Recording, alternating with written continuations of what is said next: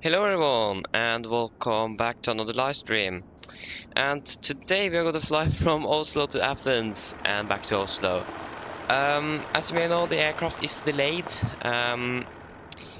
So the aircraft is delayed from Antalya by 1.5 hours. It is landing 6 minutes before our scheduled time of departure. I should have started the stream on the time that we were scheduled to start, but I just waited to see if Norwegian is going to change aircraft, because if you already started the stream, it would have been a little bit harder to actually do that. So I just waited for that to go through, but it doesn't seem like Norwegian is going to change the aircraft. So yeah, the aircraft is beginning its descent very shortly here as well.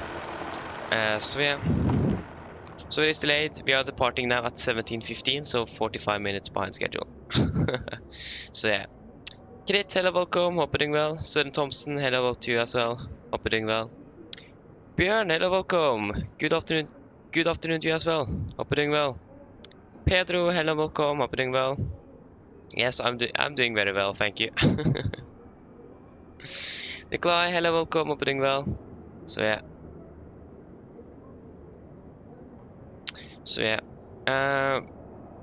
So at least the aircraft is landing in about around soon 20 minutes.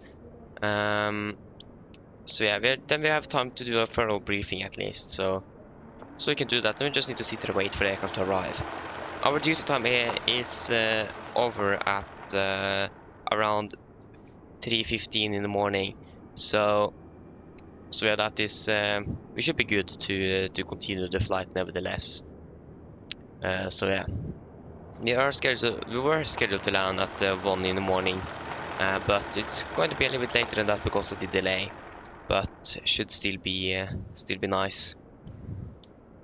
So yes, I have actually not even prepared a briefing because I just waited for to see if they were going to change the aircraft or not. But yeah, so I've been just sitting at the last 20 minutes just refreshing Flight Radar 24 and see if the Athens route is pulled out from the aircraft and to another one, but haven't seen anything there. So we're just going to continue then, and it is going to be with this aircraft today. So a little delayed, but can't do anything with that, unfortunately. So yeah. So go to do the briefing. Just going to finish up some things here first.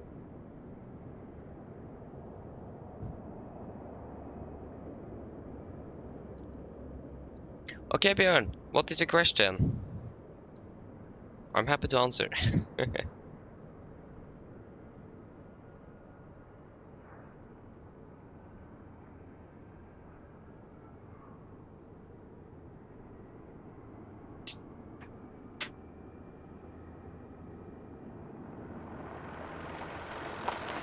Yeah, Bjørn, it is. So in the aircraft, in the FMC, when you select state load, you can customize those or make brand new ones. So then you can configure the aircraft however you want.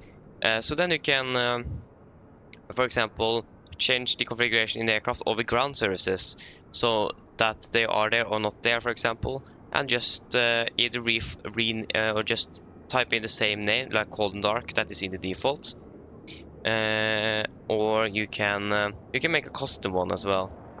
So it is possible just to remove the stairs and then make a new state load in the aircraft or a state save. Just save a new panel state in the aircraft. So yes, it is possible. Airborne simulations, hello, welcome, hope you're doing well. So, just need to get the flight plans up, and then we can do the briefing. You're welcome, Bjørn, you're welcome. Happy that I could help. Yes. I actually need to file it to Watsim as well. I have not even done that. No, I was not going to view the PDF. I was to file it, please. And file, yes.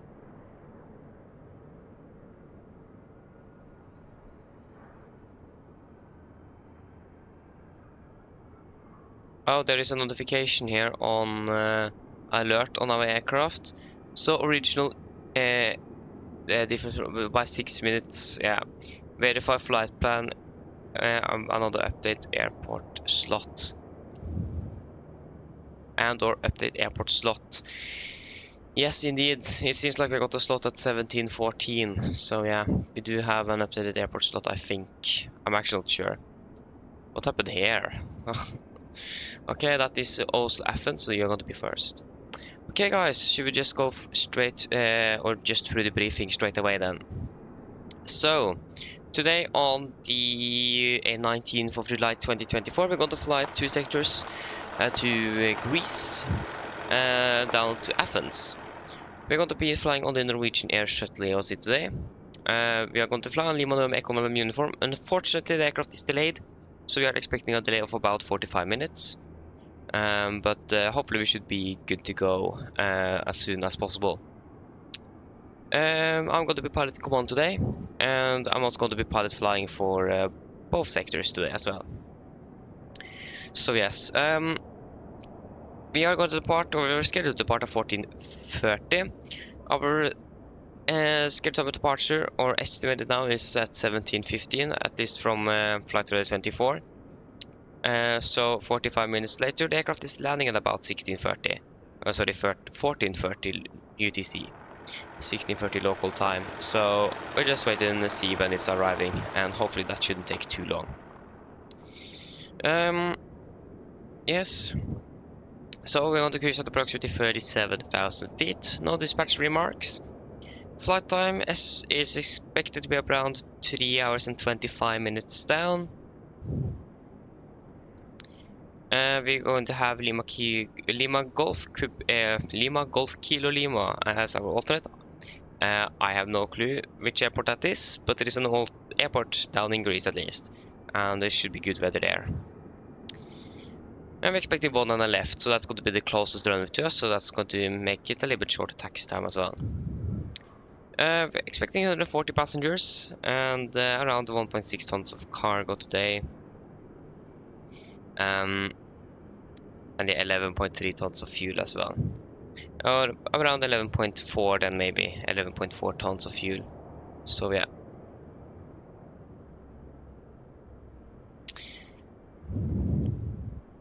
Yes, so it is going to share value at 6 at top of descent, so it seems like it is going to be a little bit bumpy maybe on into Greece. Wait and see.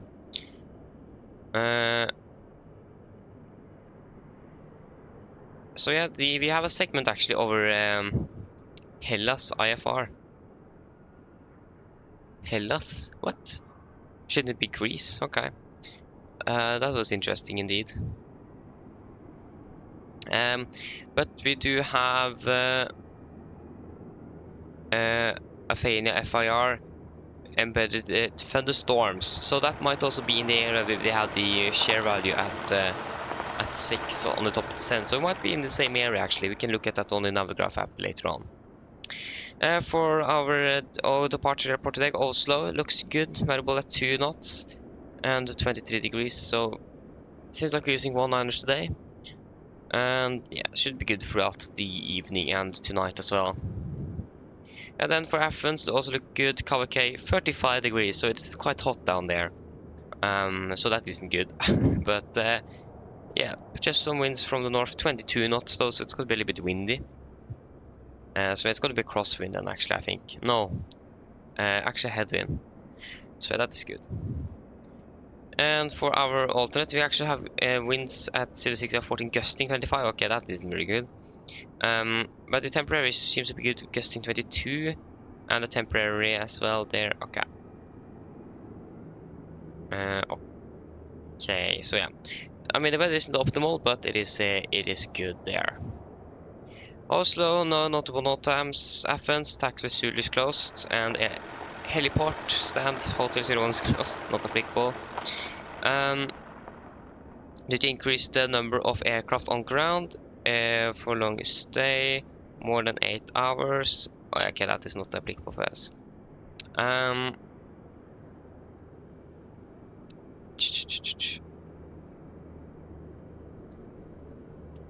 What is this? This is a radio frequency. Okay, that isn't. It doesn't seem like it is anything that is actually. It's more helicopter things and VFR traffic. Mobile equipment, 20 meters. At the heliport area, so again, not applicable for us. So it's basically for the heliports here. ILS is to the left. Part of ILS is out of use. Use limits for angles greater than 33 degrees. So, okay, so there's some restrictions on the ILS for 03 left. And also, it seems like it's going to be the same for 2 on the right, sorry. So yeah, so it's going to be for that runway. And for the significant... Oh, sorry, yeah, for the significant weather chart. Yeah. So, here we have the isolated embedded cumulus clouds at least from 350 below flight 100. So, it is a storm in the northern part of Greece there. And this is valid in the 18 UTC between flight 100 and 45. And actually that is basically it for the route. There is nothing else special along our route. And the winds-wise should be good. Of course, it'll be a little bit variable around, mostly across tailwind actually on our way down. So yes. No, thank you. Thank you, Pedro. Yeah, I agree with you, Pedro. 35 degrees down in Athens, that's way too hot. Gritella, welcome. The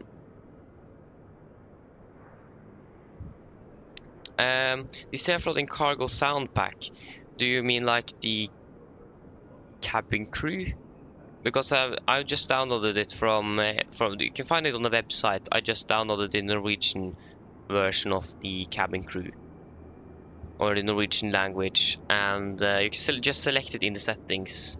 Like the first language for me is English, and the second one is Norwegian. And the only reason why it is on the second one is because if I have it on the first one, it's going to talk Norwegian all the time, and between the captain and or us and the cabin crew, it's going to be in the Norwegian. I just set it to the second one so that you have the Norwegian announcements in the back. So yeah, you can find it on their website and just download on the website, and it's via cloud basically. So yeah, quite handy that.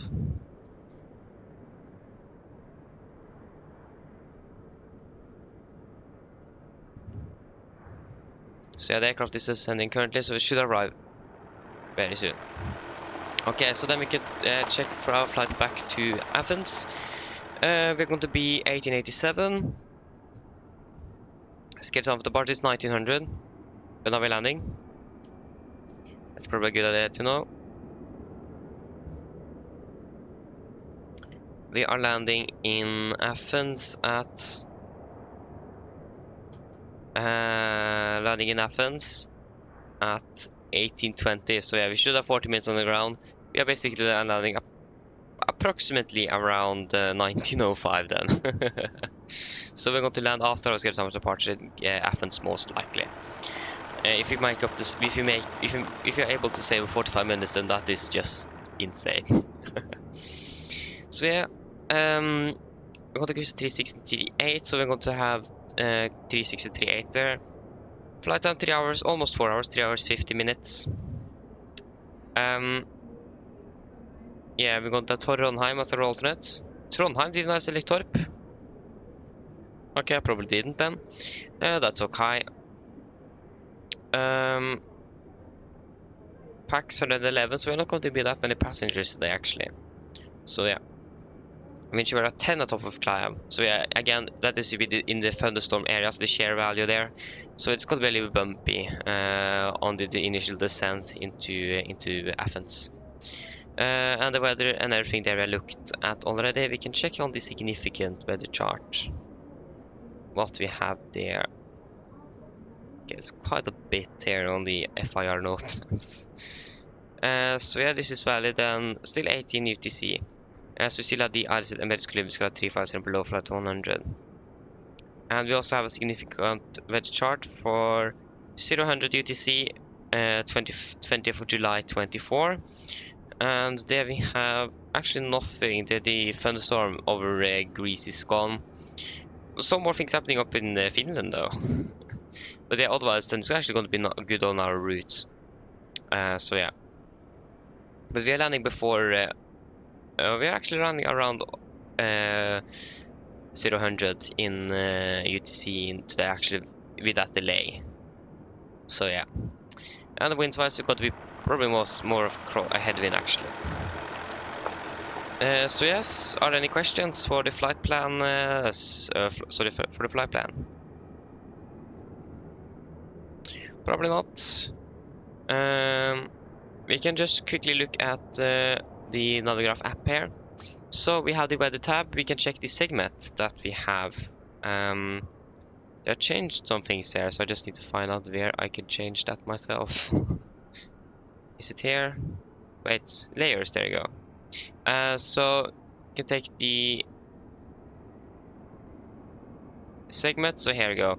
So the segment is down here over the entire Greece actually. And then we have again the embedded thunderstorms. And yeah, it's gonna be which altitude is it here? Valid, blah blah blah. It didn't say an altitude here though.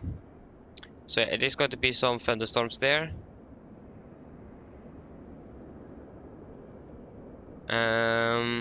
Here as well, some thunderstorms. So yeah, it's basically just going to be some thunderstorms in today. Which runway did we expect? Because there is some set runways that we're going to use, especially when it comes to night time. I just don't remember which one. Yeah, so between 1500 and 1800 local time. When are we landing local time in Athens? We just need to add an hour. Local time, landing 21:20, 22:20 local time. So actually then this is not applicable then. So, but we could expect 03 left probably for landing, or 03 right. Yeah,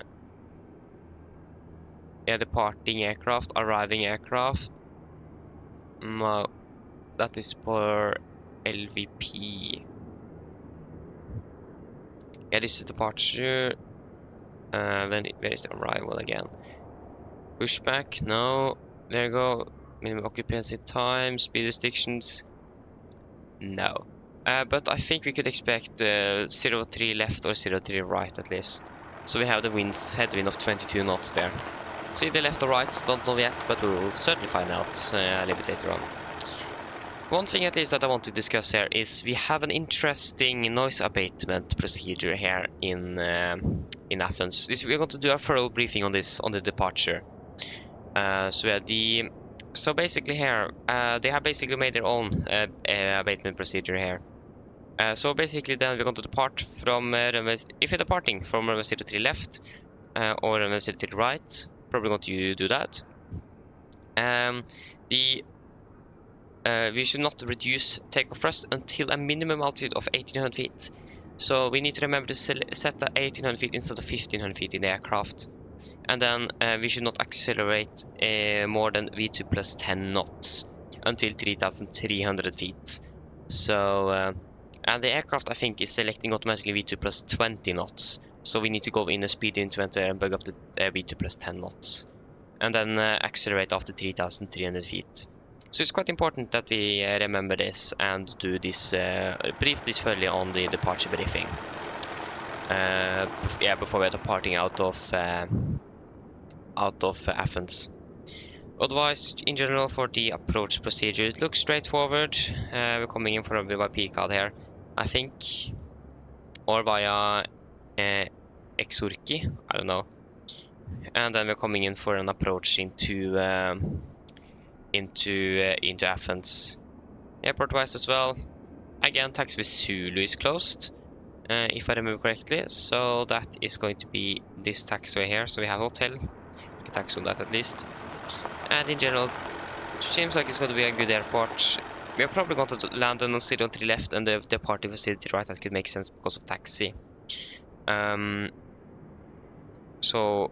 yeah, then wait and see if there's any ATC online. If there is, we are going to use the stand they are giving us. If not, we're going to find another stand to use. So yeah, that's at least the plan for now. So yeah, airborne simulations, welcome. Hope you're doing well. Sorry, I already. Yeah, but yeah, it is almost. It is 3 hours 50 on the longest, and that's the way home. So it's 3 hours 50 back. So yeah, Christopher, hello, welcome. Hope you're doing well.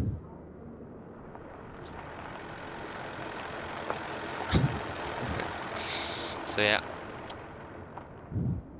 So we do have some hot spots around here, but again, that shouldn't be anything to be worried about. It is going to be quite hot down there, though, in Athens. It is currently 35 degrees. So it should be, if you're parking on a stand, you're probably going to pass on a gate, but if you're parking on a remote stand, we are going to use the APU. If you have a gate, we're going to just request the aircon unit from the PMDG ground services there. So yeah. Skolvik, hello, welcome. Hope you're doing well. Yeah, it's a long time. I'm doing good, thank you. Welcome back. So yeah.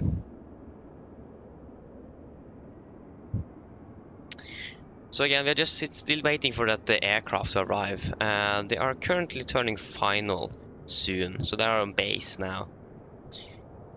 And then yeah, Norwegian wasn't able to probably wasn't able to switch aircraft. So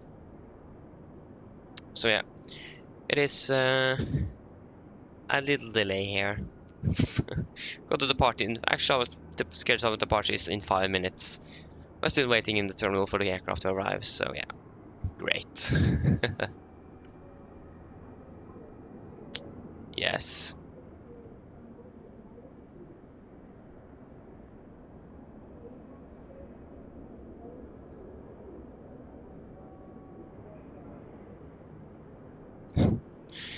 So yeah.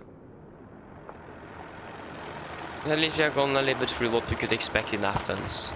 And yeah, we did have the 03 left, I think it was.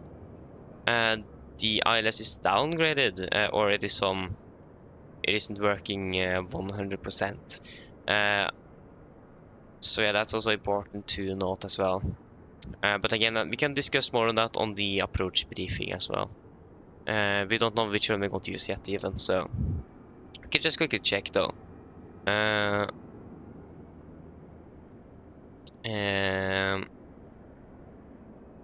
check on Flight 24 what they're going to do.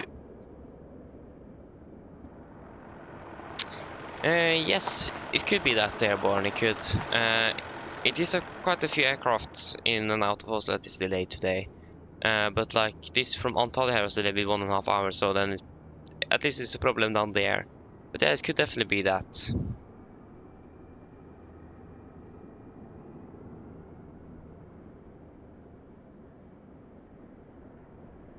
So yeah.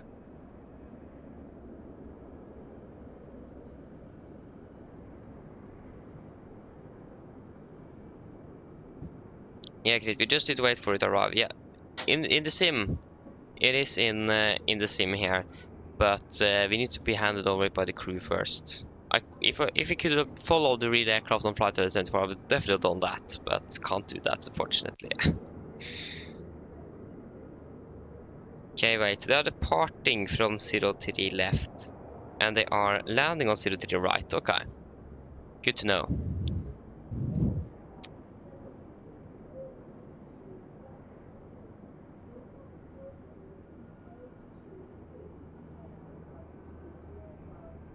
Oh, had the aircraft have landed? I really hope so.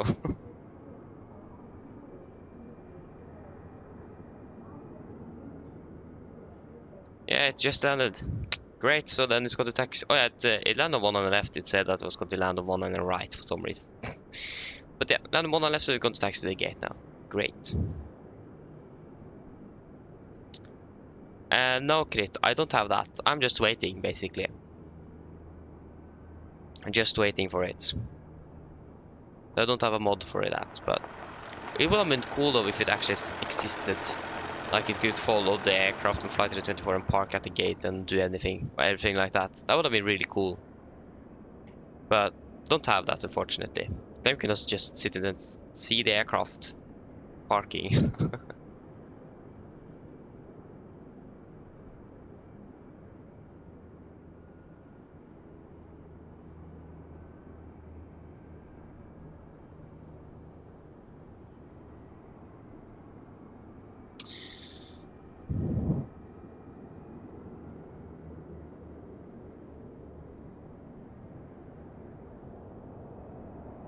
So I could actually 03 right then. So that was, yeah, that was probably the runway that didn't have the ILS issue, so makes sense.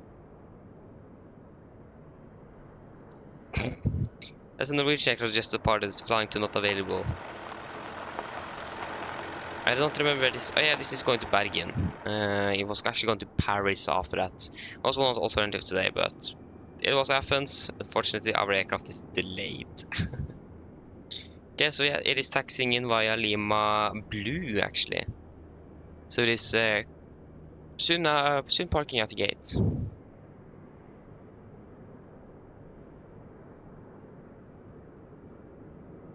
Yes, great. That is exactly what I do. I just see the planes, see if when the crew changes are, and check the duty time limits and so on.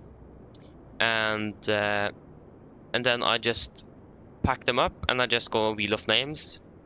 Every aircraft I found and the routes that we could fly in there, and just scrolling it around, and then we get our flight. So yeah, that's how I'm doing it.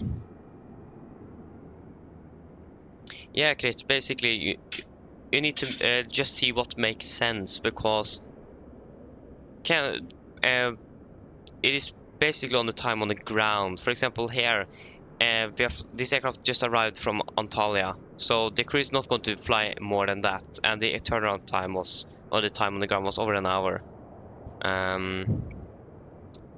So yeah, then there would be a crew change there because this aircraft's going to fly to Athens afterwards, and so on. So you just need to look at the timing basically and see what could make sense for a crew to fly that day, the time on the ground, and so on.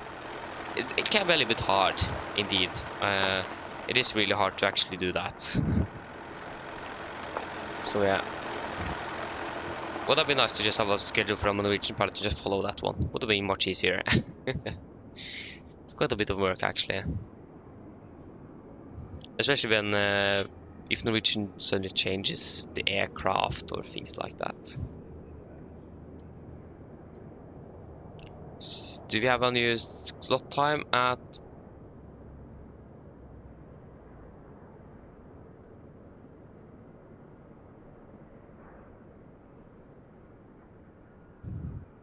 I don't understand this thing here. Yeah,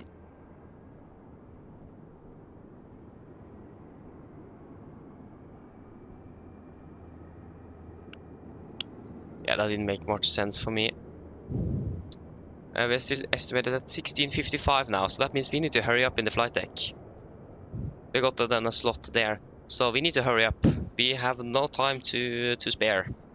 We are going to prepare the aircraft for a 25-minute turnaround now. That's going to be nice.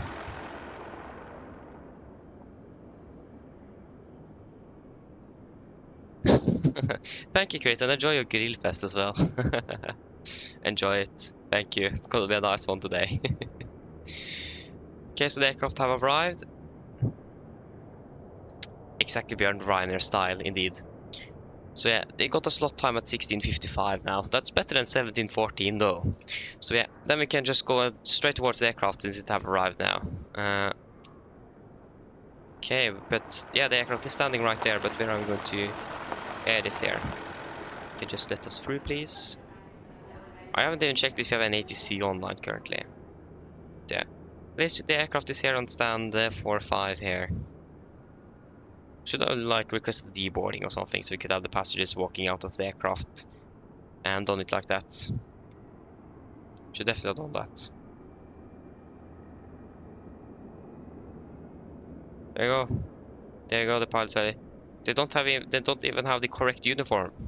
should be silver, not it's not gold. Yeah. Okay, hello. Yes, then yeah. Seems like everything is good with the aircraft at least. So then we can just take it over. I don't know what they are chatting about when they're doing live things like that, but yeah. Yes. So just got to monitor that slot time there. Okay, then no time to spare. So I can just check on over the aircraft. We can align the IRS. Yeah,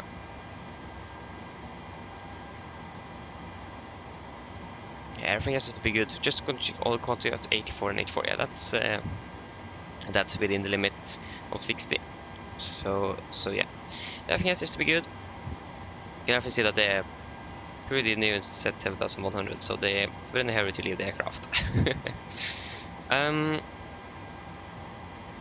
Okay, the first thing we can do is request fuel truck.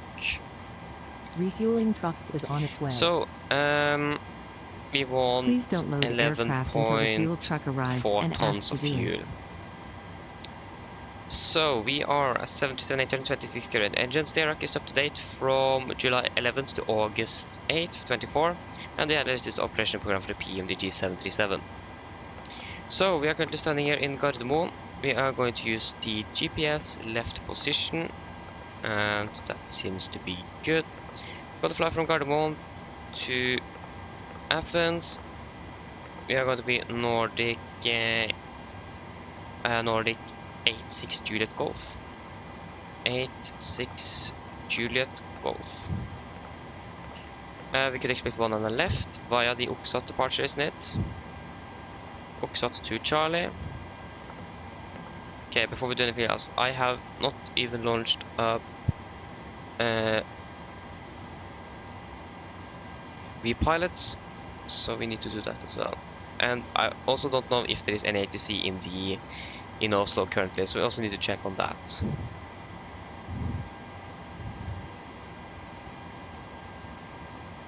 So we are Nordic 86 Juliet Golf. Okay, it doesn't seem like we are ATC here in Oslo. So yeah, after Oxat we are going to fly Lima 996 to Kelin. Lima 996 to Kelin. Kelin direct to Bosot. Bosot direct to Regli. Regli direct to Patak.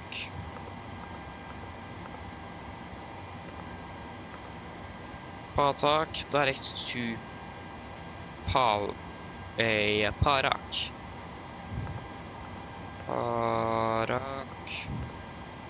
Parak direct to Raksat.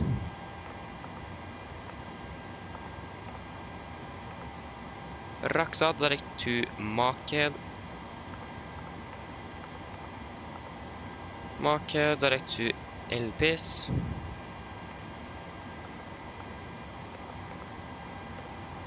And Uniform up to 20.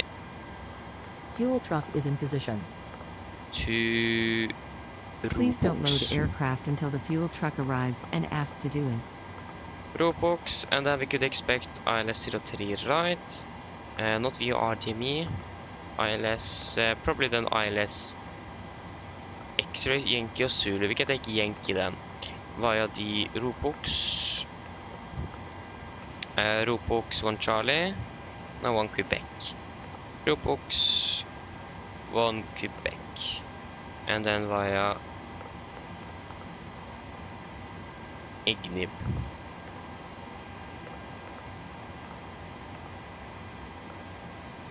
Okay, that is not even an alternative here. Okay, we need to look into that on the charts then. First we can see if we can connect.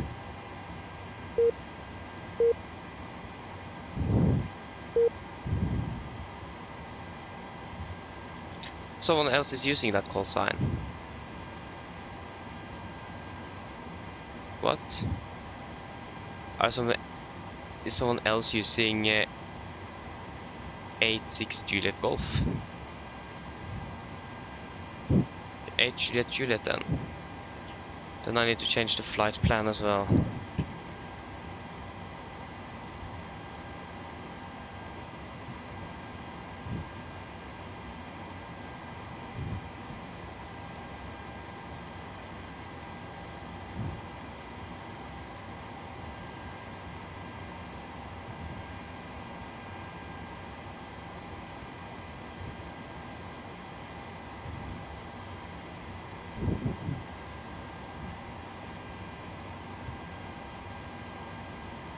Yeah, there's a guy already soon landing in in Athens with that call sign. Nice. Yeah, we can take 86 Juliet instead. That works as well. Oh wait, we can actually take. Yeah, Juliet is actually better. So Juliet.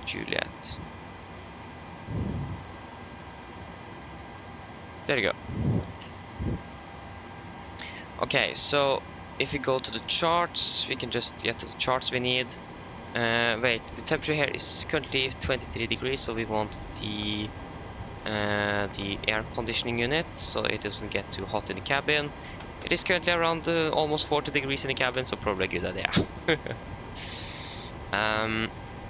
So yeah, we want the airport, takeoff bins, and the parking stands. SID, we want the Oxat to Charlie departure. Oxat to Charlie. There you go. And arrival into Athens airport, takeoff bins, parking stands. Star the Robox 1 Quebec. One whiskey there. Robox 1 whiskey. Oh, Bravo.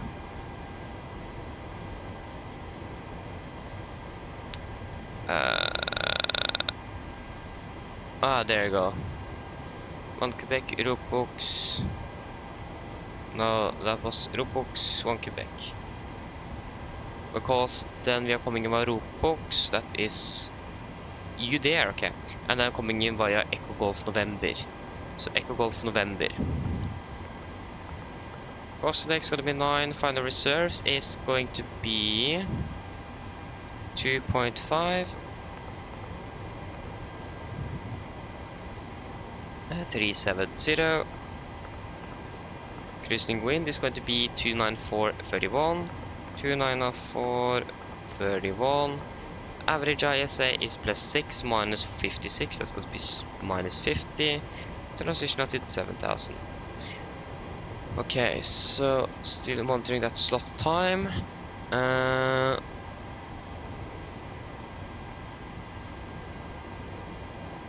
It is still at 14:55, so that's good. Okay, I'm going to set a flight plan. We are not going to leave tomorrow, please. We are checking closed. Your flight leaving tomorrow? No, it is not going to leave tomorrow. It is going to be at 14:55, and then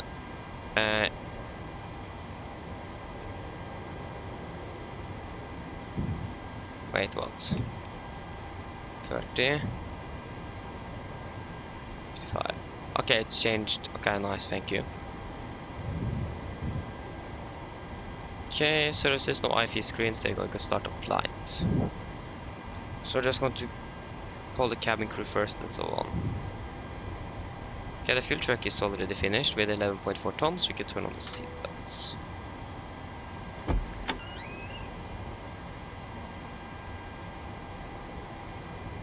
Seems like it is ready to begin boarding soon as well. Just the mic, there it is.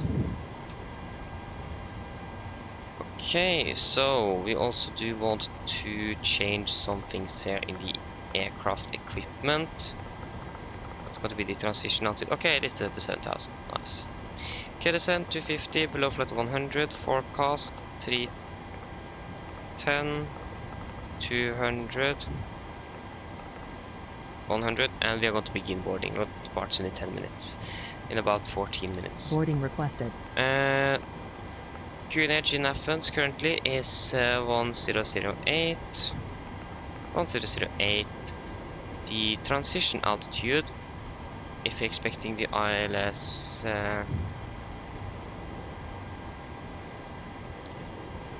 we have ILS Zulu, ILS Yankee, ILS X-ray. I mean, the ILS X-ray one seems to be a bit more easier. So we can take the X-ray instead. Why not? So the transition altitude is going to be 9,000 feet. Passengers boarding starting. I can execute. And we can also change the arrival to the ILS X-ray 03. All stations were about to start boarding. Of November. So for one on the left, that's just going to be straight out, 25 miles straight out and hold. So we can just insert that. Economic Golf Mike 1902. And it's going to be 25. Please, there you go. 102, 25, yes. It's going to be, of course, 102 inbound. Execute. Execute. You can also just request the winds. Will we begin boarding? I hope so.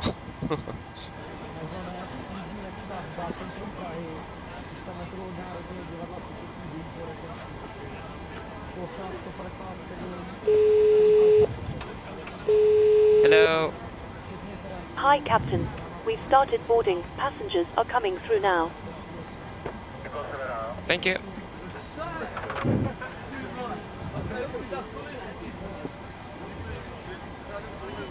Okay, before I forget it, 230B please.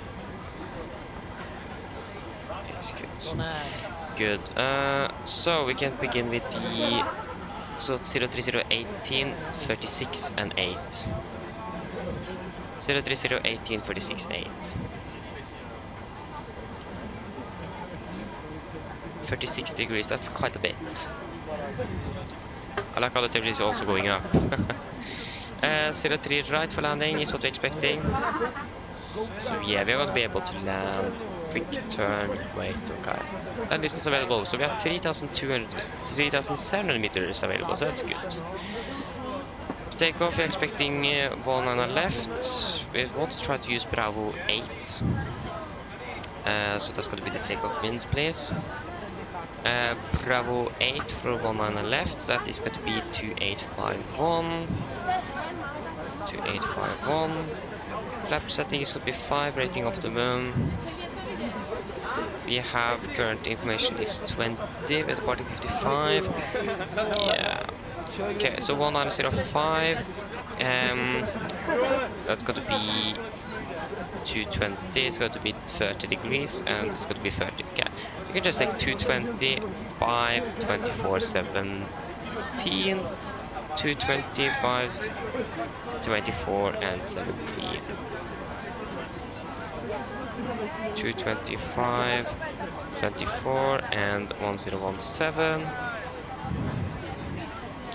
That, yeah, of course, doesn't work. Great.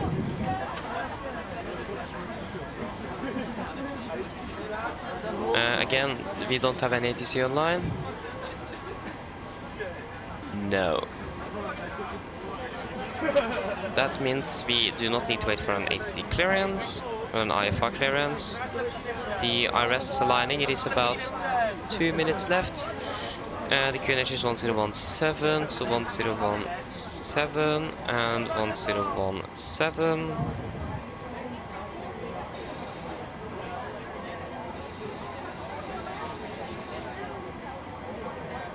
We're going to cruise at 37, isn't it? Yeah, 370. 370, and the landing altitude is going to be 300 feet. Or 308 feet to be exact, so 300 feet, that's good.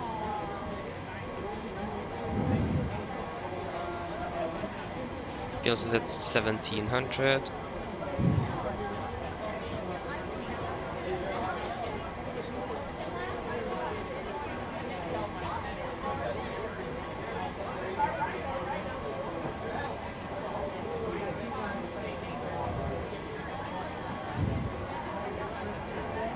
1700. There you go. Okay. Should we do, then we can do our departure briefing then. Okay, just wait a moment here. Just go to double check the slot time. We have still got their IFR clearance. Okay. Okay. So the first of us is back from the walk around and we can do the departure briefing. So, above 80 knots, Ivalani rejected takeoff for a fire warning, engine failure, predictive winch warning, or airplane is unable or unsafe to fly. If a cold stop, I'll simultaneously close the levers, disengage the throttle, apply max manual braking, or ready for operation of the R2 auto brakes. I will manually raise the speed brake handle, apply max the reverse thrust, and when the aircraft has got to stop, I will set the parking brake. Then we're going to identify the problem, we're going to carry them to as appropriated. If it is not evacuated aircraft, we're going to read and do the evacuation checklist, and if time permits, I will pull the cockpit towards the quarter circuit breaker. Such as CD players and laptop computers must be turned off and if the stowed global to V1 is keep going, there will be no actions below 400 feet, except cancel warnings and rescue a positive rate. At 400 feet, we'll verify the select and do the memory items. At the MFRA, we got to plug up, recheck the flaps scheduled, when flaps up, no light, we got to select the change max continuous thrust and engage the automatics. Then we're going to do the non-normal checklist, normal checklist, and then we're going to make up a plan. And the engine outset for one on the left is just going to be straight ahead 25 north miles and hold. So, we can begin then with the airport chart. So this is chart 10-9, effective 16th of May 24. We're parked at stand 45. We could probably expect a push facing towards the east, probably even a push and pull pushback as well. And then we got the taxi down via Lima Orange, and then Lima, and then Tango then, to Olympic Bravo 8 for 1 on the left. We have no notable notes at all Oslo today, it is no hotspots, and we do not have any other tax restrictions as well for the taxi routes. So calculation again from Bravo 8, runway condition 1 on the left is going to be dry. And yes, so for the SID, we are departing by the Oxa to Charlie departure. This is on chart 10.3 kilo, effective 17th of June 21. So we're departing on the heading 192 degrees to Gulf Mike 604, maximum 230 knots. Then to Gulf Mike 602, then to Kubub. No, sorry, that was the VIP departure, I'm sorry. Gulf Mike 604 to max 230 knots, and then to Gulf Mike 444. Gulf Mike 612, 613, 449er, and then to Tumgu, Erlum, Enepo, and then Oksat. MSA is going to be 3,900 feet. We are going to fly a maximum 250 knots below flight to 100 unless otherwise instructed. Initial clock clearance is 7,000 feet. We do have a warning here for the Oksat to Charlie departure. So do not comply with PAN's OPS criteria for minimum distance to first waypoint, Gulf Mike 604. The crew must monitor the first turn to ensure it is not initiated below 1,100 feet.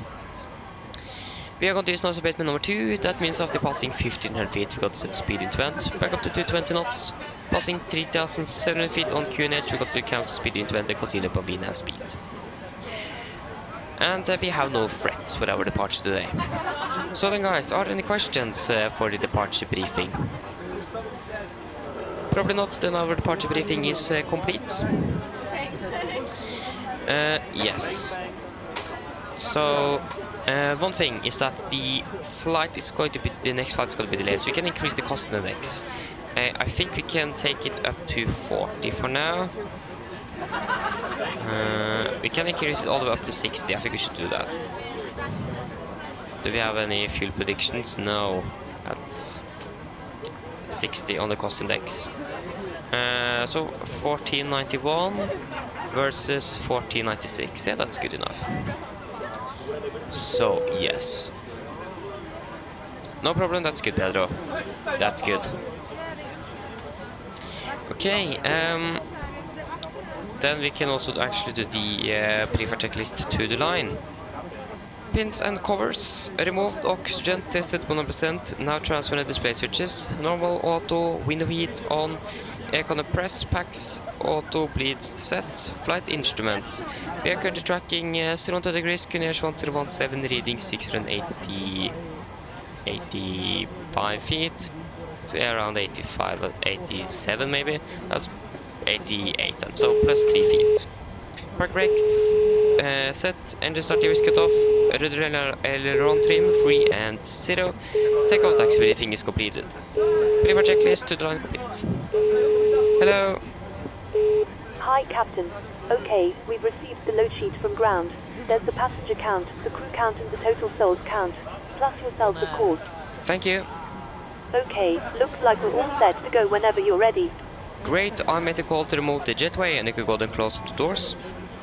No problem.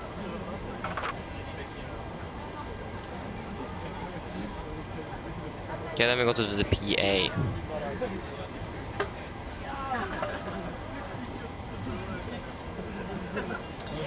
Okay, so PA, sorry, there you go. So it's gonna be around 3 hours and 30 minutes down, and we are gonna be delayed, of course.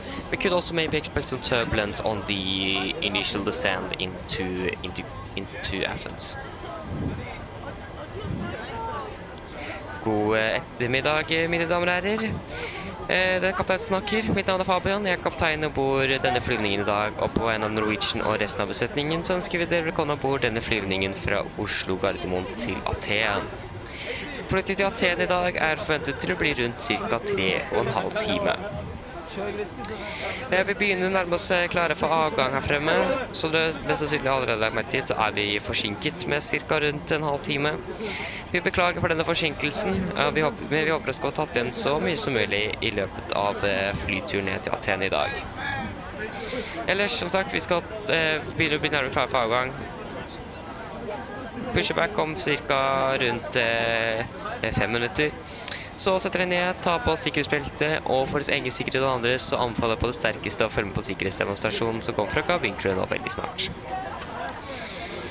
Så vi skal ta fra den østlige rullebanen i Oslo i dag, så det er den rullebanen til på vår høyre side. Det blir ikke en alt for lang taxitur oppover dit, før vi da tar av rett sørover, før vi da også tar og flyr litt østover igjen, før vi flyr igjen sør mot Aten. Flytid til Aten i dag er forventet å bli rundt 3,5 timer, som sagt. Vi skal ha en marsjhøyde på rundt 37 000 fot med forventet god flyforhold. På inn mot Aten så har vi forventet tordenvær, som kan gjøre at det blir litt humpete. Men ellers så skal det være igjen gode flyforhold, men vi har fra på sikkerhetsfeltet på bare sin tilfelle vi kommer bort til noe fete turbulens. Været i Aten også ser det ganske så greit ut. Vi har en del vind faktisk fra nord. Vi ser sånn det er fint vær generelt med lite skyer, og det er ganske varmt med 36 grader. Ellers, sitt ned, slapp av, så får du veldig, veldig fin flytur med Norwegian. Ladies and gentlemen, good afternoon. My name is Fabian, and the captain aboard today, on behalf of Norwegian and the rest of the crew, we want to welcome aboard this flight from Oslo to Athens. Flight time to Athens today is expected to be approximately 3 hours and 30 minutes. We are soon ready for departure in front here. As you may have noticed, or probably noticed, we are delayed with about 30 minutes. We are sorry for this delay, but we are expecting to push back now in about 5 minutes. And we hope to catch up as much as possible on the flight as well. But otherwise, sit down, take the seatbelts, and for your own safety and others, we recommend to follow the important safety demonstration that is coming from the cabin crew now very soon. So we're going to depart out from the easterly runway here in Oslo today. That's going to be the runway to our right. It is not going to be a too long taxi towards the runway before we take parting. Initially southwards before we're turning a bit more east and then again south towards Athens. We're going to have a cruising altitude today at approximately 37,000 feet. We are expecting good flying conditions throughout the flights. When we are crossing into Athens or over Greece, in general over Greece, we do expect some thunderstorms. So it might be a little bit bumpy on the last half hour of the flight. Last half hour, 20 minutes. But otherwise it should be good, but we recommend to have the seatbelts on for the entire flight just in case we got some unexpected turbulence. The weather in Athens seems to be good though. We do have a bit of wind though from the north. Seems like it is not a lot of clouds, maybe actually clear skies as well. And it is quite hot with the 36 degrees. Otherwise, sit down, relax, and we're gonna enjoy this flight with Norwegian. Okay, so things have happened here now. Welcome on board. Yeah, shorter than expected. We are running behind of quite a bit. So, less than 5 minutes remaining until TOBT. Okay, now that one was gone. Okay, yeah. So we have got the load sheet. So 67.5 tons, and we have yeah, 66.9 round up to 67, and then plus another 100 of the fuel. That's going to be 67.1, 67.5. That's 400 kilograms. That is good. 67, 500, and 19.1.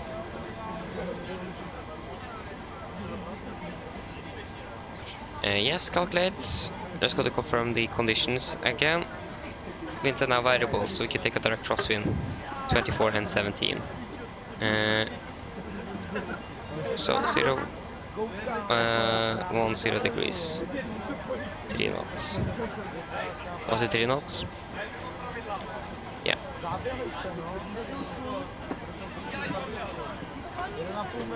Yeah, that's going to be takeoff on 33.94.2. What did I say? Takeoff on 33. Takeoff on 33. 94.2, 94.2, yeah. Takeoff flaps is going to be 5, trim is going to be 5.9, V1 139, VR 142, V2 148. 139, 142, 148.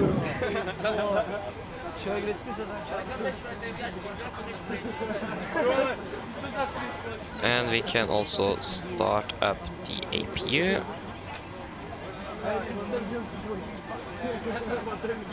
So the trim is going to be at 5.9 units.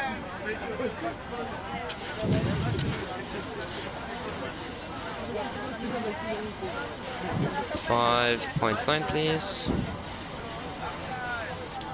Something like that. And close the door. So yeah.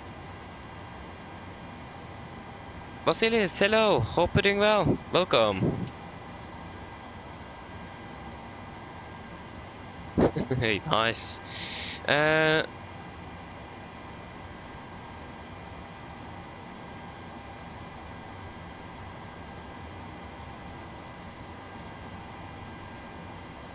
Yeah, Pedro. So when it says maximum, the only thing it says is that you are not allowed to fly faster than 250 knots. So you can fly anywhere below it, but you can't exceed 250 knots. So that is what the restriction there means. You can't exceed 250 knots. So yeah. But in the PMDG aircraft with the nav data we currently have, it doesn't recognize that, so it's set that at the target speed. So we can fly below that speed. But yeah.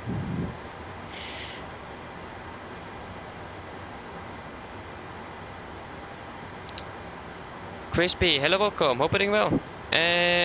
At least this flight, or this aircraft there, was delayed with 1.5 hours. So it was delayed in Antalya. I'm not sure why. There's some data things or IT things went down this morning. Some servers and so on. So some airports have been affected, like in Spain and so on. But yeah, I don't know. Okay, then we should be pretty much ready to go. So then before pre-flight checklist below line. Fuel, we have 11,400 kilograms on board. And yeah, we need the fuel pumps on as well. And the pumps are on. Passenger signs set, auto brake, RTO, CD pre-flight cards completed. Takeoff speeds, V1 139, VR 142, V2 148. MCP V2 148 heading 190 degrees, altitude 7,000 feet set. Pre-flight checklist is complete. You're welcome, Pedro. You're welcome. Hope I could help. I'm always happy to help, so so yeah. Okay, we need to remove you. We can go over to Unicom. There's going to be some hydraulics on here. And how is the temperature looking? It's still a little bit hot in the cabin. Hello, Hello, looking Captain. good in the We are ready cockpit. for pushback. But yeah.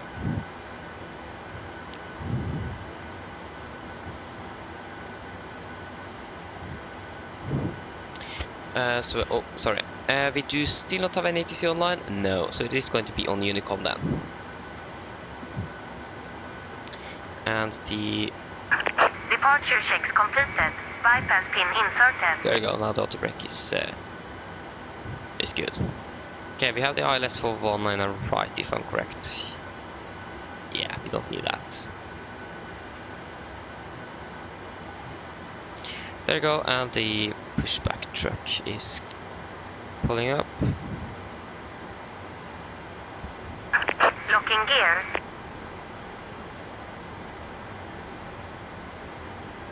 And yes, everything should be good up here.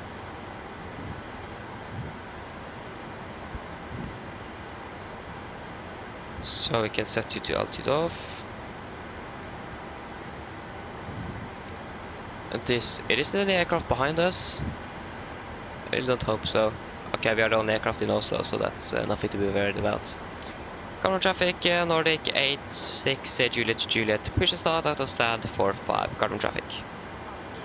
Okay, we can face east, position 3, 10 or 11. We take position 10 now. Release parking brakes, please. Before start checklist. Flight door, closed, locked, doors windows, closed and locked, and collision light is on and transponder altitude off. Before start checklist complete. Release parking brakes, please.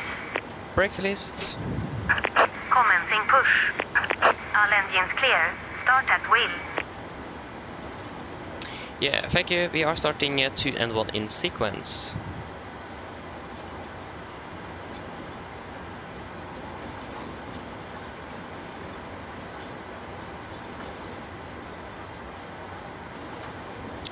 Yes.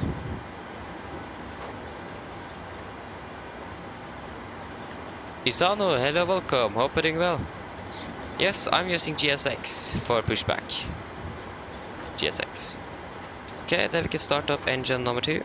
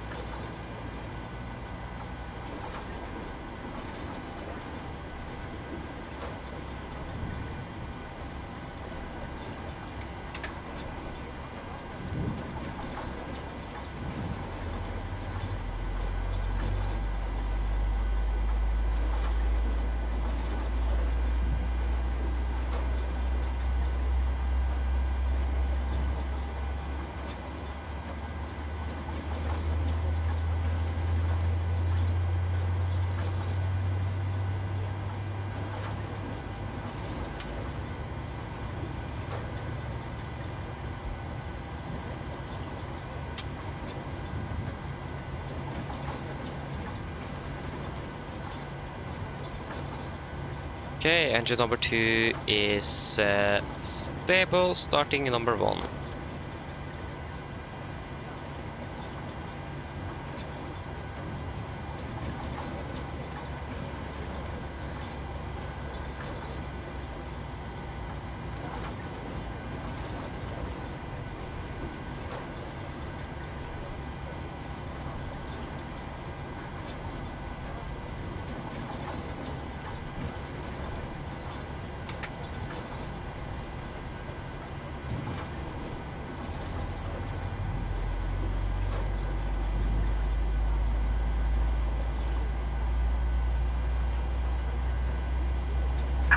Please set parking brakes. Brake set. Waiting your confirmation for a good engine start.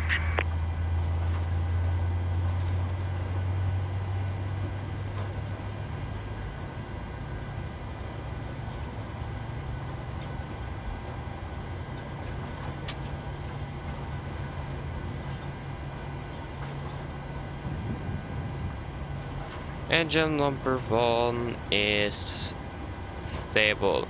Copy ground, we have 2 good engine starts. You could stay cancel on the left. Have a good afternoon. Bye-bye.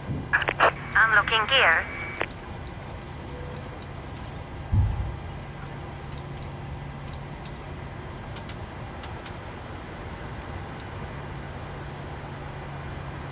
Okay, there you go. Isano, you could use another one if you have heard of the toolbar pushback. The only problem with that one, it has been updated for like soon 2 years or something. So it is probably a bit buggy. But that's like the best suggestion I have.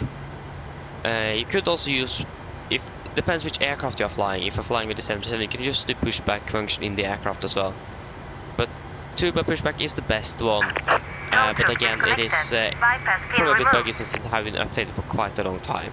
Left So yeah. is clear. Right is clear. Sophie, hello, welcome, hope you're doing well. I'm fine, or I'm good, thank you. Okay, you have to go now, okay. Thank you for tuning in then. Have a good evening. Why is the flaps at 1? There you go, I got the European flaps 5. Strange. Yeah.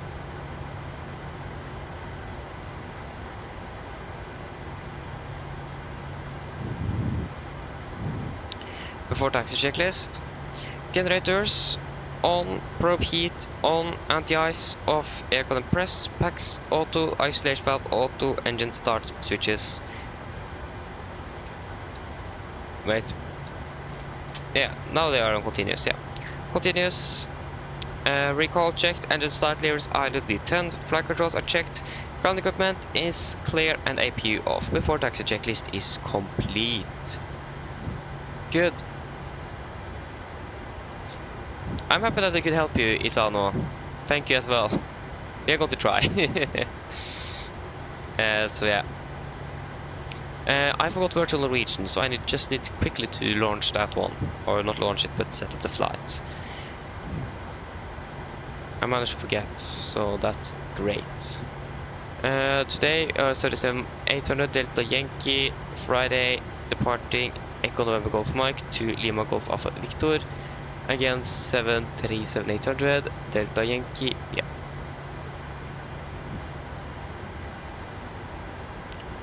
We are flying with Echo November uniform.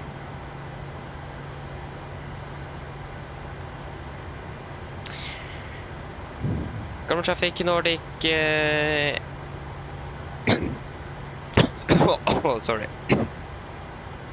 Forgot our call sign as well. 86 Juliet. It is the wrong call sign. 86 Juliet Juliet. Common traffic Nordic 86 Juliet Juliet. Taxiing by Lima Orange Tango. Tolling point runway 1 on the left. Common traffic. Brakes released. Here we go. Left is clear and right is clear. Hello. Hi, Captain. Just to let you know that the cabin is secure for takeoff. Thank you. I'll call when we're ready. No problem. Yeah, Nikolai. So, I'm using the Thrustmaster TCA Boeing Yoke Edition. That's the yoke I'm using.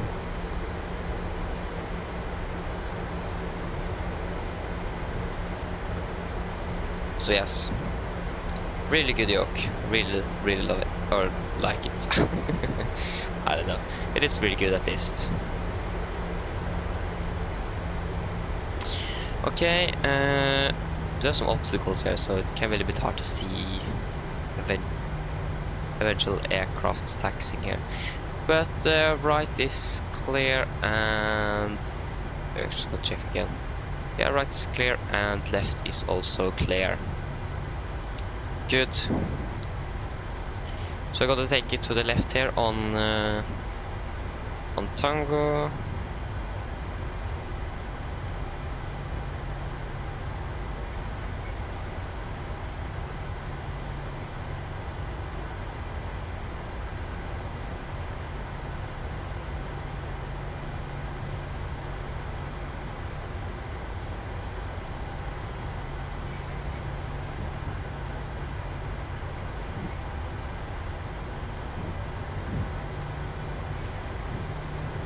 Good.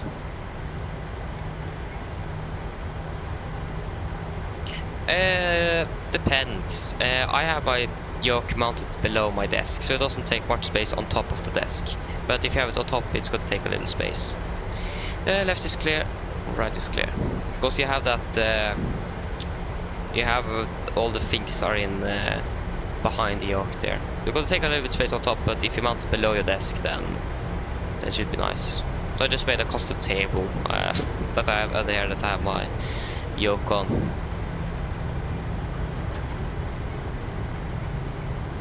Cabin crew seats for takeoff, please. Cabin crew seats for takeoff, please. Left is clear, right is clear. Before takeoff checklist. Flaps, 5 land, 5 green light, stabilizer trim, 5.9 units set. Cabin call, go. Before takeoff checklist complete. We are ready for departure.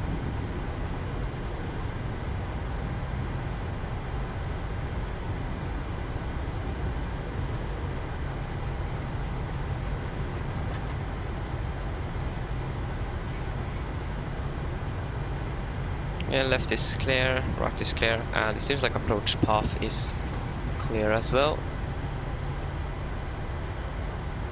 Yeah, there is no inbound traffic currently, so we are good to go.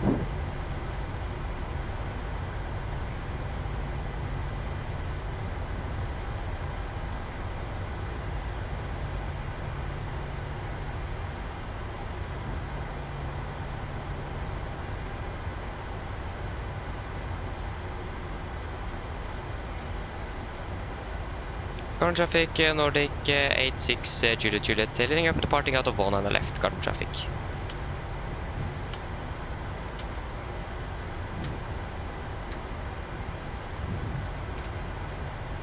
Yeah, we're clear for takeoff.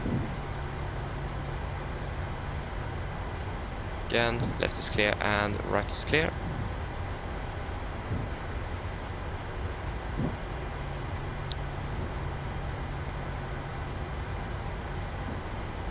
Okay guys, ready? Take off.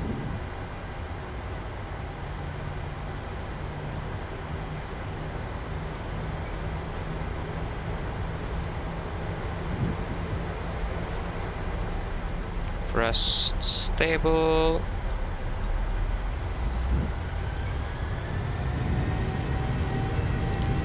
Take over set.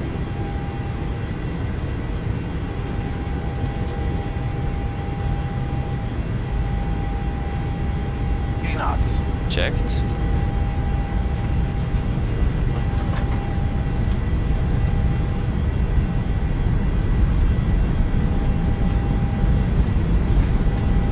V1, rotate.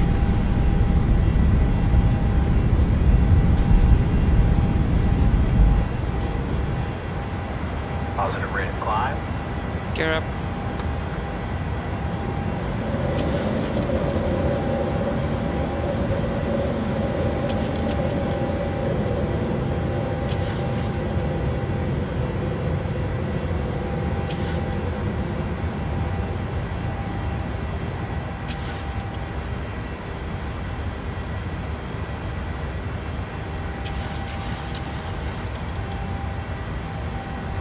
Speed it went.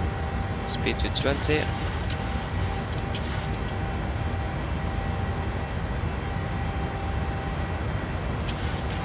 Flaps 1, speed checked.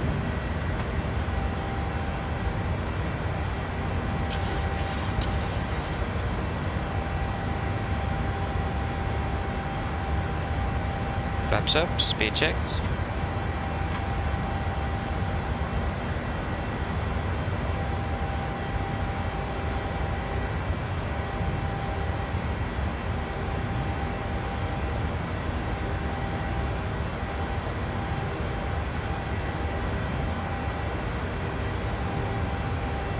Cancel speed it went.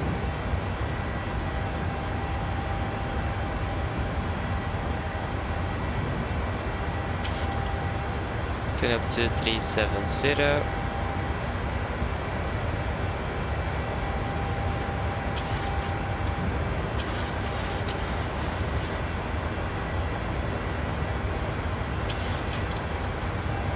Provide direct to set. Execute.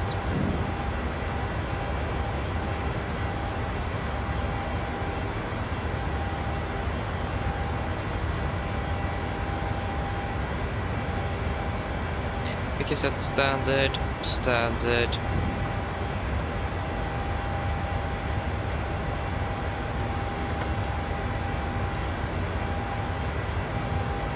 After takeoff checklist. Engine bleeds. On, packs, auto, landing gear up and off. Flaps, up low light and altimeters. We are passing 7,000 now. Plus minus 0. After takeoff checklist is complete.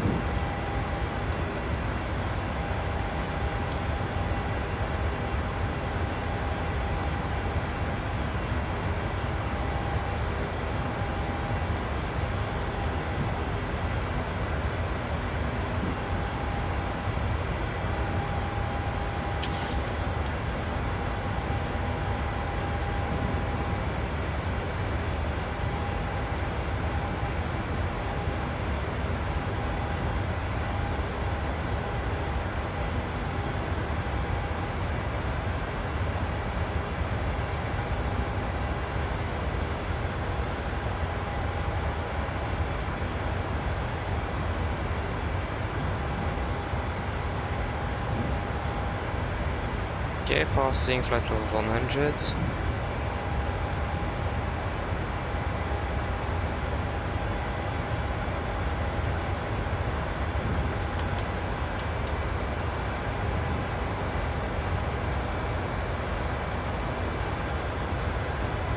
Good.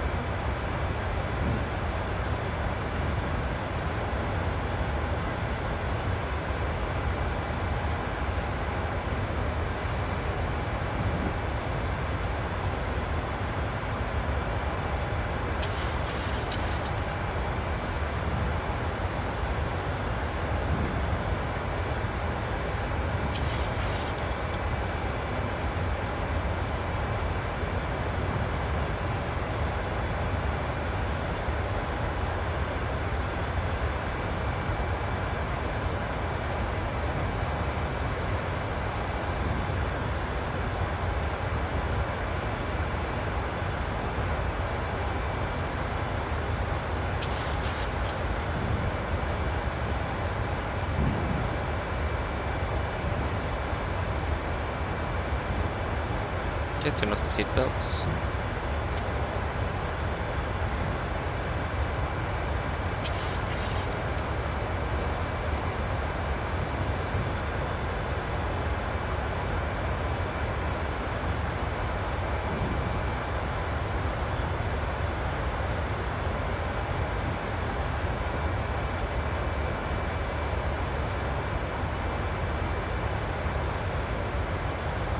Come on, there you go.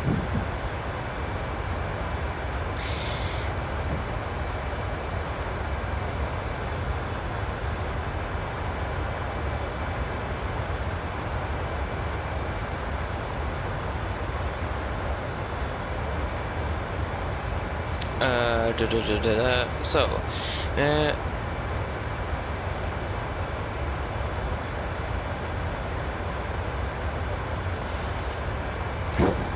nice, Pedro, nice. Nice. Yeah, it was quite a nice takeoff indeed. Really liked it. But I think you should go for Oslo instead of Manchester. Skolvik, no. I've actually not been able to buy the 777 yet. I'm hoping that I'm going to be able to buy it this weekend, but again, I'm not quite sure yet. I really hope so. So yeah. Unfortunately, I haven't tried it out yet. I really want to, but I just haven't been able to buy it yet.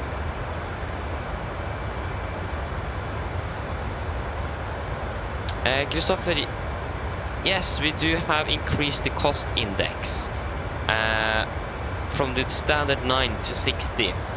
So it seems like, if I understood this correctly, I've heard this, is in Norwegian, if the next flight is going to be delayed, you can increase the cost index up to 60. So if you're delayed and there is no other flights, or that your delay is not going to affect the next flight, then you are not going to speed up to 60. or speed up the flight, because it is not going to affect the next flight. But since this is going to affect the flight back, then we can increase to 60. But on our flight from Athens to Oslo, we can't increase it to 60. We can just have it at 9. So we are increasing a bit. We increased it to 60. And we are landing currently at... wait, are we landing actually at 18:26? That's like on time. Okay, that's 6 minutes behind, but still. We're actually catching up quite a bit now with Cosmic 60. That's great to see. So yeah.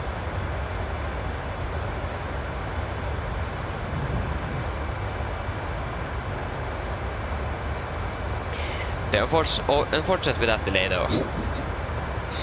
That wasn't nice. Yeah, that happens sometimes. Can't do anything with that. That's aviation.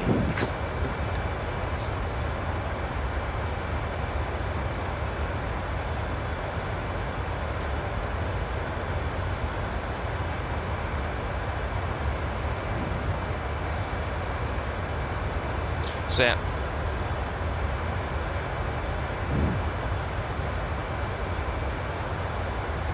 Aye, nice Galvik, enjoy that one. Enjoy it. So yeah, I'm hoping to probably buy it maybe on Saturday or Sunday. I need to talk to my parents about that first, they need to buy it for me. So yeah. Well, I think I actually could buy it myself as well, but I don't know. In case something happens. Safety. So yeah.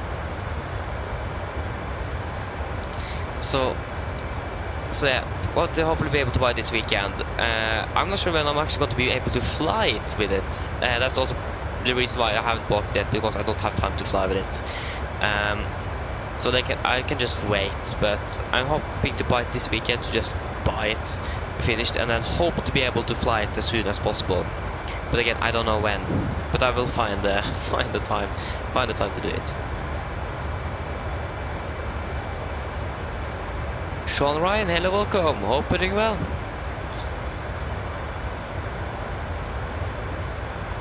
Yeah, exactly.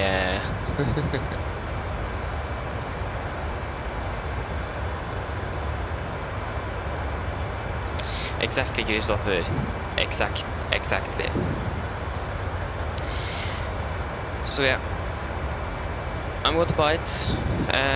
We are probably going to fly on the channel as well. Not yet. It is going to be 2 more streams with the 7.8 before we are moving over to the 777 on the 1000 special. I think better to use the 777 there. So yeah. Okay, that's a few years ago, but yeah.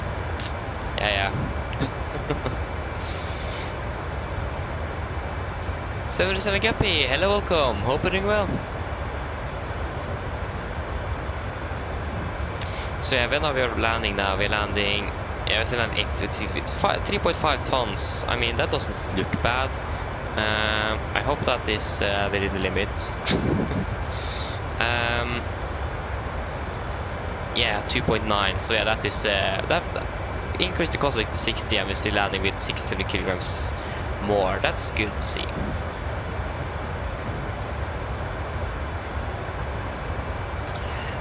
So yeah, do we have any ATC on our route for now? We do have a Fania radar online, so we have Greece online. Probably not going to be online in 3 hours, but you never know. I have been online for 46 minutes, okay. So he's probably not going to be online now. And in general, nothing. So wait and see, hopefully something is going to be online. It's going to make for a little bit more interesting, a little bit more friendly flight as well with some ATC. Not complaining to have something. So yeah, can actually it's quite sunny. We can just do this. Nice. Also probably want to check the temperature as well. It is currently around... Okay, it's still a little bit hot in the cabin. I'm not sure why. Okay, the supply duct isn't... okay, we can try to lower the temperature just a little bit and see if... Okay, the cockpit was actually quite nice there. But the cabin is still a little bit hot. So yeah.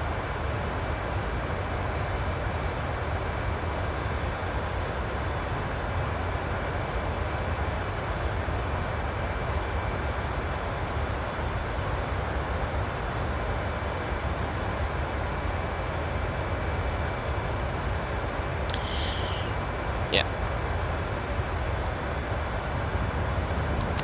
Yes, det är akkurat Østlandet. Akkurat. So yes. Yeah, exactly, Pedro. I think actually the normal around temperature in the cabin is around 24 degrees something. And if I remember correctly, that is what the auto position on the air conditioning pan there is going to give you, but it is not going to always give you that, like you can see here now.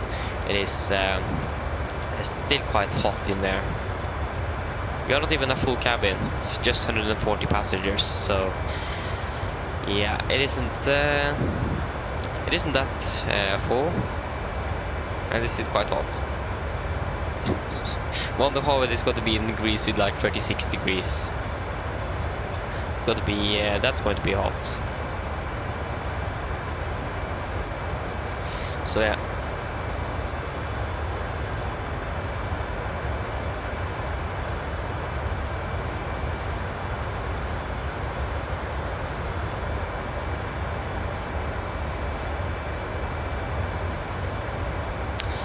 Good. We have actually Bucharest radar, so Romania is online as well. Is that true? Yeah, that should be Romania. Yeah, that is Romania, but Bucharest is online at least. But are we going to fly over Romania? That's the question. And also, is it going to be online when we're arriving? We are not going to fly over Romania. We're going to fly the border, but we are not going to fly over Romania. So yeah, probably nothing for us there then. So yeah. Okay, they go passing flight level 300.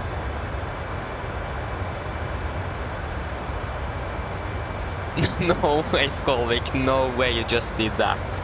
No way. No way you just did that. No way. Thank you, Skolvik. Thank you. Yeah, there you go. You know the drill. You know the drill. Flight Sim Mega at Skavik tipped 500 Norwegian krona. Just a little help for the 27. Go get it. Thank you, Skolvik. I'm definitely going to get the 777 now. Thank you. Oh. Oh yeah, thank you again. Ooh, yeah. Oh. Yes, thank you.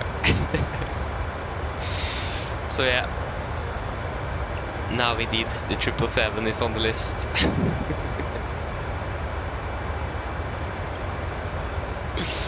Oh. So yeah, now I'm definitely going to convince my parents to buy it this weekend. I think actually I said yes to buy it as well, so so yeah, I'm going to be able to do this. I'm going to do it tomorrow. Before I'm going to fly tomorrow, I'm going to buy it and look at it. Probably not to take a flight with it, but look at it. There, thank you, Skolvik. Thank you.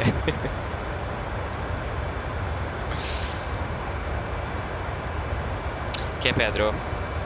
I know it is like $77.73, but on direct conversion, I don't know.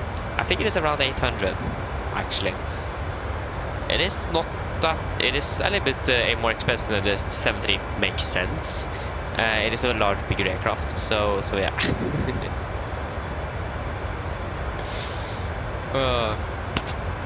Oh, sorry there.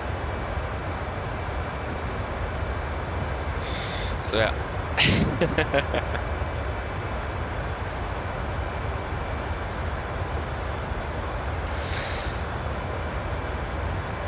So yeah, I don't actually remember the correct conversion there. But I mean the dollar as well is changing all the time, so we never know.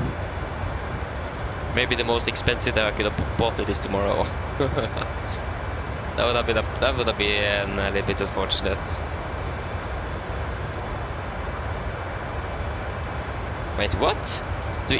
Is Inibits going to have a developer stream now? I just got a warning on my phone. They're going to have a developer stream.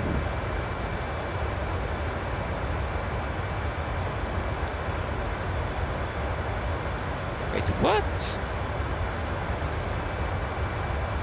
Okay, they're mostly making Airbus aircraft though, so yeah, I'm not not into Airbus that much, so yeah. But I mean, they're going to make some nice aircraft though. So, no way. Thank you, Sir Thompson. Thank you. Thank you. No way. Okay, you guys really want me to get the 777 here. Okay, I hope you also know the drill. You probably know the drill. You just need to wait a little bit, and then the boarding is coming eventually.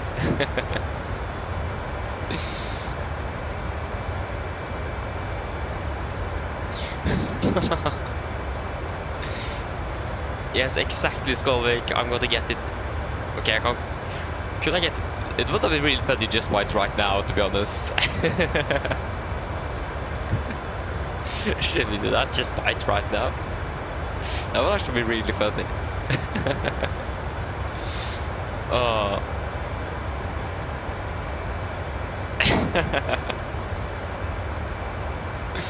Yeah, that would have been really funny indeed.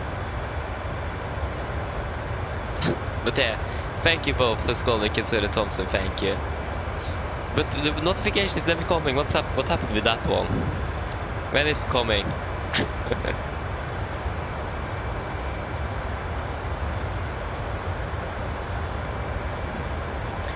When is it coming? When is it coming? Wait, is it? Oh, there we go. Sir Influencing tip 200 Danish kroner. 427.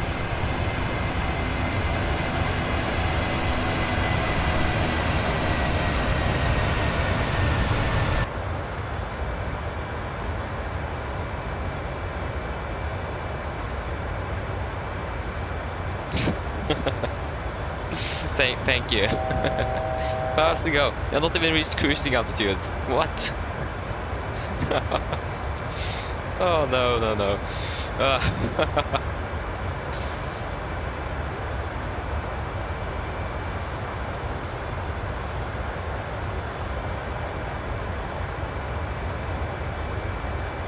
No, I can't even write correctly here.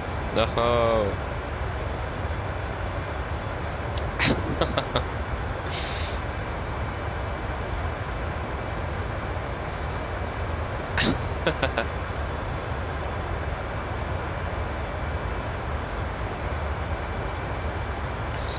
Yes, indeed, Pedro. It is quite a bit. 500 Norwegian kroner it is. I actually didn't read that one before that. I'm sorry.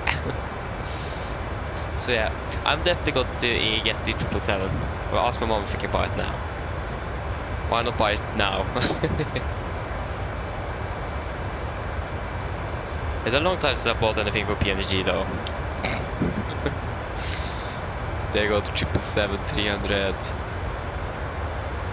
How much is actually $1 US compared to 1 Norwegian kroner? Where is the... there you go.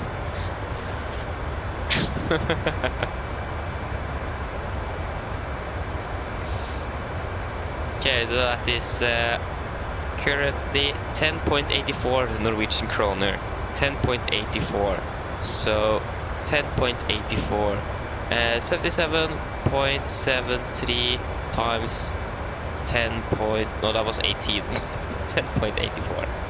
That's... Okay, it was actually quite... Okay, 842 Norwegian kroner. So yeah. It was. I thought it wouldn't even go above 800, but yeah, it did. 842. Yeah. Got the bite nevertheless. Yeah, that's also true, Christopher. It is 200 Danish kroner. How much is that? I think I hear something falling. What? It sounds like things are falling all the time, but I don't know where it's coming from. Oh yeah, it's from the from outside. There you go. Thank you, Pedro. Thank you.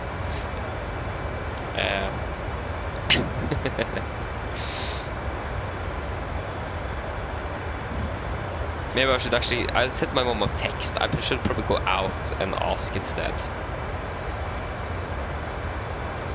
Where is the dansk kroner? Okay, actually, 1 Danish kroner is 1.58 Norwegian. What happened now? No, nothing. So, where's my mouse? Oh, there it is. So 1.58. So that was 316. What? Yeah, that's a bit. 316 Norwegian kroner from 200.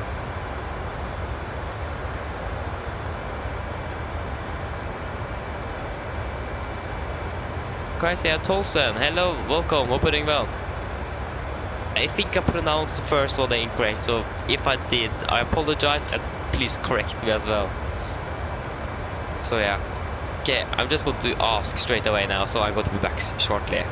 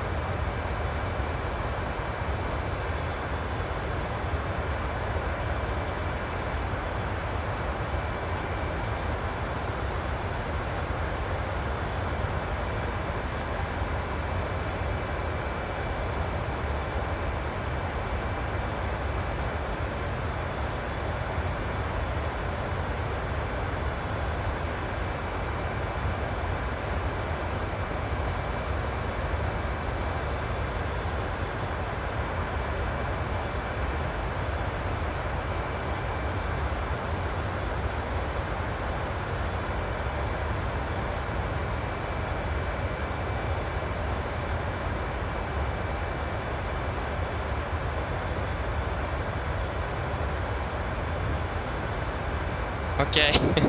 Okay, we are going to bite right now. Yes. Yeah, I'm feeling good, if it's okay. Kaise, is it Kaise? Is it Kaise? Yeah, at least I'm feeling good. Thank you. So yeah, I'm doing quite good right now. Okay, so add to cart. And then view cart. No, so I was going to check out. Check out. Okay, email. Where's my email? There's my email. Password? Do I have a password? What is my password again? I don't remember. That was incorrect. Then we need to definitely forgot my password.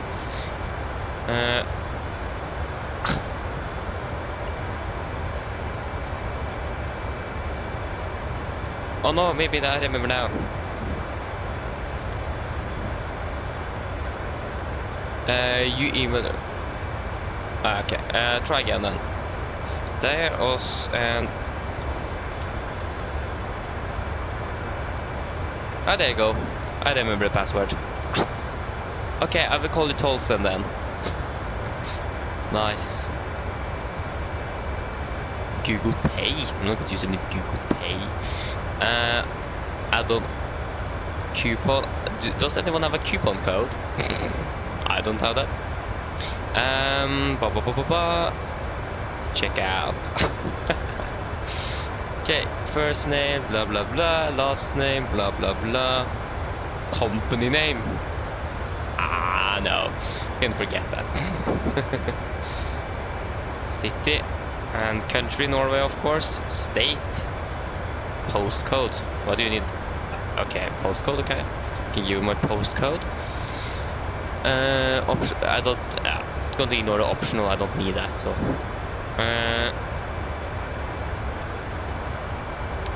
Payment. Yeah. So. If I just ordered something from the internet before once. So. See if I remember this.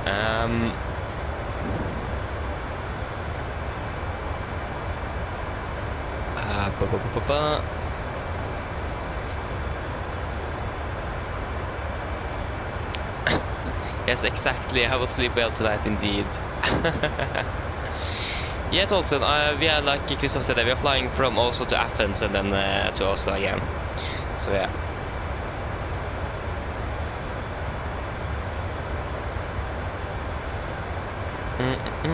Okay, that is you at least. So that's going to be you.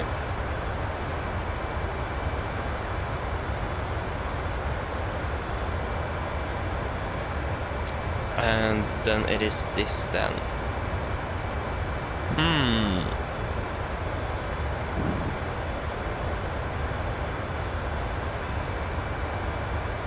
Yeah, so it is around Tolson is around 4 hours each way, a little bit less than 4 hours each way. We do have tailwind on our way back, so it's no, sorry, our way down. So it is going to be shorter down and longer up. So yeah.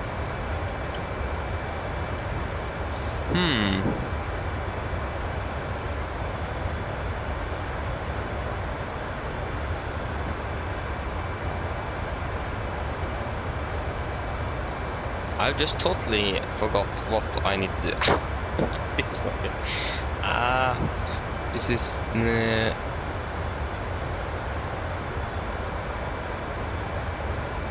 yeah, I know that. Name... What?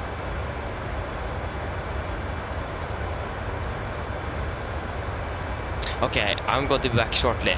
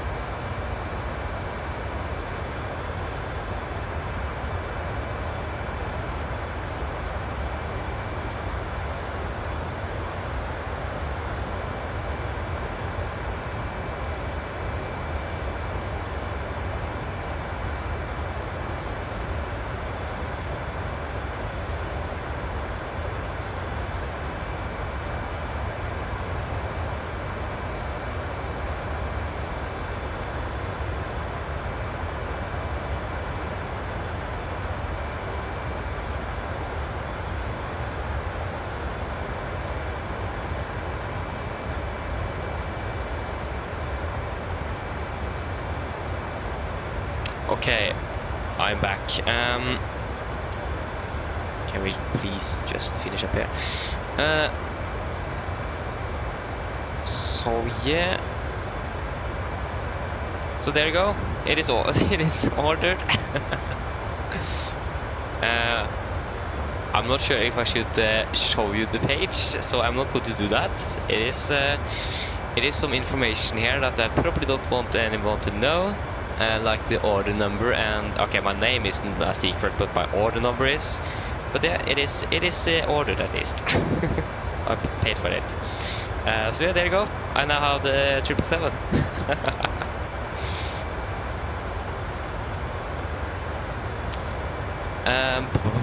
Okay, so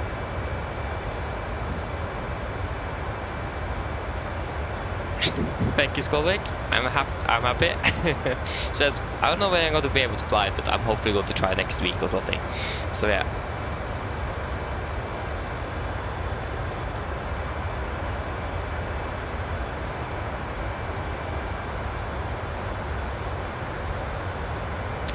Thank you. Oh, there you go. Continue shopping. I'm not going to pay anything else. Shipping at least was free, so I don't need to pay for it to be shipped. That's nice. I can actually confirm on my bank account if it was or if it went through or not. Okay, my bank account isn't updated. There you go. It is updated. Oh, that was nice. So here we go, we have a PMDG mail here. So here we go, we have thank you for order, and also want to get down the aircraft. I'm going to download the aircraft, but not now. That was changing my password, I don't need to do that. And simple flying.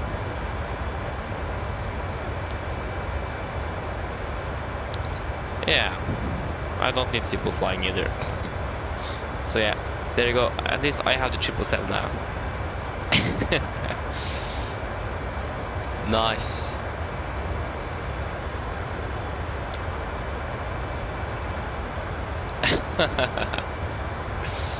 So yes, again, I'm still not sure when I'm going to be able to fly with that aircraft, but I need to try it soon. Especially now.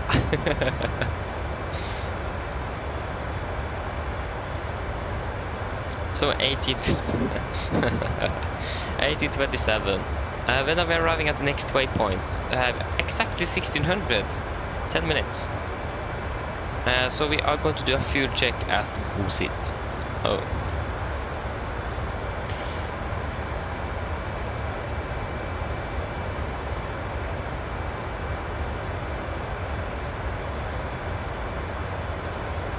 Where is Busit? There you go, goes it 8.1 and 3.2. Still insane that we are not burning that much more fuel using 60. That's good though. That's good. That means we can actually fly at that speed. Nikolai, no. The only job I have is this. This is the only thing I have. I don't have any work on the side or something. This is the only thing. That's also one of the reasons why I can fly that much, because I don't have anything aside to do. So yeah, this is my job basically.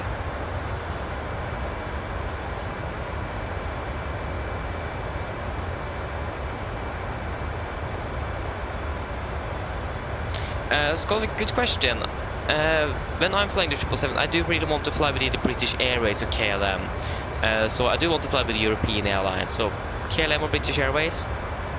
So probably either out of Heathrow, I think, is going to be the first one, British Airways, or maybe out of Amsterdam with KLM. I actually don't know yet. So yeah. I actually don't know. But either British Airways or KLM out of either Amsterdam or Heathrow. So yeah. That's at least the plan. I also want to fly with Emirates from Dubai up to Oslo and back to Dubai again one day as well, but that's not going to be the first one. But I want to fly the Dubai-Oslo route with Emirates. So that's also one. So yeah.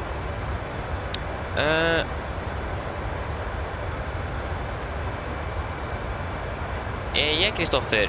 Cost index is indeed. So if you increase the cost index, you are going to have an increased Mach number on the aircraft. You're going to burn a little bit more fuel and you're going to arrive faster. So it is basically changing the speed. So yeah, it is indeed modeled. So yeah, but we are actually not burning that much more fuel using 60. So yeah.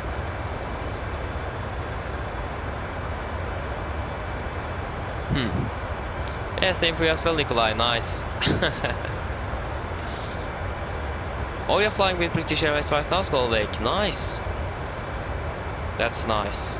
So yeah, I think actually one of my first flights want to be over the Atlantic, and the reason why is because I need to learn the ETOPS procedures or the oceanic procedures, because I actually can't. I don't know them quite a bit, quite a lot. I just not flown that much over the Atlantic, so I actually do need to learn them, especially now when we're going to fly with the 787 as well. I need to learn them for that aircraft as well. So I do need to learn the oceanic procedures. So I'm going to do that with the 777 and just use the same principles on the 787. So yeah.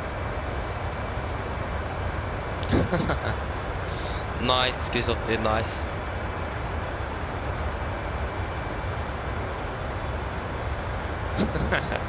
Nice. Okay, so it's still 50 miles to Bullshit. So yeah.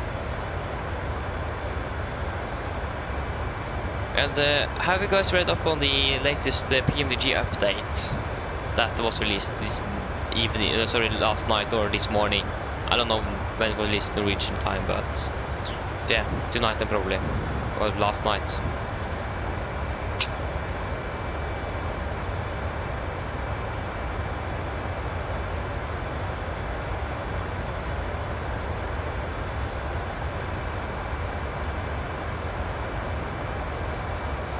They have confirmed at least that the 777 freighter is soon entering beta. They're expecting that to go quite quickly because they have the ER already out. So many of the issues is probably already solved. It is probably just with some new features they are going to port over as well. That's going to be tested most likely, I think. So yeah, and they're wondering about if they're going to send the LR or the ER first into beta. They actually don't know yet. They confirmed the 747 is under development. It have been under development now for 6 months. It was started the development on that one in January actually, and I confirmed that they're going to make some. Going to make some new updates on it as well. Sorry, for the 737, they're going to update it in only a few months.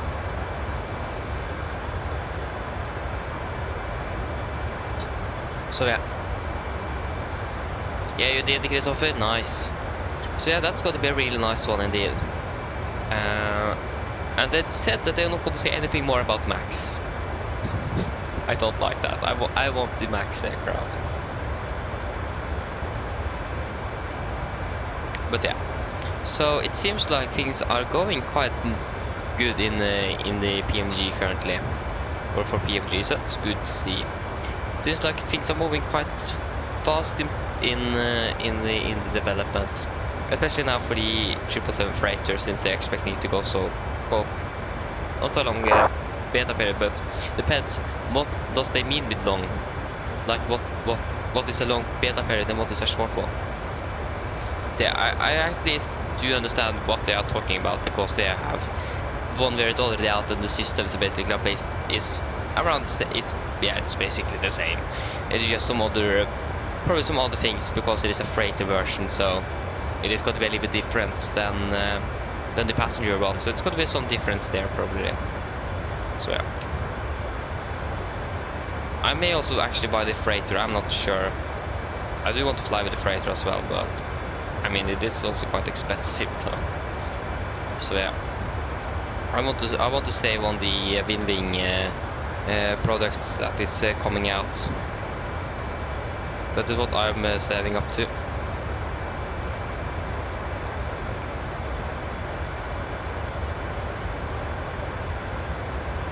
So yeah. Finest Dynasty, hello, welcome, hope you're doing well. Thank you, appreciate it, thank you. It is definitely now going to, keep on flying here. It's going to be a late one today for me at least.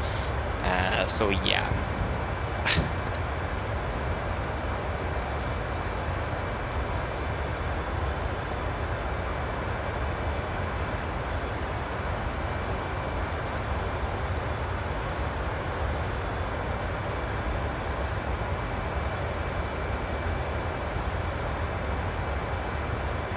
Oh.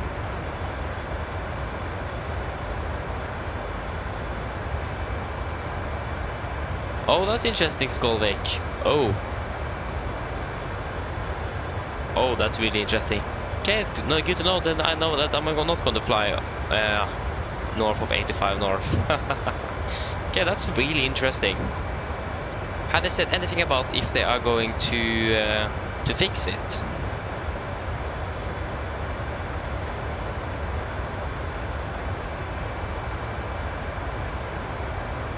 Like for example on sim update 16.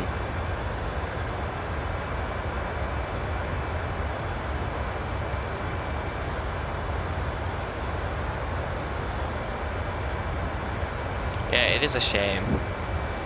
Yeah, probably it's going to be fixed though for 2024. Microsoft Flight 2024 probably. Well, we will hope so. Oh, have we? Oh, crispy 30? Huh. At least for me it says 29, so I'm not sure. Is it 30 for you? I don't know. It is 29 for me at least, but yeah, we're very close though to 30. That's quite a bit. So yeah. So yeah, goes it. 5 miles. We're also going to do the fuel check there.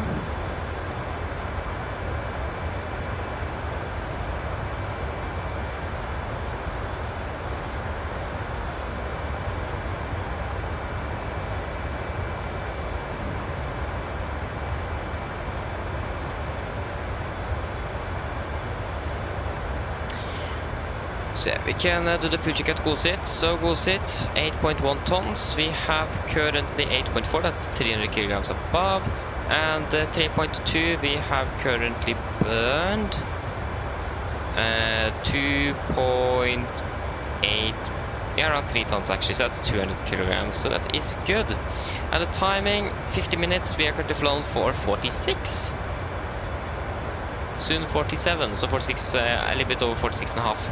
So that's good to see. So we are actually 4 minutes ahead on the flying or in the air, so that's good to see.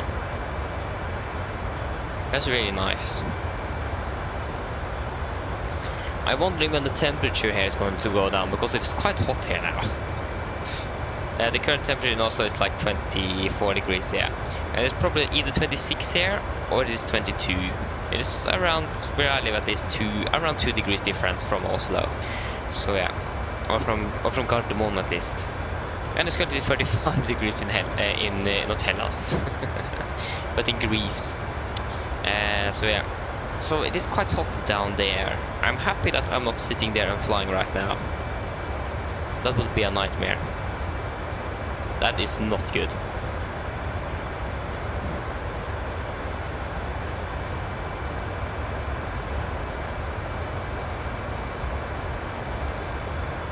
Okay, thank you Pedro for tuning in, and have a good weekend for you as well. And see you on the next one. And good evening as well.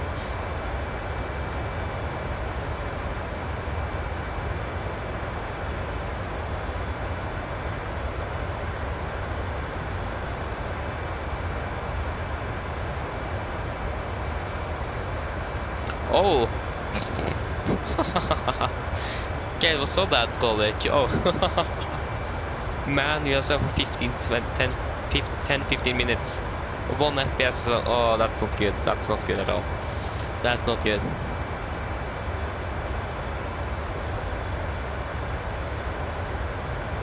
So yeah. Nice. Yeah, it could be like 25 degrees indeed. It is, but yeah, it feels like it is quite hot, hotter than it actually is, especially in the, like it is actually colder outside here than it is in my room. So yeah.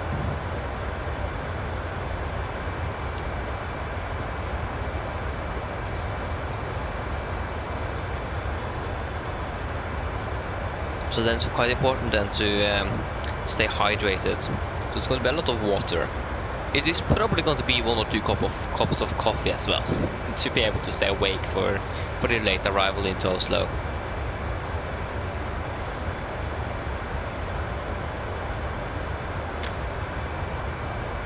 So yeah.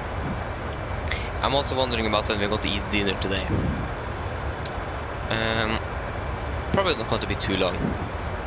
It doesn't seem like there's a lot of ATC as well, so like that's the worst part with flying, is especially when they're flying allowed, is when you are going to eat and you have ATC online. That's like the worst thing. Or when you're flying in controlled airspace. So yeah, that can be a little bit tricky sometimes. But yeah.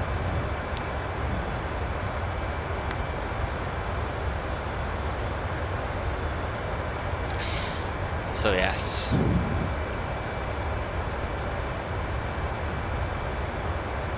Yeah, what date? Yeah, it's the 19th of July today, indeed. 19th. That's correct. So it's the 20th tomorrow. So the plan is to fly tomorrow as well. But since we're landing that late today, wait and see if I'm just cancelling or just not flying at all. Maybe I'll take a 777 flight instead. But yeah, wait and see. So I'm going to try to see if I can fly tomorrow, but if not possible, then yeah, depends when I'm how much sleep I get through the night. Like if I go to bed at like almost 1 in the morning, then I still wake up at 8. I can't sleep longer than 8. It just doesn't work.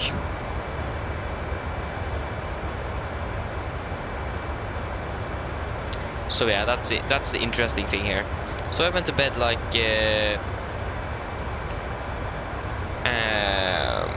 what's that? Would be 00:45 Norwegian time.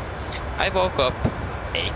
Like it was also like 7:58 or something. So it was like right on the clock. So I can't sleep longer than 8 for some reason.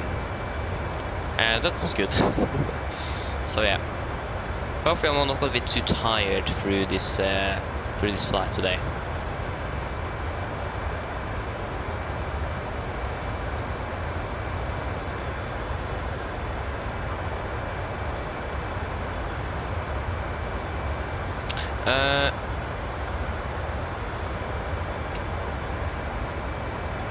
Oh yeah, you have the. I know that I've heard that they don't sell the A310 anymore for X-Plane, but have they stopped selling the A300 as well? That's interesting. So they basically just moved over from X-Plane over to the MSFS instead. Probably a bigger market on MSFS though, with like over 15 million unique users. So then it can cut a bit more here.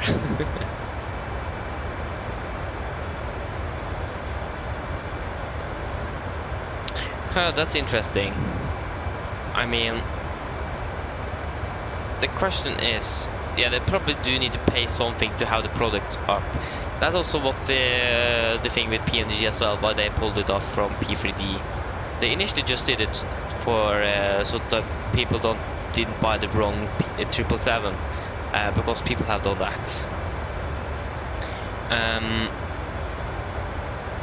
Or not buy, yeah. So they have bought with the wrong products. They thought it was a Microsoft Flight Simulator and it was a P3D, so that it doesn't work. So they pulled it off and they just haven't let it in again. So they probably just removed everything from P3D now, because it isn't been using P3D anymore. It is probably still a bit of people using it, but not that many. So it probably also cost them some money to actually have the products up on the store as well. So if you don't earn any money having it up there, then it's no point in having it there as well. Sad for those that is coming into sim community now, and they don't want to use Microsoft Flight Simulator either because they don't have the computer for it, they just don't like it, I don't know. They just want to use X-Plane or P3D instead, and then they can't buy the product they want because the developers are taking it down. Unfortunate, but that's just how it is. Things need to end sometime as well. I have heard that PMDG also made an MD11 for a simulator, I don't remember which simulator it was. And I have never seen that on the store. I just heard it, so yeah. So yeah, I understand that one, Christoph, indeed. I understand that one. But that's just how it is, unfortunately. But still, what Inhibits pulled it off, that's actually really interesting indeed. X-Plane is, it is still quite a few people using it, quite a lot of people using X-Plane. So yeah, quite interesting, that one. Yeah, that's really unfortunate.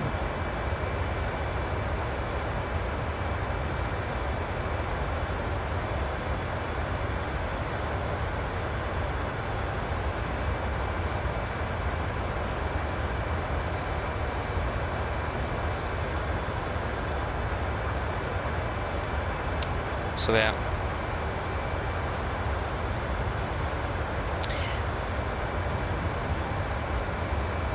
So I wonder how many years it's going to take before aircraft and airports and so on for 2020 is going to go off store. Again, if Microsoft is right on the promise, then they should be it should be compatible for all simulators on their series with the add-ons and so on. And it's, yeah, I don't know, but then if it is going to be compatible, then they're probably not going to pull it off the store, because then new people coming in can still buy the same aircraft. The developers probably don't need to use anything or do anything to fix things and so on. So yeah.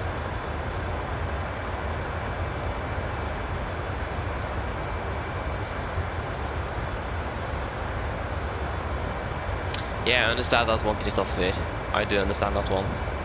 I remember before the 800 or the 737 in general was released for the simulator, I really wanted to X-Plane because that had the 737. I had a friend of mine who actually bought 2 copies of X-Plane 11, and then he asked me if I wanted one of the other copy. I said yes, and he lost this serial key, so I couldn't use it.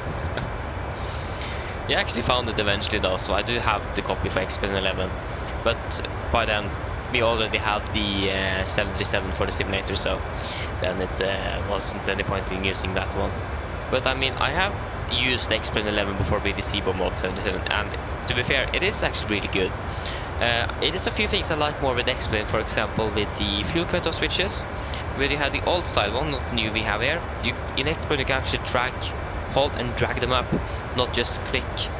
I do like that, because the wheel, if you also drag them up, you don't just switch it up, you drag them up. And also with the APU as well, you drag the APU down and you can hold it there as well. That's some things I do. That would have been nice to have in MSFS as well, but that's just minor details on like the aircraft interior. And of course physics as well is a bit better in X-Plane though. So yeah, but I mean, it seems like the physics is going to be greatly improved in MSFS 2024.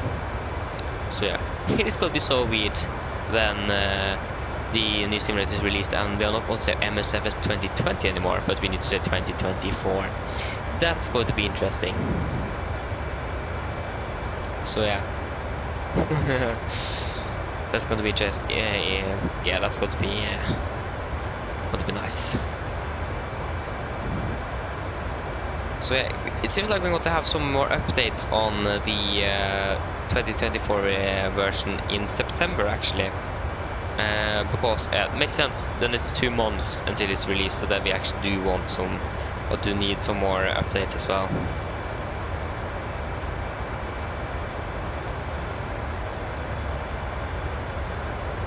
So yeah.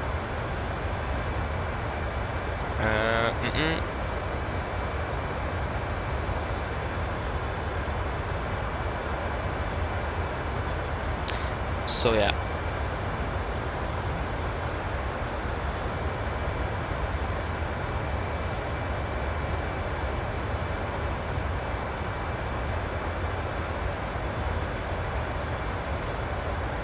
Okay, nice, crispy. That's nice. Was it a lot of traffic in Gatwick? It was for us at least. It was way too much traffic. So was it nice to fly in there? Or was it too much?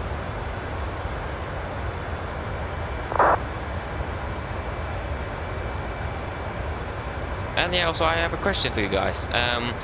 This is for like performance question, because you probably have seen it, but when I'm arriving to an airport, I always have a performance drop. So when we are starting at an airport, doesn't matter which one it is, the performance is really good, like up to above 40 FPS. When I'm arriving to an airport, it's got out to like 20, 30, 20 between there. Do you guys also experience this, or is this just a problem for me? And if you have experienced it before, and do you have a fix for it, or do you guys know what it could be, the reason why, if you have experienced it or know anything? Because I tried to Google a little bit, but I can't find any fixes for it. It seems like a lot of people do have this same issue. Like, I don't know if it is the aircraft. It is definitely not the airports, because it doesn't matter which airport it is the same issue. And so on. So yeah, well, fuel, you can turn off the pumps. So yeah, it is really want to see or find out what.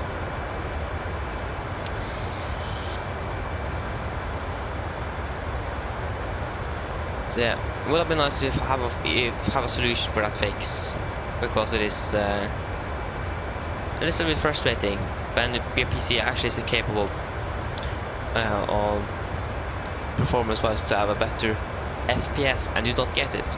It seems like it's the main thread, so it seems like it may actually be something with the simulator. I even tried to adjust the graphic settings, doesn't help. It's the same issue.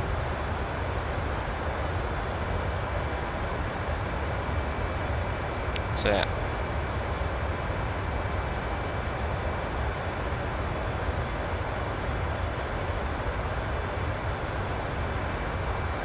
Oh, nice, crispy. Direct crosswind, or a crosswind. Yeah, that's a strong crosswind as well. So yeah, yeah, that's interesting. We actually managed to get a quite good landing as well, 125 feet. Nice, nice. That's actually really good. Yeah, that's good. There was a lot of traffic as well. Yeah, makes sense. It is London and Gatwick. So yeah.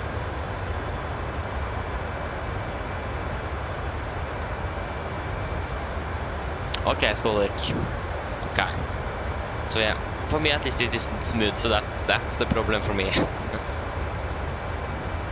It may be something with like the system specs, I don't know, but it seems like it is the main thread, so it is the CPU. But also the problem is my CPU is not even running at 50%, so that's so weird. So yeah. Okay, so you are not noticing. That's good for you. That's good for you. So yeah, I've been wondering a little bit if it was the 737 maybe. I don't know. But I think I experienced that with the 787 as well, so it isn't just the 73, so it is something with the simulator then.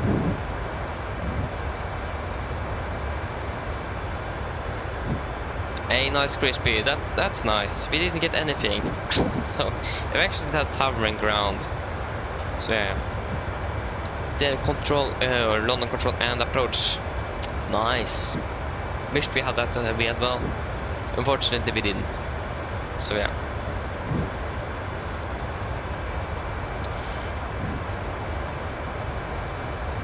So yeah. Top of the descent is at 18:05. Yeah, so it's about 2 hours then. A little bit under 2 hours to top of the descent. We can actually see though on the traffic, how is that looking? We have, oh sorry, on the ATC. Oh, we have actually Warsaw radar online. We have been online for 5 minutes already, and I have not got a warning. So we actually have Warsaw radar online on 1327. I just contact him straight away. 1327. 1327.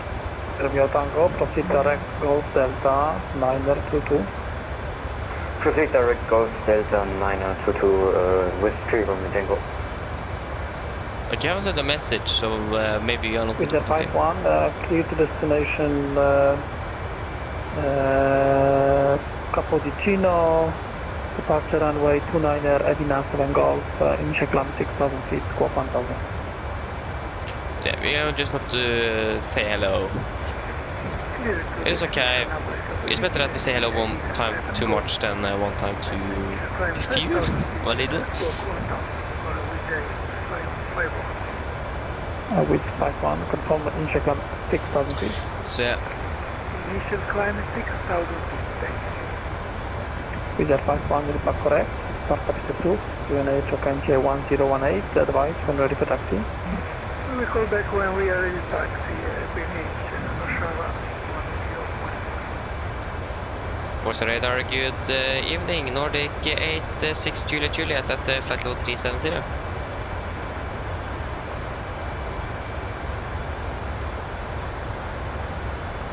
Nordic 86 Juliet Juliet, you're outside my airspace, monitoring call 1 to the simulate, have a pleasant flight. Okay, thank you, Nordic 86 Juliet Juliet. There you go. Yeah, sent me the... yeah. Again, better lost one time too much than one time too few. Yeah, Crispy, that makes sense, that makes sense. So yeah, 20... Yeah, I understand that one. Skolvik, no, the thing is that it is, in general, when I'm arriving to an airport, actually, not when I'm landing, but when I'm on this parking stand, like on the gate. It is mostly then when I'm, then when we can feel the performance issue, is when we are parked at parking stand.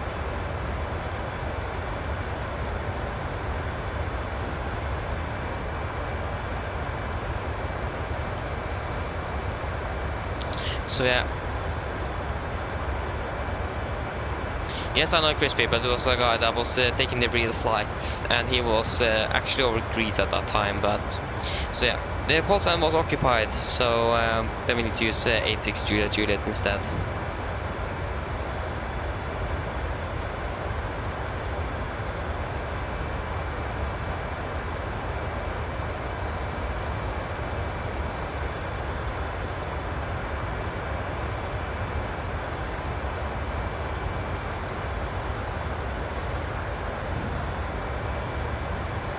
So yeah.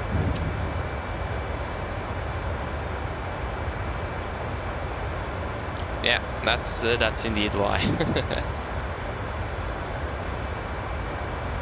Yeah, it seems like everything is good when leaving the airport as well. So it is on the ground, so it is something to do with the probably rendering with buildings and traffic as well. The thing is, for example, in Oslo, we can take the example because then I actually showed you guys the FPS. That was on when we flew from Ålesund, from the Ålesund, and then flew down to Alicante back to Ålesund. When we arrived back in Ålesund, we had a performance at about 25 FPS. When I checked the flight the day, or when I spawned the day after to make the flight back, then I had a performance of 51 FPS or something, so I had quite a bit more than. So there is something wrong when I'm arriving to an airport. It's something that's not going correctly or something with the rendering, or I don't know. So it doesn't matter how long the flight is, it is still the same issue. It is when I'm arriving to an airport, and then it's just going to be the same throughout the day. So it's quite interesting.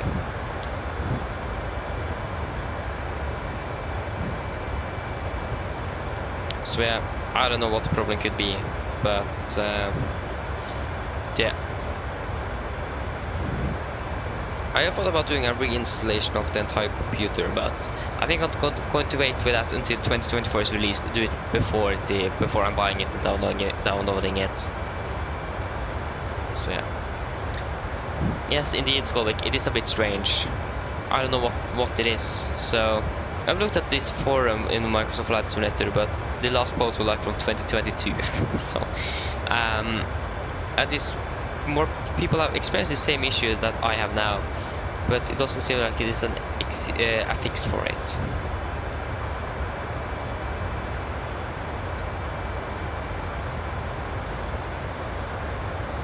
So like it could be something to do with, again, rendering. It could be the buildings isn't going rendering properly. It could be something to do with the aircraft systems, but probably not. This isn't the only aircraft, I think, at least. So yeah, I don't know. It is really strange. I don't know what the problem is.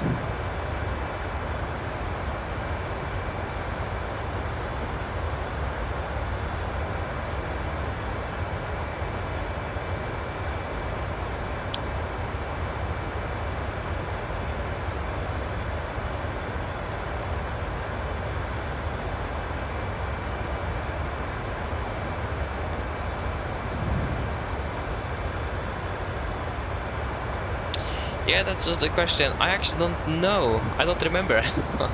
I probably got it after Simulate 15, and that is the thing. I think I actually don't remember if I had the issue before. Yeah, I actually don't remember.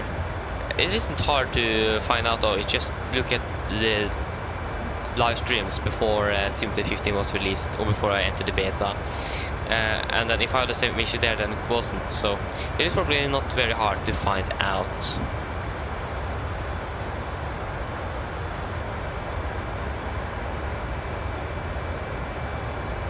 So yeah, that is also, I thought also that it could be Simulate 15, and therefore I also want to see if it would help the stability update for the 737 that was released. But again, I haven't noticed anything new after I updated this aircraft, so yeah, I don't know.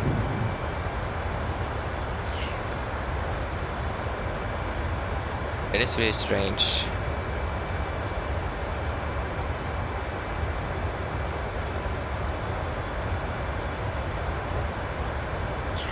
So yeah, I'm actually going to look into that.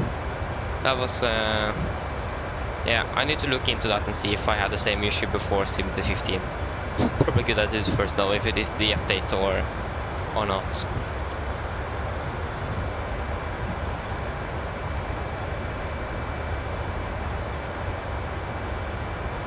So yeah. And also again, if it's just the 77 or if it is all aircraft as well. That's something I need to look into as well. That's a good thing with the 777. I can try it out and see how it performs. Yeah, it is really strange, and it's quite unfortunate that the performance is going to be bad when we are setting up the aircraft, or in general when it is. Let's check now. What is it currently? It is currently about. Yeah, to be honest, that wasn't actually too much. I have better performance in Oslo than over here. So yeah, 34, 30, yeah, almost below 40 at least, 35-ish. So I mean, it isn't the best, so I mean, it is over 30, that's actually really good for a flight simulator. I'm happy with that. So yeah, again, quite strange.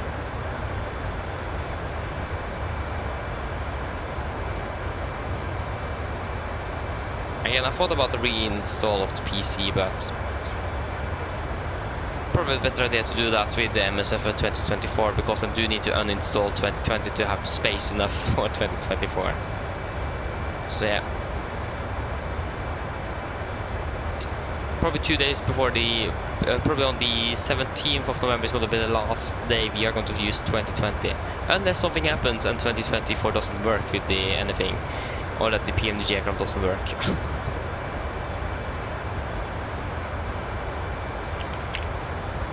So yeah. Whoa. So yeah, wait and see. But I think the 17th, because the 19th is on a Tuesday. It is something weird with Microsoft and always updating and releasing things on Tuesdays. I don't know why they're doing it exactly on Tuesdays, but yeah, it works. But like, if you're not flying in this airspace, what is his... what? Because, yeah, it is the map here that isn't... wait, this map is much better. Hey, this map is so much better. Do we have also approach on that? Are you serious? This map is so much better than what I have currently. I'm going to use this one instead. This one is so much better. Here we can actually see the airspaces as well, instead of the old one here. This one is probably a little bit more accurate as well, hopefully. Looks better as well. Okay, we don't have Athens online anymore now. So yeah.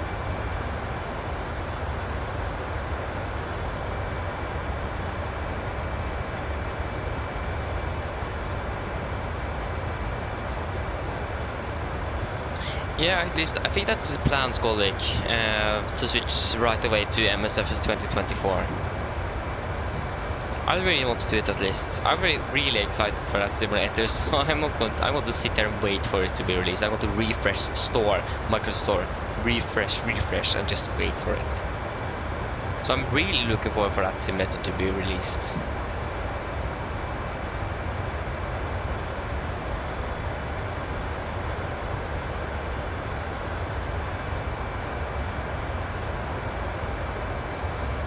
So yeah. Again, it depends though. If not everything is working, I need to download it again. So that's also the unfortunate thing. But I also do not have a lot of space on my computer, so I do not. Depends how much space that simulator is going to take. I probably still have a bit though when I think about it. I have 91.2 gigabytes available on my SSD, and that is what I want to use. Oh, sorry, that's actually the only one I have. I do have a second one. That's a memory card for my school things and so on. It's just been sitting there for like 2 months now. I just not taken it out. So yeah. But yeah, I have 91 gigabytes left. I don't have a lot of much space, but I have a feeling that the new simulator is going to be under 100 gigabytes. I really hope so. But yeah, we never know. We'll certainly find out. One day at least. One day. We will find out.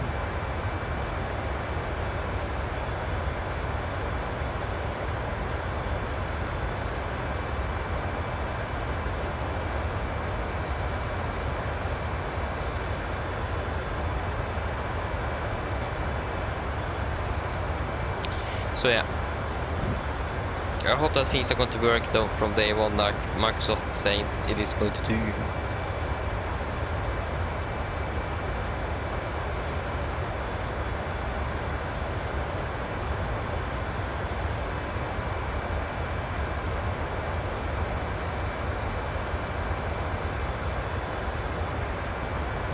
So yeah.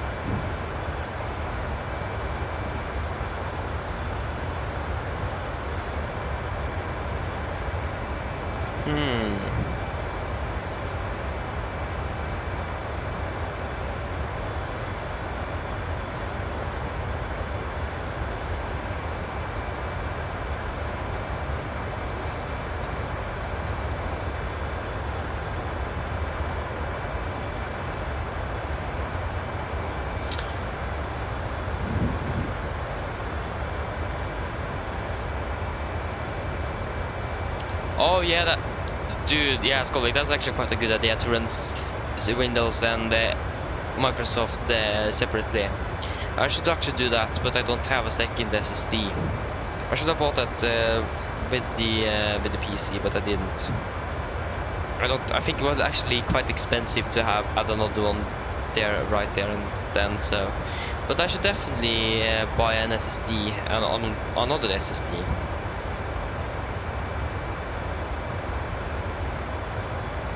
So yeah.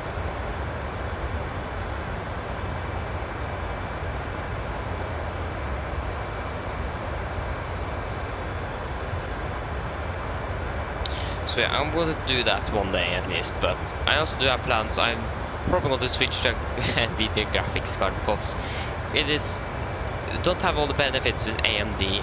That's the unfortunate thing here. Like, ray tracing is coming to 2024. Going to fix the shadows. That's probably not going to work with AMD, I don't know. So yeah, I mean, they are quite good, but again, you don't have the same things you have with NVIDIA. And all of the performance tweaks and so on YouTube is for NVIDIA cards and never for AMD. So that also doesn't help. So yeah. And I'm more used to the NVIDIA control panel, for example, than the AMD software. I do like the AMD software better though, because it is more modern than the control panel from NVIDIA. But yeah. But again, this computer is not even 1 year old, so it is probably a bit early to switch. But again, it's a good selling point to sell the GPU though, not even 1 year old.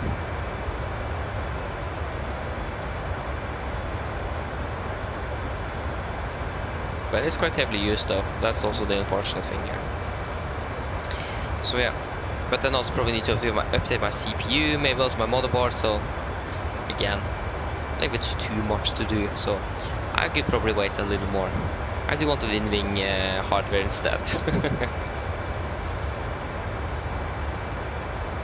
So yeah.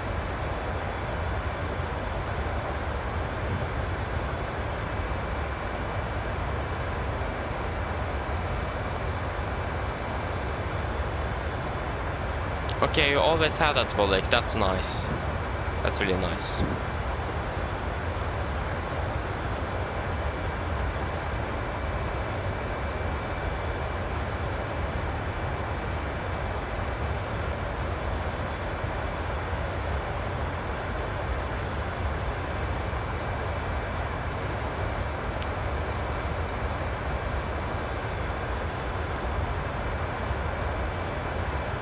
So yeah, that's indeed the plan one day, but again, it's probably not going to be now.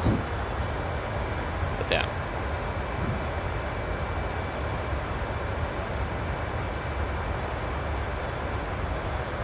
Yeah, exactly, Skolvik. And as well, the SSD as well then don't need to run both the operating system on the computer and a save rate as well. So yeah, it is some benefits with just doing exactly that, so definitely will need to do that one day, but again, we don't know when. So yeah, we'll find out one day at least. But there is some other things that is more important.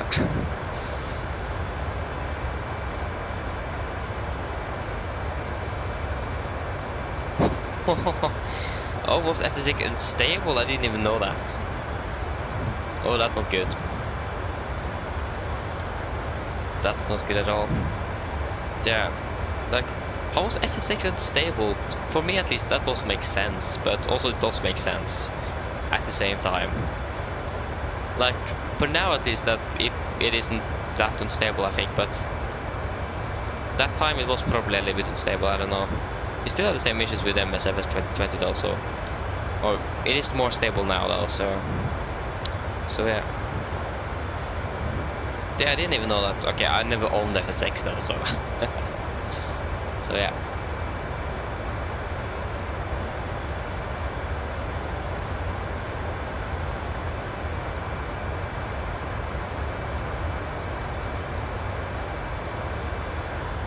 Oh, that's really unfortunate though. Yeah, the worst thing is when the simulator is crashing. That's the worst thing. Like, it is like, I think if it freezes for like 2 seconds, like every 1 hour or something, I think that's more acceptable than it's crashing. If you guys remember the Gran Canaria flight we did, there was a nice crash there on the go around because I overloaded the simulator on the FMS. So yeah, I switched the route, the waypoints around too quickly, and that overloaded the simulator, and it froze up, and it was never coming back. So yeah, be careful on the 737. Do not do not change waypoints too quickly. That's a really bad idea.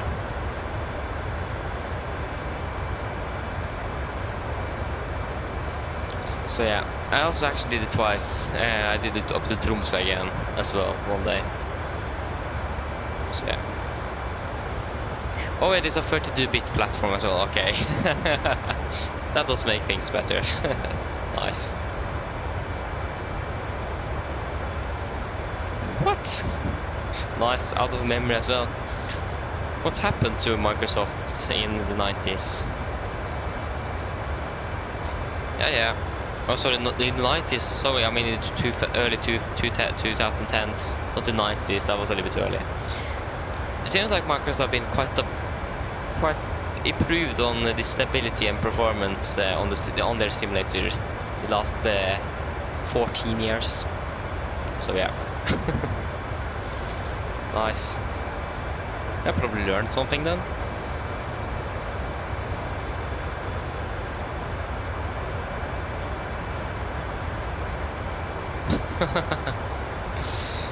Nice. Yeah. Happy that the MSFS doesn't act that way at least. That's good. Would have been sad if it did. I mean, I would have been surprised. What? Oh yeah, that's because I'm in the File Explorer. That makes sense. So yeah, 1827 still.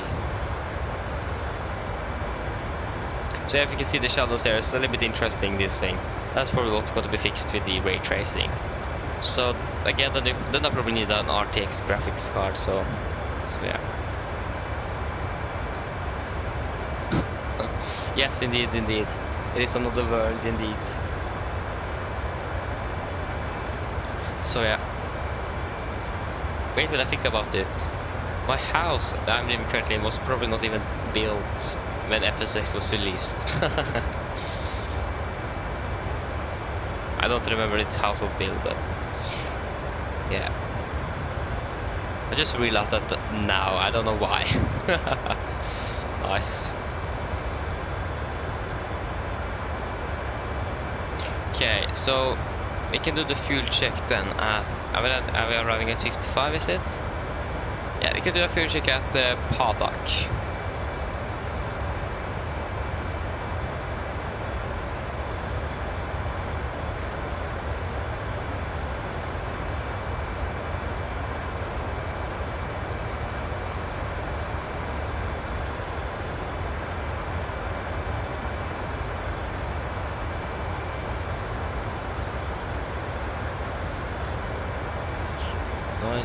Nice.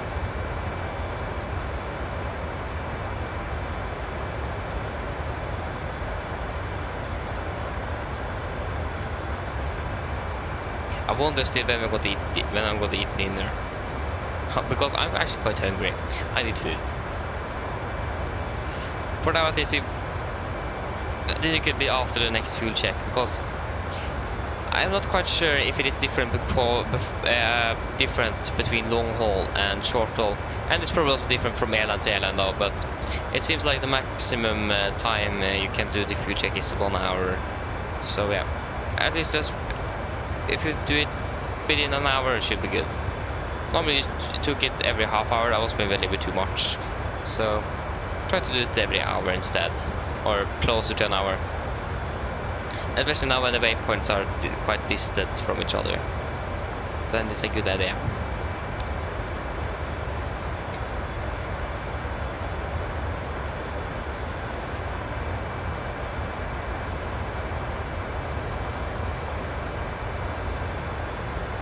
So yes.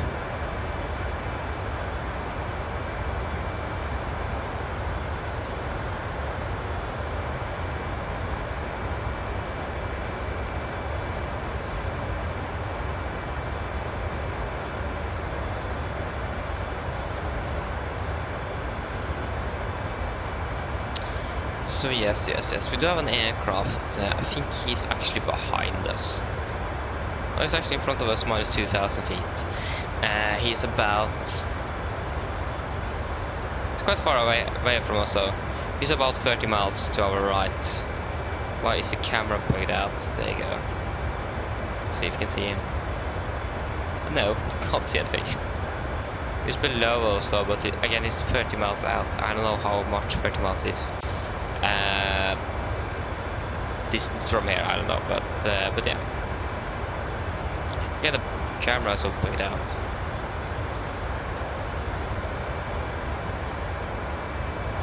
I should turn on the airport. Okay, then definitely not worth it to zoom that much in.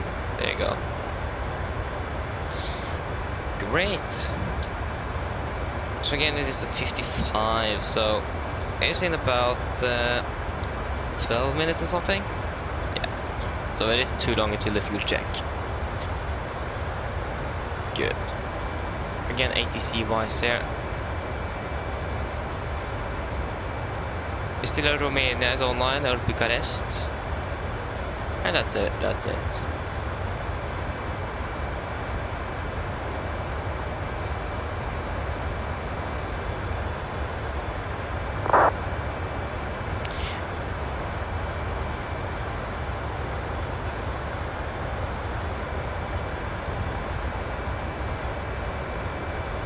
So yes.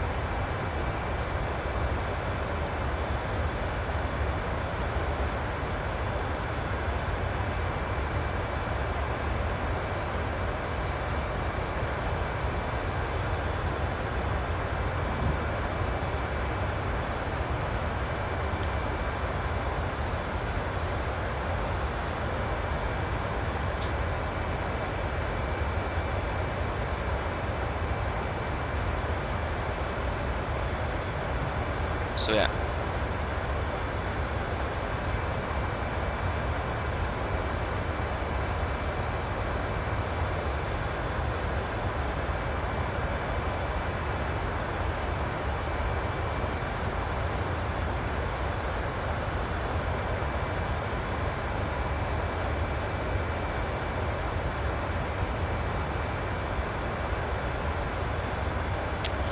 Yeah, we still have 3.5 tons. That's actually quite a bit.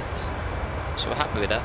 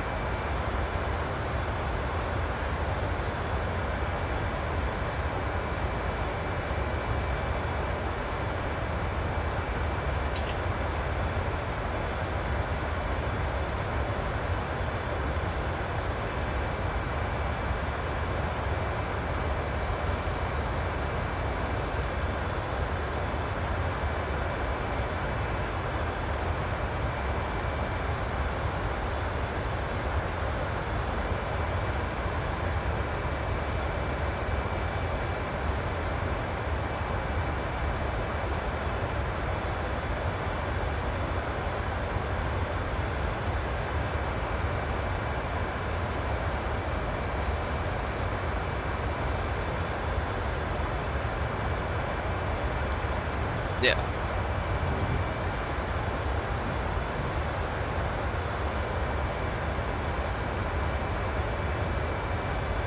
Yeah, but 60, so yeah, power talk probably. Yeah, we're actually halfway through. That's nice. Power talk, where are you? Power talk. 6 tons should we have. We're expecting 6.4, so yeah, that's what we're expecting. But wait and see.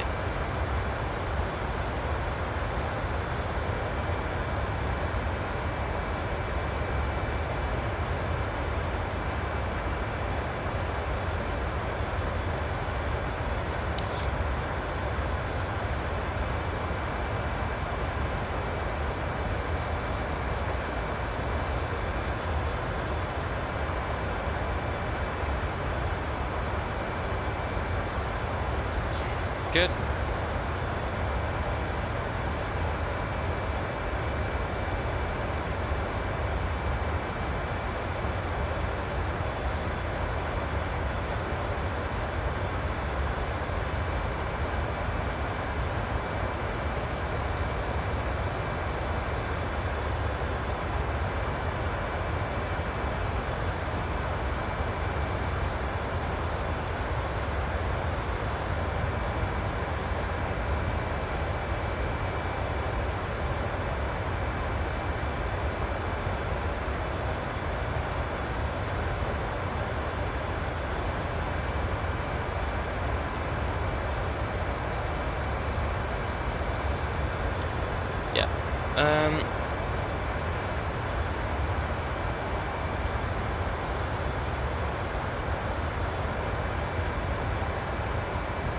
Hey, 737.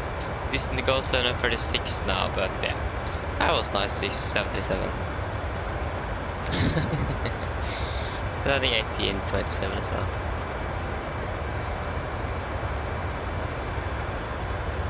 So yeah, now at 1804 we actually let me go 1826, 1804, 1804. Yeah, that's not very long. A little bit over an hour left, so.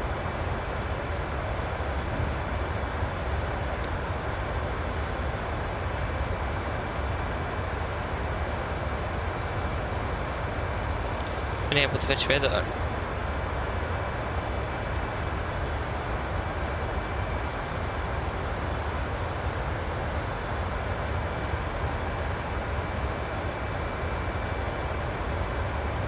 That's interesting.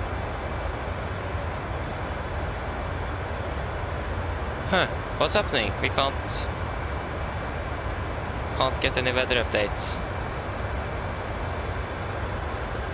That is interesting. Is there something wrong with the servers?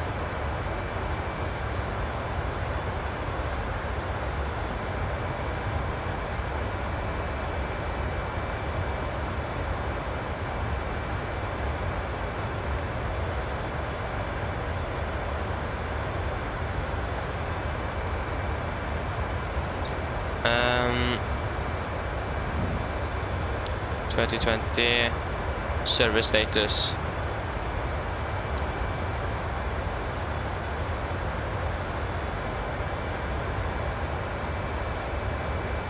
Yeah, I think it's working.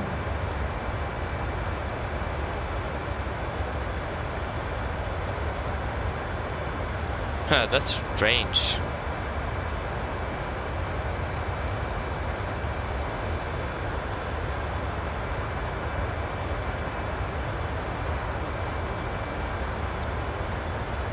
Okay, now it is working. Yeah, it's still 13, so the bits go down, that's good.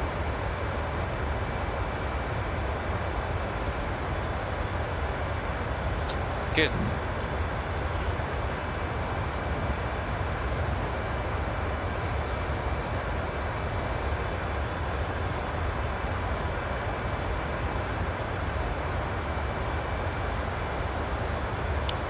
Nice.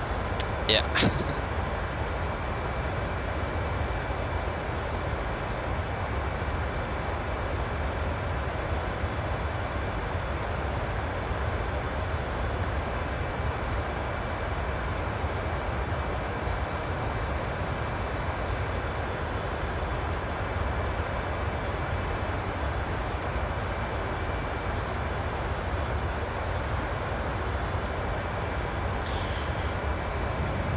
So yeah, 3 minutes, Patak, 24 miles.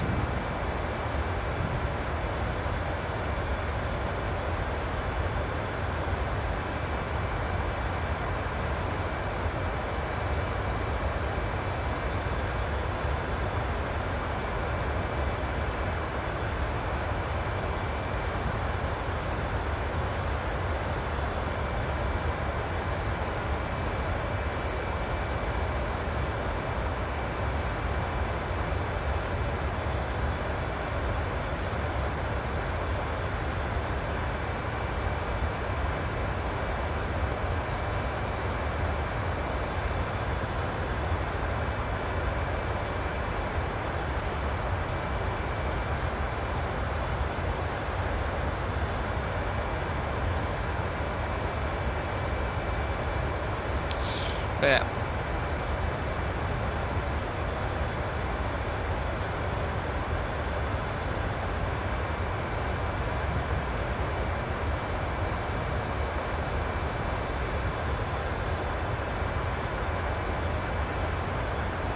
We're approaching quite quickly here now. We are currently over Slovakia. Yeah, Slovenia is down there, yes, Slovakia. Entering soon Hungary.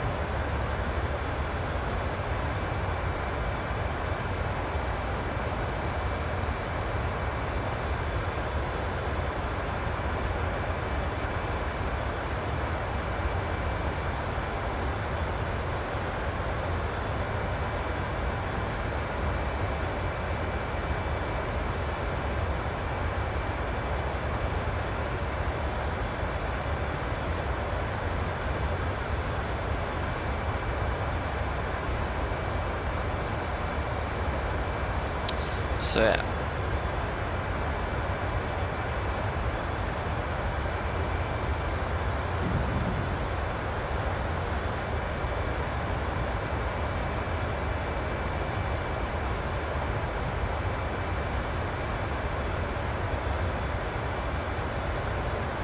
Wait, where's our aircraft now?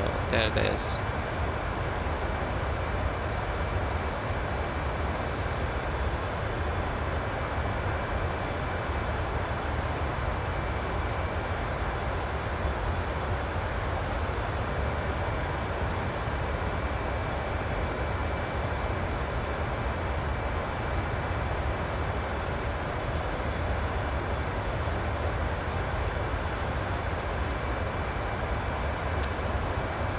Yeah, great. Yeah, Patak, fuel check. 6. We have 6.3 and 5.3. We have currently burned 4. We have burned 5 times. Yeah. 1 hour 46. 1 hour 40. Good.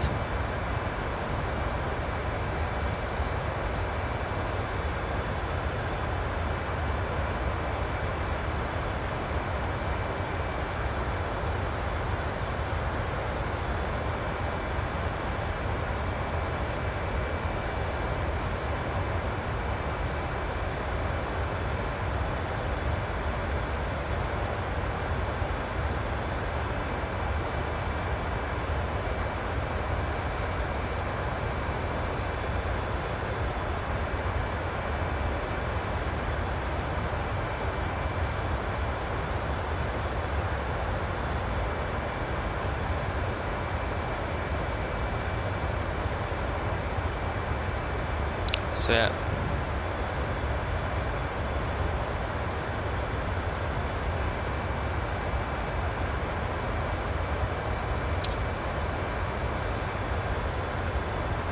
So yes,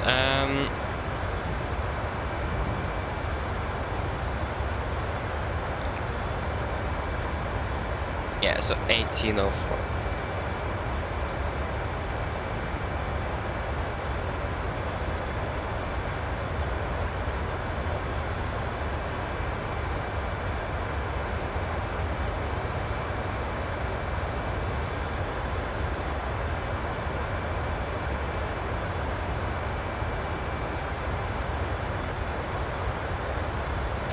Yeah. And there's still no ATC. Still have Oslo approach online though.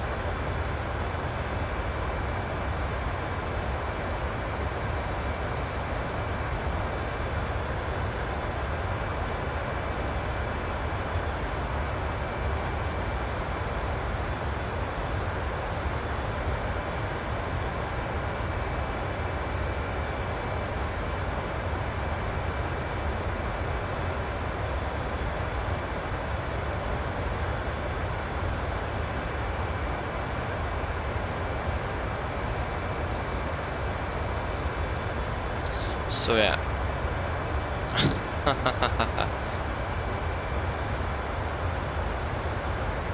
Hey, nice goal, Vic. Nice. Enjoy it.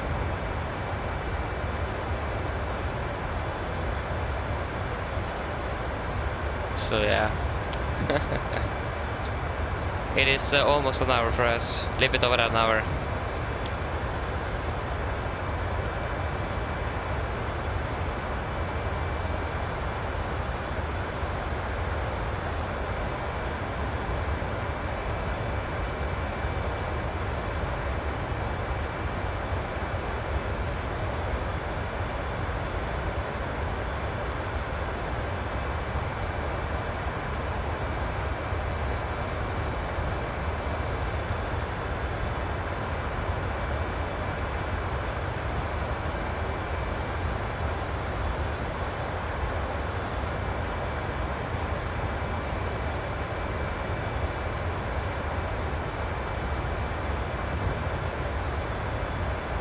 Oh, we're gonna fly back to Heathrow as well.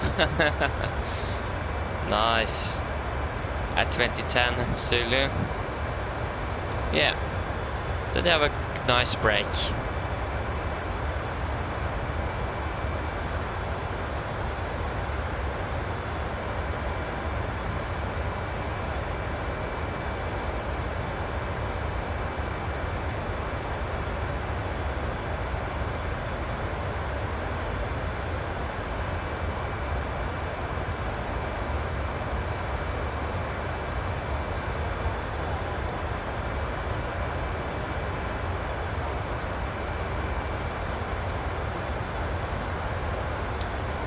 Yeah.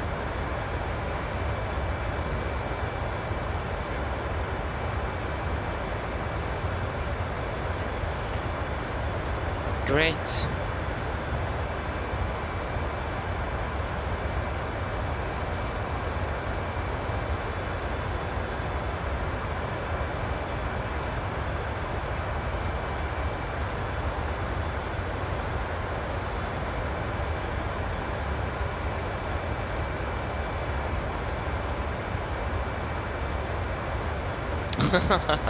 Exactly, Skolvik, exactly.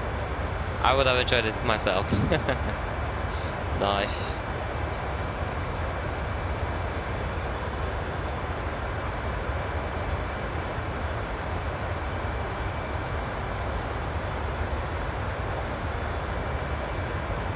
Great.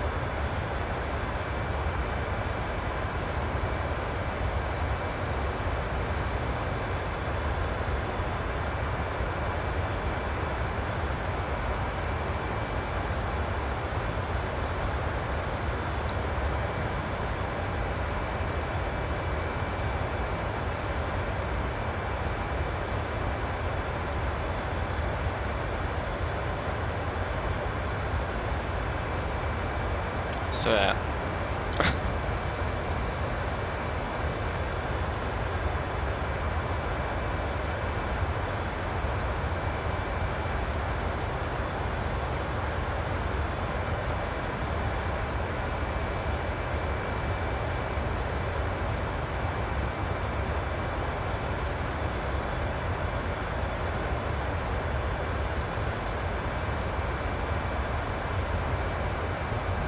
Yeah. Yeah, there's a lot of happening that is happening now. That's a little bit unfortunate, but yeah. What could we then potentially talk about? That's the question.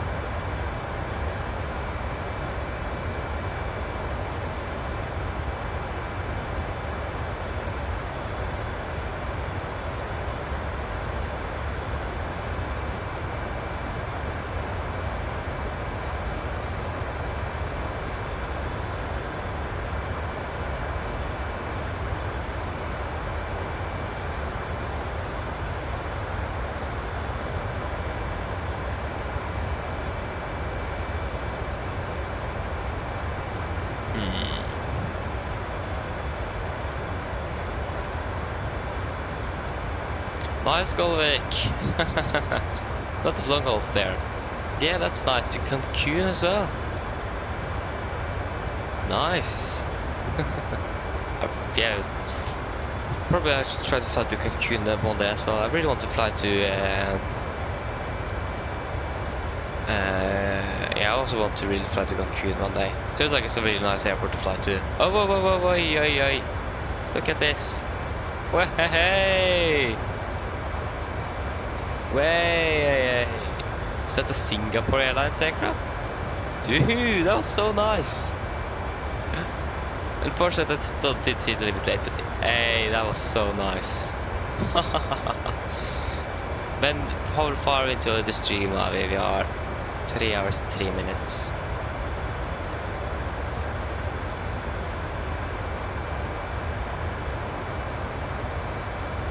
Nice, that was really nice.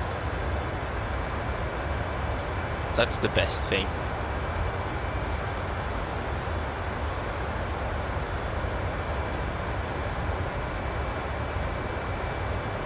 But where is...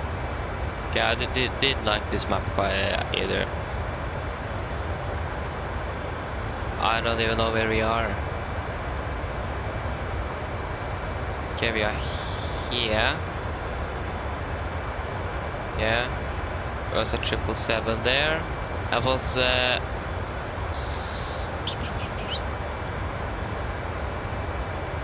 yeah, this is oh no, sorry, it's a 7. What is it, a 747? You sure?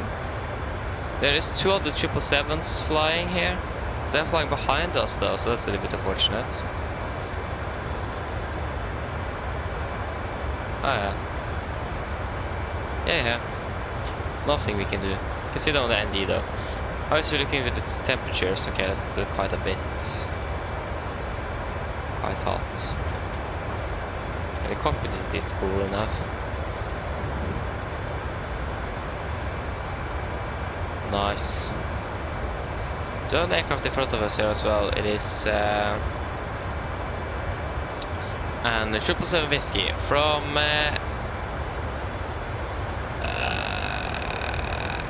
somewhere.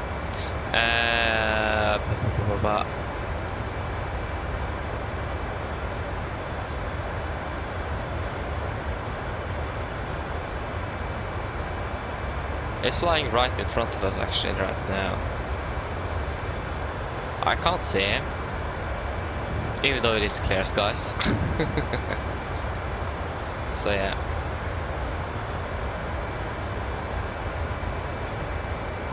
Oh, okay, you're flying. Okay, you're flying from Gatwick. Hey, nice, Galvik, nice. So yeah, so not for me from Gatwick. Yeah, Gatwick works as well. It works. That's the important thing. Gatwick works. So yeah. Yeah, enjoy your flight at least.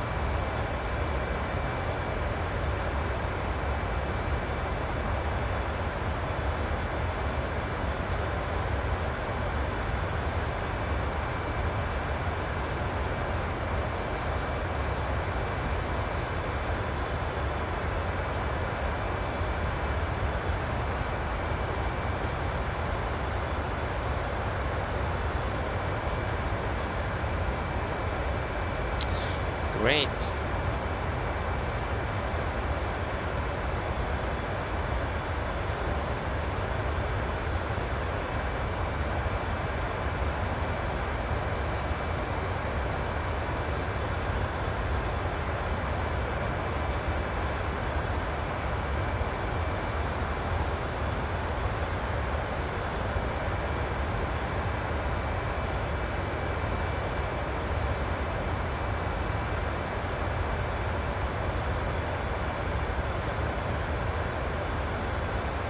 Okay,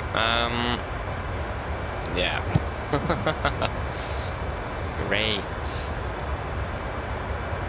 Still a way to see down there though.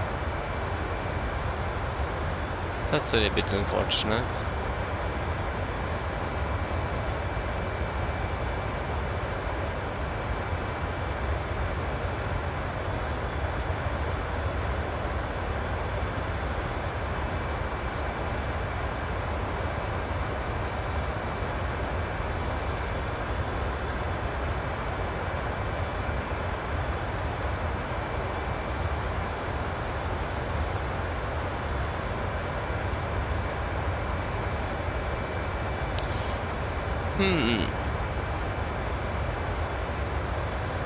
Crispy, hello, welcome back.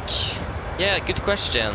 It depends if you're going to be there in Athens or not, but the scheduled time of arrival in Oslo is 00:55.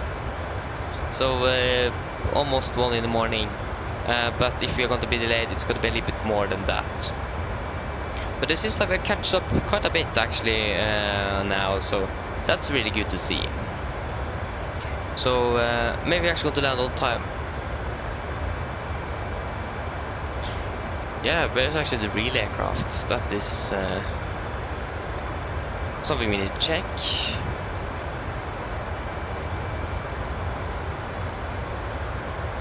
Crispy, the plan is to stream tomorrow, but I don't know yet. So yeah.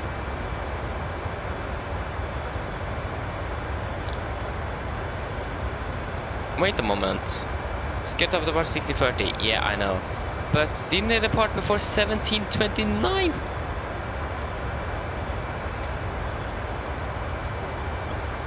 Okay, the real aircraft is delayed, but we actually catched up and are on time, so yeah. That's great.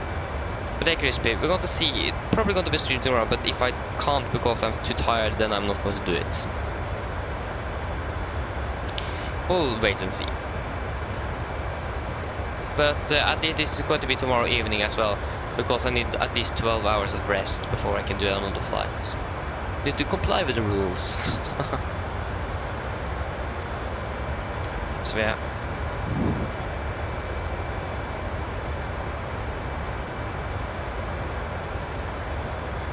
Okay, I just need to go quick trip on the toilet, so I'm going to be back shortly.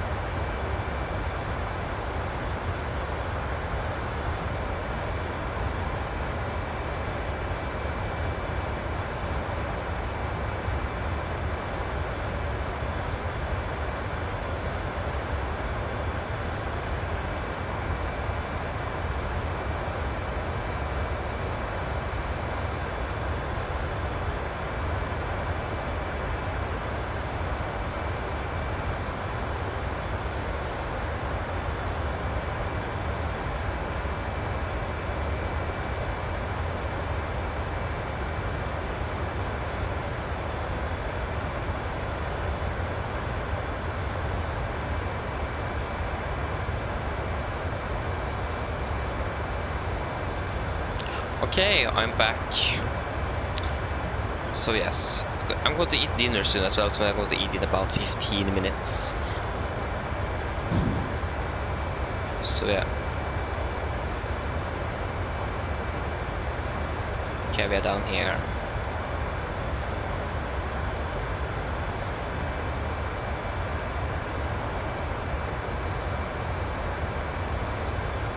Good.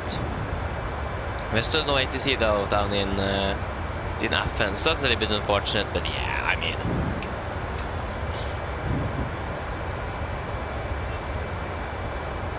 We'll find out if anything is going to be online or not.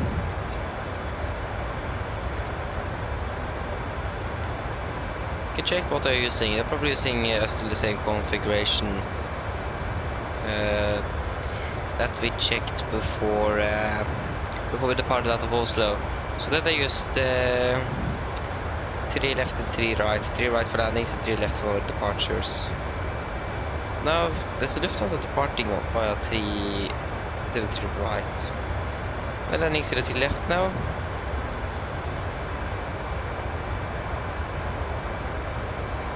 Yeah, to be honest, I don't understand. There's an SAS now arriving into. Sorry, that is they are flying to another island in Greece. So forget that. They are not flying to there. Beirut. What? Beirut? Flying from Beirut to Heathrow, that's interesting. Okay. Okay. And we have an Aegean Airlines currently inbound Athens from Bologna. And it seems like he is going to land 03 left. So it seems like they are now changing configuration to 03 left for landings.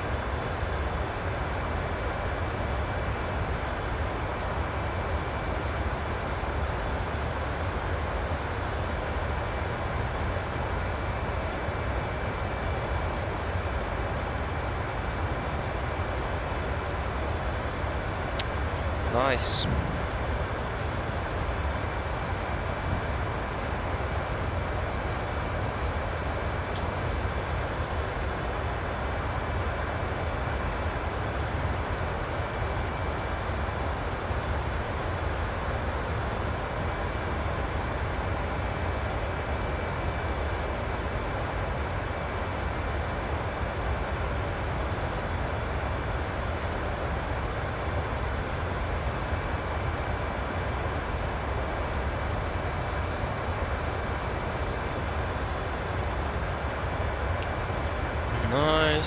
Nice.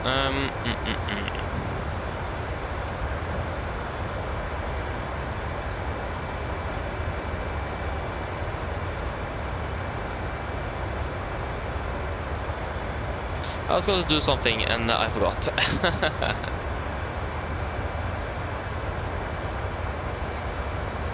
Oh, I forgot.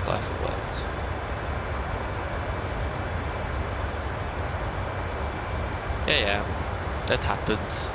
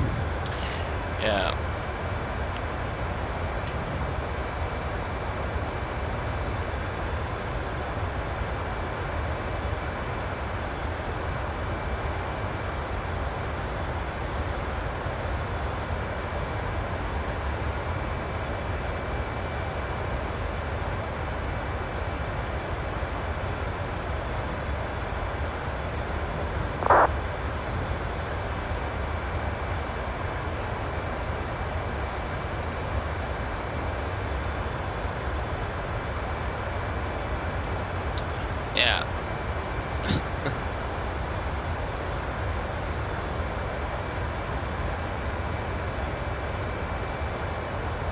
Oh.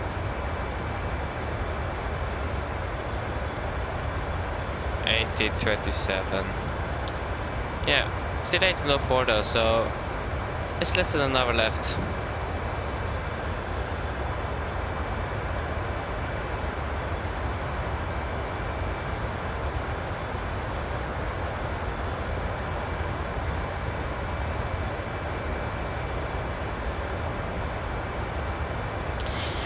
So yeah.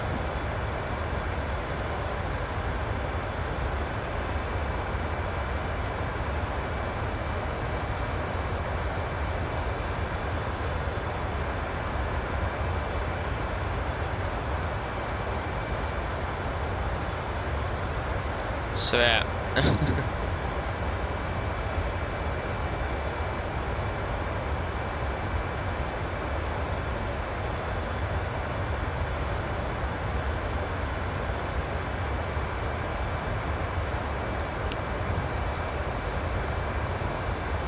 So yeah.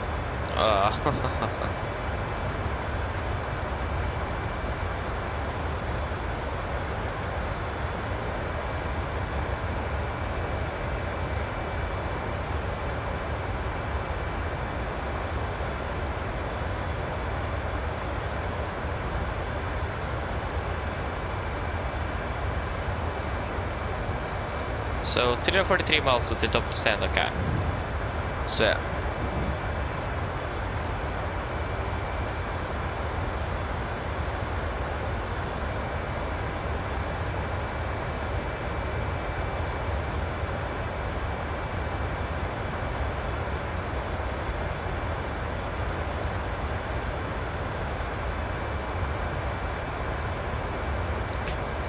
So yeah.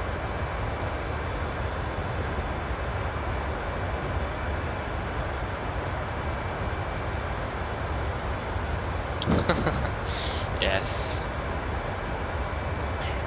We need to do a fuel check as well, so we need to do a fuel check at Raksad. But I'm probably not going to be able to do it because I'm going to eat dinner soon, so I'm probably not here when we are passing that. So yeah.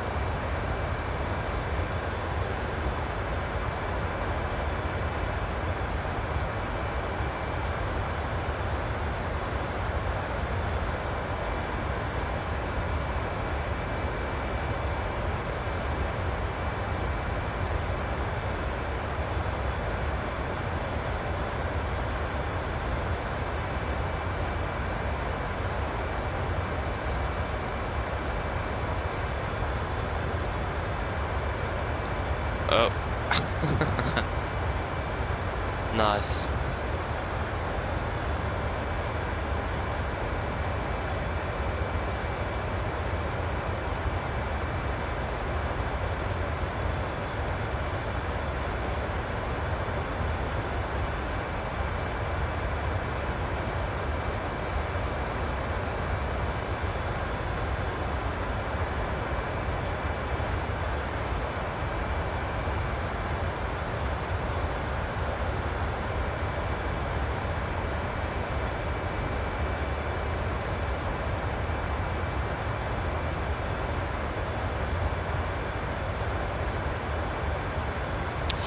Yeah.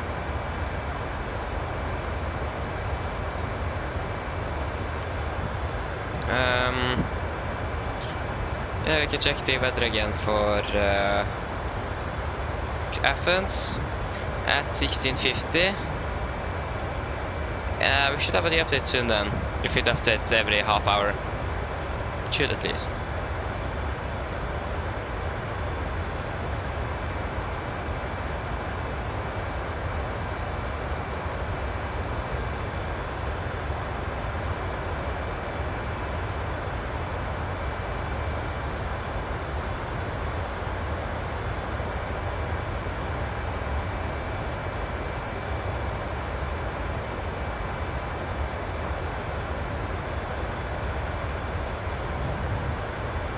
Yeah.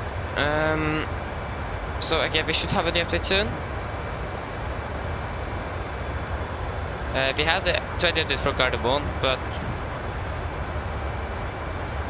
yeah, at least we have winds from the north at 12, 34 degrees, so it's still quite hot. So yeah, it is some interesting weather down there. Oh, interesting, this hot. That's okay. That's interesting.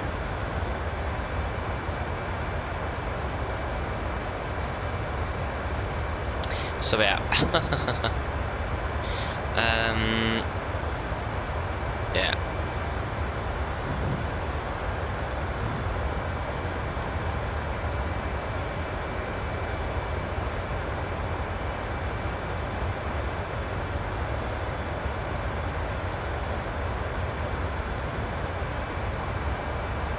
Yeah.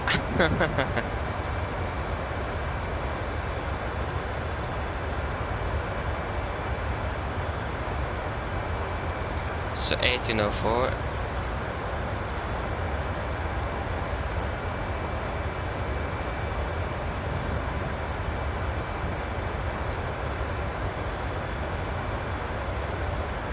Yeah. Yeah, crispy. Hold on to the top of the set. Good question. We are the top of the set is going to be at 1804, and it is currently 26. So it is going to be about 38 minutes. Yeah, about 38 minutes to top of the set. So it isn't too long. And I was going to be able to eat dinner before that, and we also going to do the briefing, everything. So that's going to be interesting. So yeah.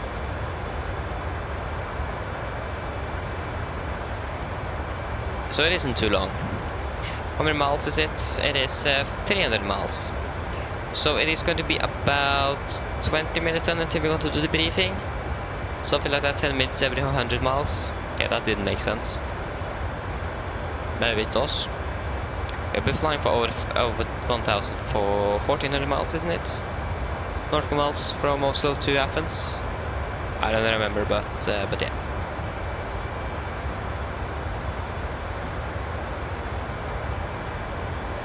So yes, that's good. And where is the sun coming from? Yeah, it's coming from the left side. We can do that. Oh, there you go. Just can see that. Okay, it didn't actually. Can just see the slider, but you don't see any changes there. That's a bit unfortunate. But at least from a point like from here, you can actually see the change. So that's the important thing. So yeah, we might also have the sunshades down on the ground to reduce the heat coming into the aircraft. So yeah. Maybe also the terminal will be a little bit shiny. But the interesting thing is that when I sat on the local time down in Athens, it was completely dark when we could expect to land. That is quite interesting. So that's going to be interesting to see what's going to happen there. So yeah.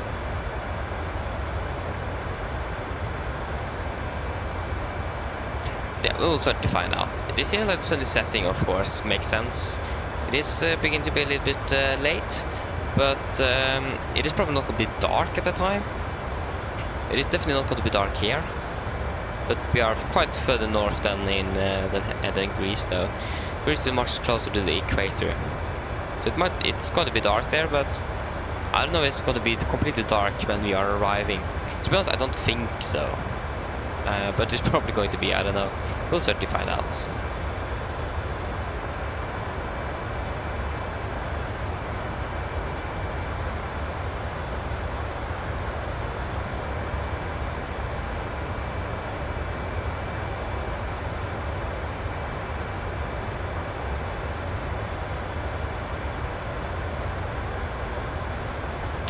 Yes. And again, yeah, the clock is, isn't it 30 now? Ah, it's 29. Come on, there you go. Clock is 30. So I'm just going to go and eat dinner, so I'm going to be back, hopefully not too long. Okay, we can actually move you there instead. Okay, that did not... Okay, more there then. There you go, enjoy the views.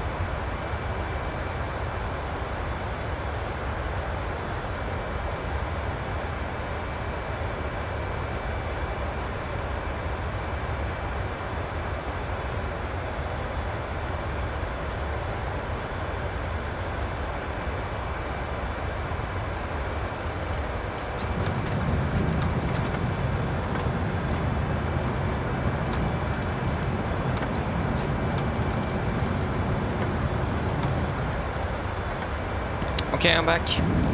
What's happening here?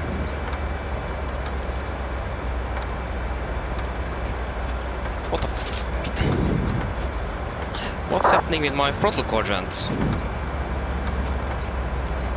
I accidentally hit it and now it is doing its thing. Oh my god.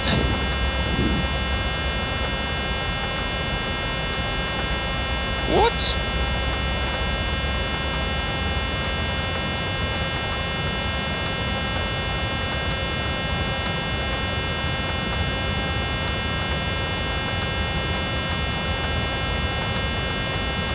What? Can you stop? Air. What? That actually just broke my throttle quadrant. Okay, up. And up with the flaps. I think I solved it. Oh my gosh. I'm sorry, guys. At least it is fixed. I need to be a little bit more careful. There isn't a lot of space there, so it's easy to bump into things. And that just happened. Smashed my knee right under the on the throttle quadrant, so that wasn't good. Okay.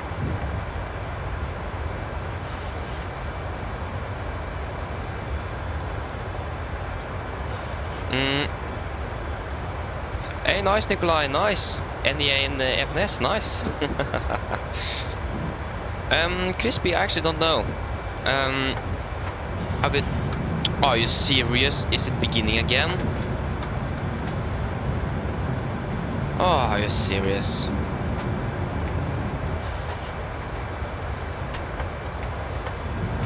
Oh, first off. What is happening?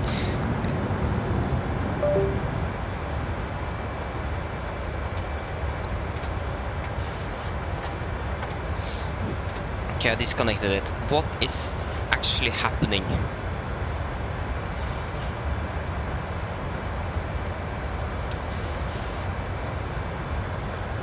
So what's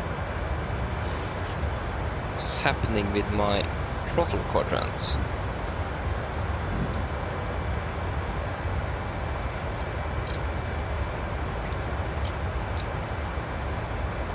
Just try to...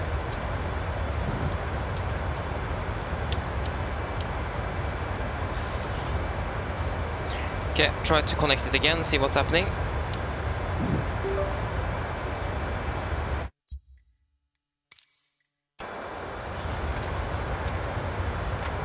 Are you serious?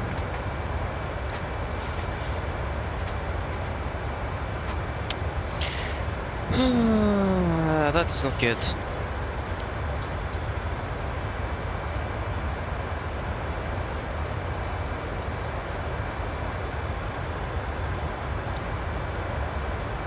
Okay, hopefully the aircraft is going to be able to actually catch up to speed again. Okay, 87 miles. Okay, we do not have a lot of time here. Another performance isn't very good either.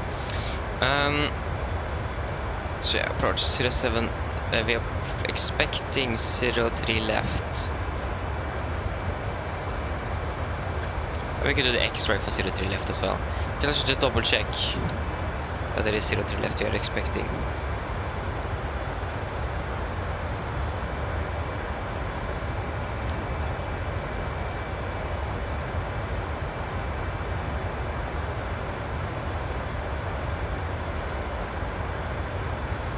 Yeah. 03 left. 03 left. Then we should change it down here as well. Arrival, ILS X-ray. 03 left via Echo Golf November.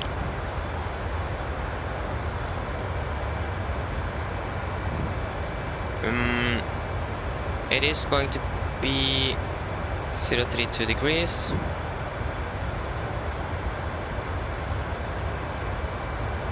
Yeah, 032.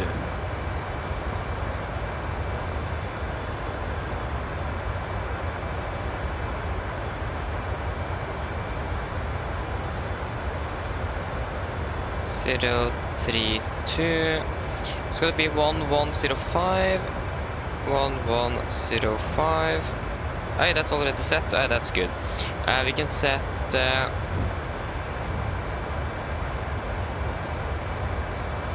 I can set Echo Golf November. Why not? Oh no, that's an NB. That doesn't help me. Yeah, we can just set one. I can just set that as well. Minimums are going to be. Yeah, here it is. 506.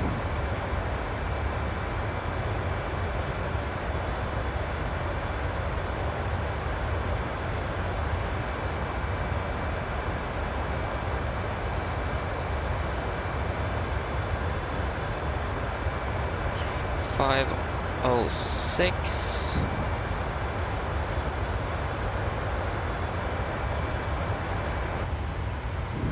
Okay, I just closed the FS3 stick for now, not to open it again. I think it was a little bit bugged out.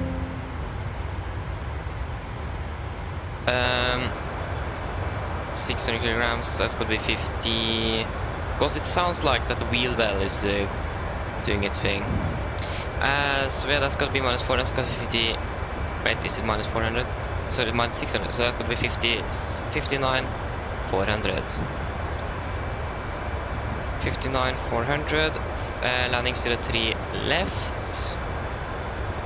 We need, first of all, to reduce the brightness and the landing data. Wind 0209, 34.8. 0209, 34 and 1008. Yes, 146, 141 and 142 is great.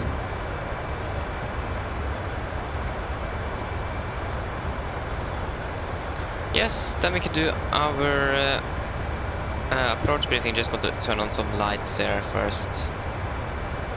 Need some of those. There you go. Okay, so then we can do our approach briefing. We can begin with our star. We are expecting the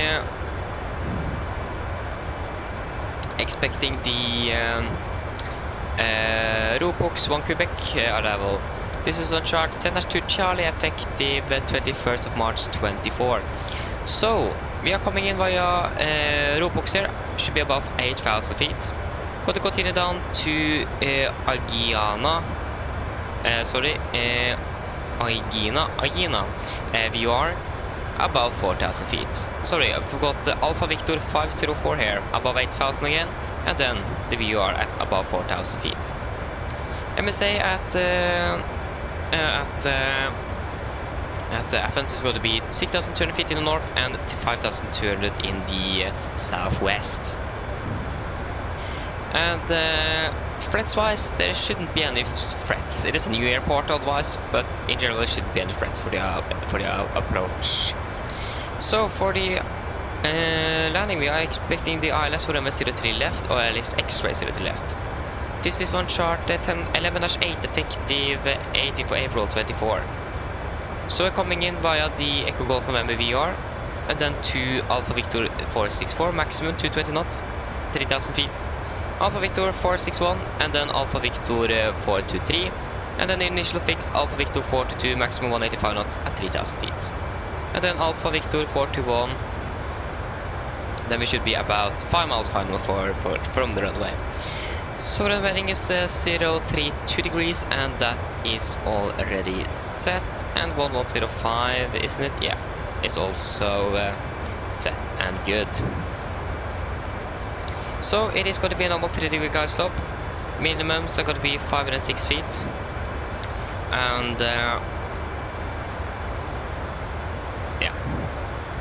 so we have a 6 here, and the same gradient 3.1%. So it's going to be not quite steep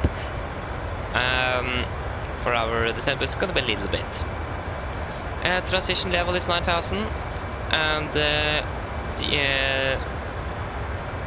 ILS to reach 0 at runway 033 split threshold. And for mid approach, if in the ground, we're going to climb on course 032 degrees to Alpha Victor 426. And then we're going to turn to Alpha Victor 427, to Kilo Echo Alpha VOR, climb to 5000 and hold. Maximum 210 and until inbound Alpha Victor 427. So maximum 210 until we are inbound 47 here. And it is some terrain at least on the both south, east and northwest of the airport. So it'd be important that we know of those. So then for airport charts, this is chart 10-9. So it is effective 18th of April 24. So we are landing here, runway 03 left, we're going to try to vacate a little bit later. We are landing with flaps 30, 146, VRF 142, and with no auto brake, and it is going to be idle reverse. Going to use, try to speed down the runway as far as possible. We do want to try, we're going to taxi them by Kilo here, so we're going to see if we can, when we're going to vacate, but you know, if it depends on traffic and so on. Then we're going to taxi down by Alpha Bravo and then Kilo and then to our parking stand. So then guys, are there any questions? Oh yeah, for hotspots, we have hotspot 4, 3 and 5, that's going to be potential for us today. That's going to be on 10-9 Alpha. So 3, 4 and 5. So 3, taxi for Kilo east of Service Road intersection, Kilo west of Service Road intersection, and taxi for Juliet to Service Road intersection. So then guys, are there any questions? Probably not, then our approach briefing is complete. Okay, we are ready to descend down to flight level 220. Yeah, Crispy, what basically happened is that I was going to sit on, or I was going towards my my chair, and I lifted my knee up, or my, because it isn't that much space here basically. So then I smashed my knee under the under the front corner, and it wasn't like a small touch. I smashed it literally in the front quadrant. So yeah, that was basically what happened. It did not sound good, and then everything went broke here. So I hope there's not going to occur anything now. At least on virtual reach now says gear up, gear down. Sorry, gear up, gear up, gear up, gear up, gear up, gear up, and like 5 times in 1 minute. So yeah, a little bit unlucky with that one. So yeah, hopefully it's not going to be anything more serious. Okay, then we can do our descent checklist. So pressurization, landing altitude set to 300 feet. Recalls checked, auto brake off, landing data, VRF 142, minimums 506, and approach briefing completed. Descent checklist complete.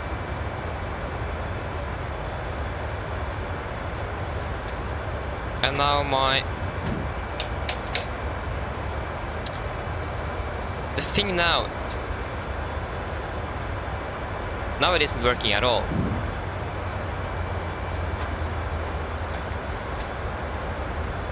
Okay, no, it isn't working at all. Like seriously, my throttle coordinate isn't working.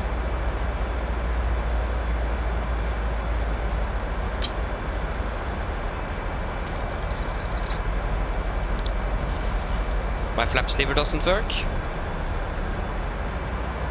Like seriously, nothing is working.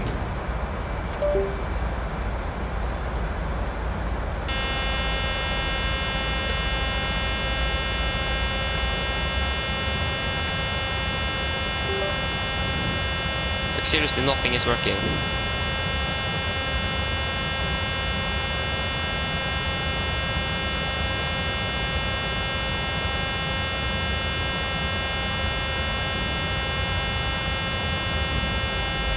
Okay, now things are working again.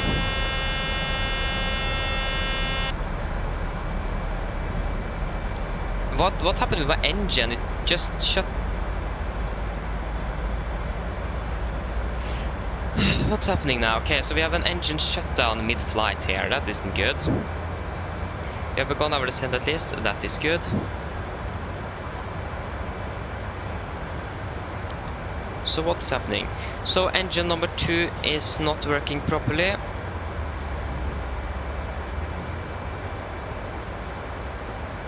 So I'm going to increase there on the left. So what is the issue here? We still have fuel. We have 3.8 tons left. We have burned quite a bit of fuel now because of this. But the right engine, or engine number 2, just shut down by itself. Just want some lights here. The cut-off switch is still on. Okay, we will attempt a restart then of the engine. So we want to start the APU. Okay, that's interesting. That's really weird. We probably don't need an emergency landing, at least yet, Crispy. We do want to restart the engines first. So we can shut you down.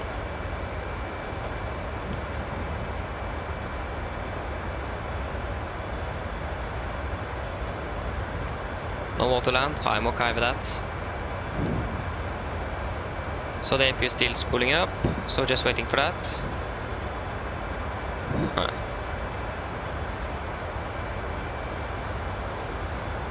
Focus on the seatbelts because this is going to be a bumpy ride. It's quite bumpy here as well.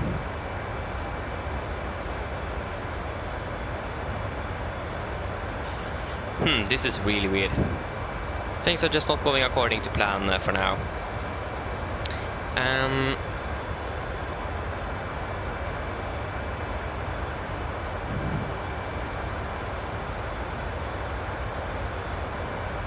You can definitely see that the engine is still windmilling. Quite high end too here as well, and N1. Why is it so bumpy?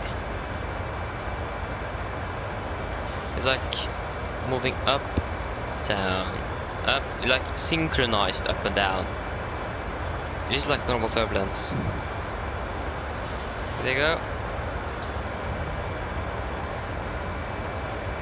And yeah, we need to start engine number 2. That means to turn off the left pack. And the passengers are not going to get any air condition.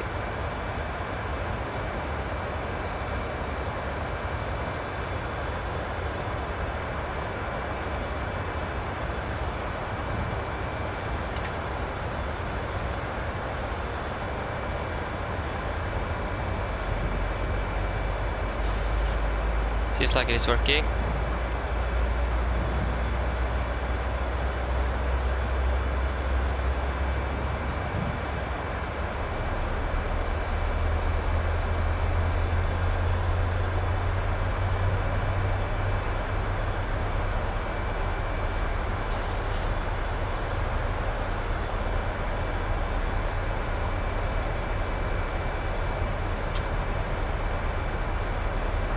There you go.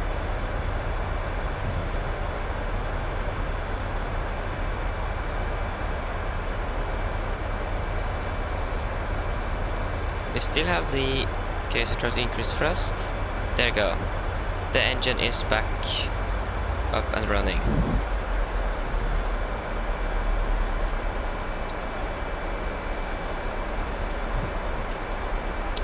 Good. So we managed to fix that. Drag required, we can disregard that for now. Okay, so we need to wait with the PA. We do have things we need to solve here first. So just go to check in general that things here are looking good. It is too bright here, so there you go. We need to turn down here.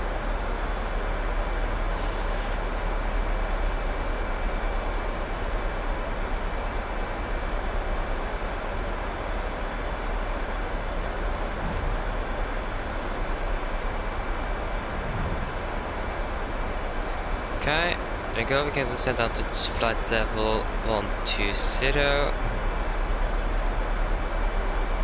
To there. So, we are quite fast, 307 knots. If we go to the descent page, that is the target speed. We are landing at 27, about 20 minutes. So I think we should just address passengers about what happened and that we are on our way down now. So yeah, what is the weather currently? Yeah, 34 degrees still.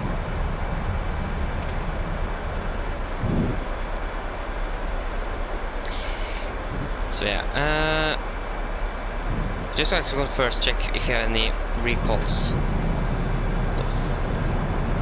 Are you serious? And now it begun again. I just took a recall.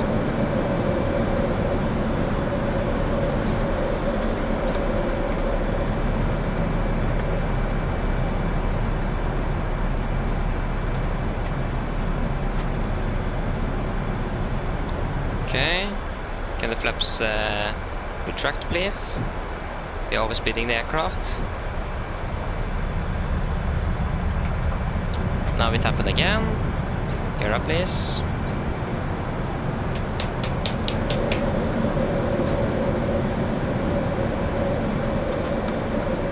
Okay, gear up. Flaps up, please. And we can take a speed into vent and we can be at 250 knots.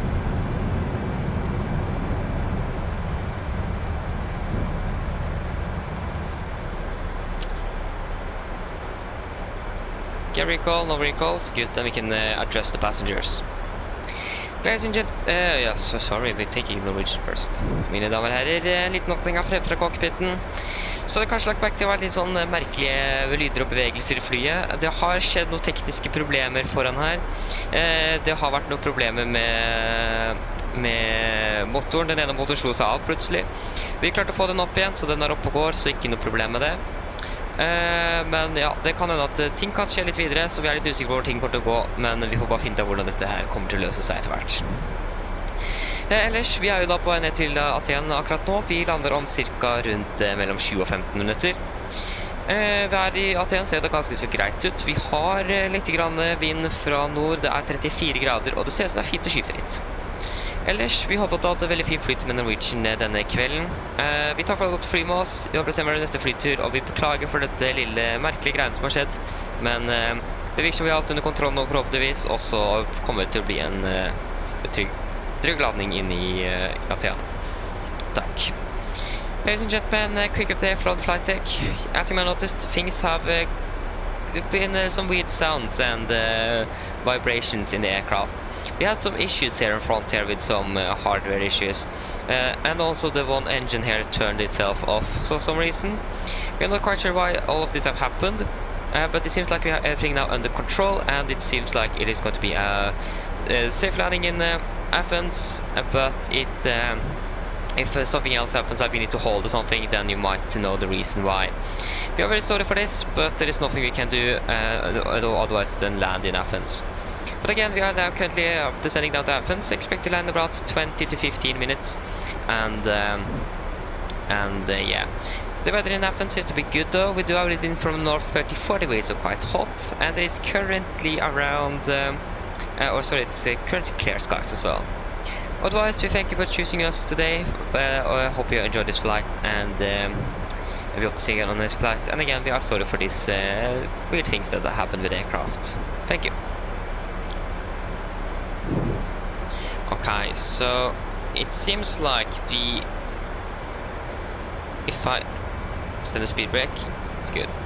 What we actually should do before we're landing, we should take a holding pattern and check out everything so we know that everything is working correctly.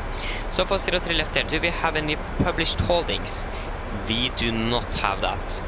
Do we have that on the star maybe? Because I want to check that my hardware is not going to do the same thing again. So yes, we have a holding here over Echo Golf November VR. We are going to do that. So next hold, that's almost an IKEA VR. Echo Golf November NDB, not the VR. So inbound course is inbound course. Which course is that? That's 108. 108. Inbound 108. It is going to be left turns. And maximum to 30 knots, minimum this altitude 4,000. So 4,000 above, yes. Then we can execute. So then we're going to hold over that one to just make sure that everything is good with the hardware and the aircraft. Poor passengers. Cabin crew, prepare the cabin for landing. Cabin crew, prepare the cabin for landing. Crispy, I don't know yet. We will wait and see. Maybe I need to restart the simulator. We'll just wait and see what's going to happen after landing here, if that's going to work. But we're going to see. It is going to be for a technical issue at least, so we'll wait and see. I'm going to try. I hope I didn't actually just break my vertical quadrant. That would have been really bad. Seems like things are under control for now, but it's going to be interesting to see when the heading button works again. Didn't do that too long ago. Going to be interesting to see when we are using the flaps and the parking brake lever and so on. So I'm just going to do a holding pattern and just check the aircraft in general. So yeah, we're going to try, but it's going to be interesting to see how it is going to go. So we can actually then descend down to, I think we can just hold at 5,000. The minimum descent out is 4. We can just hold at 5. Since we are going to check everything and so on, so we can be a little bit above in case someone else needs to use the holding pattern.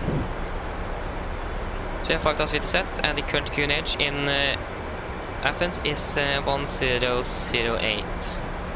1008. And 1008. So yeah, I should actually probably have taken up the QRH for an engine shutdown mid-flight.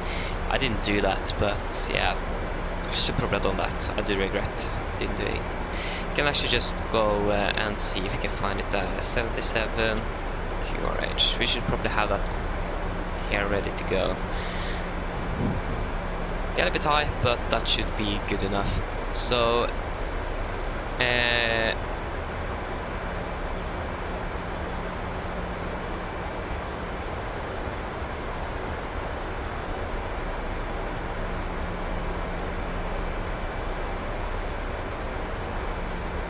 no, we don't have an engine severe damage. Engine overheat. Do we have any?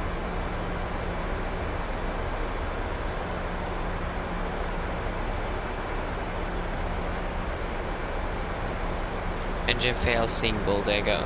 So one of the an engine failure, an engine fail alert shows, an engine flame out, another checklist directs an engine shutdown. So we did have an engine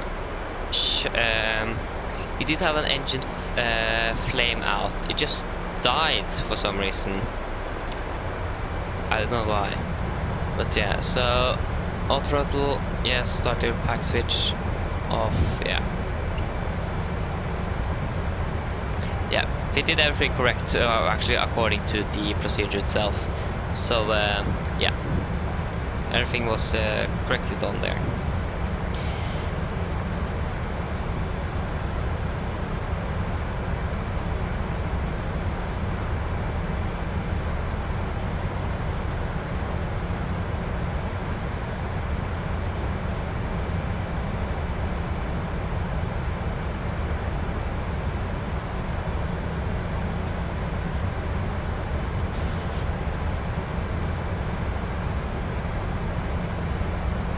Okay, so we're going to take the flaps down step by step, and the landing gear as well.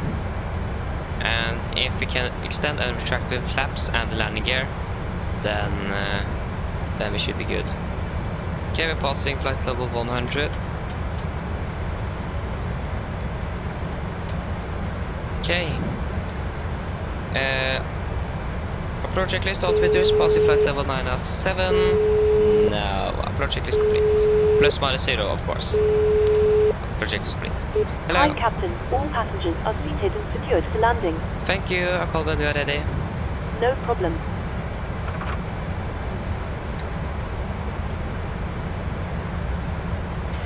Okay.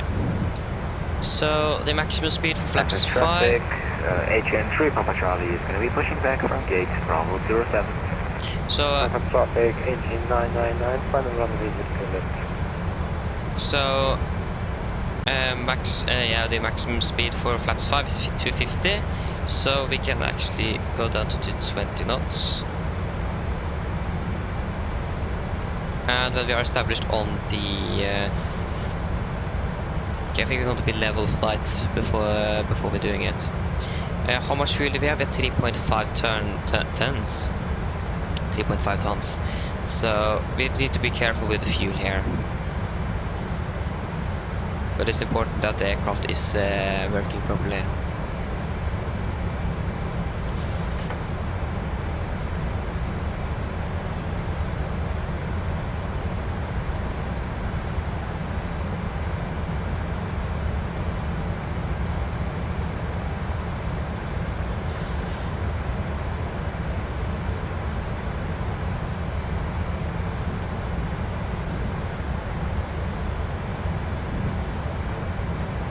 Here we go, we are catching the glide path.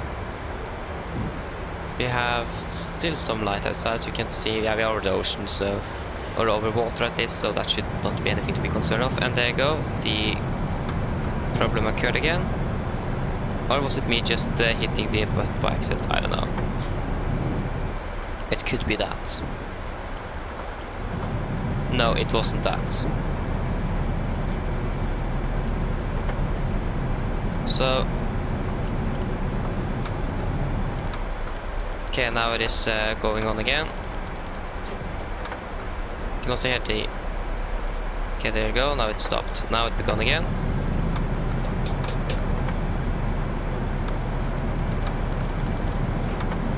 It isn't stopping.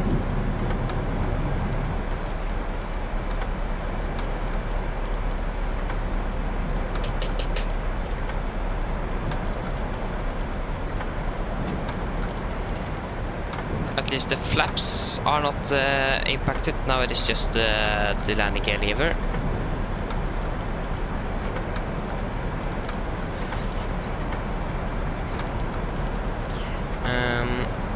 Can't get it to stop.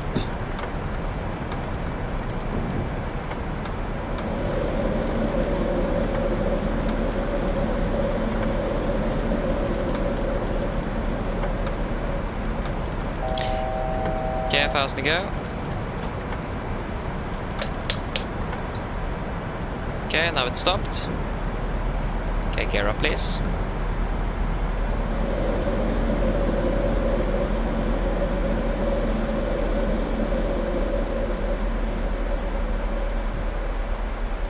Okay. So this is going to be interesting. Is it going to continue?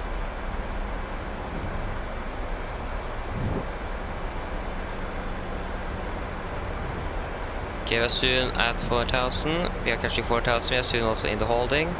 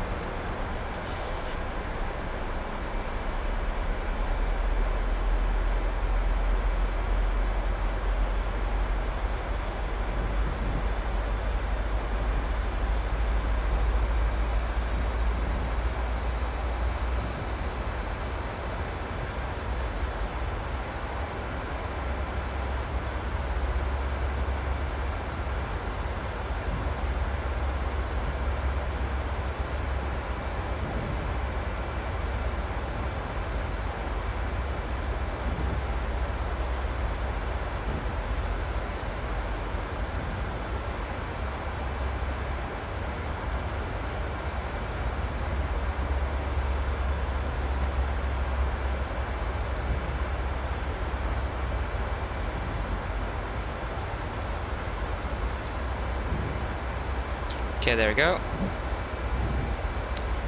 So, should we begin then? We can begin extending flaps 1, speed checked.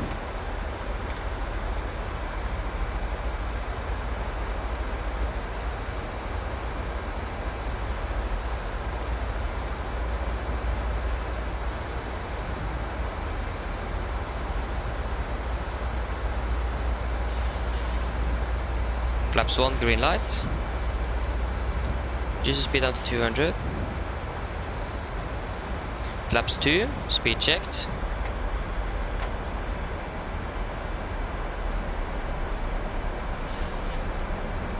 Flaps 2, green light. Flaps 5, speed checked.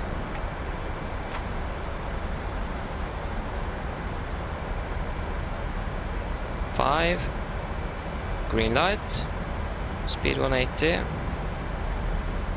Flaps 10, speed checked.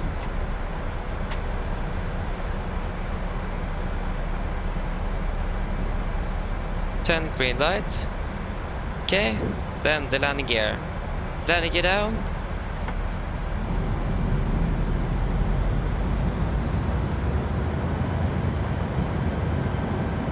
Gear down. 3 green. Flaps 15, speed checked. Flaps 15, speed 160. Flaps 25, speed checked.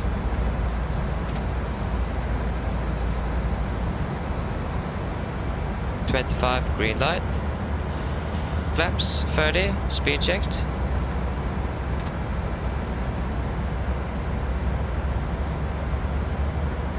Flaps 30, green light. Speed 150. Flaps 40, speed checked.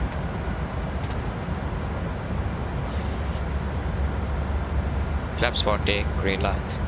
Okay, so it seems like it is moving well at least. We haven't encountered that issue yet, so we can...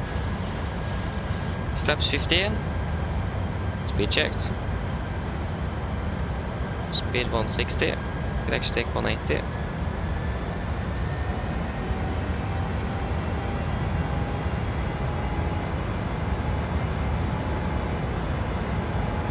Green light, gear up. Flaps 10. Sorry, flaps 5, speed checked.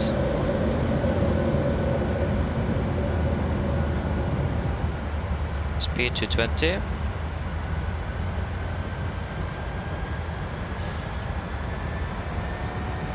Flaps 1, speed checked.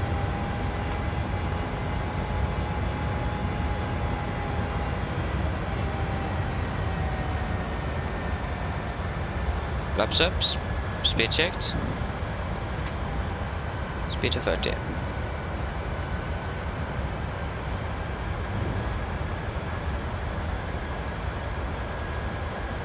Okay, there you go. Seems like everything is working. Yes, things are working as it should again. Beautiful. So then we can see if we reset MCPL to disregard. So we can basically then exit hold, execute. We are going to descend down to, if you take 03 left, we are going to descend down to 3000 feet. 3000 set. How much fuel do we have? We have 3.2 tons. So that should not be anything to worry about. We can also move off the speed brake and the throttle levers without any issue. Good. Seems like the problem is gone. Hopefully.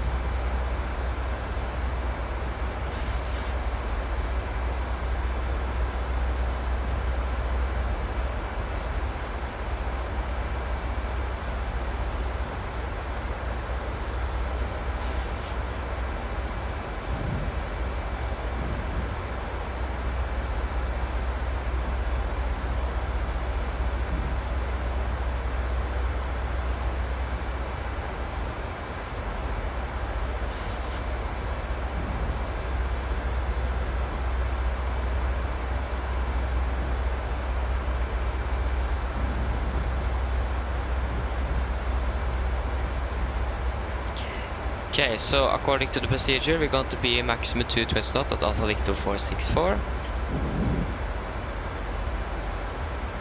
So we can wait a little bit.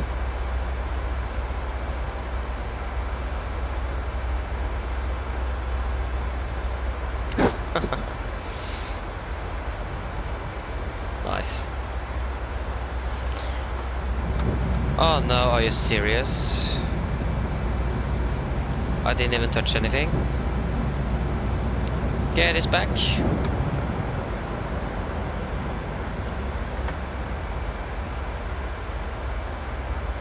Athens traffic agent 3 Papa Charlie is going to be texting to holding point runway 03 right. Gets back again. Please. Up.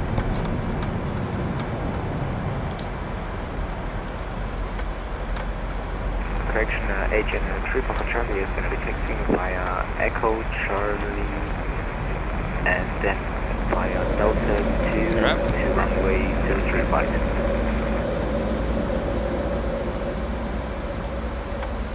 Nope.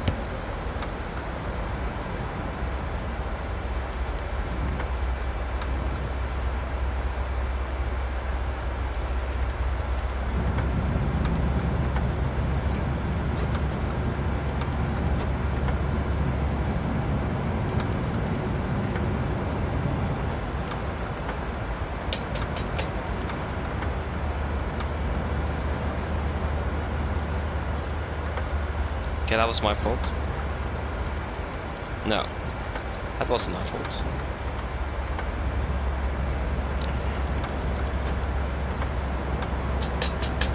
Come on, please stop.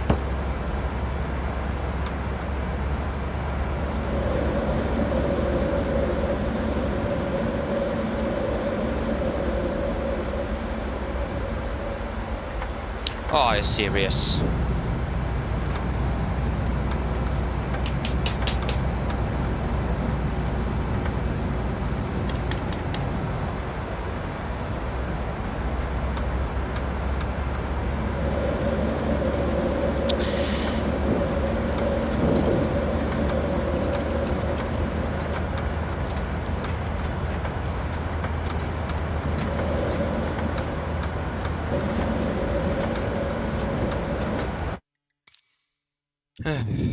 That's wrong. There you go.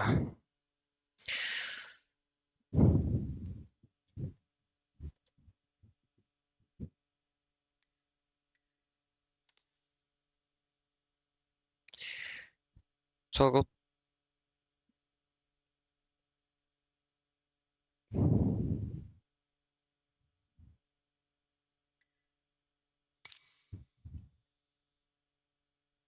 What's happening with the front coordinate here? Seems like it's triggering the parking brake lever. I want to remove the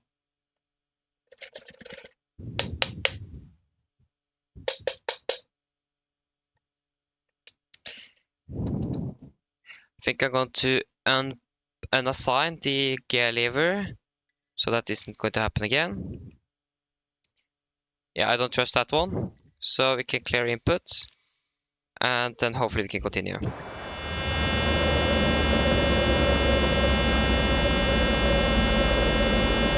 Laps up, please.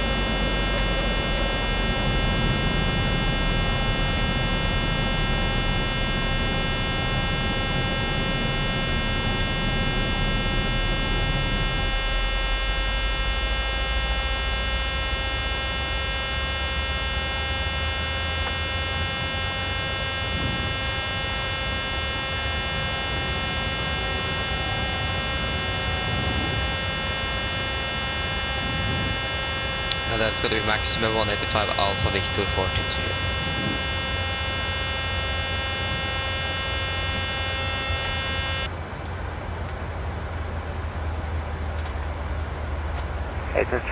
Are you serious? Now that one is beginning again. Taking off immediately, runway 3 right.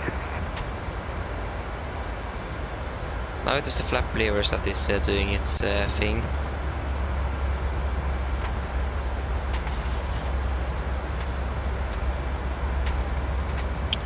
Are you serious with me now?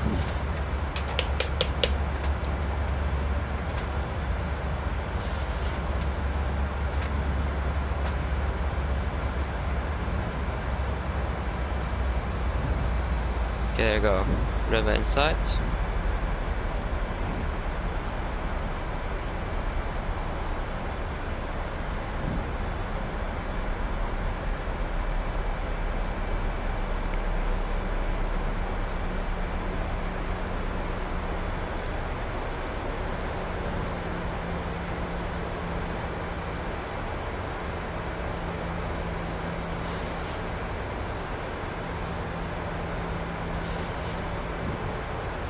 Speed 185. Flaps 5, speed checked.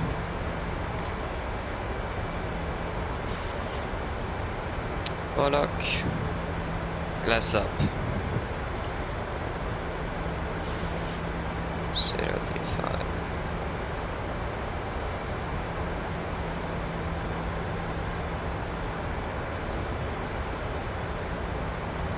I did select flaps 5.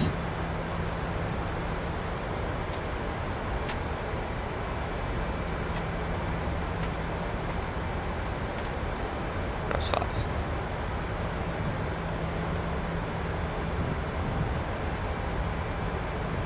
So call sign again, 86 Juliet.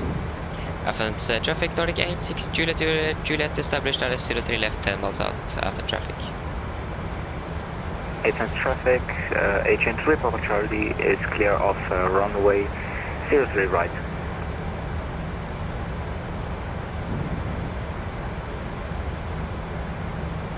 Yeah, 032, not 035.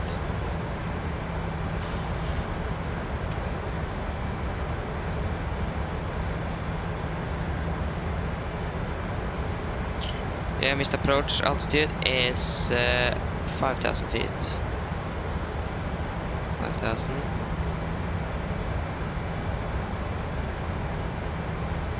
Cabin crew, seats for landing, please. Speed 180.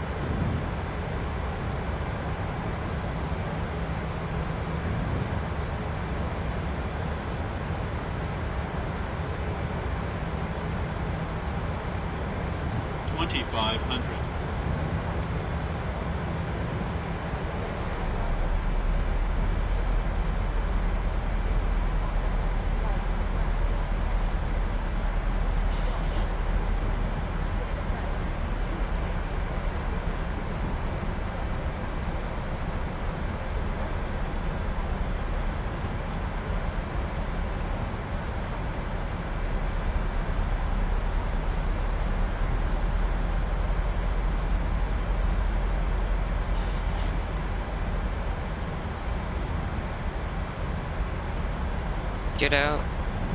Flaps 15.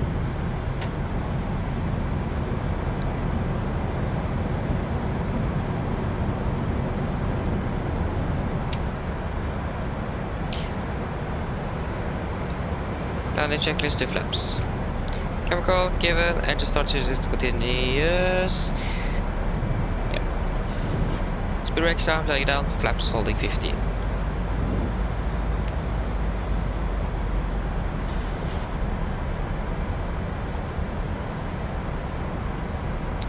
Flaps 30, speed checked. Laser shuttle pick 044, pushing back with stand, Bravo 39er traffic.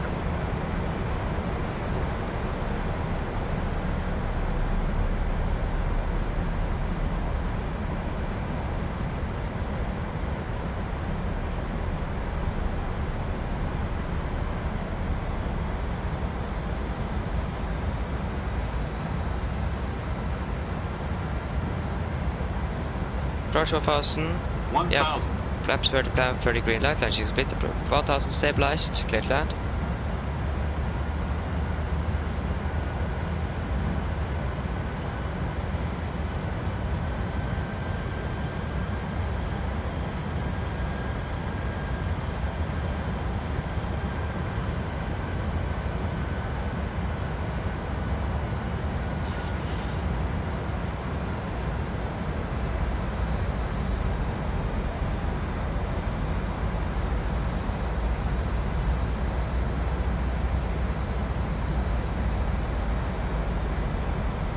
Disconnecting.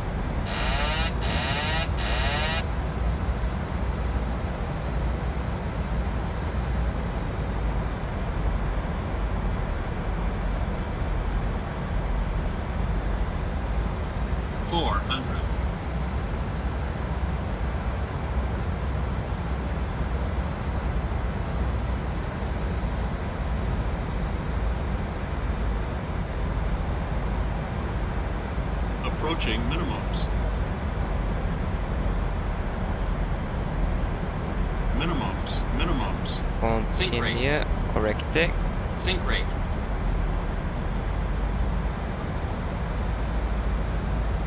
50, 40, 30, 20, 10.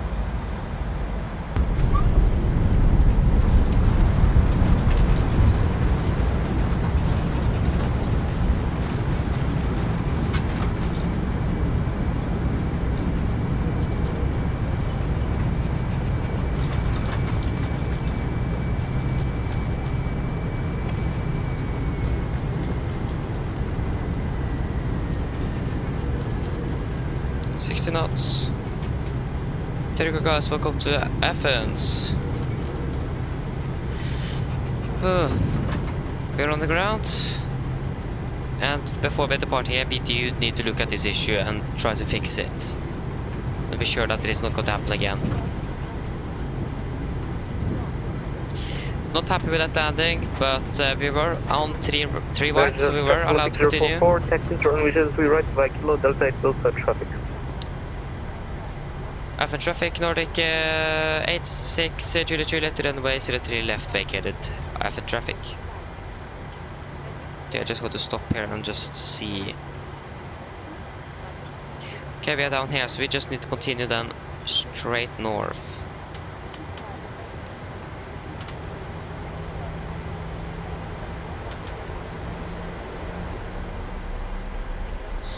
So yeah.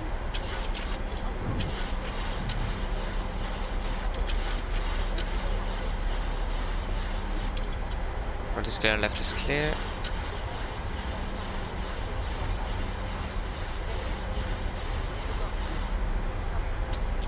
So yeah, we can't depart again with the same issue we had now. That doesn't work. So if we don't fix it, then we can't depart. So then we can't do anything else.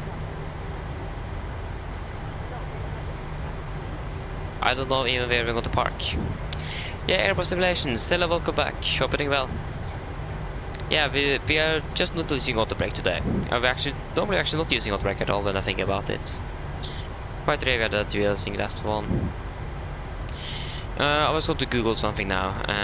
Yeah, Delta Yankee 1887. Charlie 34.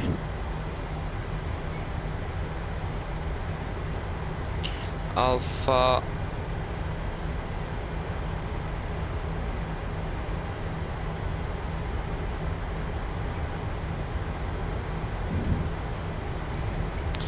Charlie 34.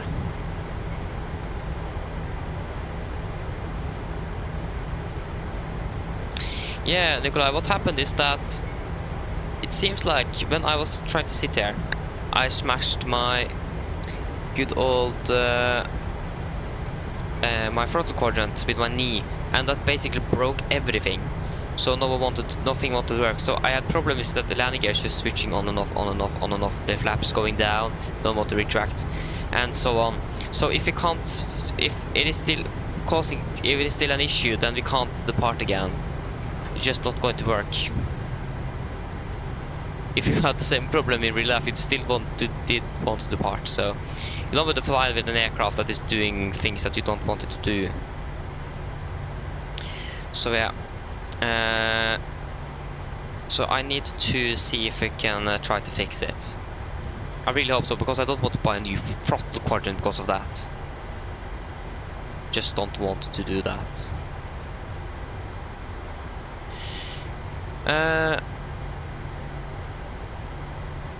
Nikolai, I have heard about it, but I actually haven't updated it and looked at it yet. To be honest, I'm not even sure if it is released yet. Is it released? Probably it is, because I don't know.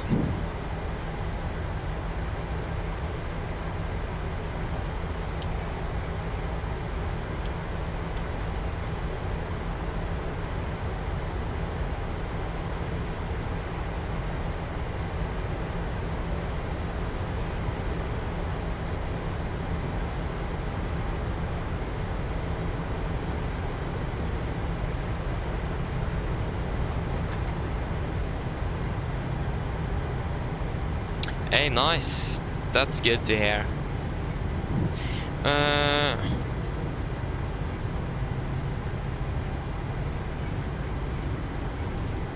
So I'm going to look at when we soonest need to depart out of here to be able to actually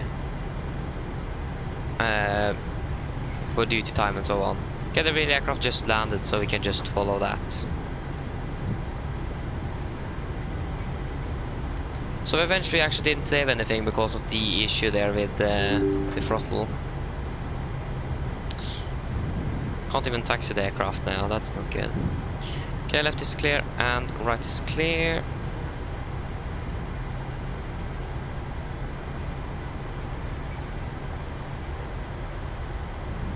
Okay, we're actually going to just stop here for a moment.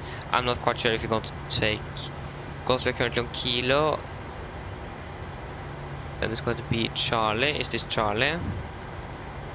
Seems like it is Charlie. That is indeed Charlie, so you can take a right one here on Charlie. Just following the relay aircraft. 6044, taking off runway 03 right, climbing via gas standard departure, ventral strap. Soapy, hello, welcome, hope you're doing well. This haven't gone according to plan, but at least if we fix the problem, then we should be good. Just the question is, are we going to be able to fix the problem?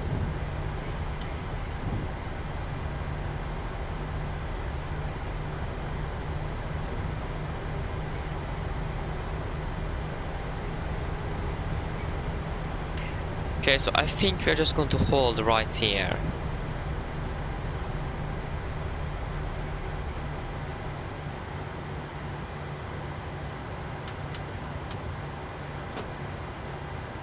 Yeah, the park brake was able to set at least.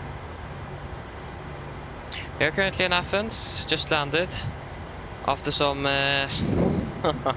issues, and just waiting to see where we're going to park. The real aircraft just landed now as well, so.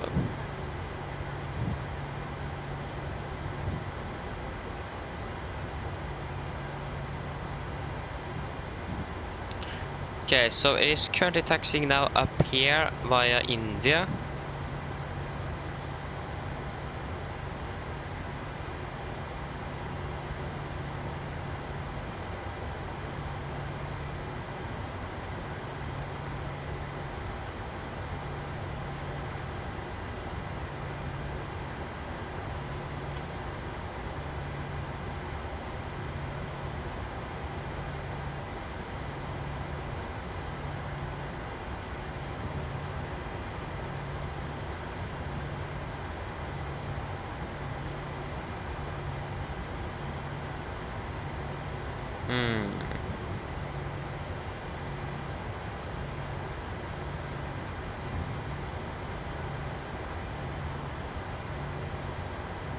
I can continue up on Echo here then.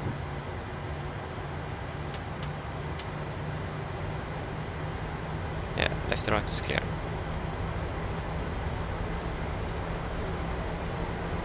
Yes, so they're parking on stand. That's going to be Alpha 32 then. We can just take Alpha 32. It's impossible to see because it is blurry on the map.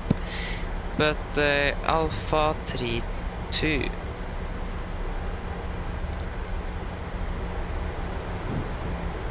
No.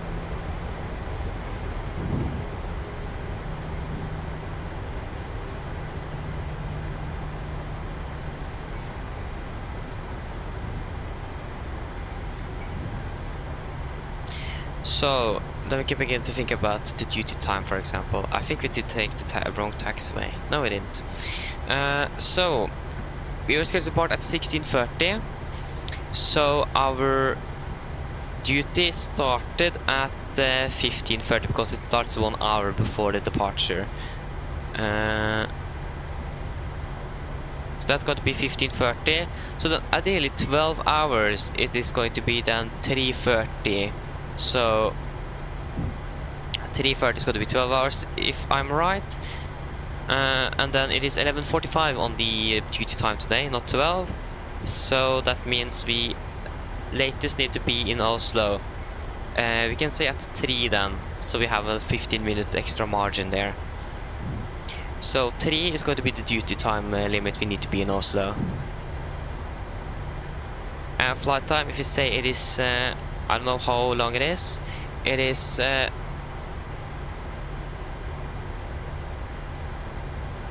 19 to 22, 19, 20, 21, 22. Yeah, it's gonna be 4 hours. So to be able to be at 3, we need to depart at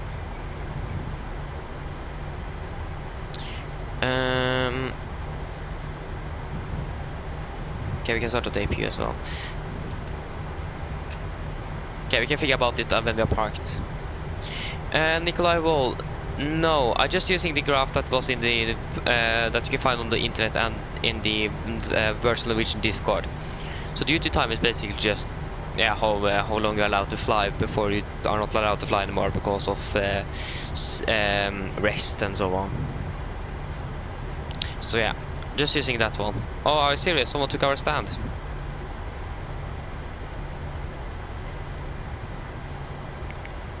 If I'm correct, that is the stand that we were expecting to use.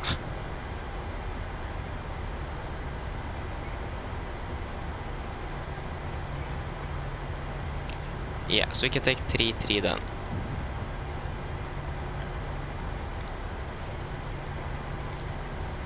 Three. Wait, this is 3-4.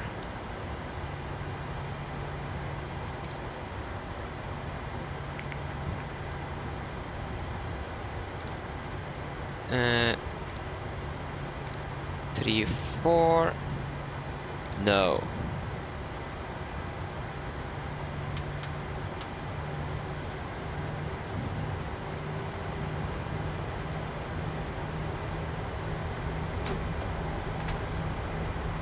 Now it is bugging out again here. So now the flaps are beginning to extend. And you can hear the parking brake is doing its thing.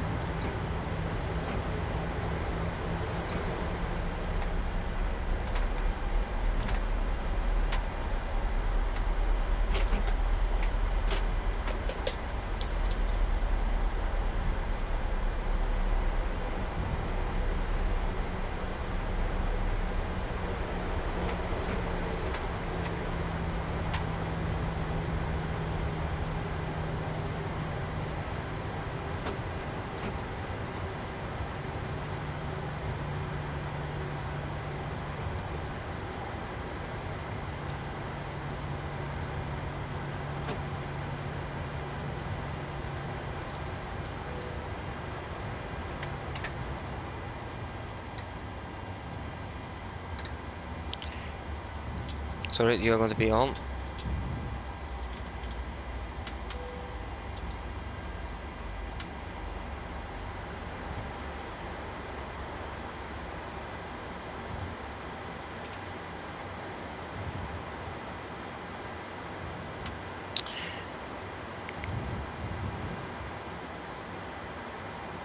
Deboarding requested.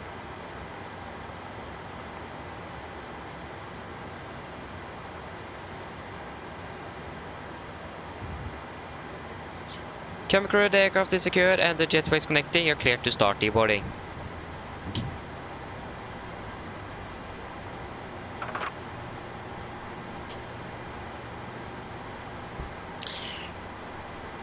Okay, we're going to request the ground power unit and an air conditioning unit. Passengers deboarding starting.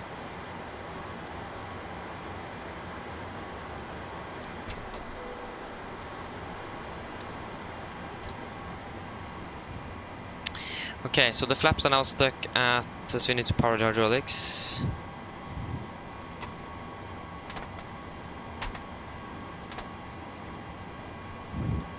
Okay, shutdown checklist. Fuel pumps off, prop heat off, hydropel set, flaps up, flaps retracting, park brake set, engine start, flaps are now suddenly extending again. Park brake set, engine start lifts cut off, weather all off, and technical log is complete. Shutdown checklist is complete. That was a great landing, no it wasn't. Traffic, Gian.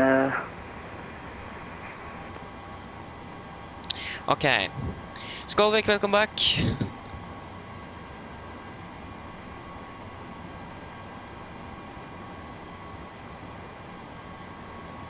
Yeah. Yeah, I understand on that one, colleague. It seems like we are not going to be able to do our flight back either, because seems like I've actually broken my throttle quadrant here, and that is not good at all.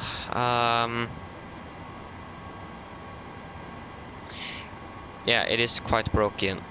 So if we are able to at least retract the flaps, so we can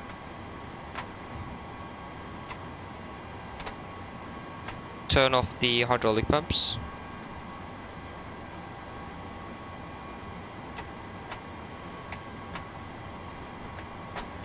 You see it's trying to extend.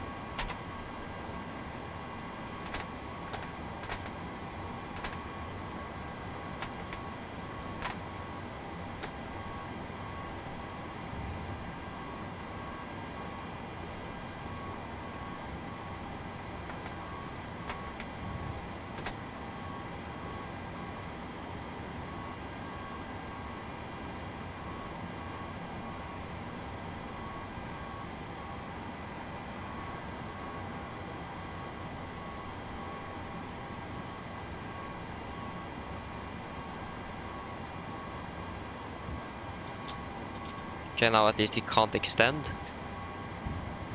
So yeah, Skolik, I managed to hit my throttle corner with my knee quite hard, and the landing gear had gone wild, the flaps had gone wild, one of the engines suddenly shut down by itself. You can see the flaps are extending by its own. Parking brake has gone wild, so basically things are not going quite as it should, and that is not good. So I need to rectify this. So first of all, we need to think about the duty time. If we are not able to fix it at a certain time, we can't do the flight back. So again, with duty time today starts at 15:30 Norwegian time. Scheduled time of the part was 16:30 Norwegian time, wasn't it? Because then it's 15:30. I don't remember. Yeah, so it's going to be 13:30 UTC. 13:30 UTC. That's going to be 12 hours. Hours duty time today is 11:45. So if you say at 1 in the morning UTC time, so that's going to be 3 in the morning Norwegian time. So 1. So and then we did 4-hour flight time. So we need to depart latest at 2200 UTC. Sorry, 20. So 24, 23, 22, 2100 UTC is the latest point we can depart, if I'm correct. So 21, 22, 23, 24 and 1. That's the latest port, 2100 UTC. The clock is now 1900. So that means we have at least 1.5 hours to try to rectify the problem. If I'm correct. Just wait for the... That's going to be late though if we can't... yeah. So we need to then prepare the aircraft. We need half an hour to board and everything. So then we need to remove half hours, 20... And the taxi as well, so we got another 15 minutes on that. So that needs... We have 1 hour and 15 minutes to fix it. So currently we have the... Okay, if we check the miscellaneous, what's it, plus minus? That's this two. This works. Instruments and systems, flight instruments. That one is working. Flight controls, primary controls. Rudder axis. Why is that there? We don't actually need you. Secondary spoilers. They are working. So it is the increase flap lever. As you can see, it is turning on and off by its own. So decrease is working, but the increase is not. There you go. Now that one is working, at least. For now, that could come back. Parking brake is working. We can't... Oh yeah, that's the brakes. We don't need them.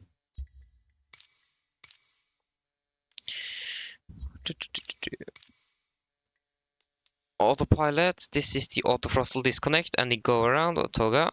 That is working. Power management. So the throttle axis is working and the reverse thrust and the idle reverse thrust. So now the landing gear then. So toggle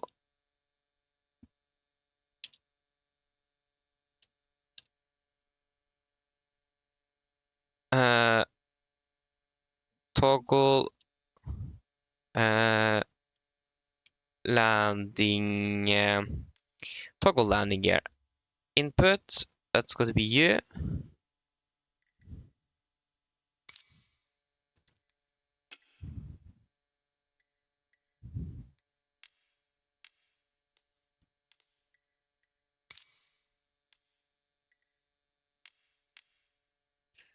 So plus minus is working.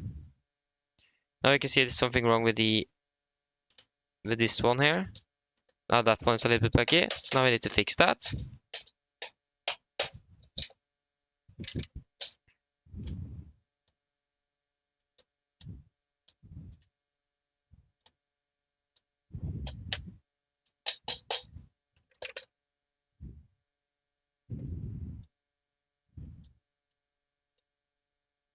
So that is speed, heading, and altitude. That is all working now. We have the spoilers. The axis isn't moving. At least it isn't buggy, so we can say that it's a good. Increase and decrease flaps. It's working. Toggle parking brakes. It's working. Auto throttle.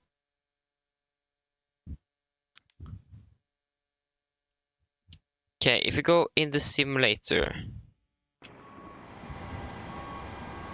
Okay, we can try to retract the flaps. That is now working perfectly fine. We can just confirm that the different heading is working. That is working. Speed is working. That is working. Altitude is working. That is also working. We can also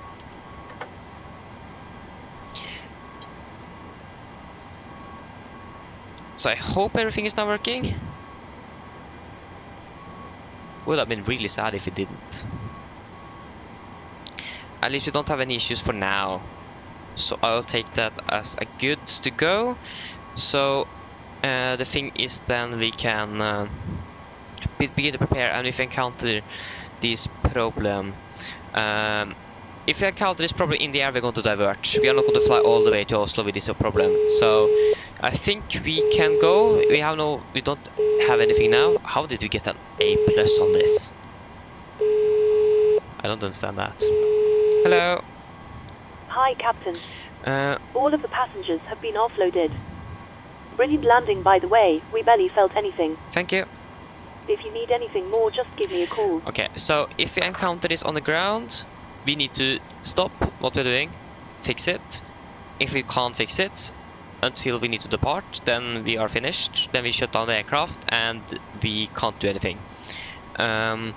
If we encounter it on the taxi out, we are going to taxi back to the stand, fix the issue, and see if we can depart again. If we encounter it on the departure or on the takeoff roll, we are going to reject and then taxi back to the stand and see if we can fix it and try again if we have time for it. If we encounter it after departure, we're going to return back to Athens. If we encounter it en route, we're going to divert. So we are not going to complete the flight back to Oslo if we encounter this problem again.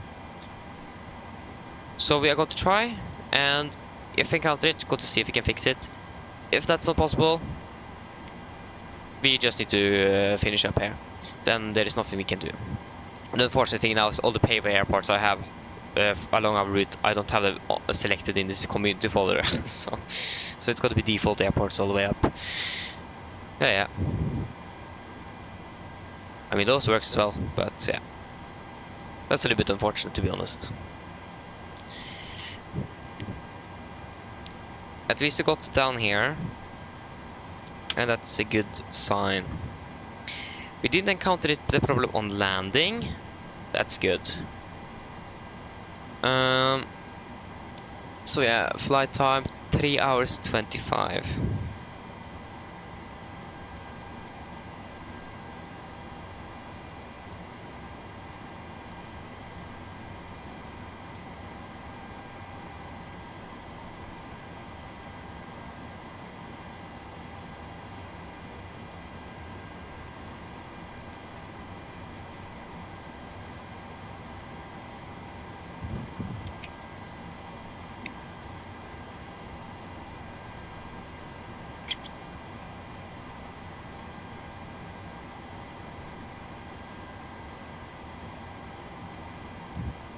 Okay. So then we need to begin to prepare for our flight back.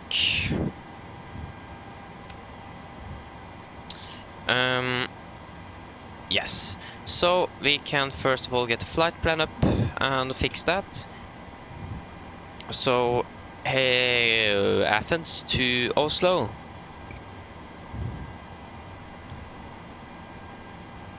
Can edit that flight plan. Oh, we have quite a bit of ATC online, so if you encounter that problem en route, that's going to be quite interesting. Nice. Yeah, basically ATC all the way up to Oslo. That's not good. Departing. We are departing exactly 1900 UTC. Okay, I can't have this on local time. I need to have the UTC time, please. We are departing 1900, so that is good. 87 X-ray Victor. Yeah.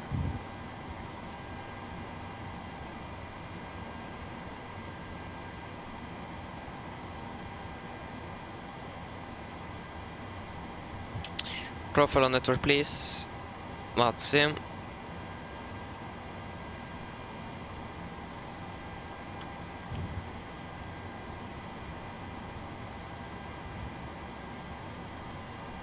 Reconnect. 87 X-ray Victor. There you go, we are connected.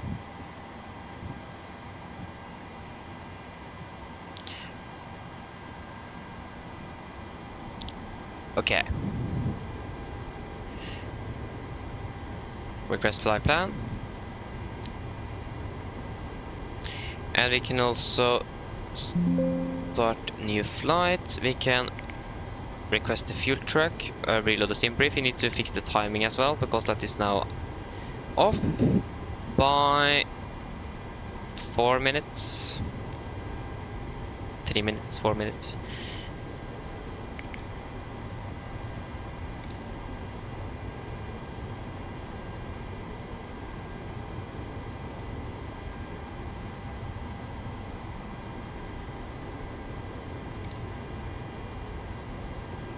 Why isn't GSX getting the new flight plan?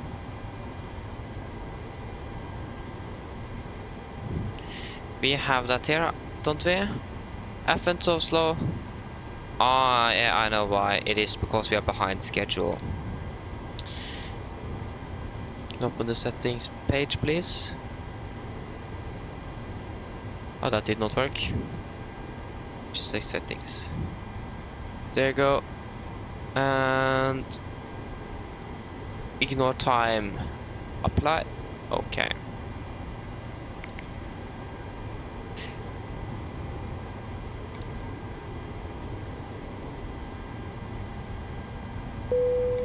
Ah, there you go.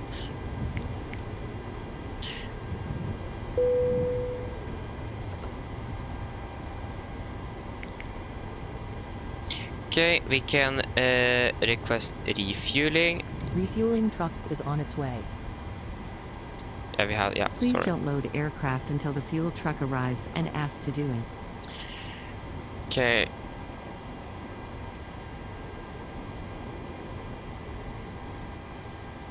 Echo November uniform. Okay, good. So hopefully this should work now. Okay, nice, Christopher. Enjoy your food. Yeah. So we need a new slot time as well. What is the estimated departure time for the real aircraft? That is at 1950, so we can use that as our departure time as well. you can set that up here in SLC 1950.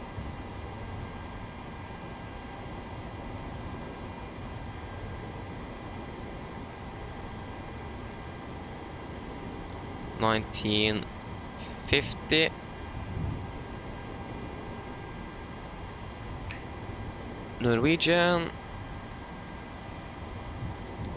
So we do have quite a bit of time on the ground now. That's good in case we encounter the problem again. Can wait with starting the flight as well. Okay, we got to reset here. Check the system page. We have good hydraulics, we have good oil quantity, so we need to refuel in Oslo again. Okay, so we got to fly from not from Gardermoen, Lima Golf Alpha Victor to Echo November Golf Mike. We are Nordic 87 X-ray Victor. Please don't load aircraft until the fuel truck arrives and ask to do it. Victor. We are expecting 03 right via the crew 1 Echo. Kilo Romeo Oscar 1 Echo. Kilo Romeo Oscar 1 Echo departure. That we're going to fly Golf 33 to Nevra. Golf 33. Nevra Golf, Uniform Golf 33. Nevra. To Koros, Uniform November 133. Koros. To Atfir.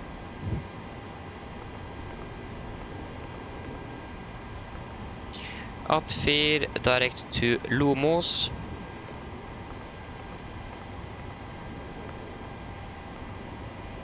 Lomos direct to Bador.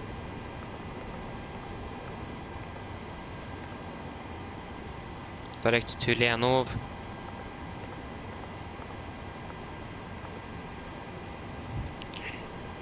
That's going to be east. November 133, Penor.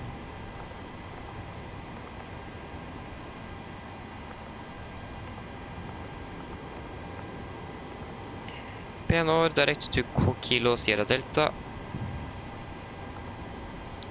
Kilo Sierra Delta.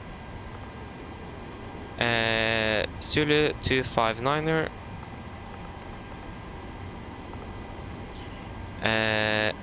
Tekva November 623.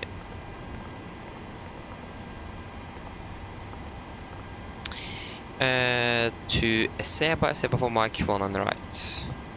Seba arrival ILS 1 on the right. Seba for Mike via Titla. Cost of the X got to be 9.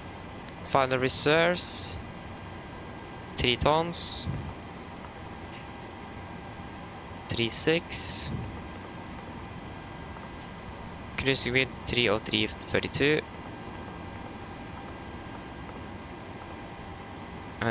Plus 6. Minus 50. It's 9,000 here in Athens. 250. 310.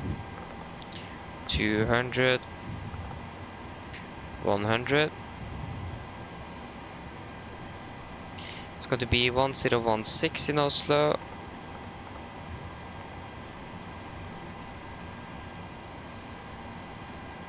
Yeah.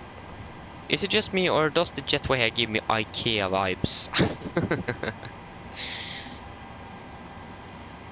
It does give me quite a bit of IKEA vibes. I mean, it isn't actually an IKEA here on the airport. Or not on the airport, it is like in the middle between the runways. So yeah, it is an IKEA here. IKEA, I don't know. We can have both in case we need to return actually. Said it's going to be visual departure, yes. The crew of 1 Echo departure.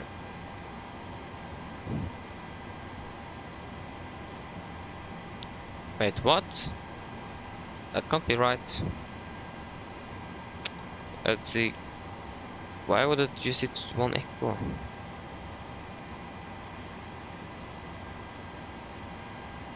Because need to fly. Okay, we probably need to fly away from. I don't know how is that looking on our flight plan. Okay, that actually does make sense. Yeah. Okay, nice. Good to see.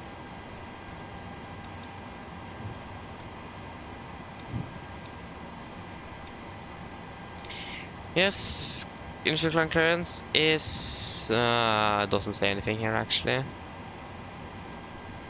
So I don't know. Yeah,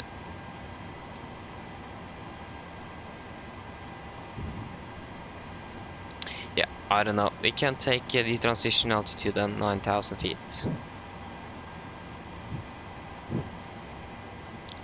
There is no ATC online.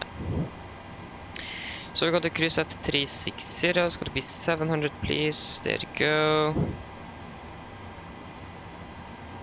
Air preparation is, yeah, that might not be the correct QNH. Yeah, QNH is 1009er, 1009er, 1009er. It's going to be 3,300. So yeah, we can set 1,300 feet on the MFRA.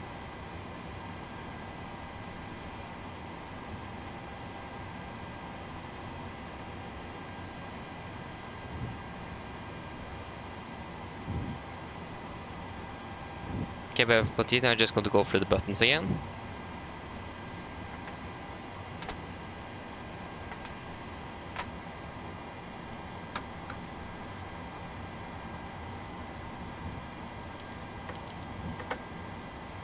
Okay, that one was a little bit hard, so press it once. I pressed it, didn't work.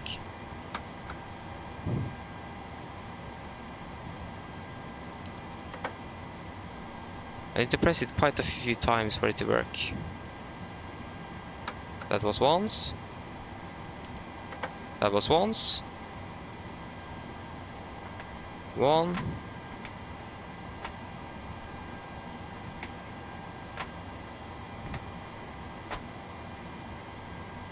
Good.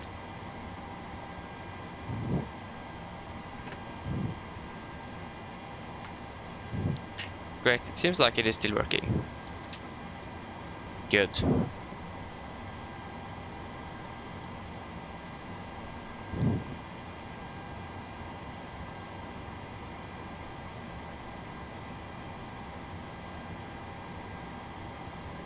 Yes, Christopher, indeed. I do have summer vacation now.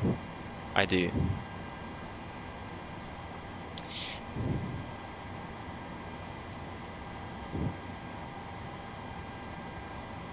Yes.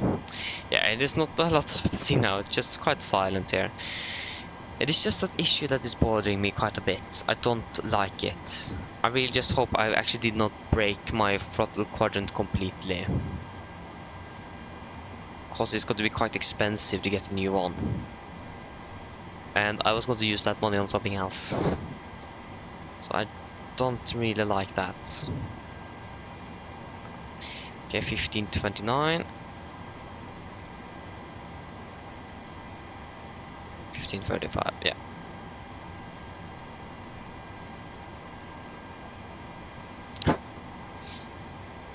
Yes, indeed.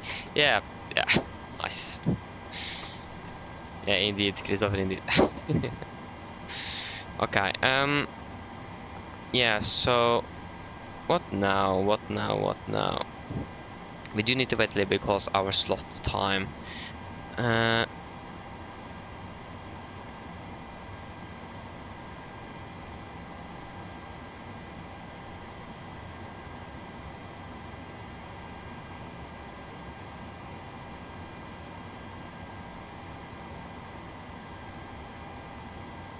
So 12.8. Actually got 12.9. Okay, not complaining about that.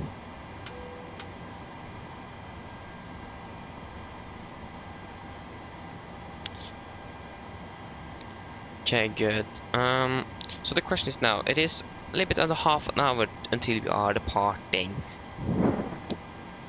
We could depart a little bit earlier as well. Like, I mean, if we can depart early, then why not? There's no need to wait to sit here and wait for nothing. Okay, we can request boarding. Boarding requested. We can start our flight.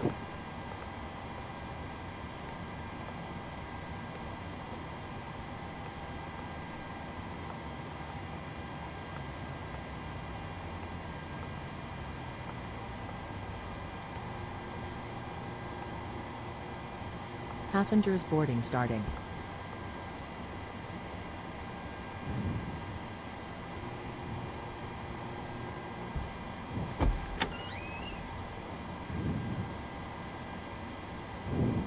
Okay, good.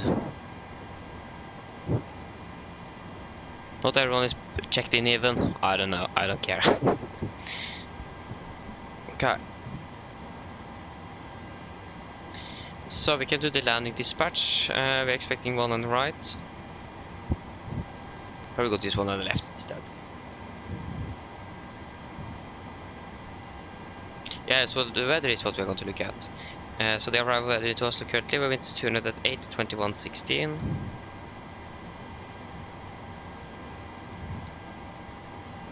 $208, 21, 16. Yeah.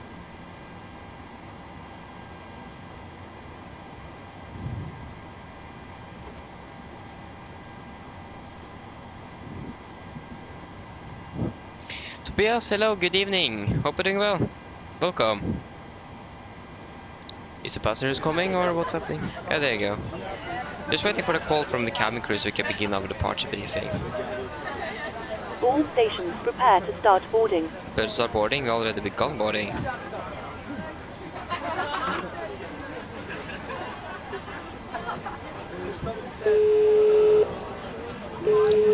Hello. Hi, Captain. Just to let you know, we've started bringing the passengers on board. Thank you. Okay, good. Then, first of all, should be finished with this walk around, so then we can do the departure briefing. So, above 80 knots, I will only reject the takeoff for a fire warning, engine failure, predictive wind warning, or the airplane is unable or safe to fly.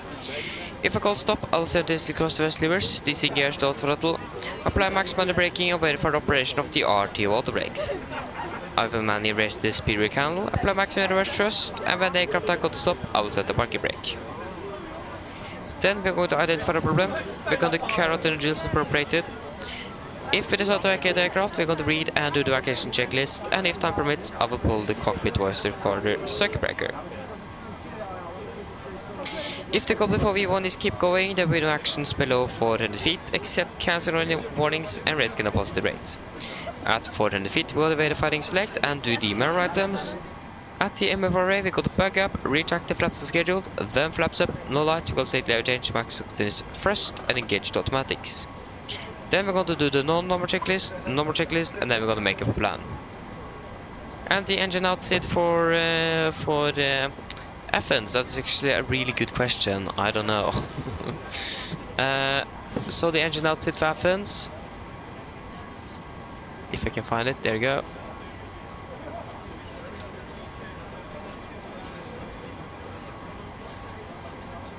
So for the 03 right, that's going to be... Okay, so for engine, we're going to fly 8 DME from Sierra Alpha Tango VR. Then we're going to take a right turn to proceed on radial 3402 Kilo Echo Alpha VR. And then at 15 DME Kilo Echo Alpha, enter holding. Doesn't specify any altitudes. So yeah. Yeah. So, for our airport charts then, this is our airport chart 10-9. This is effective on the 18th of April 2024.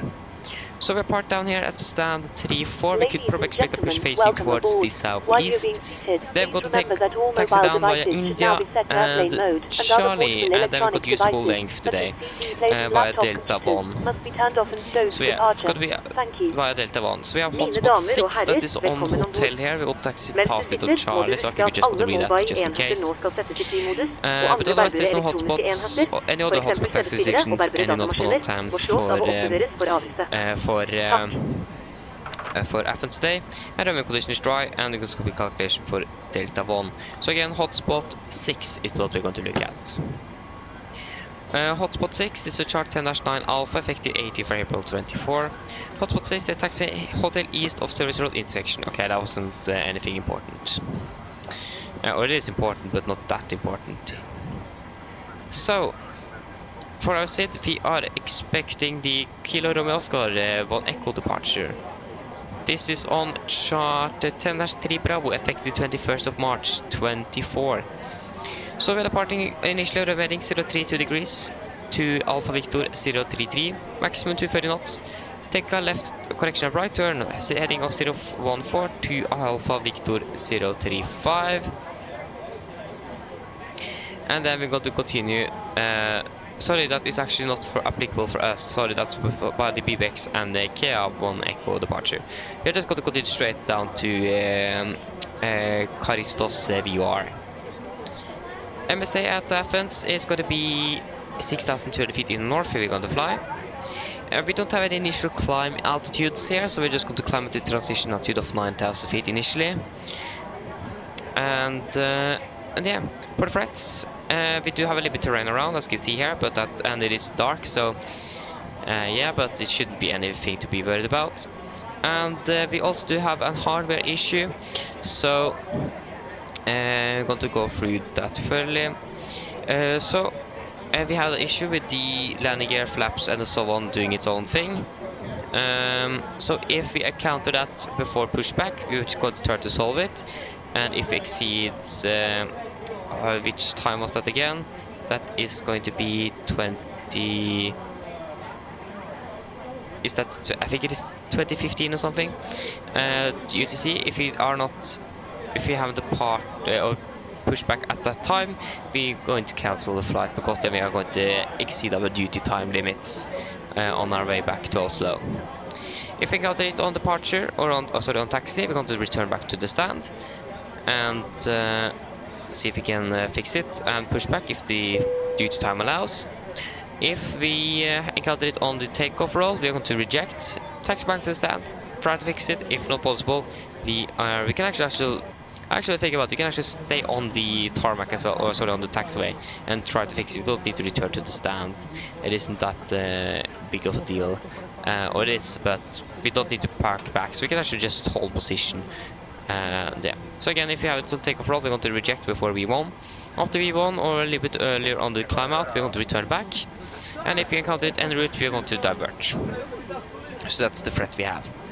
And for the nose abatement, we have to do a little special nose abatement here in Athens today. So if you can just find it, so we have it in the paper format. That was general.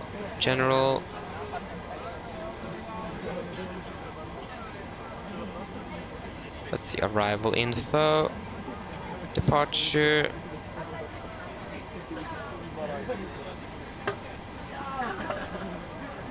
No, sorry, it is higher. There you go. So for the nose abatement,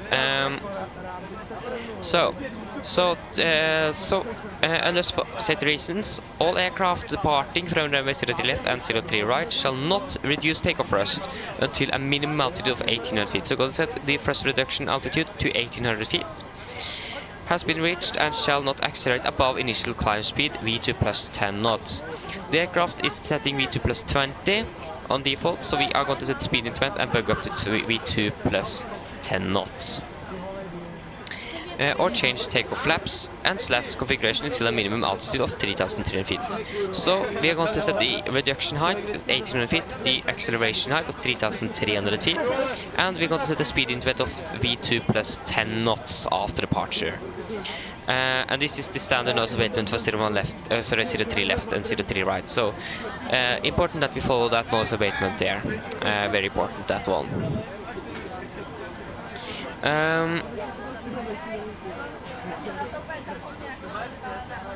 So yes, are there any... Yeah, that should be actually bait. So are there any questions? Yes, OP. So the problem in general, it seems like it is not... nothing has happened right now, at least. So it's going to be interesting to see throughout the flight if it is going to come back or not. I really hope it doesn't, but it could be a possibility. So, yeah.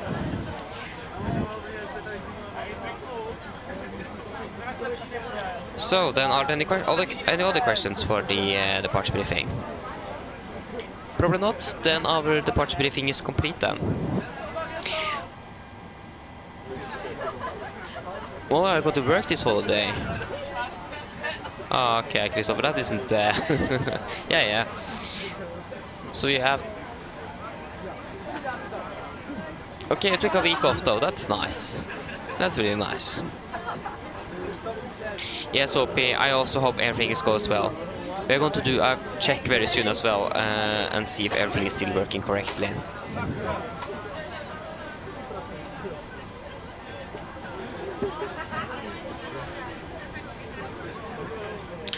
So yes, so before I forget that, we need to set the acceleration height to 1800 feet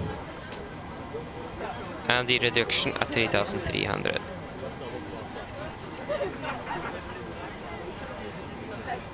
No, wait. It seems like it is the thing here. It doesn't specify if it is AMSL or AGL. The thing is that the airport elevation is 300 feet. If we add 1500 feet to the or subtract 300 feet from 1800, that's going to give us 1500 feet. Same with 3000 here. So we think this could just be a normal NADP1 departure actually. Why couldn't just say that? So then we can actually set it to 3000 feet. 3000 feet on the reduction, acceleration height at 1500, because that's going to be AGL.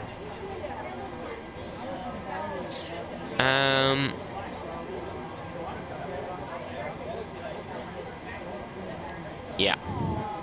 I'm just going to check the temperature again. Looks actually really good. So yeah, so then that should be good.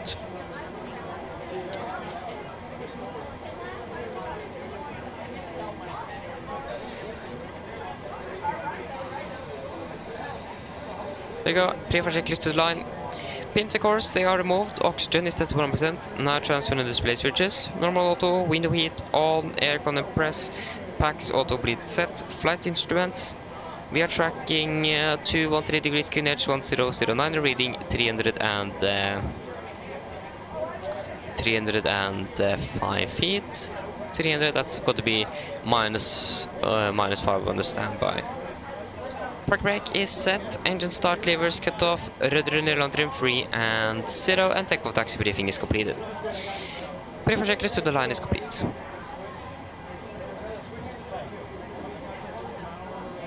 Okay, then we could do the PA to the passengers. So around 3 hours 50 minutes flight time. Yeah. Mine damer og herrer, god kveld. Mitt navn Fabian, jeg kaptein ombord denne flyvningen i dag, og på vegne av Norwegian og resten av besetningen så ønsker vi dere velkommen ombord denne flyvningen fra Aten til Oslo. Flyttet til Oslo i dag forventet på rundt 3 timer og 50 minutter. Vi litt forsinket, vi beklager så meget for dette. Vi håper vi skal tatt igjen en del i ruten, men jeg litt usikker på om det kommer til å skje nå. Vi har også noen tekniske problemer ombord. Vi har klart å fikse det for nå, men det kan hende at de kommer tilbake igjen, så vær forventet til det kan at vi må avbryte hele greia. At vi kanskje må enten, hvis det kommer tilbake i løpet av ruten, at vi må da ta og fly til en annen flyplass, eller at vi må da eventuelt tilbake hit litt senere. Vi håper at det ikke skal skje, men vi vet jo aldri, så vi må være forberedt på at det kan skje, så da vet dere i hvert fall det. Ellers, dere kan sette dere ned, ta på sikkerhetsbeltet, og for å sikre andres, vær så snill, følg med det veldig viktige sikkerhetsdemonstrasjonen som kommer fra kabinkruen nå veldig snart. Hello! Hi, just got to Captain. hold the Okay, BA there. here's the load sheet from ground. I've written the passenger count here, the crew count here, and the total number of souls, not including yourself, here.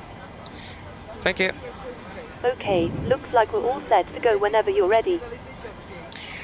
Great, I'll make the call to remove the jetway and you can go and close up the doors. Great, I'll make the call to remove the jetway and you can go and close up the doors. No problem. So we're going to depart from the southerly runway here in Athens today. Sorry, jeg stuck. Så vi skal ta fra den sørlige rullebanen her i Aten i dag, det vil si rullebanen som er på årets venstre side. Det blir ikke en veldig lang taxitur før vi er på enden derfra, før vi da tar av først litt nordover, og så flyr vi faktisk da litt mer øst, før vi da flyr nordover igjen oppover mot Oslo. Vi skal ha en marsjhøyde i dag på rundt 36 000 fot, og vi kan forvente å klatre opp til 38 litt senere gjennom flyvningen, ettersom at vi blir litt lettere til å ha bredt litt drivstoff. Vi forventer gode flyforhold, kanskje litt turbulens under avgangen, men ellers så skal det være greit, men vi har fra sikkerhetshytte på bare sin tilfelle vi kommer bort til noe forventet turbulens. Været i Oslo ser jo da ganske så greit ut. Vi har litt grann vind fra sørøst. Det ser sånn det er fint og skyfritt og 21 grader. Ellers, slapp av, så håper det være veldig fin flytur med Norwegian. Ladies and gentlemen, good evening. My name is Fabian. I'm the captain on board today. On behalf of Norwegian and the rest of the crew, we want to welcome aboard this flight from Athens to Oslo. Flight time to Oslo today is expected to be approximately 3 hours and 50 minutes. We are soon ready for departure in Frontier, so if you could please sit down, take your seatbelts, and feel on safety and others. We recommend to follow the very important safety demonstration as come from the cabin crew now very soon. So as you may notice, we are delayed. We are very sorry for this. We are going to try to catch as much as possible throughout the flight, but we can't guarantee anything. We also do have a little technical issue, or we had a technical issue with the aircraft. It seems like it is solved now, and we should be good to go. If it encounters though, we need to then either cancel the flight or try to fix it again. If that's not possible again, we need to cancel the flight. If we encounter it en route up to Oslo, we need to divert. So just to be prepared for that, if in case it happens. But we are hoping that it is not going to happen at all. So yeah, we're going to depart from the southerly runway here in Athens. That's going to be the runway to our left. We are departing initially northbound before turning a little bit more east, and then northbound again up towards Oslo. We're going to have a cruising altitude at approximately 36,000 feet, and we're going to climb up to 38,000 feet a little bit later on through the flight. And we do expect good flying conditions, but we still recommend to the seatbelt for the entire flight, just in case we encounter some unexpected turbulence. And the weather in Oslo seems to be good. We do have a little bit wind from the southwest, and it is clear skies and 21 degrees. Otherwise, sit down, relax, and we hope you can enjoy this flight with Norwegian.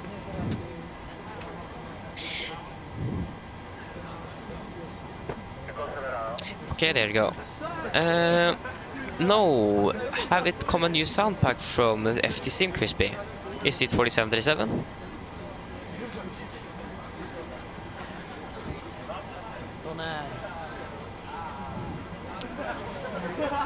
Okay, that's gonna be 65,900 versus 65,300, rounded up to 65,400 plus 200 kilograms. Wait, what? Yeah, plus 200 kilograms, 65. Yeah, 65,600. That's 300. That's good. So it's going to be 65,900. 65,900. And it's going to be 19.4%. Just wait a moment here. Just close that door. So yeah, the weather currently in Athens. We have winds 030 at 14, 32.9. 13.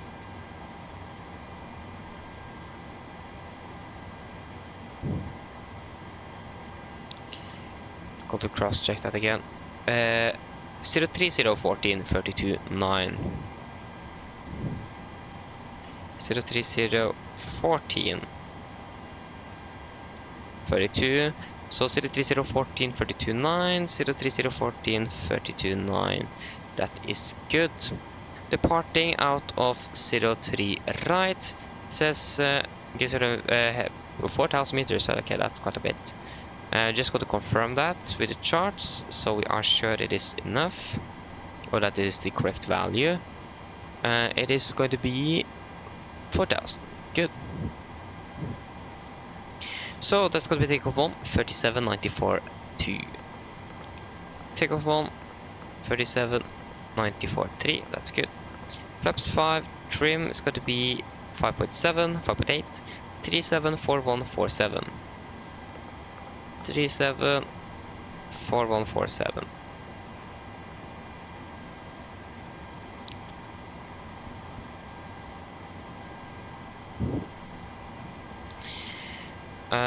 Yes, I think that's everything. Yeah.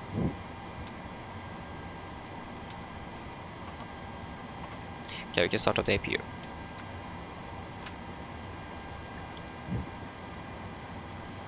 Captain Mitchu, hello, welcome. Hope you're doing well. Welcome. So yes, maximum 235. We can set 230B just in case, so don't get any warnings there. 230B, and we also do need the winds.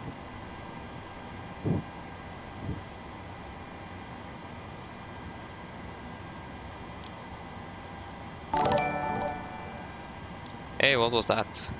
Oh, thank you, Captain Mitchu. Thank you. Thank you.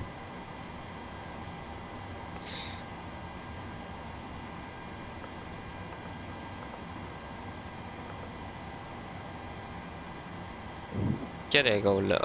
Sorry, execute. There you go. That seems to be good. So we are good to go.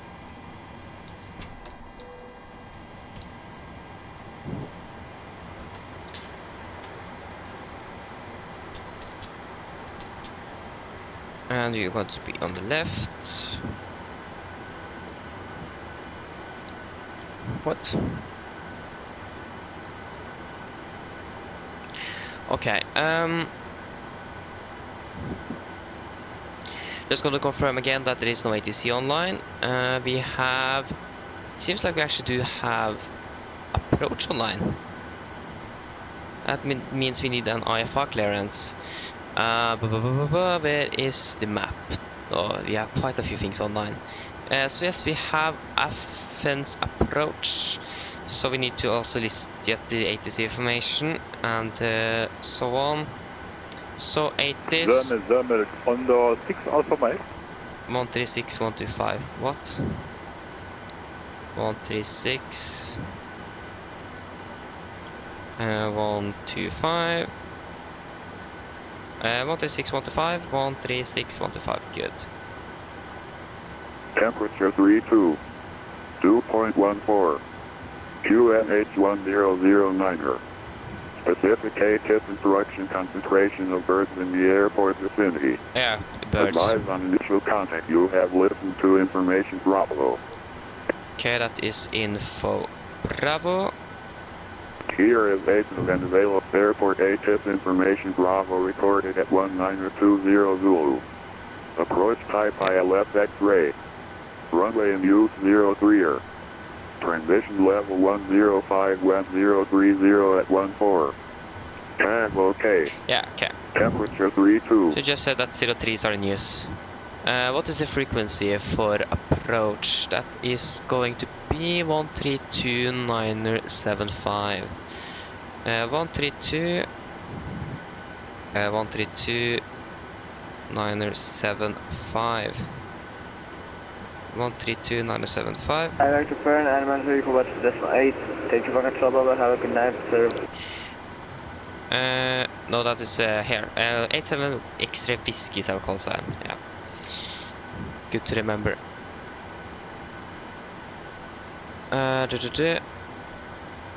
Nordic 87 X-ray Whiskey, Victor. Yeah, okay, it's Victor, not whiskey. So, yeah. And I can't even... There you go, 87 X-ray Victor, not 27. So, what is this? Windows 6 Alpha Mike, come now. Athens arrival.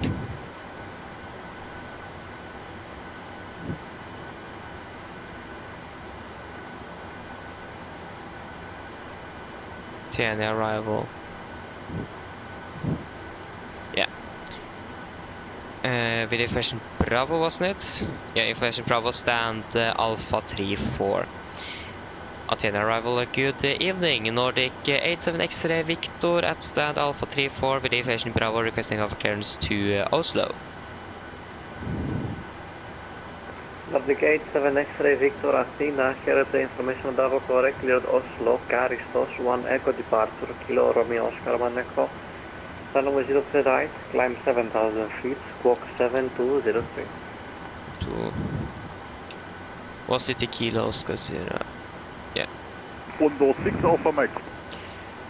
Nordic 87 X-ray Victor, could you confirm Kilo Oscar Sierra 1 Echo departure? Nordic 87 X-ray Victor, it's Kilo Romeo Oscar 1 Echo departure. Kilo Romeo Oscar. Nordic 87 X-ray Victor is cleared to Oslo via the Kilo Romeo Oscar 1 Echo departure out of 03 right. Initial climb 7,000 feet, squawk 7203. Nordic 87 X-ray Victor, is that correct? There you go. So, 118, Bond Uniform 1 to the decimal 8, and for your information, runway 34. 7203. 7203. And it is going to be another departure. So, Sid. Yeah, okay, this is the same one. Kilo Romeo Oscar. Yeah, it is the same departure. Good. Then we can prepare for pushback and departure. Yeah, 118, Bond Uniform 1 to the decimal 8, and for your information, runway 34 is in use. Well, it's you to come, and thanks very much, runway 34, GM118, have a good evening. Sorry. There you go.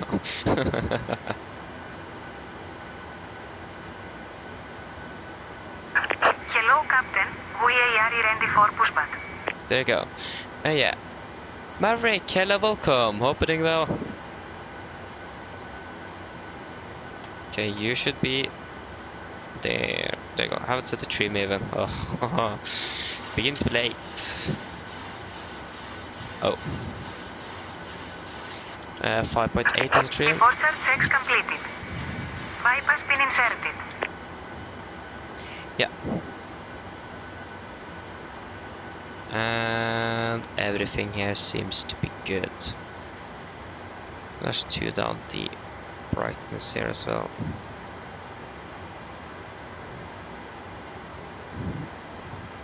So at least it's brighter than our instruments.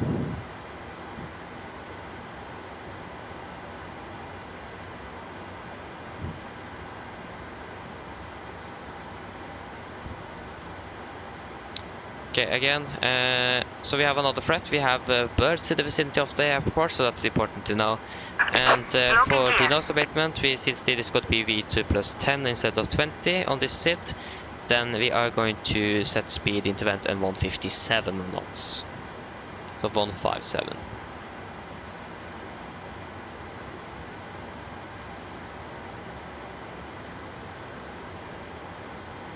Nordic 87 X-ray Victor requesting push and start. Nordic 87 X-ray Victor, push start approved, facing east. Push and start approved, facing east, Nordic 87 X-ray Victor. Where's the other 121.5? It is in that frequency, I don't know. Okay, facing east. Release parking brakes, please. Before start checklist, flight doors closed, locked, doors windows closed and locked. Anti-collision light is on, transponder altitude off. Before start checklist, please. Brakes released.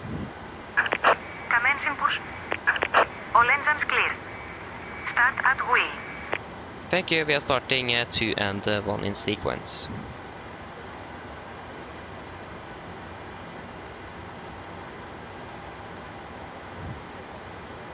Okay, here we go. Okay, actually not quite sure. Is there a red? There is. Okay, that was. No, I don't think so. So then we can just start it straight away.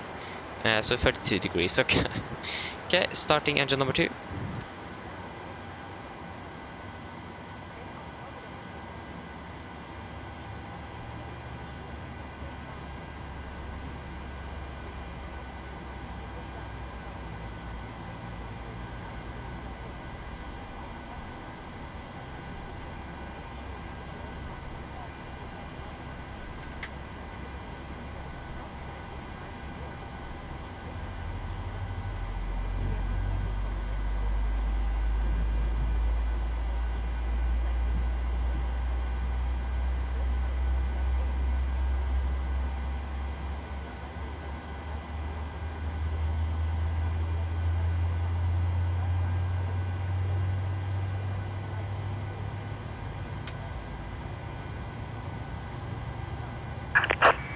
Working brakes.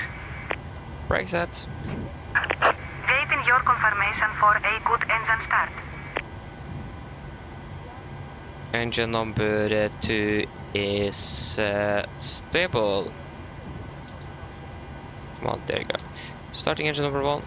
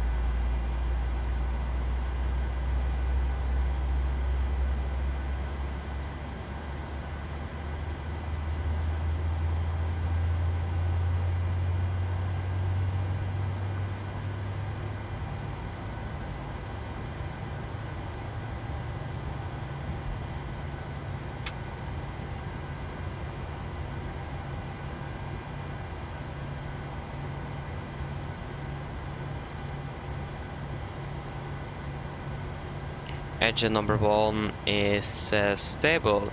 Copy the ground, we have 2 good engine starts. You can detect hands in on the right. Have a good evening. Bye bye.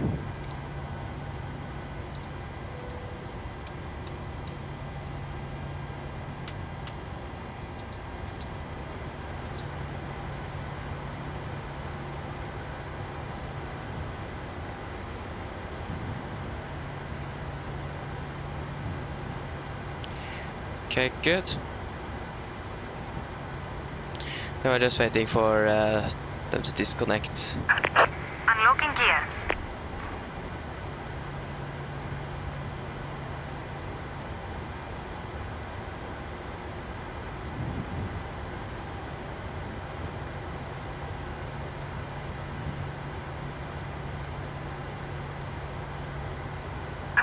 Tow track disconnected.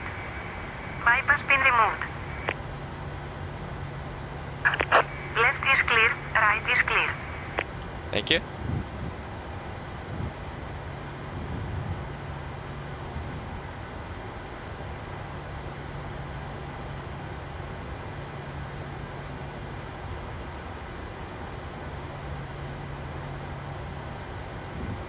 Okay, where is she?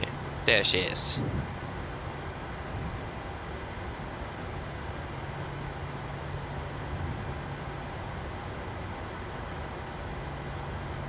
Takeoff, I got the gear pin. Flaps 5.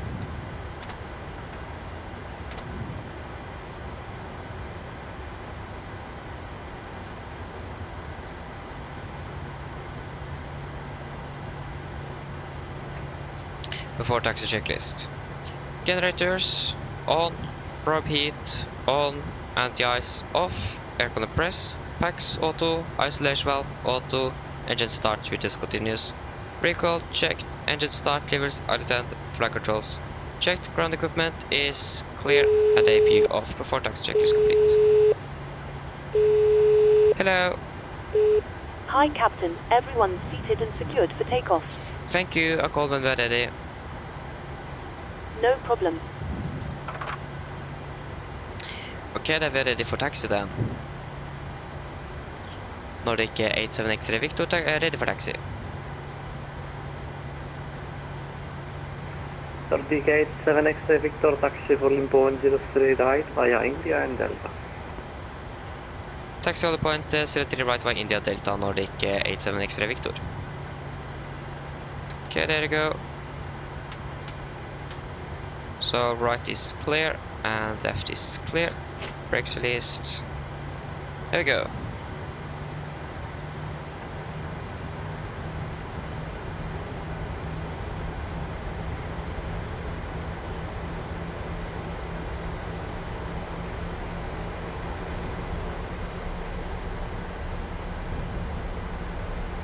Okay, so we are going to taxi via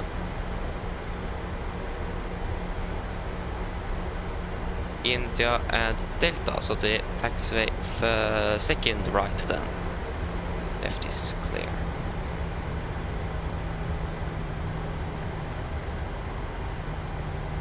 This is Charlie, left is clear, right is clear.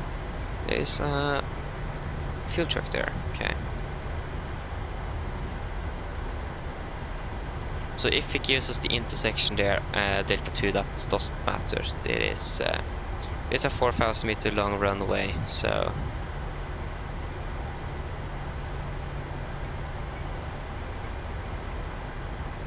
should be good.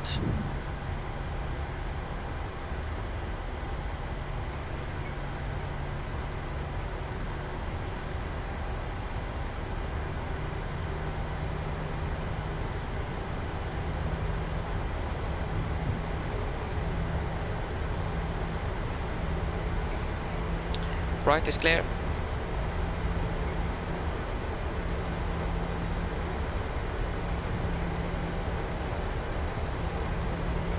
Cabin crew, seats for takeoff, please. Cabin crew, seats for takeoff, please. 7 X-ray Victor, wind 030 grid, 14 knots, runway 03 right, vertex. Clear for takeoff, 03 right to Nordic 87 X-ray Victor. For takeoff checklist. Flaps. 5 land, 5 green lights, stabilizer 5.8 units set, cabin call given before takeoff check is complete. We can just continue straight ahead. Right is clear, left is clear. Okay, so we are clear for takeoff. Good. Crispy, I don't know yet. We'll I don't know. We can wait. We'll wait to see on when we are departed.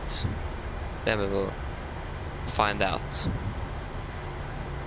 Nikolai, it seems like it haven't occurred yet, so we'll just wait and see. I haven't experienced it for a little while now, so I really hope so. Okay, right is clear and left is clear. You can definitely see that bump on the runway there, a little slope.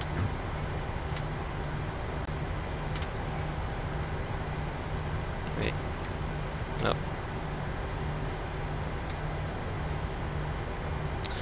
Can't see a thing up there, that's the problem. Please go off with both of you. There you go, thank you. Okay.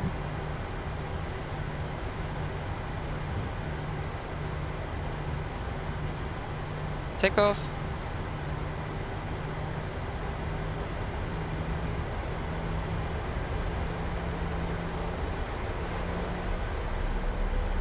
Thrust stable.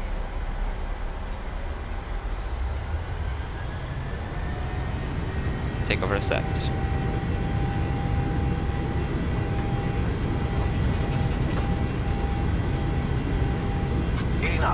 Checked.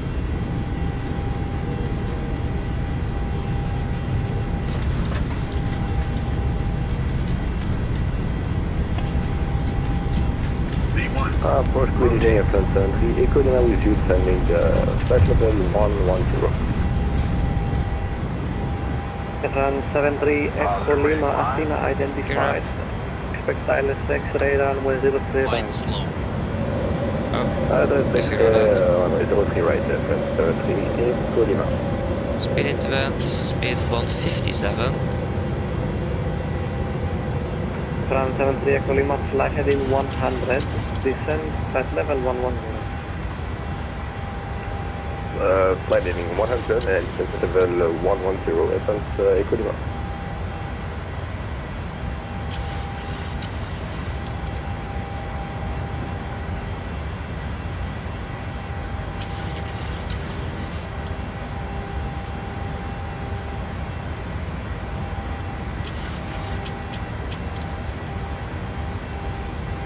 Nordic 87 X-ray, Victor identified, climb at level 120. Climb 120, Nordic 87 X-ray Victor. Cancel speed into vent. 120, set. Flaps 1, speed checked.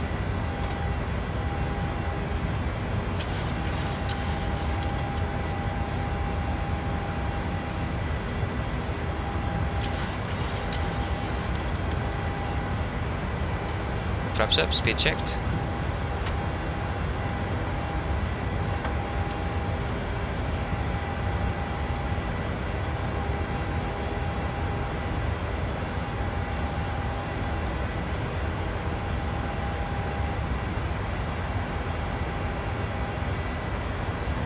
Kick is at standard. Approach Standard. 35 kilo from pen After takeoff checklist. 38, request pushing stop. So, enter blades, all Nordic 87 packs, X-ray, Victor, auto, proceed direct, landing gear fair up and off, land flaps up at the level light, 240. altimeter passing 5,700 now. Press minus 0, after takeoff checklist is complete. Command A. Nordic 87 X-ray, Victor, proceed direct, fair and climb at level 240. Direct bed and climb 240 Nordic 87 X-ray Victor. Passenger 35 kilo, Athena, Calcutta, approach, facing east. Pushback approach facing east for Peden, okay. 350. I said beden, yeah, peden. There we go, and confirm, execute, and 240. 240 set.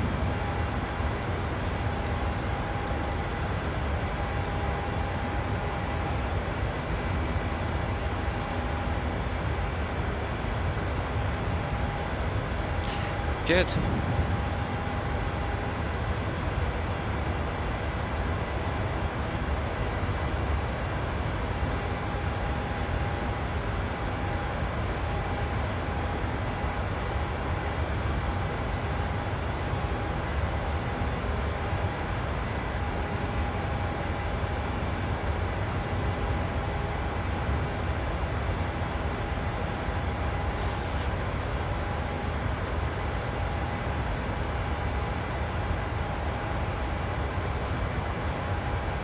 Okay, passing flight of 100.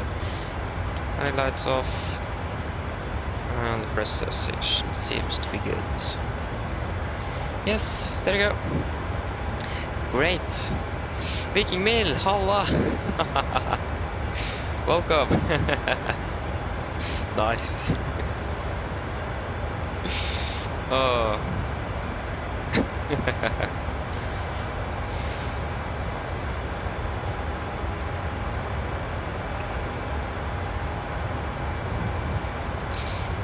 Good, so we have landing.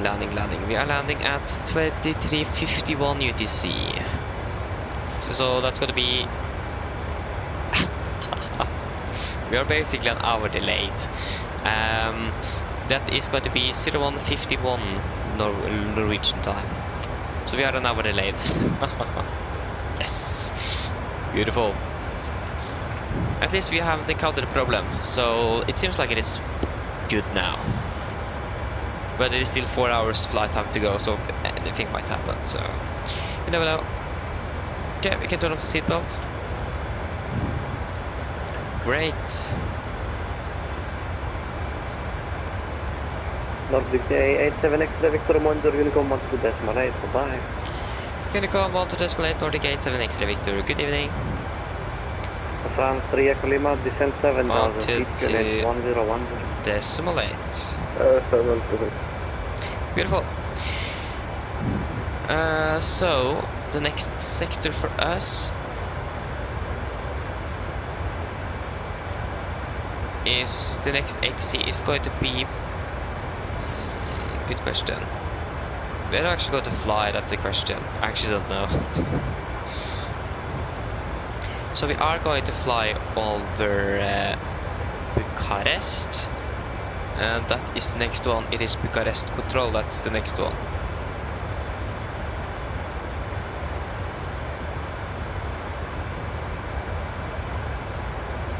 So yeah, we're going to fly over Bucharest next. And after that, I don't think there is anything more now. Polaris control and everything is offline. I mean, it makes sense.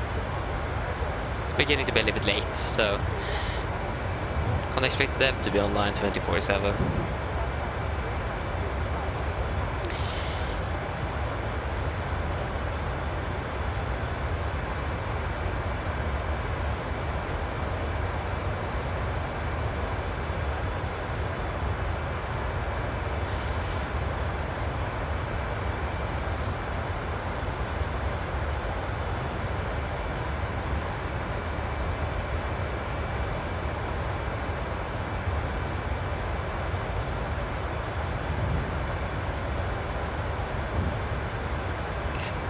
Nice. So, some light here in the room. There you go.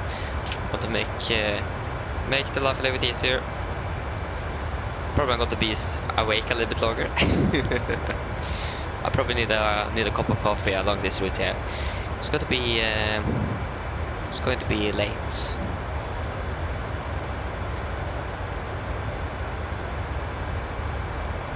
So yeah.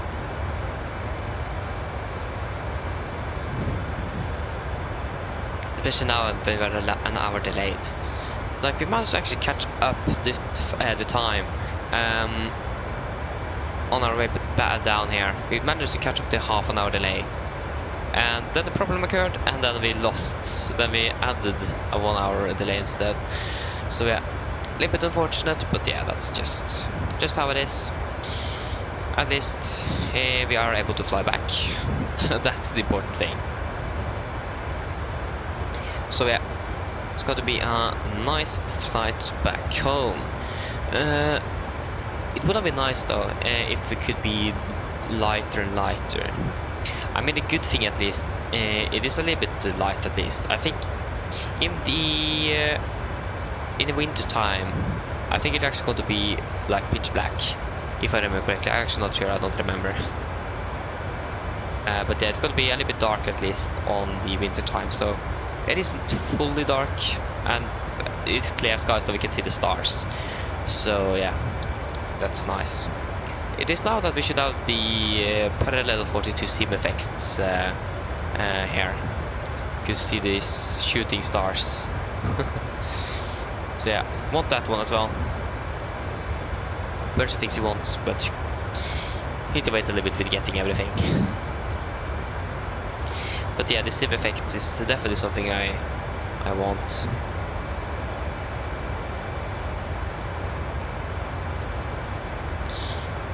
So yeah,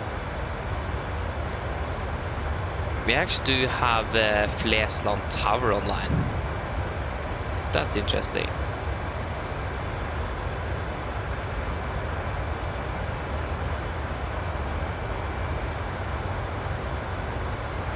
Yeah.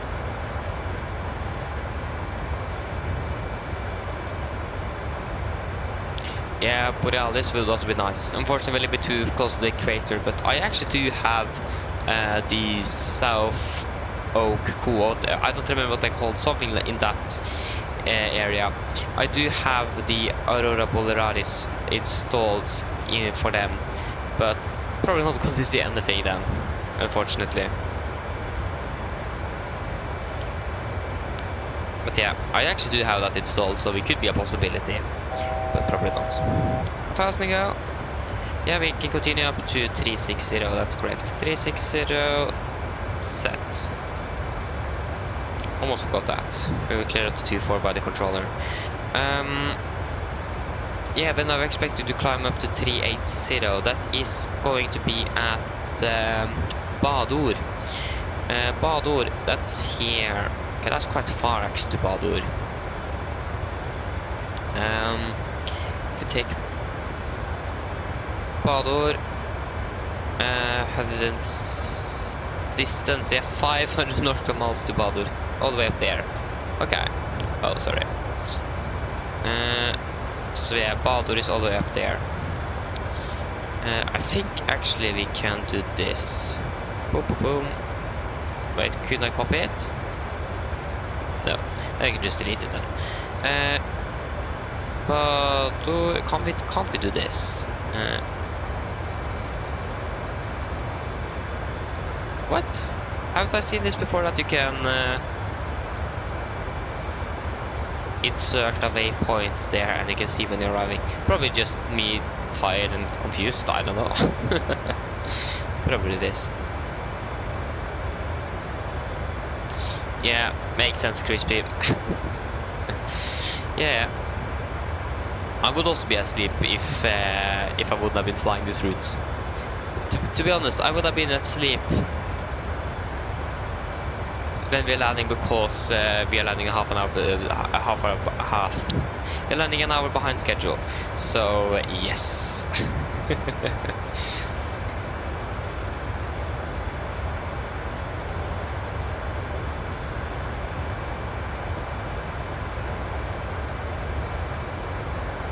So yeah.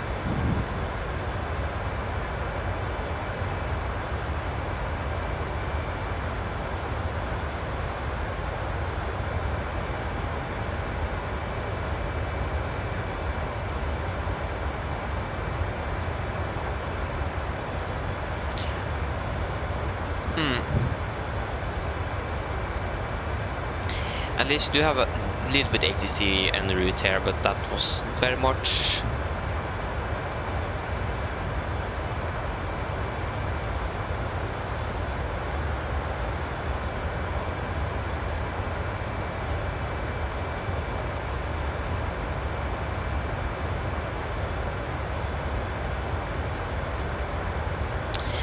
Yes. So again, we have Bucharest control online. Bucharest control online. Yeah, Bucharest control coming up next. Again, that's still will be quite a far distance before we are up there now. Yeah, it's going to take a little while before we are there.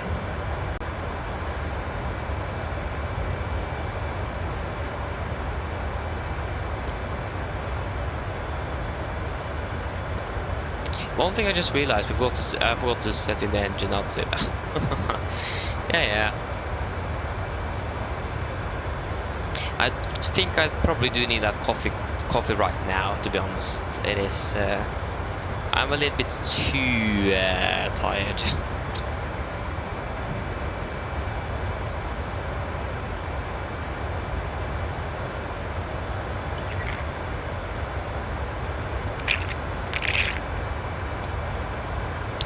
So yeah.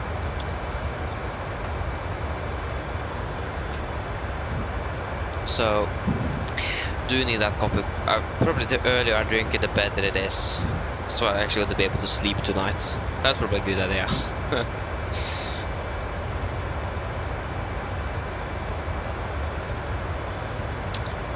Exactly, Christopher. Exactly. So yeah. I mean, it is normal for me to be up this late, unless if I'm flying or doing anything special. So I would probably, I would already be asleep normally by now. So I'm normally like go to bed early and then wake up early as well. So yeah.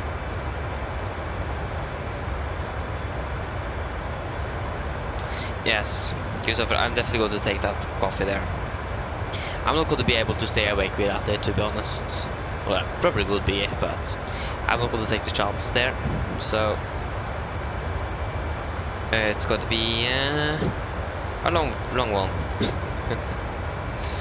So yeah.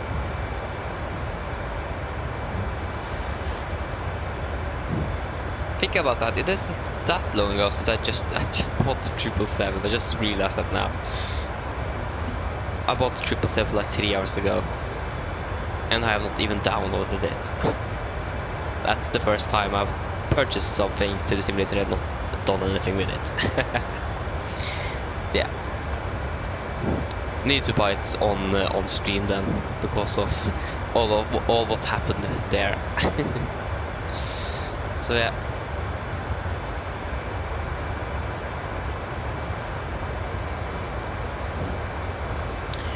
Yeah, we just passed flight over 300, so yeah, we did say 360. Yeah, I thought looked like it was 35. That's not correct, so we need to correct that, but it was correct, so yeah.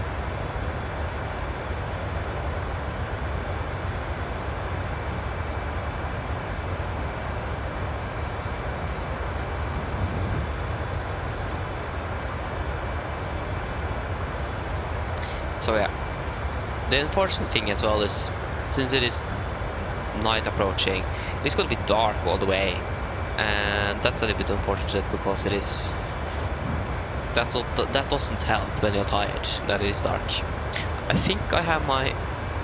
Yeah, I have the light in my room at full brightness now. I think that's a good idea to try to stay awake. Yeah, to be honest, for now at least it isn't an issue. I'm not feeling that tired, but it is going to be something else when we're approaching into Oslo. When the clock is like 2 in the morning. Yeah, I mean, it is nice to do flights like this that is arriving very late in the evening sometimes as well, or in the night. Nice to do those as well. Need to do everything.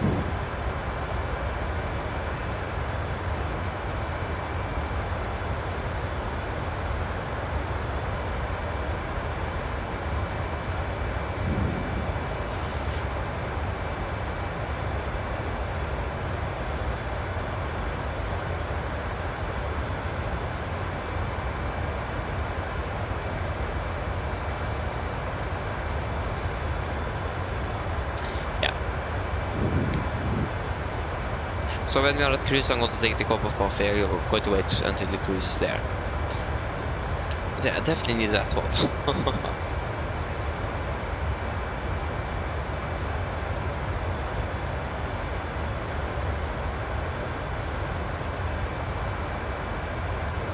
Okay, nice crispy. Nice. Sweet had a part as well. Good. Yeah, I thought we were going to land both in Athens and in Oslo before the real aircraft. We landed in Athens before the real aircraft, but that wasn't too far ahead. And in Oslo we're going to land approximately the same, I think. I'm not sure how long they are coming on the departure route, can check that, but yeah, they did catch up on us.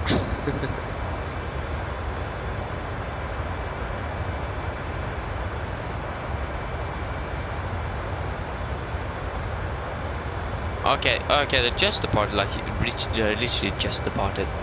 Okay, did I see? I see. Okay, they departed from 03 left. So then it makes sense.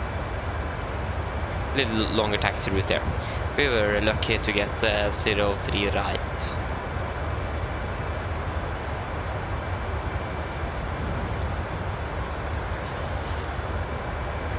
So yeah.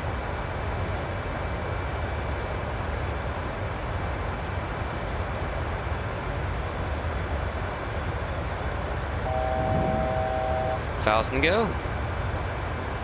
Good. The clock is 22:20 in Norwegian time now. And that's gonna be, yeah, that's gonna be 2020 UTC. Nice. Everyone loves the year 2020. That was the best year ever.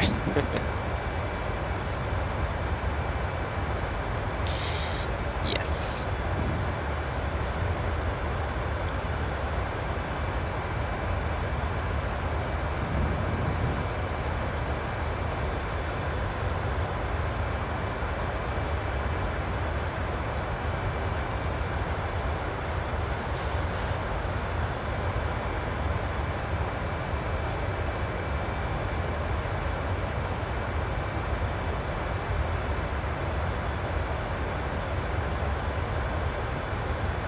Okay, there you go. We are reaching flight level 370. We have Bador is still all the way up there, so just quickly check the weather in Oslo. I mean, it's still good. Bit 36, KVK 2014 and 1016 in Oslo. Yes. Okay, guys. Then I'm going to be back very soon. So just try to enjoy what you can see outside the window. Yeah, back soon.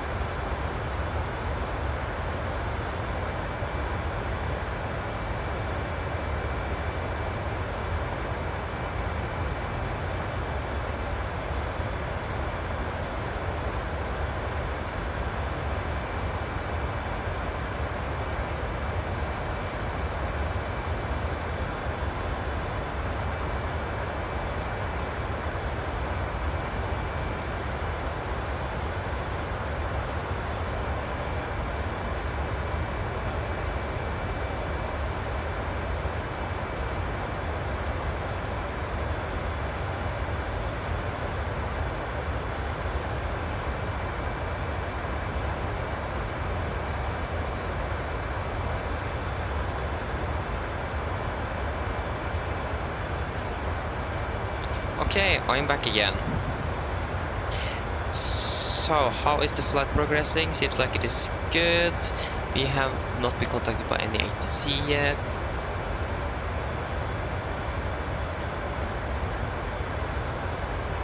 Yeah. It seems like everything is going smoothly here. Flying 2349. We have a headwind of 18 knots. If we go to the cruise page, we can actually climb up to 380 directly now. Why shouldn't we do that? The reason why is because we haven't checked if it is a good idea. So if you check the winds for the flight, so the current waypoint we're inbound to is Refus. Oh, that was actually quite a nice name. Refus. Refus. Where is Refus? Oh, there was quite a few. Refus. So currently we have winds 309er at 16 knots, and that is quite correct as well. At least it is not too far off. At 380 we have 289er at 17, so that's going to be a little bit more of a crosswind. That's good to see, and it's going to be 17 as well. Actually a bit strong, but more of a crosswind. But again, it is just 10 degrees. Is that worth it? It is actually going to be stronger winds up at 380 until we are passing a specific waypoint here. Yeah, so it's going to be stronger winds at 380 until we have past Badur basically. When past Badur is going to be smoother, so we're going to wait until passing Badur before we are doing that step climb. So yeah, waiting. Yeah, that's probably the best. Good idea.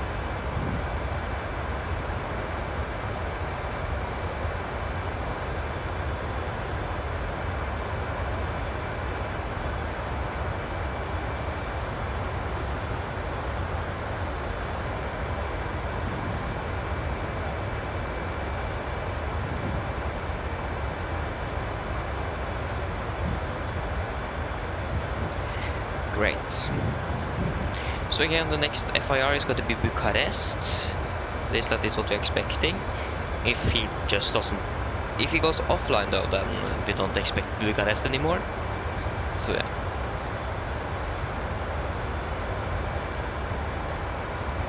But yeah. Yeah.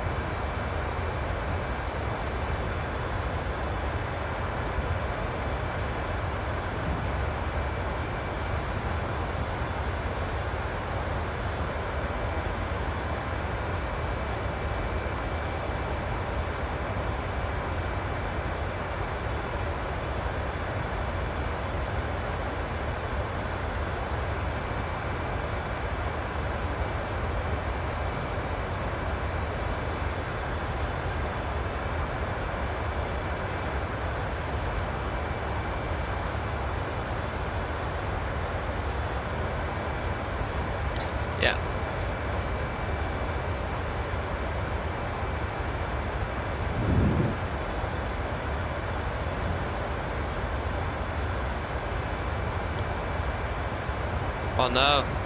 No. My contact lens just fell out of my eye. Okay, so I just need to go fix that, so I got it back shortly. That's the weirdest thing that happened. Okay, that's actually not that's one of the weirdest things that's happened today.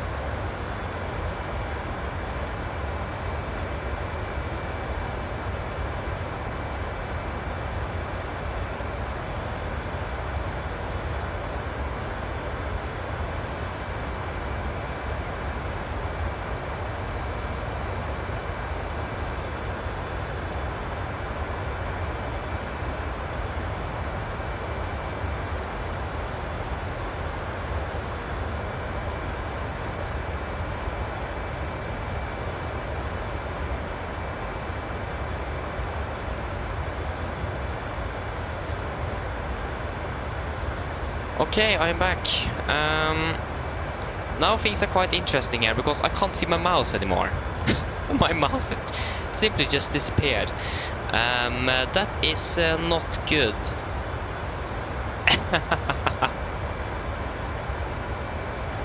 Oh, I can see it again. Oh, nice.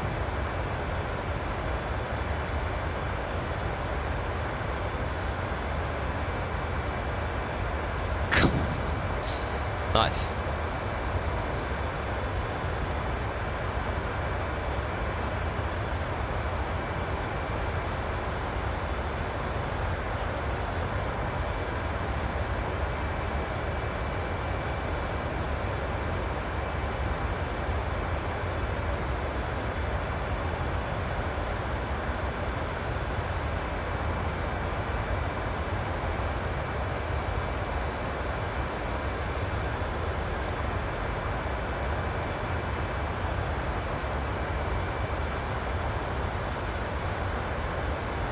So yeah.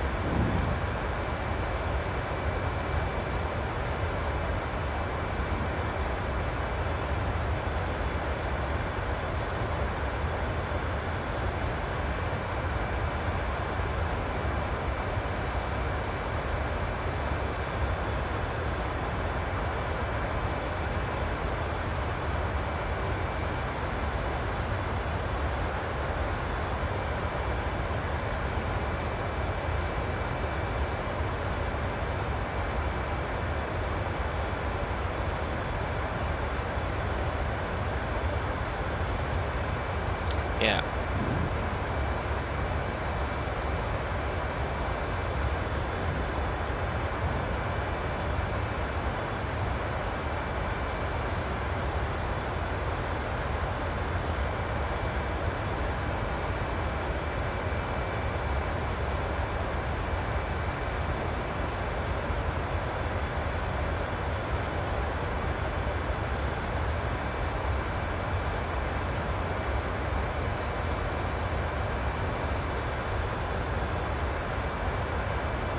Yeah.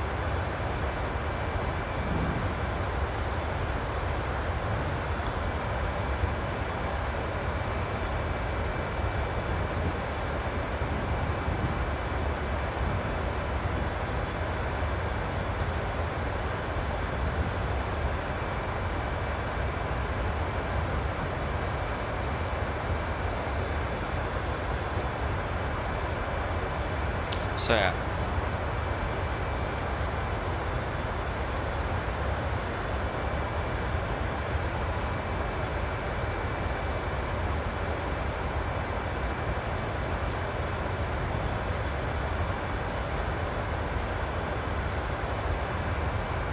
Okay, thank you, Skolvik. See you later.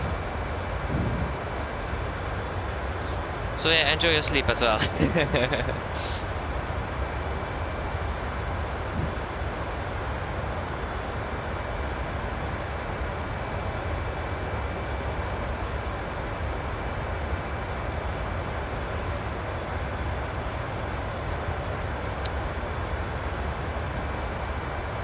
Okay, Airborne Simulations.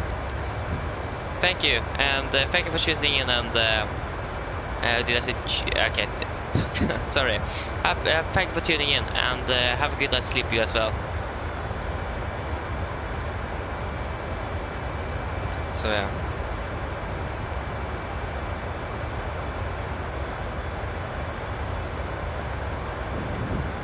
So yeah. William Carson, hello, welcome. Hope you're doing well.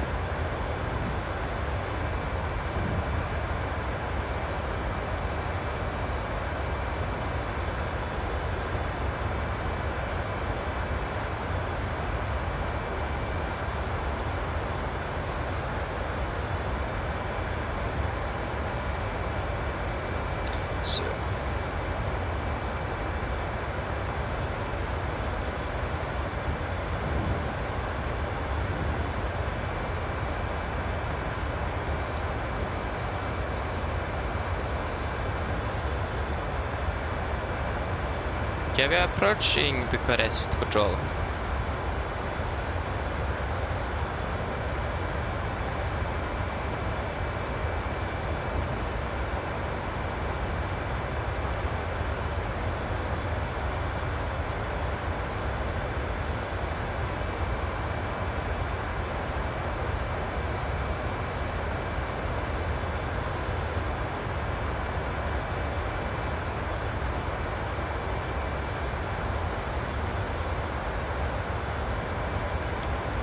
So yeah.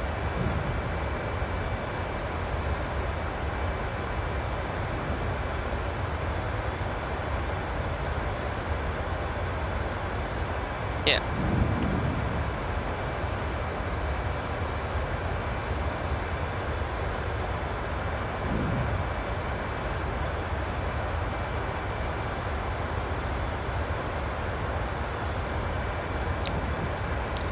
So yeah.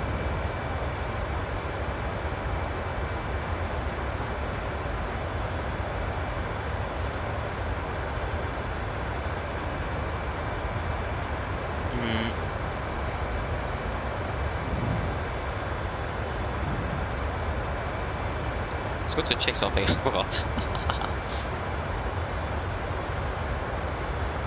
Nice.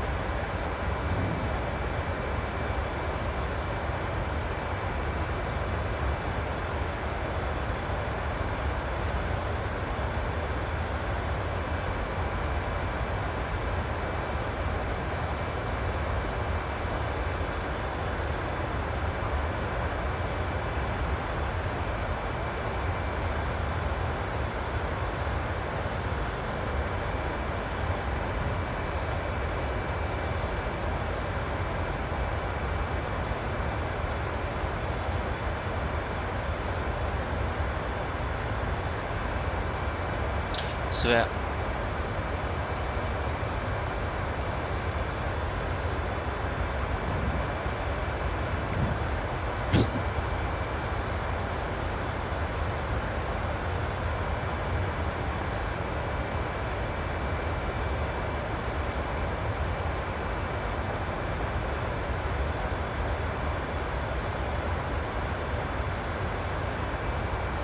Okay, great. How is things looking? We are landing at 23 for 49. Got to decide between 50 and 49 to be what's it called? I don't remember. Yeah.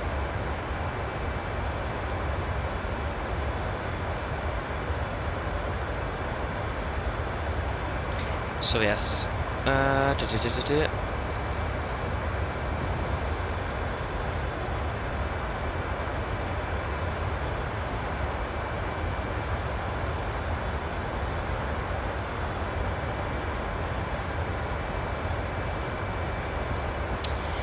Good.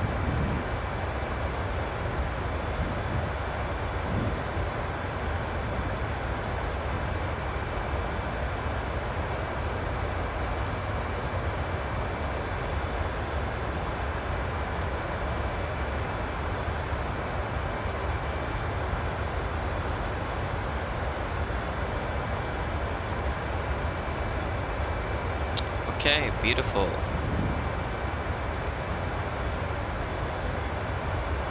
So when are we entering Bucharest? Yeah, basically at Lumos. What is it actually? Yeah, it is Lumos. So we're entering Bucharest soon, and after that is nothing. We're actually covering an approach. Doesn't help. But yeah.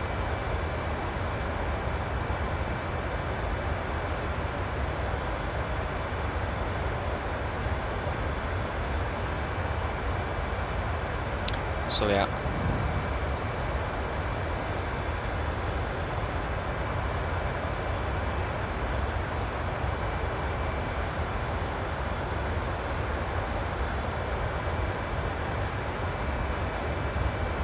So yeah.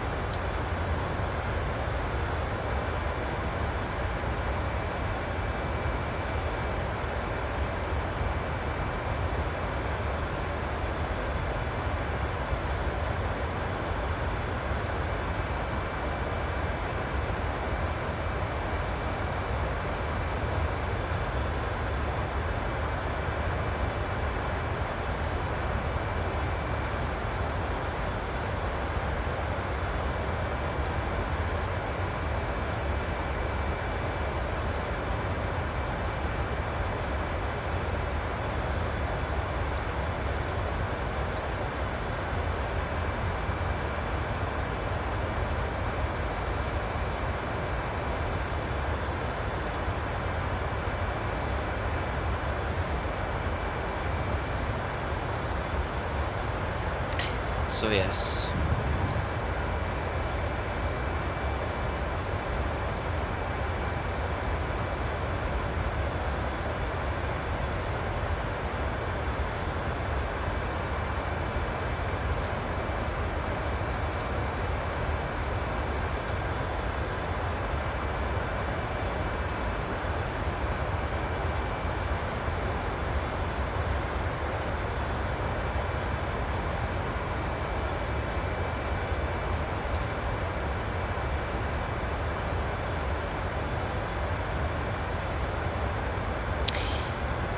Yeah.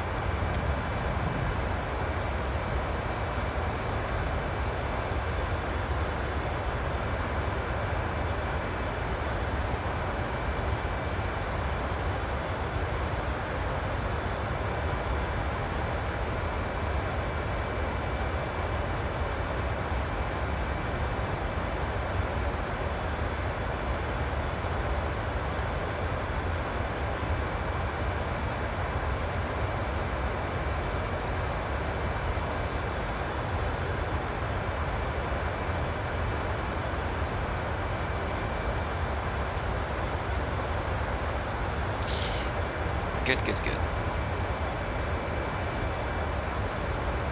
Maximilian, hello, welcome. Hope you're doing well. Welcome. Aren't we supposed to contact the Bucharest? Okay, I've been on that for almost 4 hours. That is Lima Romeo Bravo Bravo. Okay, still online. Then we just need to wait and see then.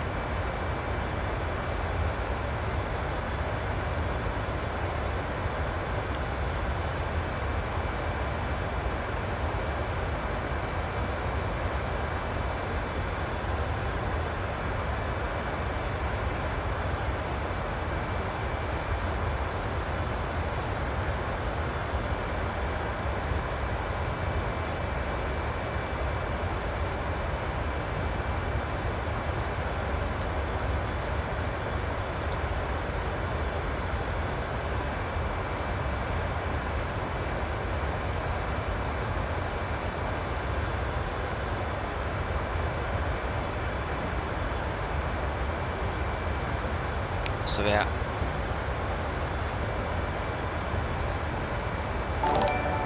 Hey, wait. Reiver. Yeah, okay. Nevertheless, thank you for the subscription. Thank you. Thank you for the sub there.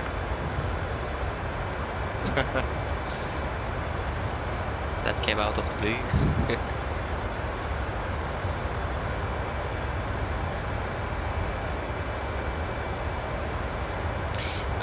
How do I do that? Is it you? Is it you? No, it is you. It's not you. It is you. Yes.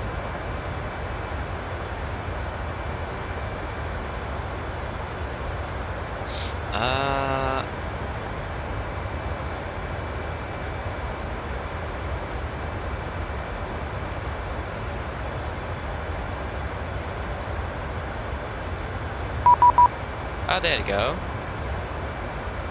There we have Bucharest control on 122.030. 122 030. Negative, it is Victor India Bravo Uniform Delta. Oh, okay, very sorry. It's the final approach 6 for runway 25. Bucharest radar, good evening. Nordic 87 X-ray Victor at flight level 360. Nordic 87 X-ray Victor, hey Bucharest radar, contact, direct Leno. Direct Leno, Nordic 87 X-ray Victor.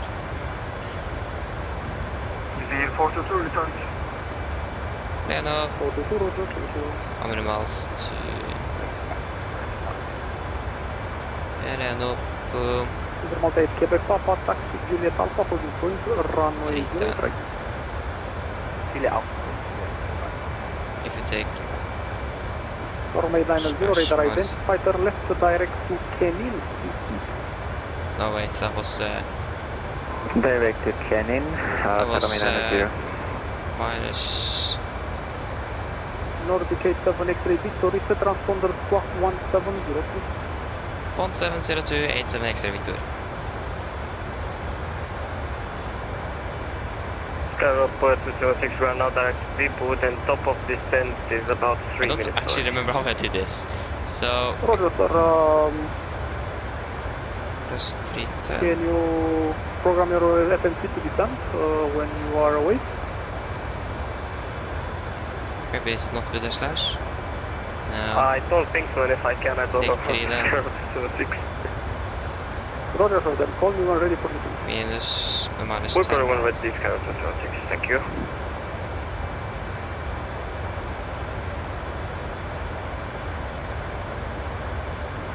No, what? I don't remember how we do this. Maybe it is minus 10 and on head radio 337 minus 180. That's going to be. Well, we can just take 339 from 339. No, I don't remember how I did this or how that's done, but you can subtract or you can make custom waypoints with adding and so on specific miles, but I just don't remember now how to do it. Quite unfortunate, but then we could use that for the. I hope I said the correct transponder 1702. I hope that was correct. I really hope so.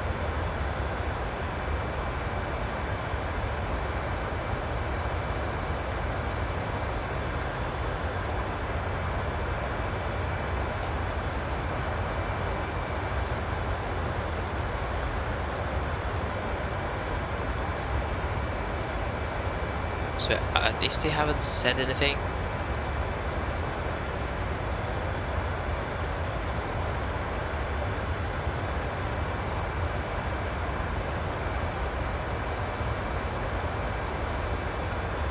Yeah.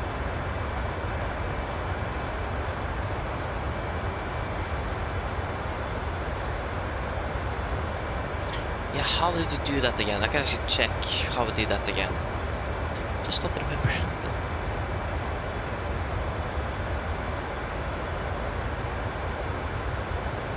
Do you know what? We can do it an easier way. We don't need to do it the hard way, we can do it the easy way. We can just take a fixed ring.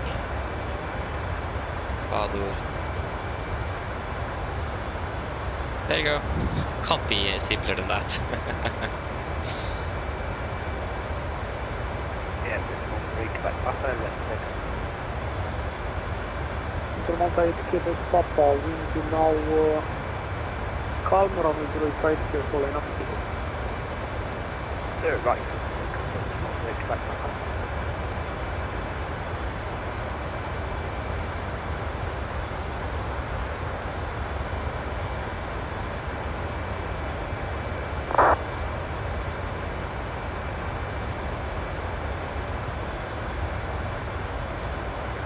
Skyrock 276, descent flight level 900.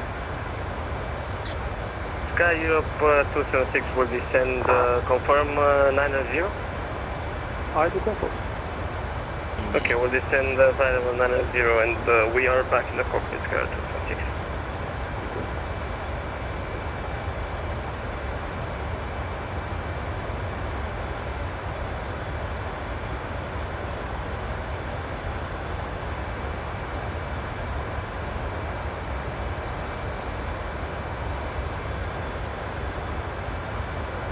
Good.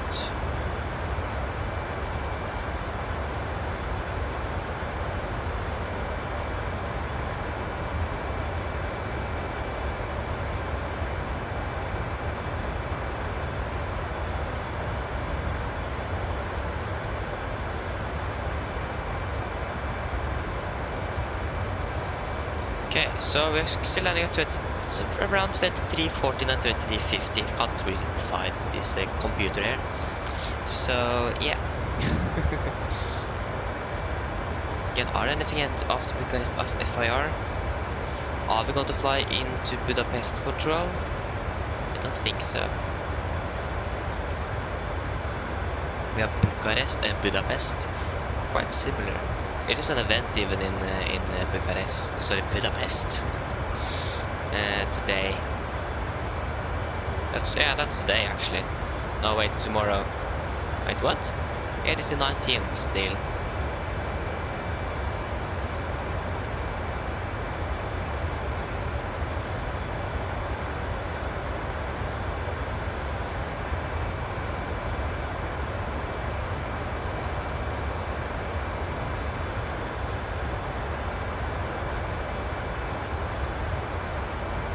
Okay, nice.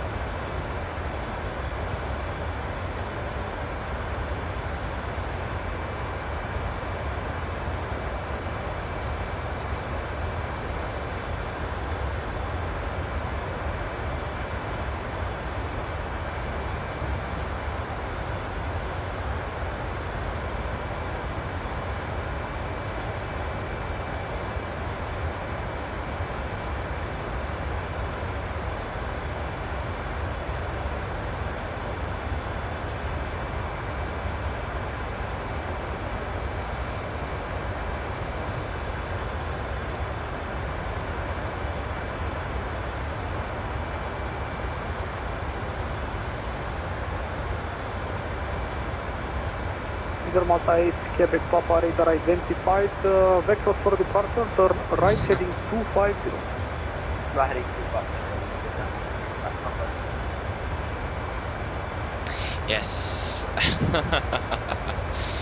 Yeah, there wasn't much happening now. Yeah, the only thing to do is just basically sit down, relax, and maybe find something to talk about. The question is just what. That is the question. What?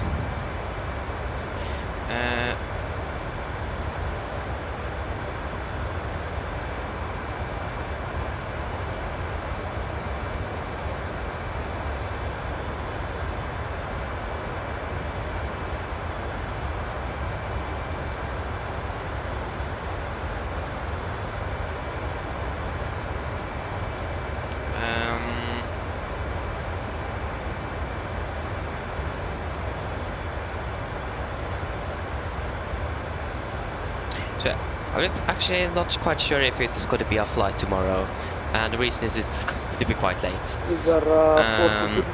And since we are currently also soon hitting, since we are soon hitting 800 subscribers as well. I hope that wasn't for me. No. So yeah, so we're soon hitting 800 subscribers as well. The question is also, are we actually going to hit those 800 until Sunday?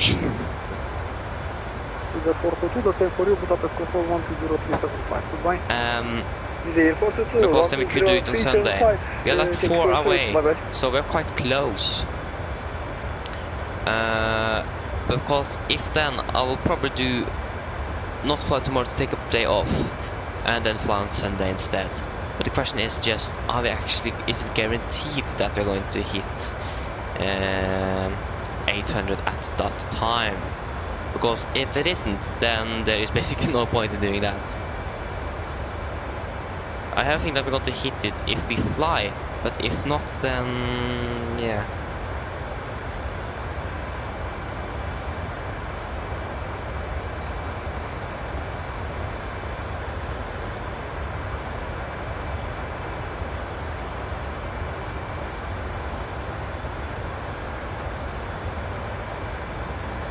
So yeah,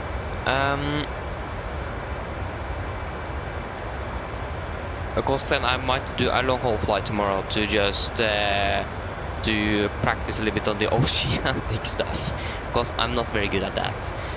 Since my plan is, I haven't actually thought about that, because if I remember correctly, I'm not sure if Norse does that now, but they are flying between Los Angeles and Oslo, so I do want to do that.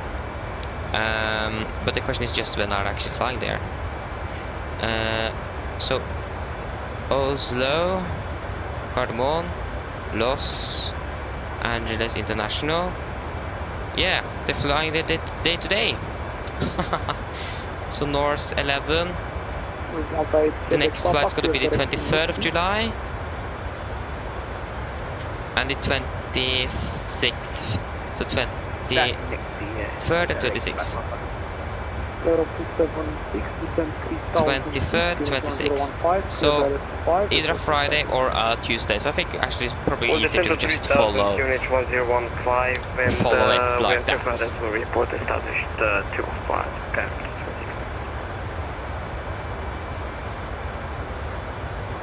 To be honest, follow the real flight. I do like that a little bit better. It's a little bit easy for me, and it makes a little bit more sense. What's happening? Now it is 300 left. Sorry, 3 left. Oh no. 77 guppy, thank you. Thank you. Appreciate it.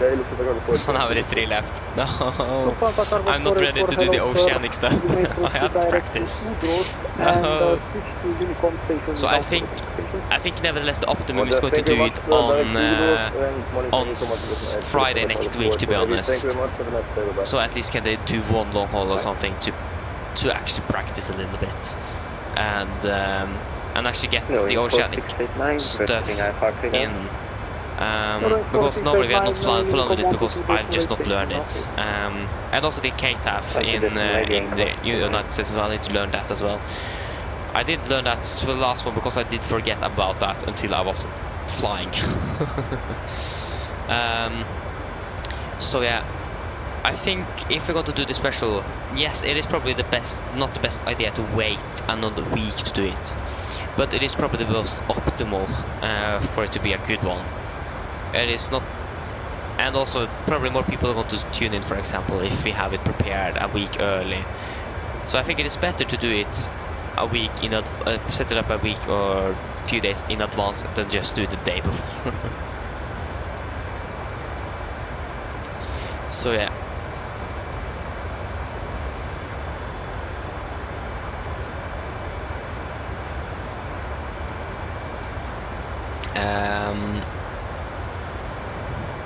So we're just 87 X-ray Victor, contact now Budapest control on 120375. Hello. 127375 Nordic 87 X-ray Victor. Good night. 0375.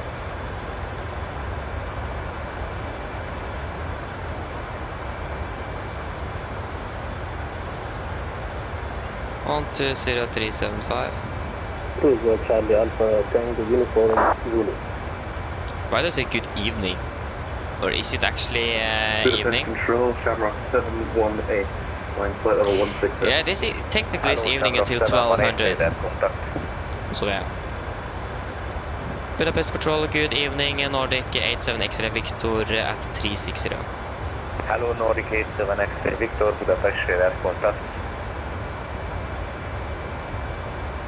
Wizard 422, reduce speed 280 knots or less. Reducing speed 280 knots or less, Wizard 422.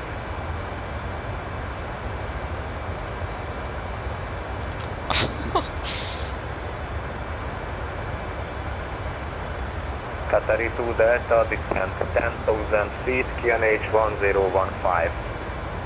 Descending 10,000 feet, QNH 1015, Qatari 2 Delta.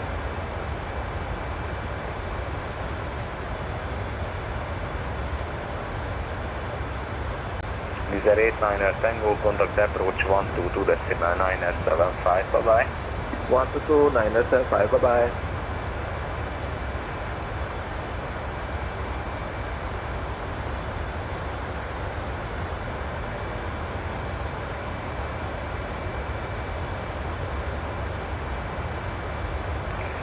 Hotel Alpha Zulu Oscar Lima on final 34. Hotel Alpha Zulu Oscar Lima, runway 34, clear. Runway 34 is free, wind 320 degrees 4 knots. Wind is copy, Hotel Alpha Zulu Oscar Lima. Qatari 2 Delta, contact approach 122.975, bye-bye. 22.975, Qatari 2 Delta. Wizz Air 422, report your speed to approach 122.975, bye-bye. Wizz Air 422, report speed to approach 122.975, bye-bye. Great.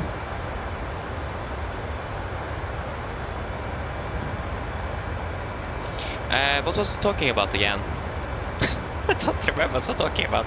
I was talking about something before we had handover to Budapest. I don't remember. Great. But yeah, at least I think I was talking about the 800 stream with the 787 at Los Angeles and so on. So the best one is going to be on Friday, to be honest. Then I have time, because I do need to fly with the 777 since I bought it on stream here. And also to basically to practice the oceanic stuff. But we're going to fly with the 787 and wait for the 777 for the 1000 special. At least that is the plan.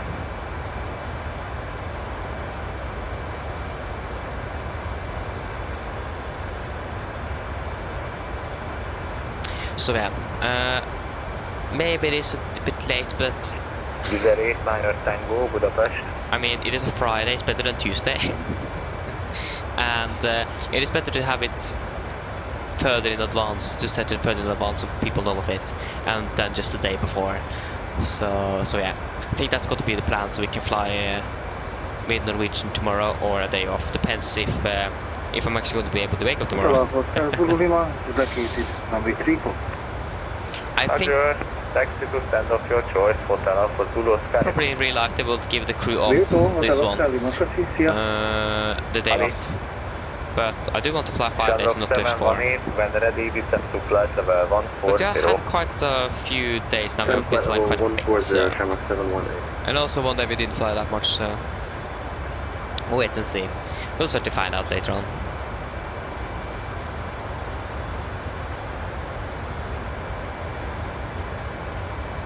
Oh, we are not even in Budapest Control's area, but he left again.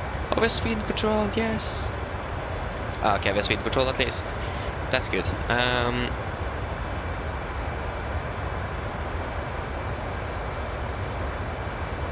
Shamrock 718, contact Wien approach 134.675, bye-bye. 134.675, bye-bye. Yeah, Vienna At all stations, I have to close now, so radar control is terminated. Switch to Unicorn 122.8, bye-bye.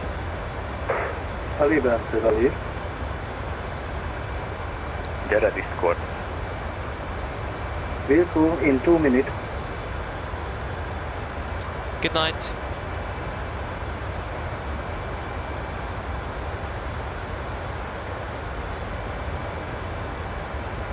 Okay, I wanted to simulate that. Yeah. Wasn't too long in this airspace, but yeah, I mean, the clock is 21:16 UTC, 23:16. Are we in the same time? I think Budapest is actually right on the same time. We can check on the clock actually. Yeah, so it is quite late local time down there, so it makes sense. So yeah.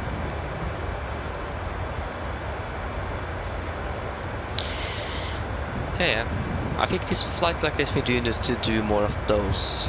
It is really nice to actually be land late as well sometimes.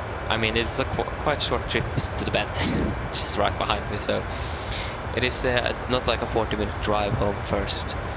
That's quite nice. So yeah, we definitely do need to do this more often, not too often, but more often, and vary a little bit more between evening, afternoon, and morning flights. Yeah, unfortunately we're landing an hour behind schedule today, but at least we fixed the problem I had here. I almost broke my thrust levers there. That wasn't good, but yeah. At least now we are on our way to Oslo without any bad issues, so we don't need to diverge. That's a good thing. Would have been quite sad if we did need to do that. Then we're basically stuck here.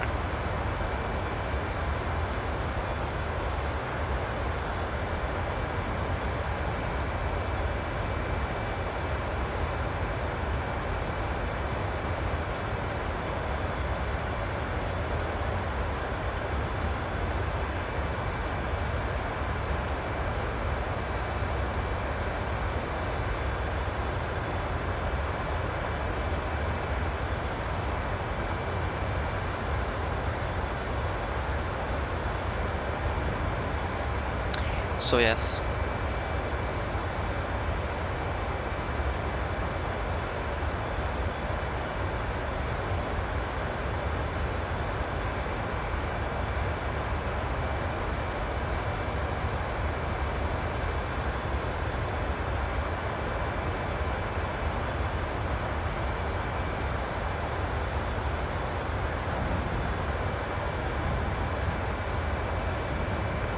You can actually climb up to correction 380 soon as well. You can climb up all the way to 400 if you want to. Probably not the best idea. Actually, when I think about it, maybe it isn't a bad idea. 4637. It's actually quite. Oh, that was 420. That was a little bit too high. Okay, it wasn't that much to save, to be honest. So.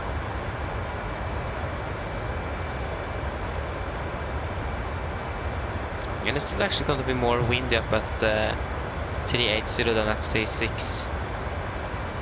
36 is still the optimum for out of flight. Where is Bodor? Yeah, no, sorry, Bador. Yeah, and then here it's going to be 553, 53, 4640, 4640, 4640, 4640, 4640, 4640, 4640, 4033. Yeah, it's actually going to be less all the way, so I think we're actually going to stay at 36 throughout the flight. One thing I actually have totally forgot to do is to do a fuel check. We have basically now been flying for soon 1.5 hours and we are not on one fuel check. Yes, I'm a little bit tired, so it makes sense. And I don't have a colleague beside me here that can remind me. Or that's basically you guys, you need to remind me. You guys need to remind me of the fuel checks. So we're not going to, the next waypoint is Lenov at 2142. So in about 22 minutes. So I mean, it is over an hour behind, but I mean, yeah, we still need to. We're going to do it though, so we can do it there. We can also probably do it at Bador. The problem is we are not going to overfly it, but we are going to fly beside it very soon, so we can actually do the fuel check at the Bador here. So I think that's going to be a little better, so we can do it as soon as possible. But it seems like we're doing good with fuel nevertheless, so I don't think we need to worry about that. Bador, Bador. Godsak. Yes, Godsak. Tasty stuff, or is that directly over to Godsak? Godsak tasty stuff. Yeah, Godsak is actually a Norwegian. Okay, it is. You miss a D there on Godsak is how it is written, but it sounds. It's spelled like or. It is Godsak when you are talking, if you understand what I mean. The oral pronunciation is Godsak. The D is not. You don't say the D basically. It is stem, or if that's the correct English word there. So that's actually really funny. It is some quite funny words here that is that do have a Norwegian that you can understand in Norwegian. So it's quite funny, that one.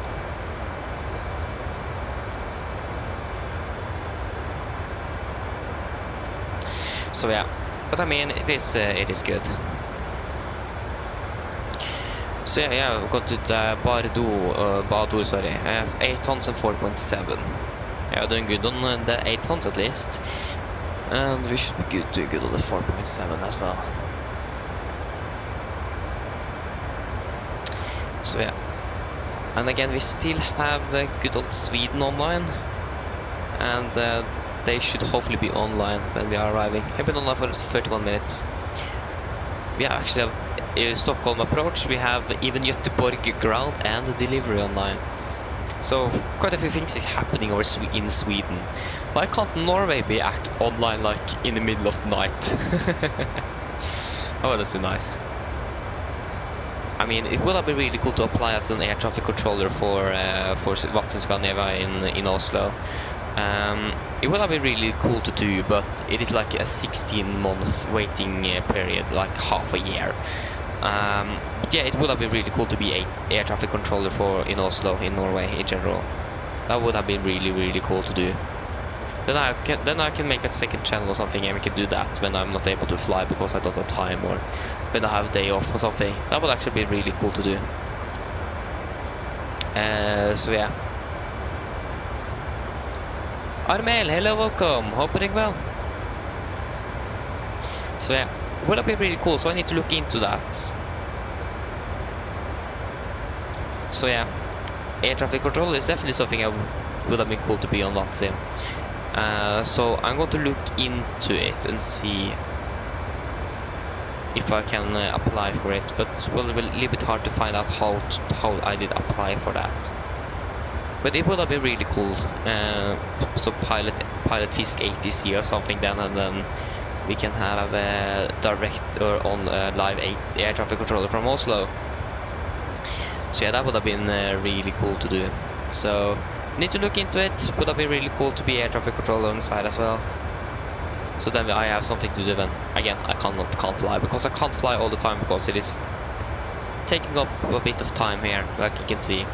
So, and you can probably sit to be ATC for like 3-4 hours without any issues, but you can't fly for 3-4 hours. That's a little bit hard to do. Then you need to be really lucky with your schedules. So yeah.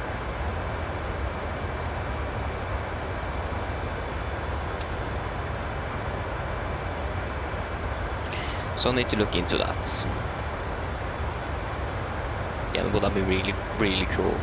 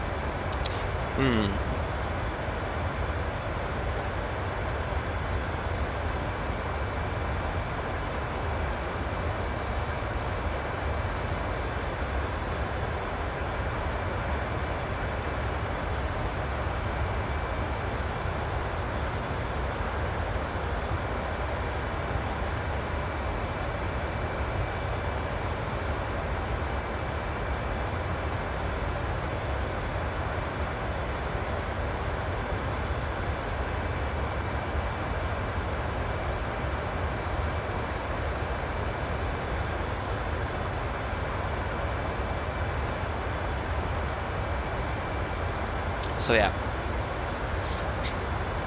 Okay, there you go. We are passing Bador, so we can just do it right here.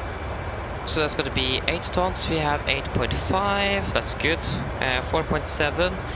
We have currently burned to 4.2, around 4.3, almost 4.4 tons. So that's still very below 4.7 tons. And flight time 1 hour 32. We have flown for 1 hour 25. So we're doing good enough time as well. That's good to see. Probably then this time actually to turn on the clock, so I remember to actually do another fuel check later on.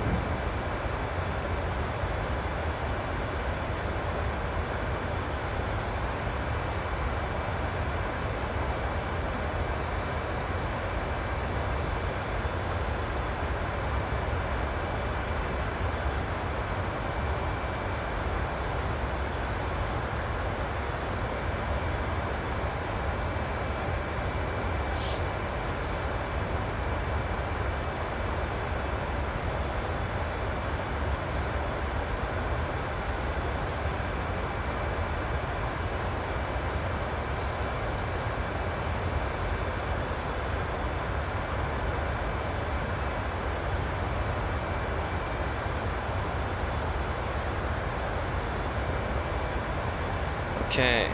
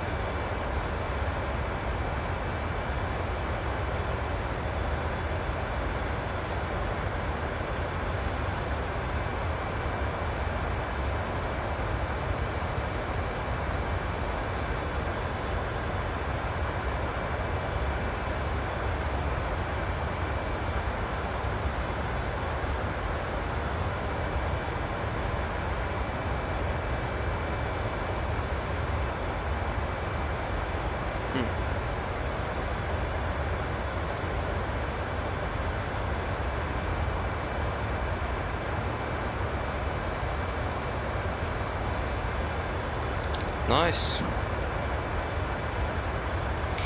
So, we can actually remove these fix at Bado. We don't need that anymore. So we are still landing around 50. Plus, minus, probably a minus because we have the star there. Probably not going to be a lot of aircraft arriving into Oslo by now. So yeah.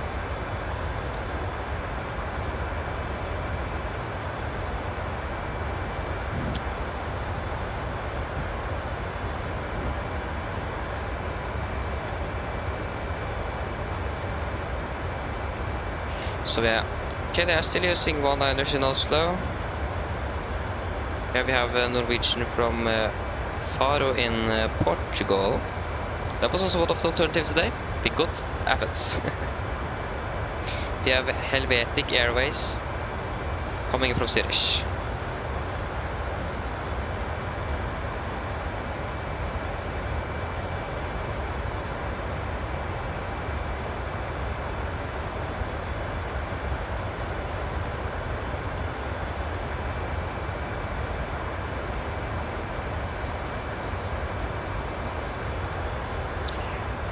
Okay, great.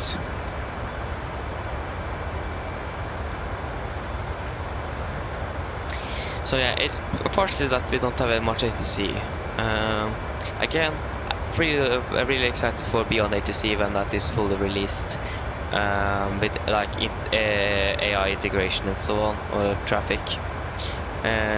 We'll definitely go to try it out. The only issue here is that I need to find a solution for that, because currently my headset is connected to the second PC, the streaming PC, so you guys can hear me, because I don't have any audio connection between those PCs, and the audio from the streaming PC is going through the HDMI over the capture card and so on. So I have everything going over from my flight sim PCs going over from my speaker here.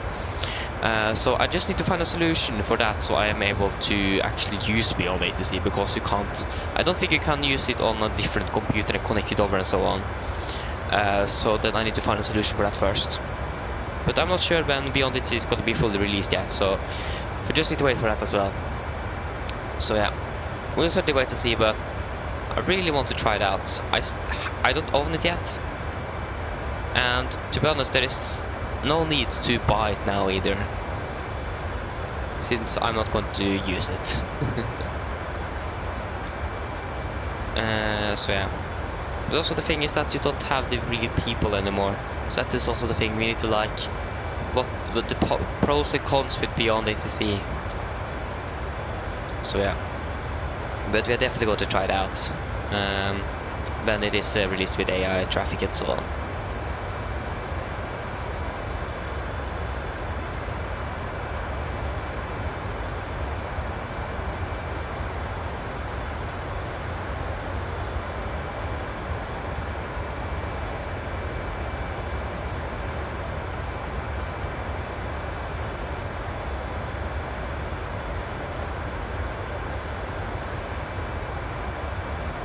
So yeah.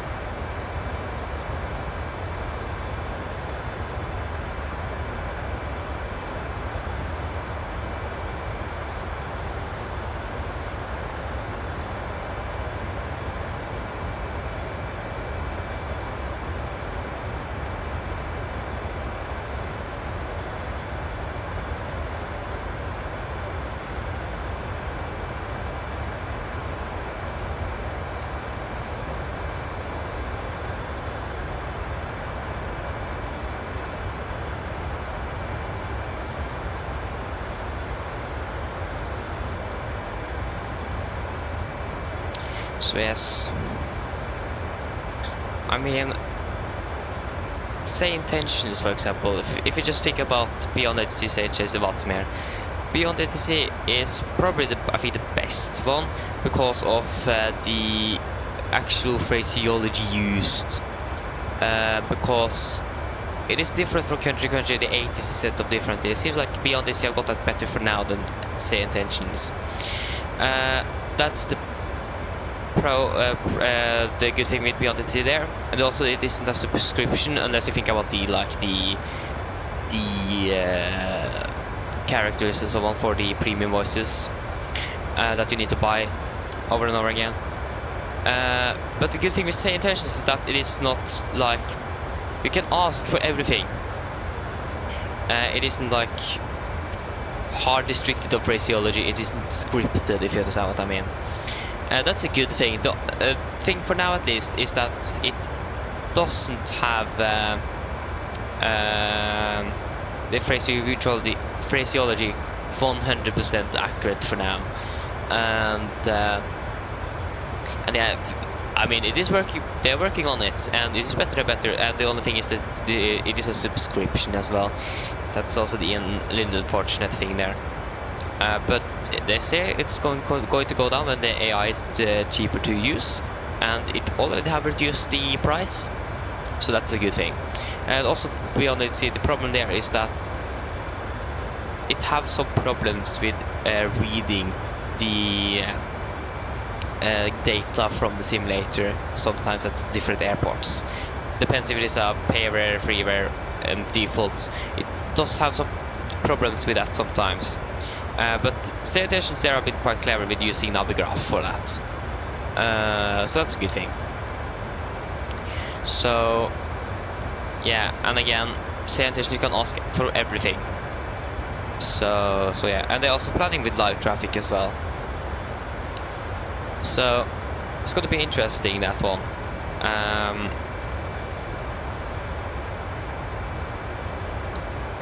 I mean, it seems like both of them are good in their own ways. So yeah, but again, we have Vatsim. It is really good. We have like real human interaction. That's the best thing. The unfortunate thing is that there is not many online. So yeah, that's the unfortunate thing.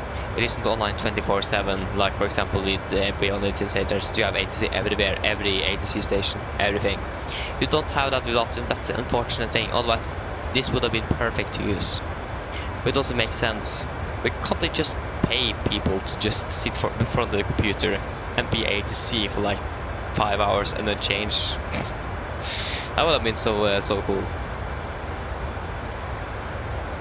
But then if they're going to do that, then you need to pay for Vatsim as well, so then it doesn't go up.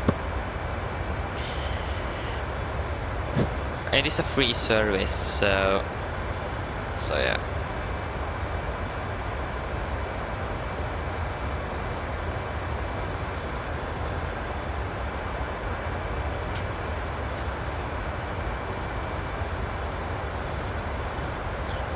But yeah, both of them are really good, so not complaining about that at least. Yeah, so that's correct. Almost what we're going to club 3.8, but we're going to stay at 3.6 because the winds are a little bit lighter here. So yeah.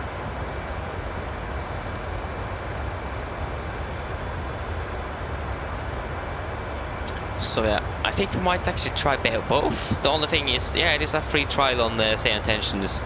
So then we can take a stream where we try Beyond and see after purchase that, and we can take the free trial for the Say Intentions just to try that one out as well a little bit later on. I think we need to try it both so we can see what's going to be the best. And also one thing with the Say Intentions is that it takes a while for it to generate what's going to say like 30-20 seconds or something. That can be a lot sometimes as well. That's the unfortunate thing. But yeah, just wait and see. Again, that might be improved in the future because AI is going quite fast or quite rapidly up here in how capable it is, and it's insane. Many of you may know that I was at a summer camp for two weeks ago or something, 2-3 weeks ago, and we had different groups. I was on the music group. I'm playing trumpet, like many of you probably know. So I was there playing trumpet with one of my friends and my little brother as well, that have played for 2 years, tried cornet, did shorter and trumpet. I had both with me, and he actually was quite good to not have played for 2 years. A little bit loud, but I mean, he actually managed to play after not playing for 2 years, and it actually did sound quite good after he played for 1 or 2 days. Got quite tired in his lips though, because he haven't played for 2 years. But yeah, he was actually really good, to be honest, for not playing for 2 years. So yeah, and the one group was like we were going to play like with sound, someone like podcasts, music, and so on. So they generated a song dedicated to that camp, but with AI, and it was really good. It was actually insane. That was a song you could could release that on Spotify. Could be a proper hit. It was really good. The unfortunate thing is that no one owns the song, so they can't do it. But it was really, really good. I was actually impressed, and that shows how far AI have got for the last 2 years. It is insane what it is capable of doing. So yeah, that was interesting. It was so good. That's the worst thing.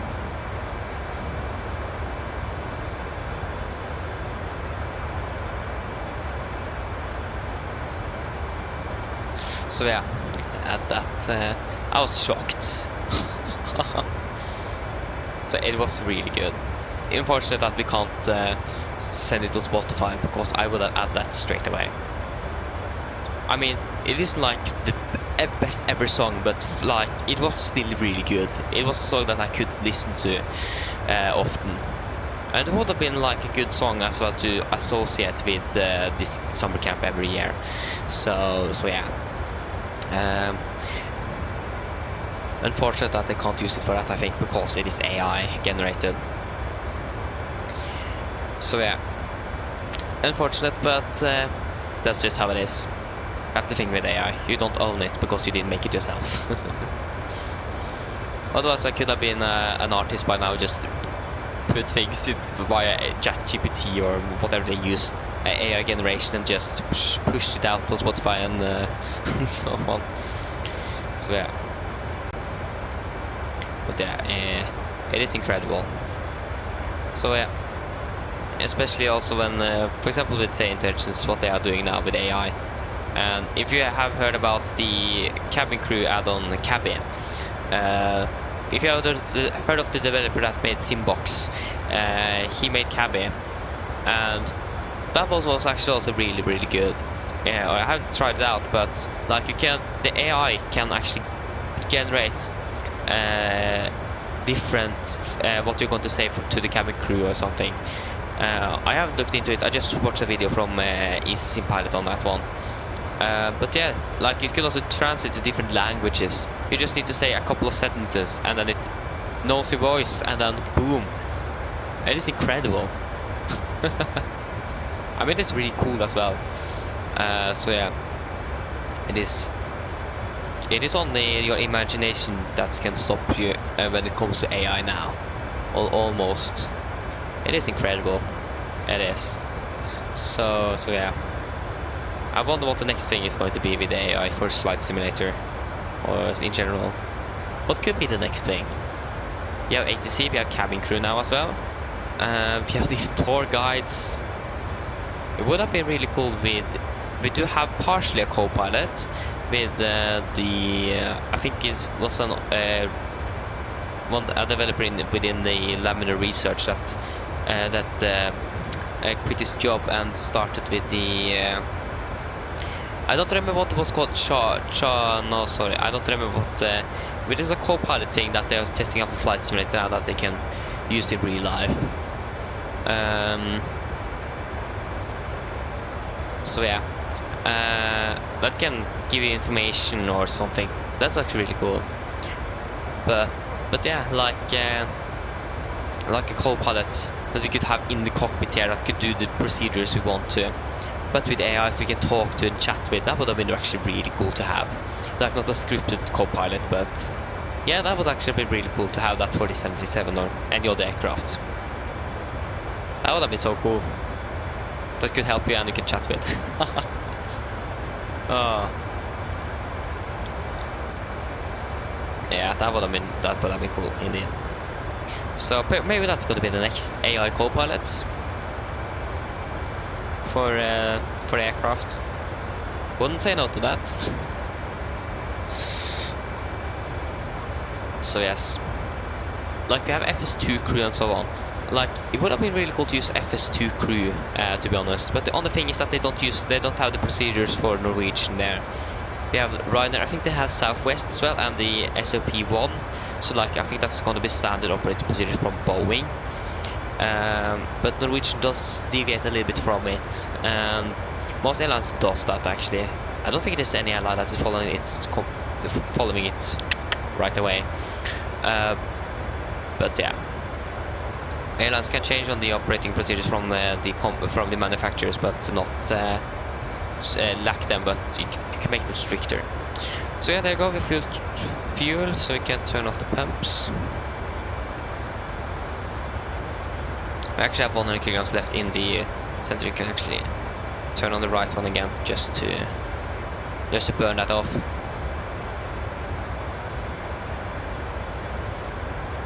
So yeah, that would have been so cool to have actually. What else could we have? Ground crew. AI ground crew as well. That would also have been really cool.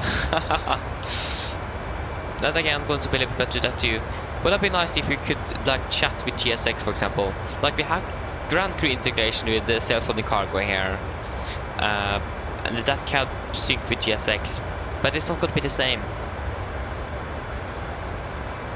So yeah, and also if you have FS2 crew, like I've understood it, you also have ground crew connection on there as well.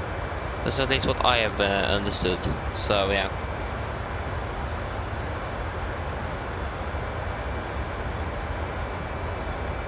So there's a lot of things that we could have here via AI. Just someone need to develop it. I don't know anything about scripting or like coding and so on. How to make any program, so I can't do it. Maybe I should learn it. But yeah, I mean that would have been really fun, you know, or really cool to have.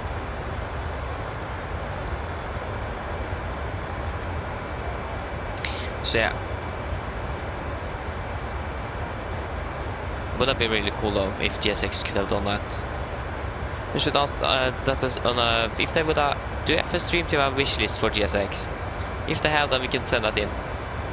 Interaction with ground crew with AI or something. Probably not with AI, but at least interaction with ground crew that you can talk to them personally instead of clicking all the options and there. And in real life as well, they are talking to the ground crew in flight via the A-car system. It seems like, at least. How much fuel you want for the next flight? If there's any specials, for example a wheelchair or something on board, something like that, or if you have an inoperative APU, for example, or things like that. So yeah, that also would have been really cool. But again, I'm not a developer, so I don't know how that works. But yeah.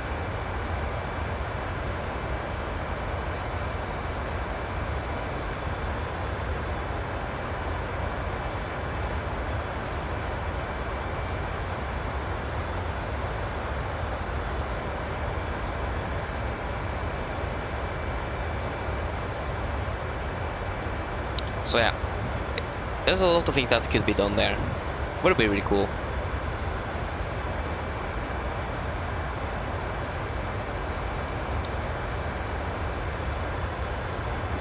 But yeah, we can talk about what else? Yeah, we can talk about PMG then properly. If you guys have seen the update they gave out on the general 777, 77, and 747 developments here. 777 freighter is soon going into testing. They're just going to find the internal date for that first. They don't know if they're going to push the ER or LR first out. They need to find a solution for that as well. The 737 for marketplace, both for Xbox and the PC marketplace is the update is sent to Microsoft. The 777 ER is sent to Microsoft as well for marketplace, Xbox and PC. 747 is under development, started in January. They do have some exciting features coming to that one. That's interesting. And they didn't want to say anything about the Max. That's an interesting thing. Them can just speculate. Why don't they want to say anything about the 77 Max? I don't like that, to be honest. Maybe that is because they are closing in on the race and they just want to finish it up before they saying anything to not make people too excited. Or maybe they delay it or something like that, I don't know. But at least I'm looking very forward for the Max. Oh, there you go, the fuel is empty in the center there. So yeah, that would have been really cool.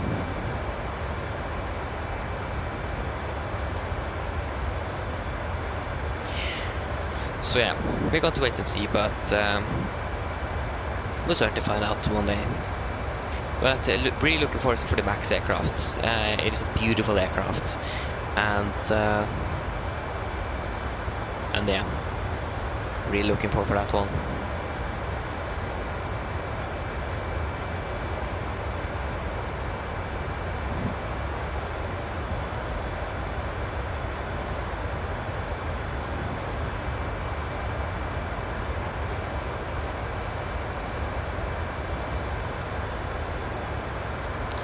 So yeah, what else? Yeah, we can actually talk about some off-topic stuff. We can talk about Phoenix. So the A320, if I remember correctly, yeah, I do remember correctly, they are working on the A320-119. The question is when is it going to be released? They have been very quiet lately. Or for the last months. I do own their A320 CEO, and I haven't followed it for a long time. There is main two reasons. One is because I just can't fly Airbus anymore, or basically can't fly anything else than the 737 and Norwegian. And it is an Airbus, so that's the reasons. Airbus, I haven't flown it for a long time. I do struggle with the systems. I do remember a bit though, but it is like a few things I forgot. And okay, then 4 things then. The third one is that I think it's too simple. It is basically nothing to do. I do struggle with using time. The time usage. I struggle with that. And the fourth one is that I can't land the aircraft. I don't manage the fly-by-wire controls on that aircraft anymore, since it has been so long time I've flown with it. So the 77 had a direct flight control system, so that's a little bit different. So yeah, that is. So yeah, I haven't flown with it. So yeah, I haven't flown with it for a long time. So yeah, and again, to make the A319, A321, have not heard anything about when it's going to be released. So yeah. I think probably a lot of Airbus fans are waiting for those, because the VFR is not very good. I mean, it is perfect for the audience it is made for the general flight simulators, but for those who like system depth and so on, it's definitely not worth it to buy them. Or if you do have the flyby cockpit with the Horizon Sim mod. So yeah, I mean, it works. Robert Undal, hello, welcome. Hope you're doing well. Crispy, can't sleep, nice. Then welcome back. I think I'm a little bit overtired now. I can talk about everything. Or basically I just need to talk about it for the time to go. So yeah, so now we're even talking about Airbus. That says something.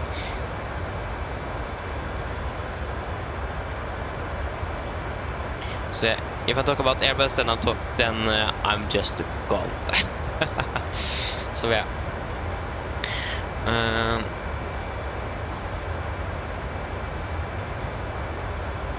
So yeah. Yeah, Crispy. So the plan is, because we are reaching it, it is going quite fast. I'm earning more subscribers for the streams than I'm. Oh wow, we're already 798. Normally, before I got the subscribers from shorts, so it's a little bit easier to plan forward, because then I'm releasing the shorts and so on, what I could expect. Now every subscriber is coming in from the live streams, and it is 2 away now. The problem is that when we go to the special one, I do want to set it up in advance and not just the day before, because then more people know about it and will probably tune in and so on. It's going to be really more people watching. It's going to be really more fun to do. And I also do want to do a real flight as well, and I want to do it on weekend as well. So the thing is that we are hitting it in two more subscribers to go, and then we are there, so it's quite close. We can't do it on Sunday, that's going to be too close, and I don't know if we're going to hit 800 at that time. We're probably going to do it, but then if I want to do it on Sunday, I need to take the day off tomorrow to actually manage my sleep schedule and so on, so I'm actually going to be able to do it. And also, that's going to be just 2 days, and that is going to be a little bit too short of a period. I do want to have it set it up in advance by at least 4 or 5 days or something, so people know of it. And also I do want to do a real flight, like I said, so I do want to try to fly to Los Angeles. Norse is flying to Los Angeles between Oslo, or from Oslo, so the plan there is then to fly, because they're flying twice a week. They're flying on Fridays, so they're flying today, and they are flying on Tuesdays.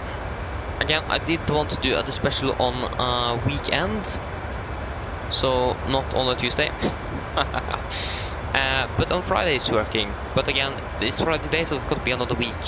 So I think that is going to be the 800 special. It's going to be Friday next week. If we do need to hit 800 first, though, I'm not going to set it up and then we're never hitting 800 before it starts. So it is going to be probably on Friday next week to Los Angeles with Norse on the 77-9. And then the 900 special is going to be the way back from Los Angeles to Oslo. And then the 1000 is going to be the 777. So yeah, it's just like I have a plan.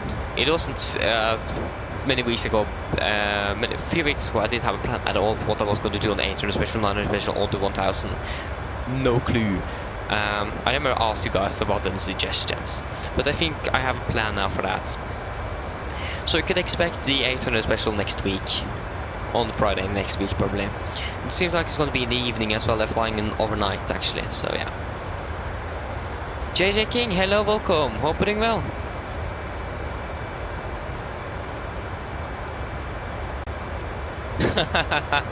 Yeah, I do understand that one. I am from Scandinavia. I'm not from Sweden though. I'm from the neighboring country to the west. I'm from Norway.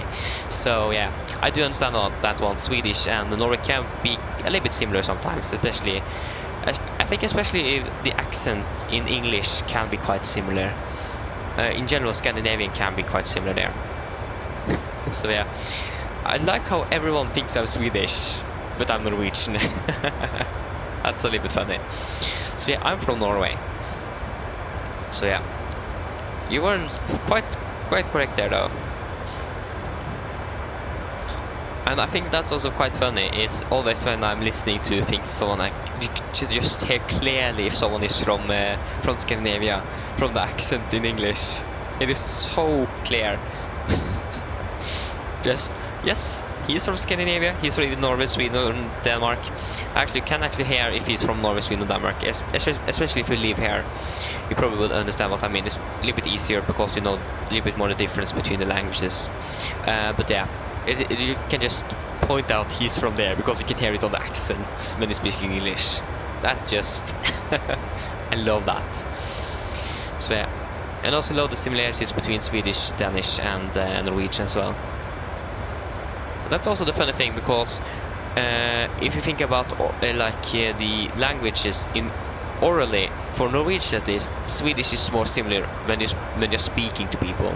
Swedish is more similar, but writing wise, Danish is more similar. So that's a little bit interesting there. So that's a bit funny that one language is more properly for oral use, and the other one is for more related to writing. And I think it is around the same for the two other countries. I think Sweden understands Danish better than Norwegian, I think. Or maybe they, but I think Danish understands Norwegian better than Swedish. Norway, at least for us, at least for me, it is easier to understand oral Swedish than Danish. I'm not quite sure about Sweden though, on what's easier for them to understand. So yeah, but that's quite nice that these languages are similar as well. Makes things easier when you are visiting one of the countries. Talking about Sweden, we still have Sweden Control online. So yeah. Great. Okay, we're landing 38 now, that's good. 38, I mean 48. 48. Okay, we can do a fuel check soon as well. We can do a fuel check at... yeah, we can do it Luben. So Luben... 6.7 tons, we have 7.4. And the 6 tons, we have burned 2 for 3.4, around 3.5 tons. No, we are not burned 3.5. It is 5.5 tons. And the flight time, it's going to be 2 hours 6. We have flown for 1 hour 59. So yeah, we're doing good on everything basically related to this flight now, unless that we are 1 hour behind schedule.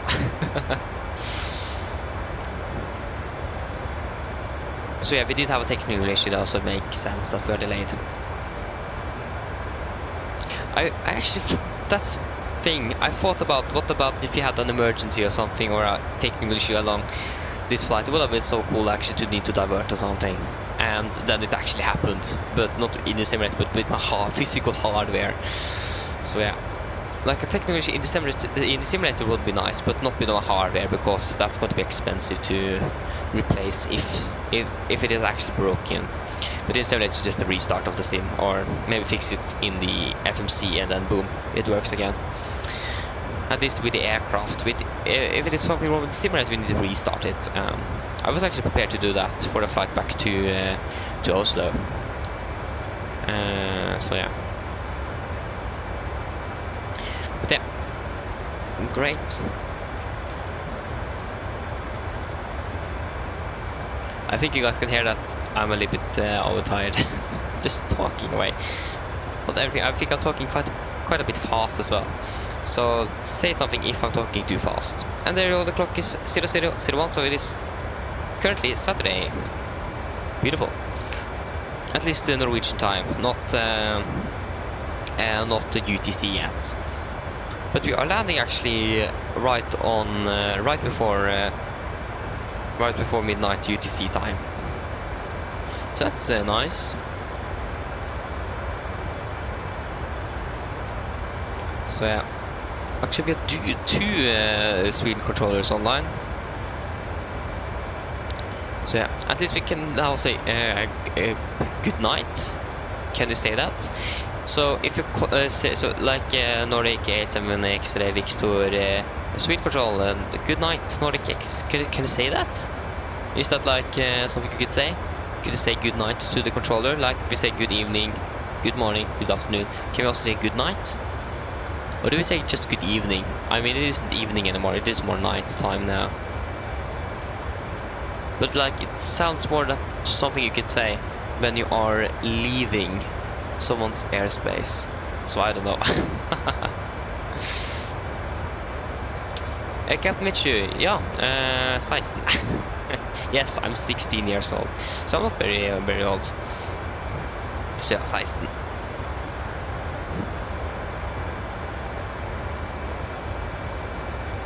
So yeah, just finished 10th grade.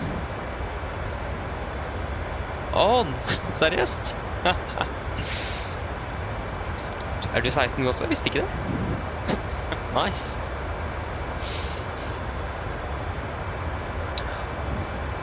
Ja, ok, du er 07, jeg er 08. Så da er det et år mellom da. Så Svea, du er 07, ja. Ja.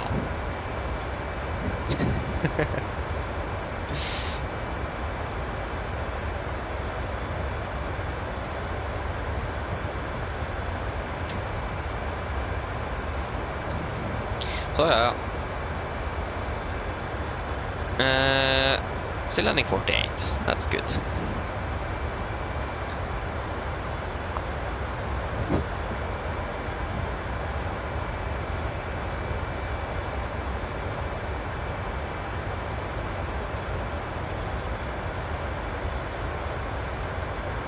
Arvid, hello, welcome. Hope doing well.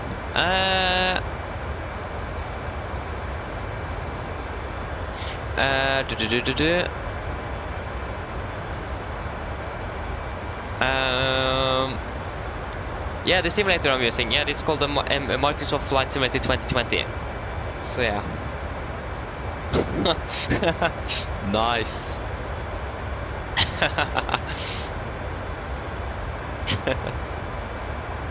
Nice. Nydelig.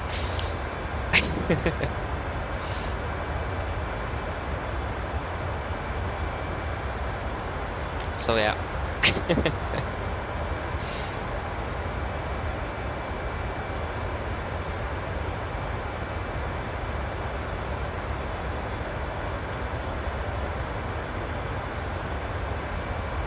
Oh, you use the infinite flight. Nice.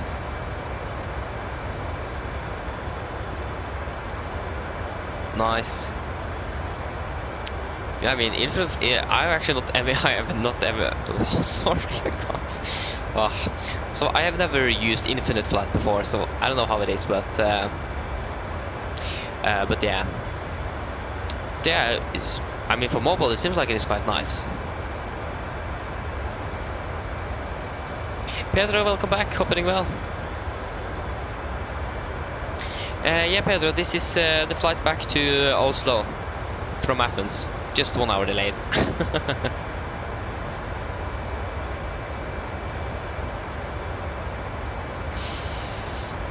Yeah, 1 hour delayed, unfortunately, but yeah.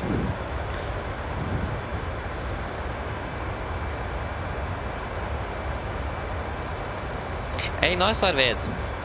Yeah, definitely recommend it. So yeah, should definitely do that. Good luck. But just make sure that you buy a good enough computer straight away. That's a good idea. So we don't need to upgrade it soon after.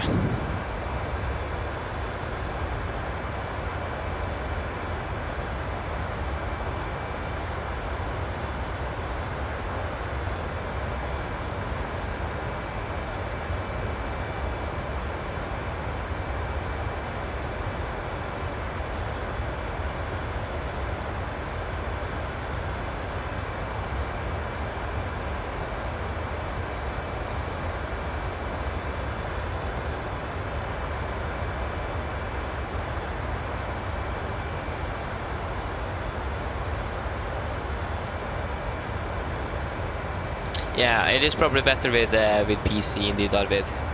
Yeah. Crispy, yes, we did try to fly to Granca once. Did a go around.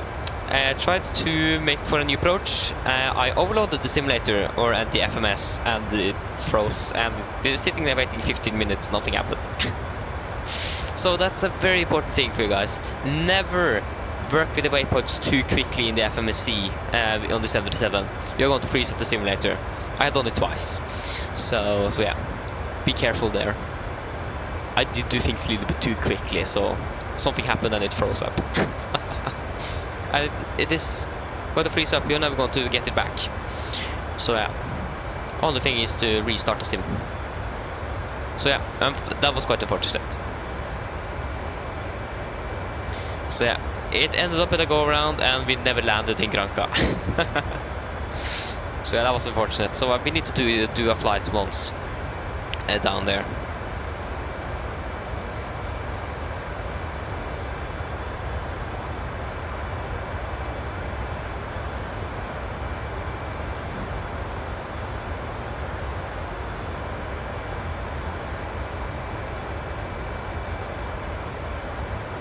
Yeah, speed control is still online. Okay, now just one of them now. It was two not too long ago. Now it is just one.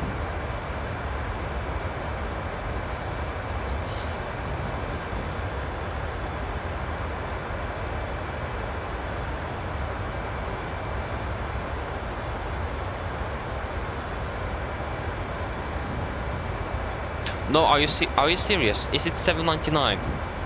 Are you serious?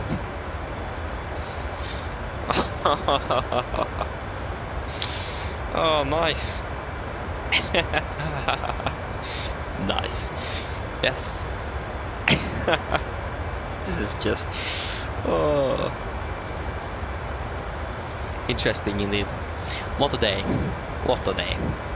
Quite a few interesting things that happened today now, so yeah, this is an interesting day indeed.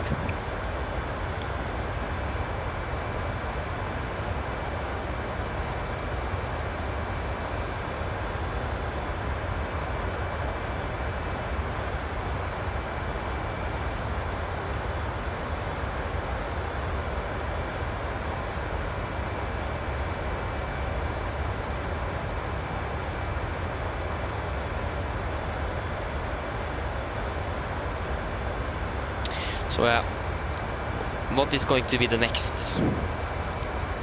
Hopefully not that my frontal coordinate is going to break again. That happened already once today. That is not going to happen once more. I won't allow that.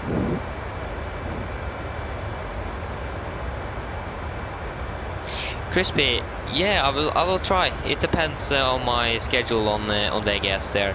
I actually don't know what's going to happen yet. The only thing is, I know that I have a place to go on the 19th of August. That's the only thing I know. So yeah, what did you actually come in on? Was it your first choice?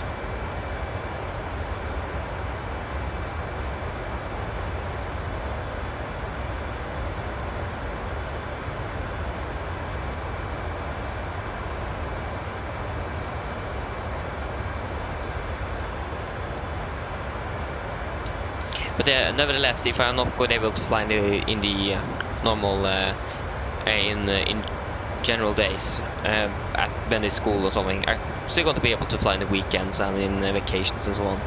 So yeah, depends. I don't know what I'm going to go electro to 1 year and then go to Flygfag the next. So yeah, I don't know how it is going to be on electro. So yeah. Oh, you got first choice. Nice. That's beautiful. That's good.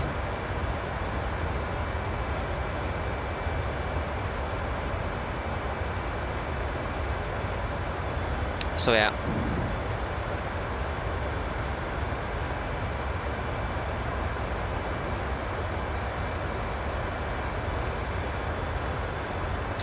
So yeah, depends.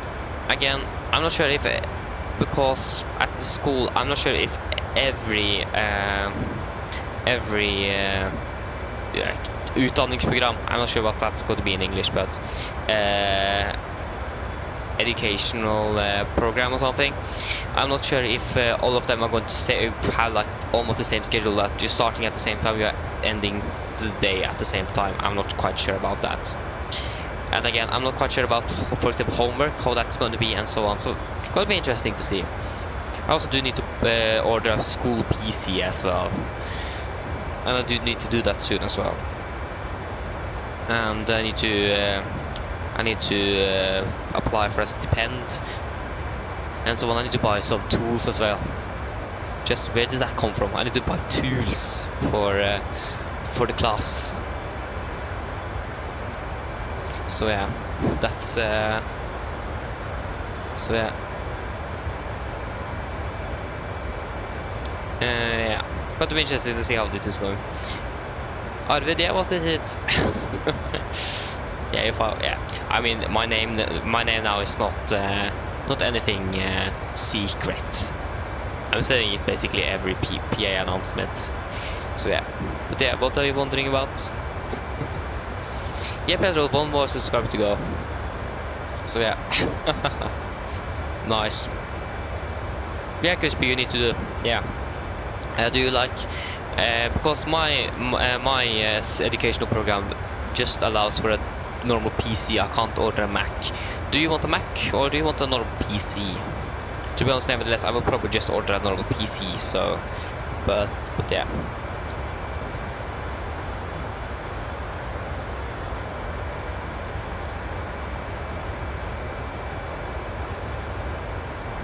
Hey, nice. That's really nice, Arvid. What is actually... What? What is actually that? I actually don't know what that is. What rating that is. Is that... yeah, what is that? Is it ATC? I don't know.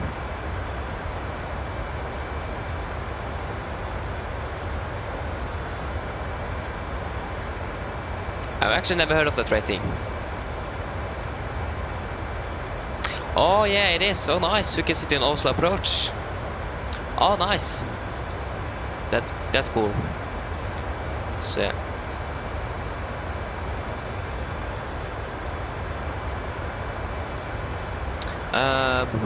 Are you talking to me, Captain Mitchell? And then what are you asking about?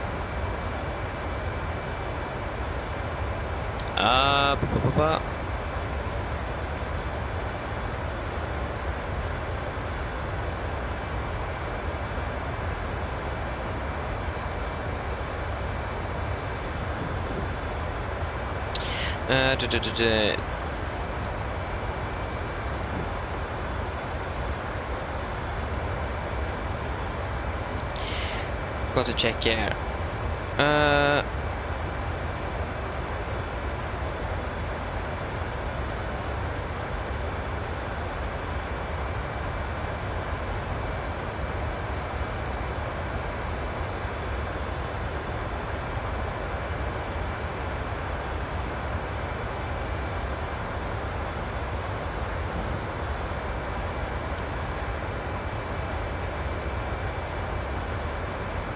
So yeah,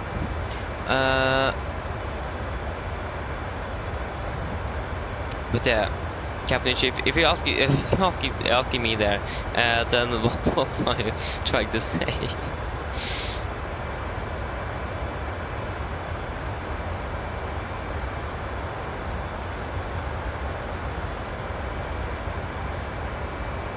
Okay, Crispy, that's good to see. So we're going to order PC then. Nice.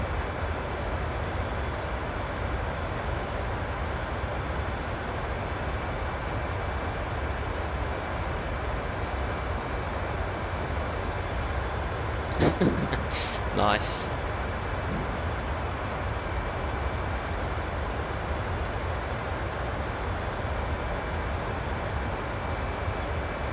You still have speed control online. That's actually really nice.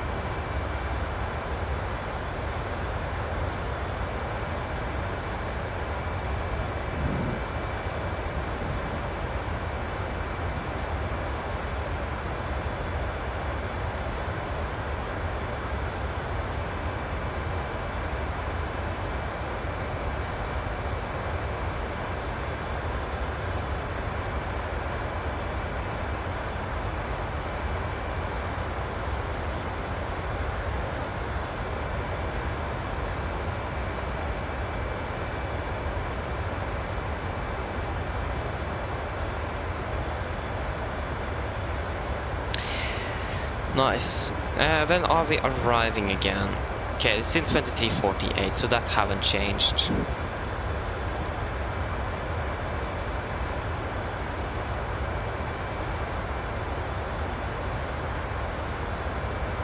No way we just hit 800. No way we just hit 800. No way. Are you serious?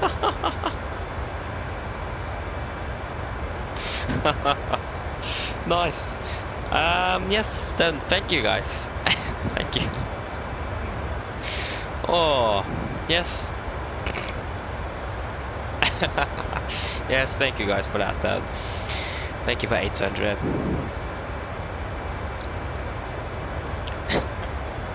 Nice. Oh, yeah.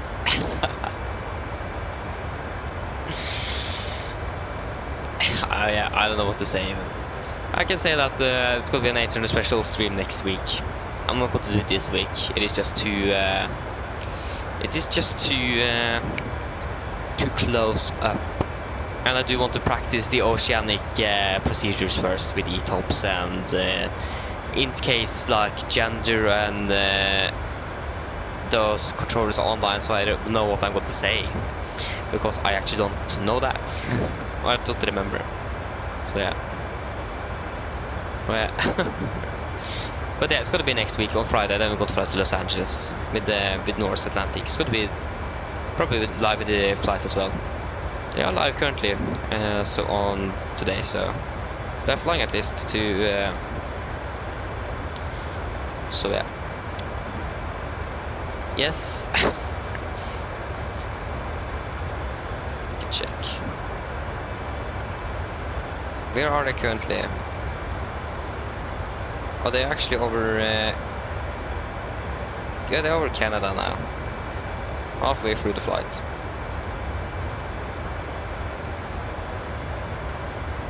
Yeah, thank you, Pedro.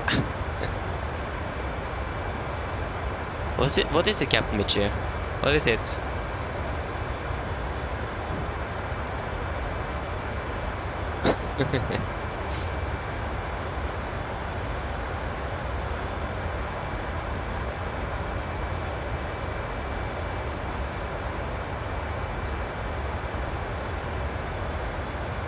Okay, where are we now?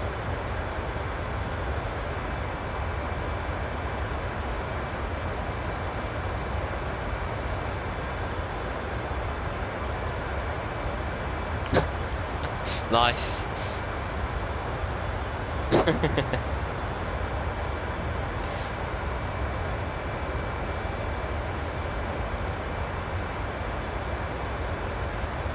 There you go.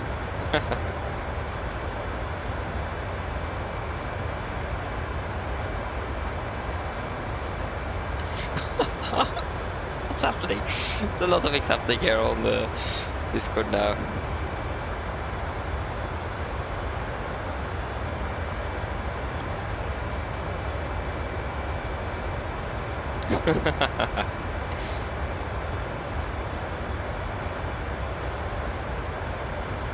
Wait.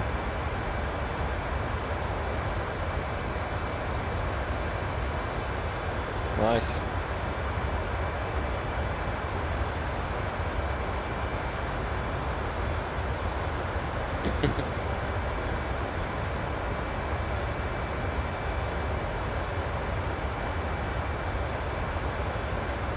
What's happening?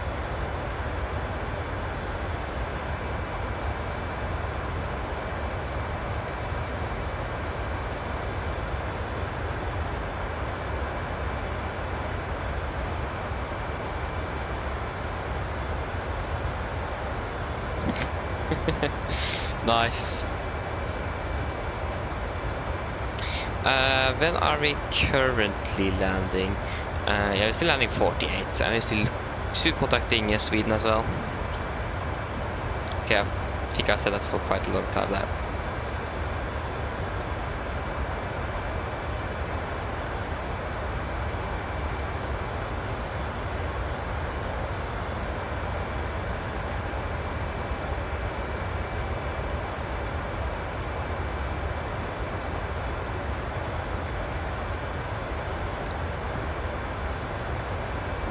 What?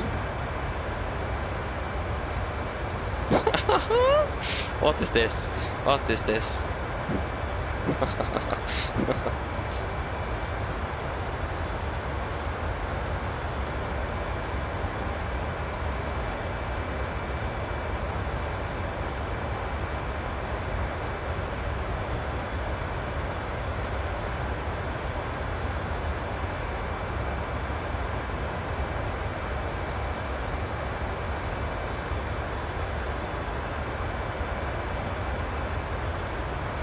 Nice.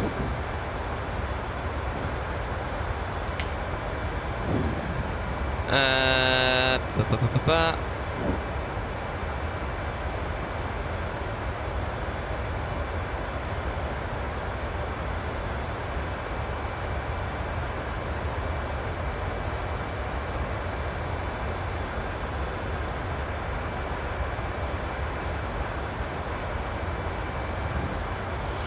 Yes. Nice.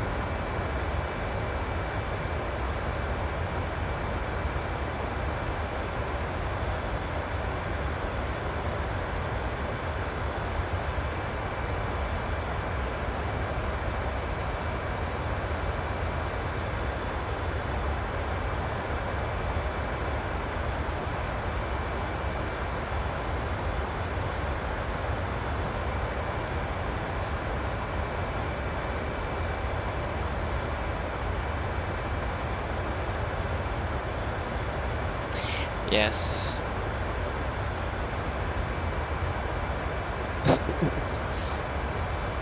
Nice, yes. Can see that.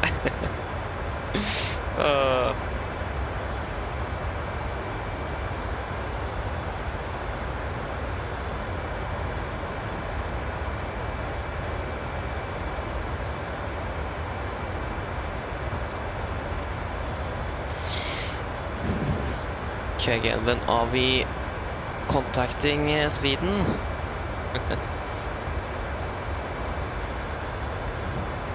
I thought it might be, yeah, it's not Cartier, it is Vapos. Yeah, it's probably going to be Vapos then.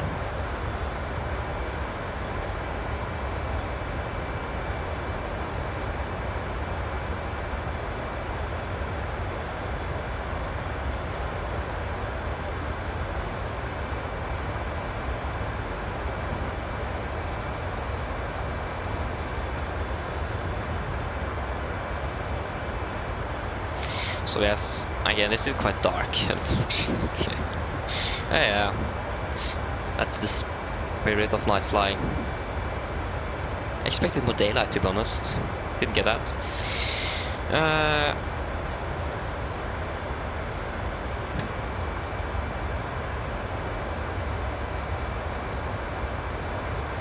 Yeah.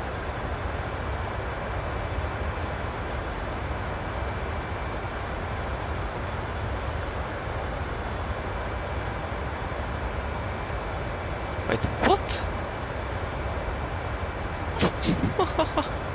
There's a bug, like, he's flying under my light on the roof, and he's like flying in circles. That is not slow, he's flying there. It's quite big.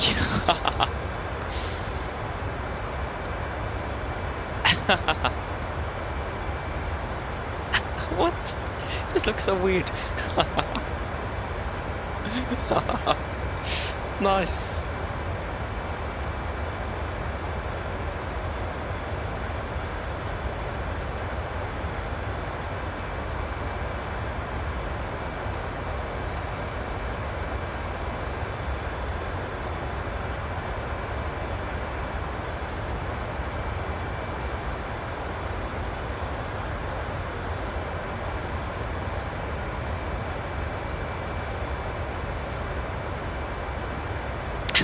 Okay, it's gone now.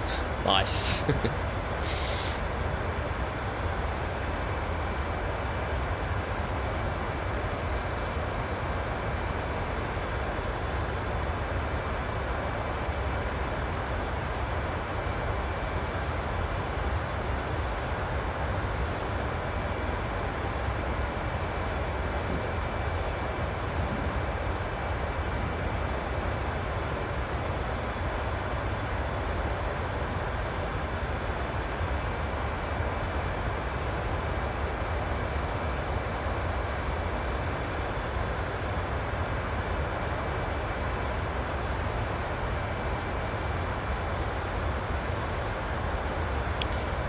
Okay, good.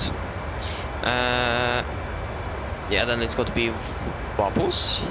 Yeah, Vapos is going to be when we are entering Swedish airspace. Yeah, and Sweden control is still online. Is there a lot of traffic into Oslo? We have us in. I think we are the.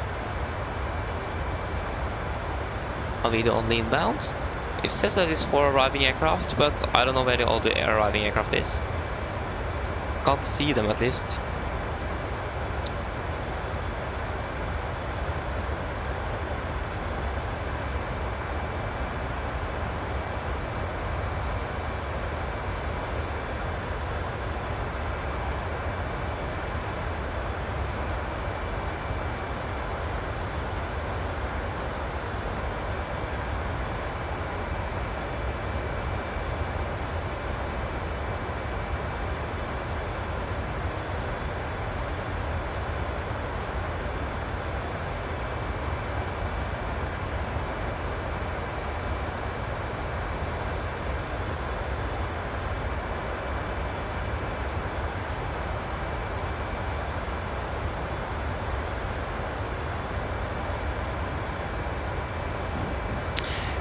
Great. And now all the aircraft here disappeared. Yes, nice. Easy to judge traffic when you can't see any traffic. Okay, so I can just find outbound flights. Can't find many inbounds. We have one that is landing now from Lufthansa from Frankfurt. We have one that was just landed British Airways from Edinburgh. And then us, of course, that is 3, but where is the 4th? Is that... yeah, the 4th one have the part that is Norwegian from Manchester. Okay, makes sense. Then we found out of that.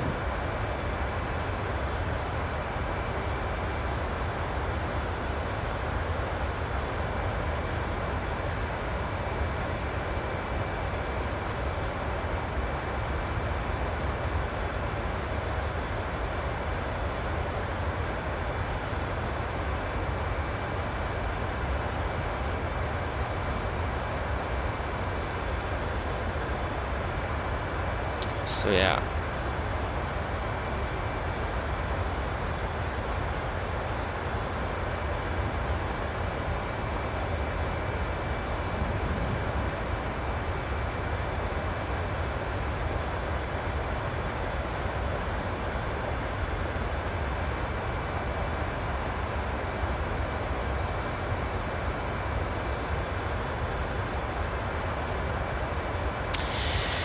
Yeah.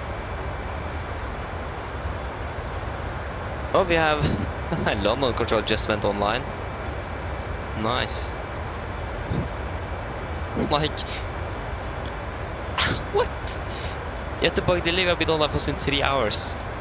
What are they doing in Göteborg?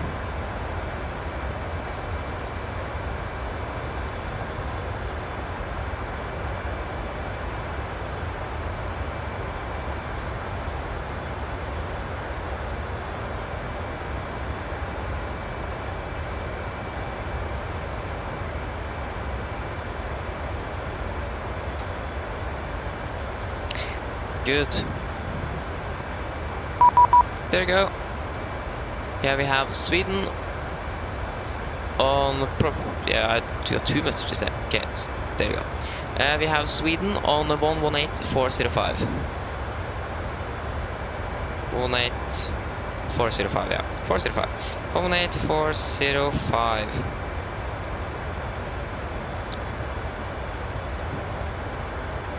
Yeah, what do you say? Evening, night or morning? Probably not morning. God natt. God midnatt? Nei. Eller. Sweden Control, god natt, Nordic. 87X-ray Victor at 360. Sounds so weird. Hello, Nordic 87X-ray Victor. Sweden Control identified. Maintain level 360. Maintain 360, 87X-ray Victor. Great.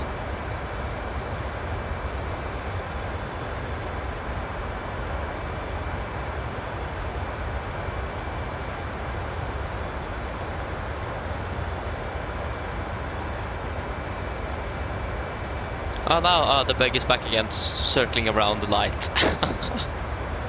Nice.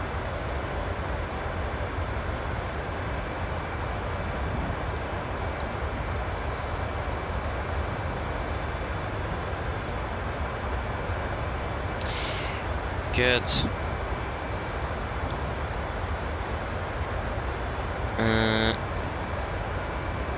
Where did we last do the fuel check? That was at Luben. So I'm going to do a fuel check at least before we are doing our descent. So descent at 23:13. That's 33 now. 23:13. And it's 33 now. 33, 43, 53. Yeah, so at 13, and then it's going to be 03, 53. Yeah, so at 43 it's going to be half an hour. So then we can call. Wait, does that even make sense? If it's still 260 miles to go, 23. Yeah, it does make sense. Yeah, it does. Just we're going to wander there.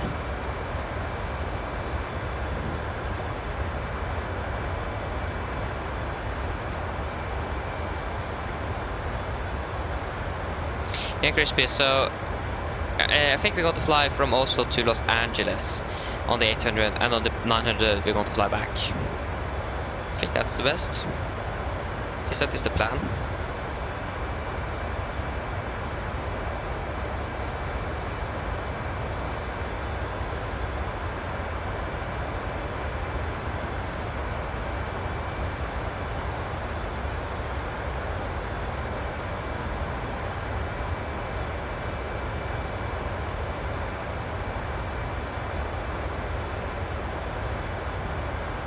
So yeah.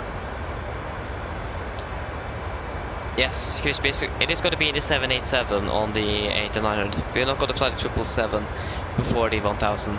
And yes, it is going to be with Norse. So yeah.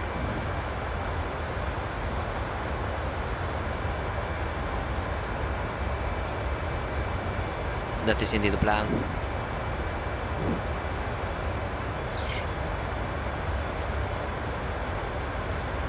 So I can do the fuel check at Piano then. So you can have Piano up and ready. Piano, where is Piano?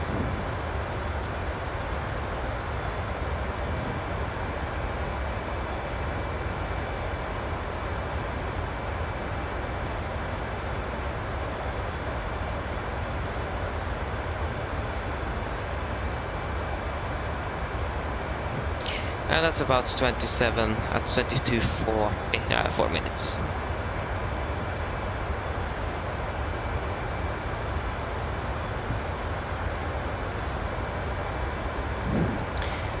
Think about that, we should actually have been descending already into Oslo.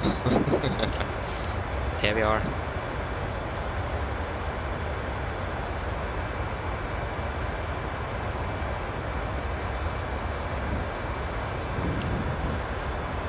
Oh yeah, that's just how it is.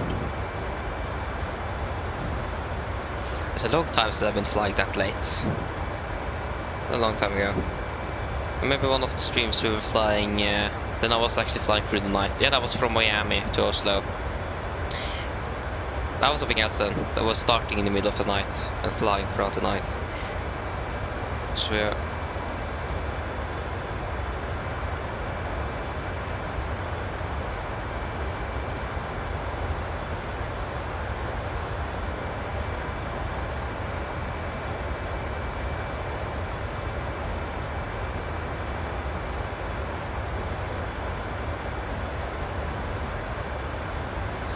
So yes, 3 minutes.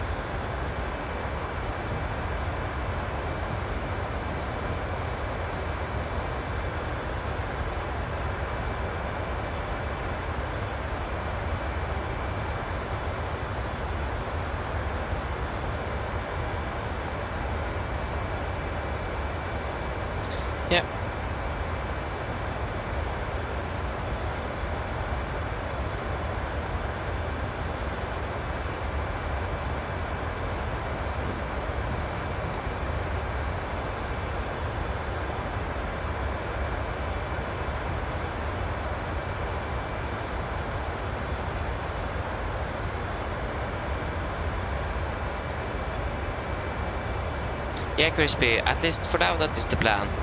I want to continue with it. I have no reason to end it.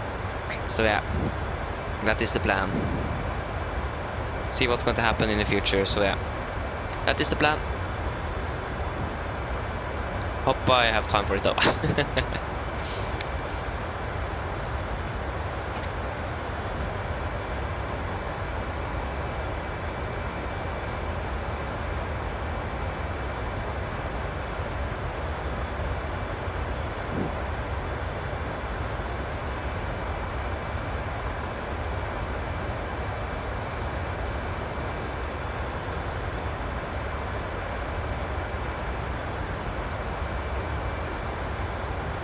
So yeah.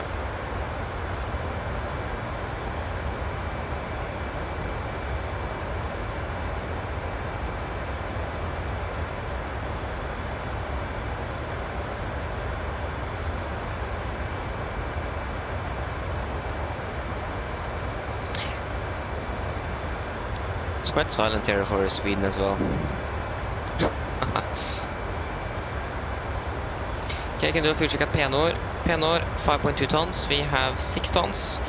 7.5, we have currently burned 6.9 tons.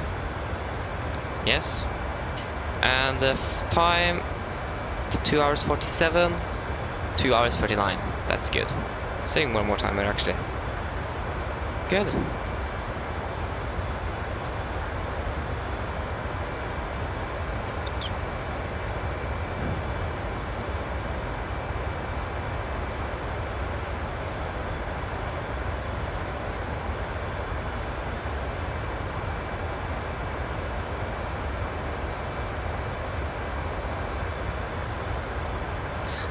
Akkurat.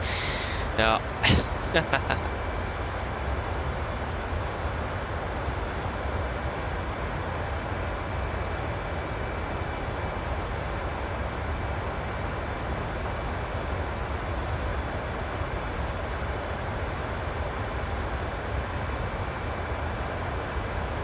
Akkurat, ja. Ja, det er litt stille, det er det. Å ja, det er litt sleit da.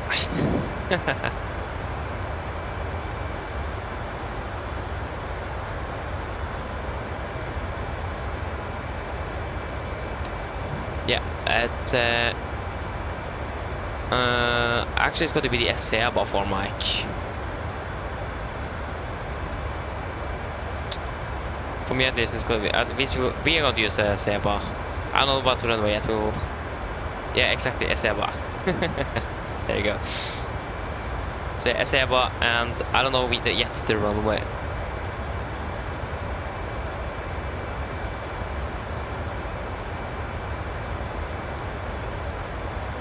Nice.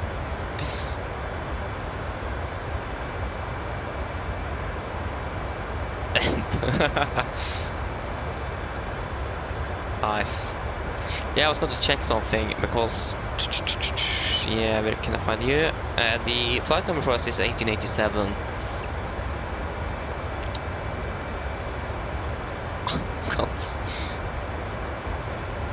Wind control Lufthansa 120 on the ground at Göteborg, ready for departure on the building. Yes, so stand 6-8 is what you could expect for 140. For Oslo. Stand 6-8. Free line up. Wait. Oh. Oh, you. Lufthansa 140.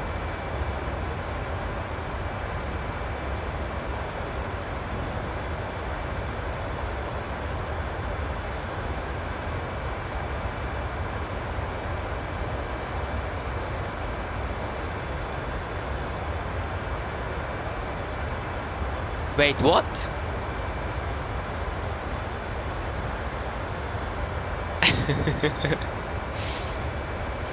Wait, what? What?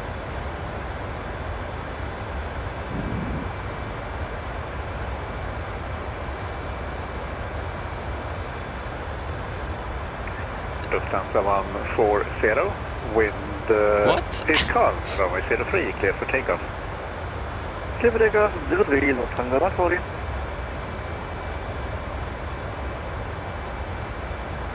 Do you live? What? Do you live there, Arvid?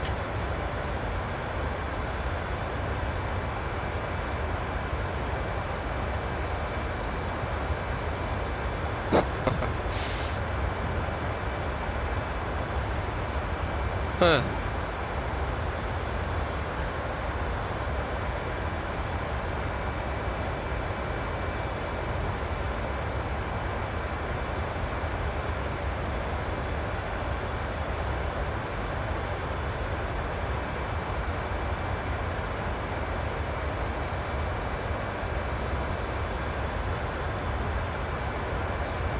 Wait, what?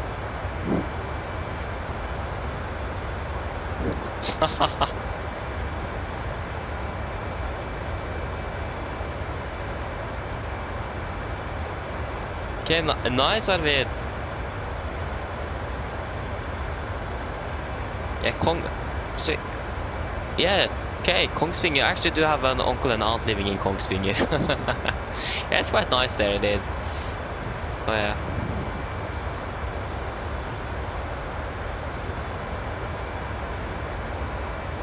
Yeah, that's a good question there, Crispy. When is the next one coming?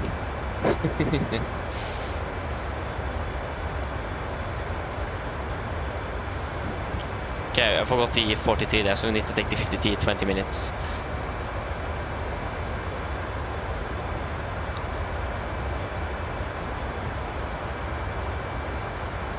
Nice.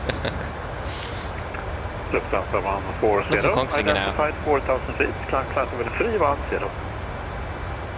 All the way up to 310. Lufthansa 140.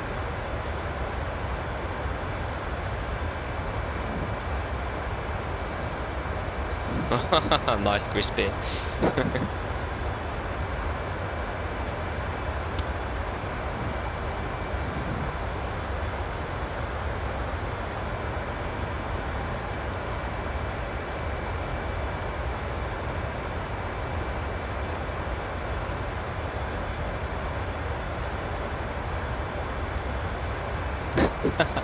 Nice.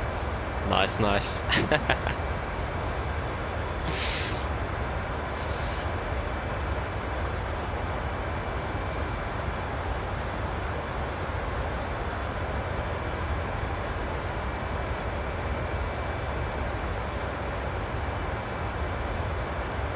Yeah, that sounds good, Captain Mitch. Yeah.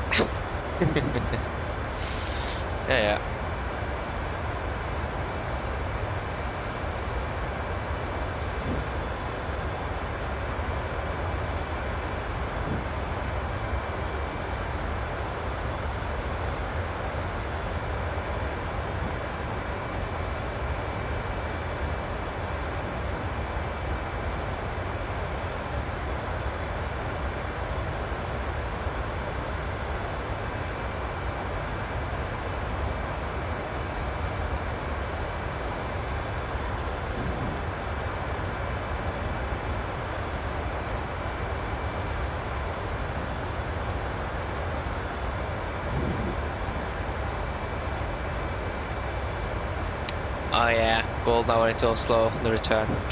That's nice. I remember that. I watched that one.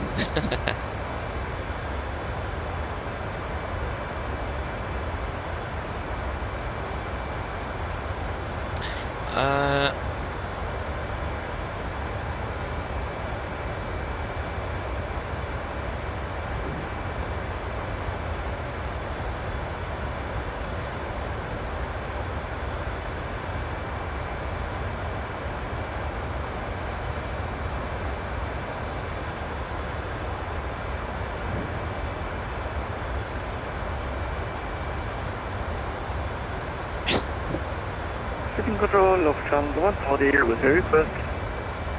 Okay, 14 now. Lufthansa 140, go ahead.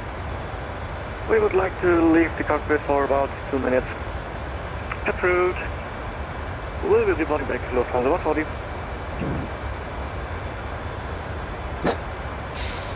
Doesn't matter which one is answering, as long as you get the correct answer.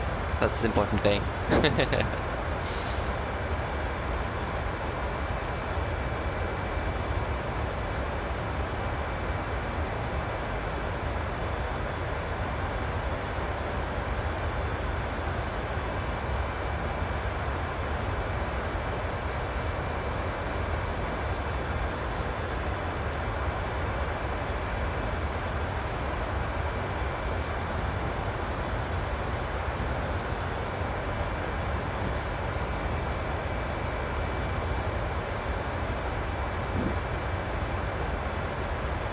Okay, 49.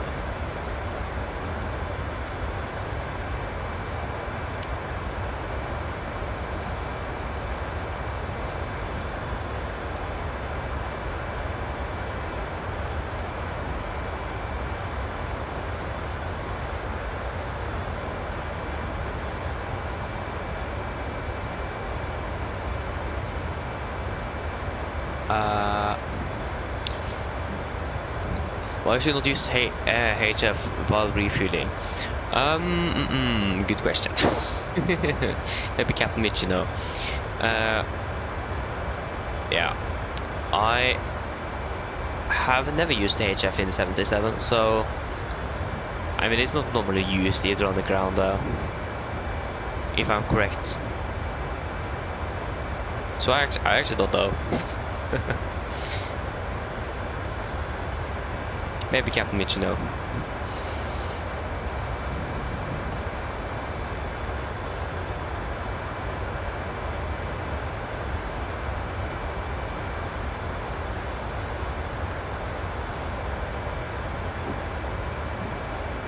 Just need to...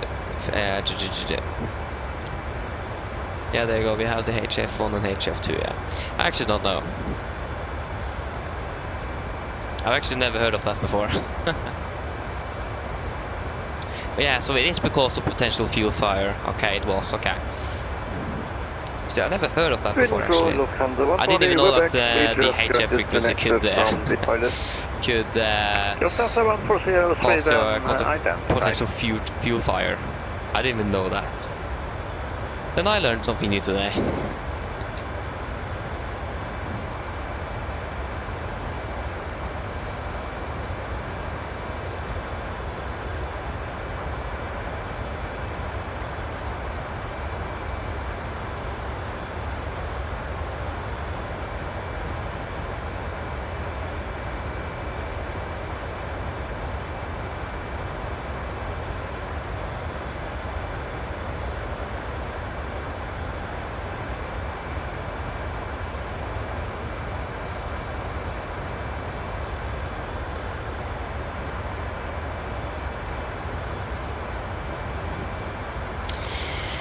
Yeah, 2 minutes, protocol cabin crew. I hope that the transmission is actually going to go through on the first time. So yeah.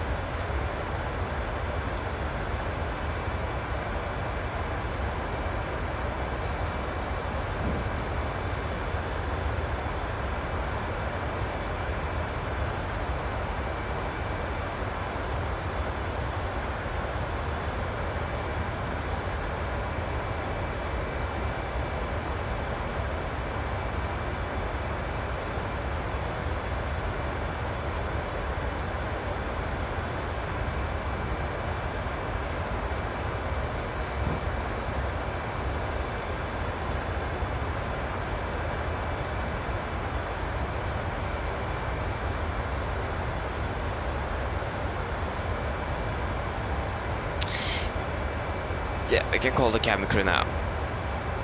Intercom.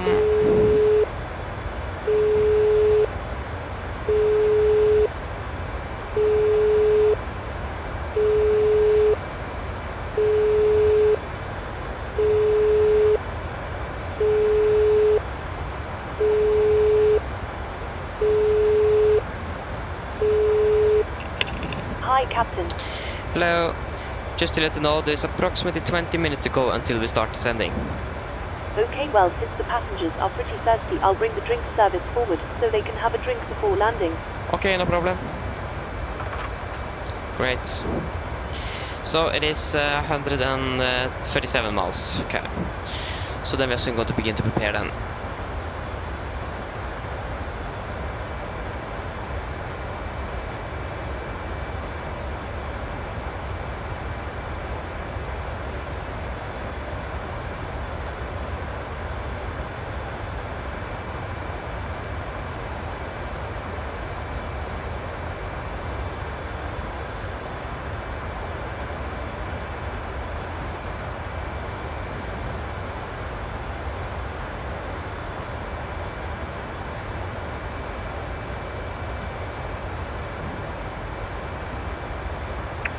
Lufthansa 140, cleared L-Stock 7 Papa, arrival for runway 19 right.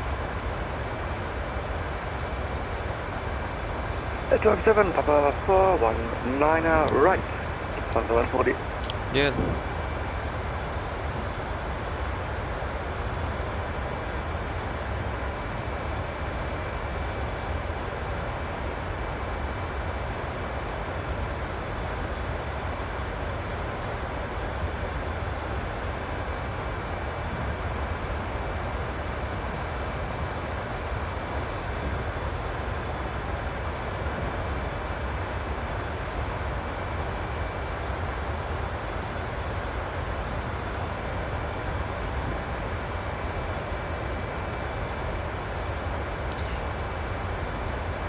So still landing 48-ish.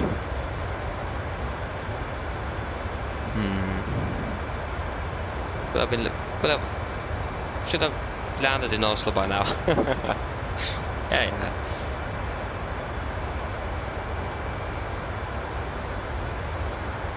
That's just how it is.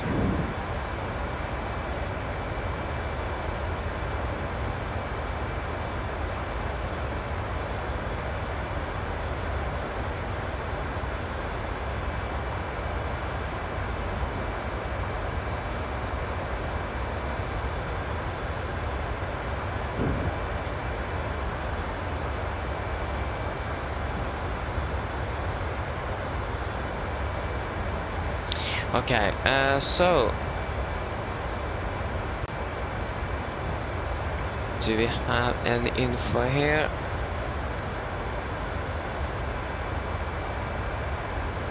No, doesn't say anything here about the runway yet, unfortunately. But if we're landing, got the park at stand 68, that should be on the, if I remember correctly though, that's the question. It should be on the western side of the airport.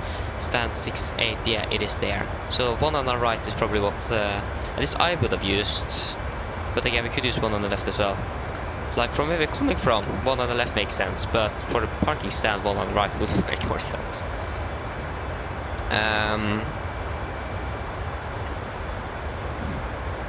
So yeah, but at least the star is still going to be the same. Say before Mike, sorry. But again, the approach, it is going to be one on the right or one on the left. They should use this. Should use both of them for both arrivals and so on.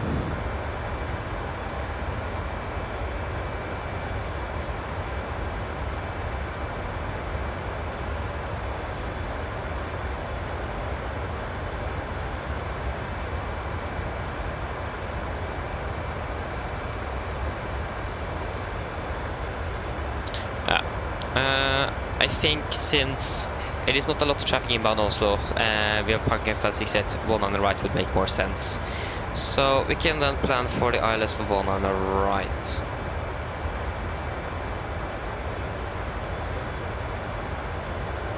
So yeah, that's 111 decibel 3 and 192 of course. 111, 3.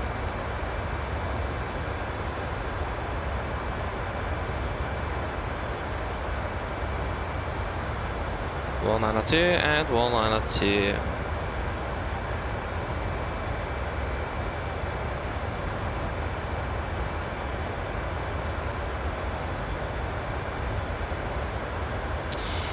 It's going to be 876 on the minimums.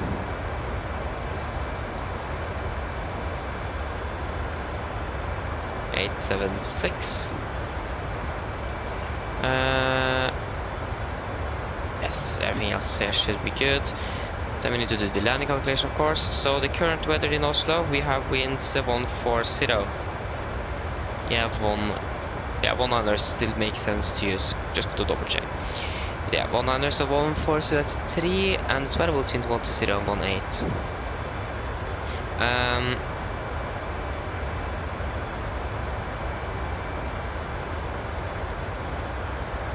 So yeah, 100, that's going to be 190 degrees. 12 is going to be 70 degrees. So yeah, 1203, 17, 16. So 1203, 17, 16. 1203, 17, and 1016. Landing 1 on the right. That run is going to be dry. Landing weight 1.1 tons.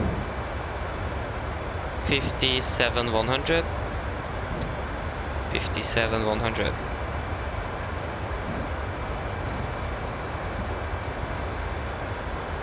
Uh, 144 minus 5, that will be 139, but 140 is okay. Wind correction 5. North brake, and it's going to be idle reverse. That is a restriction in Oslo, and we are going to be able to comply with that. So, going to be idle reverse for landing. Okay, and that should be it.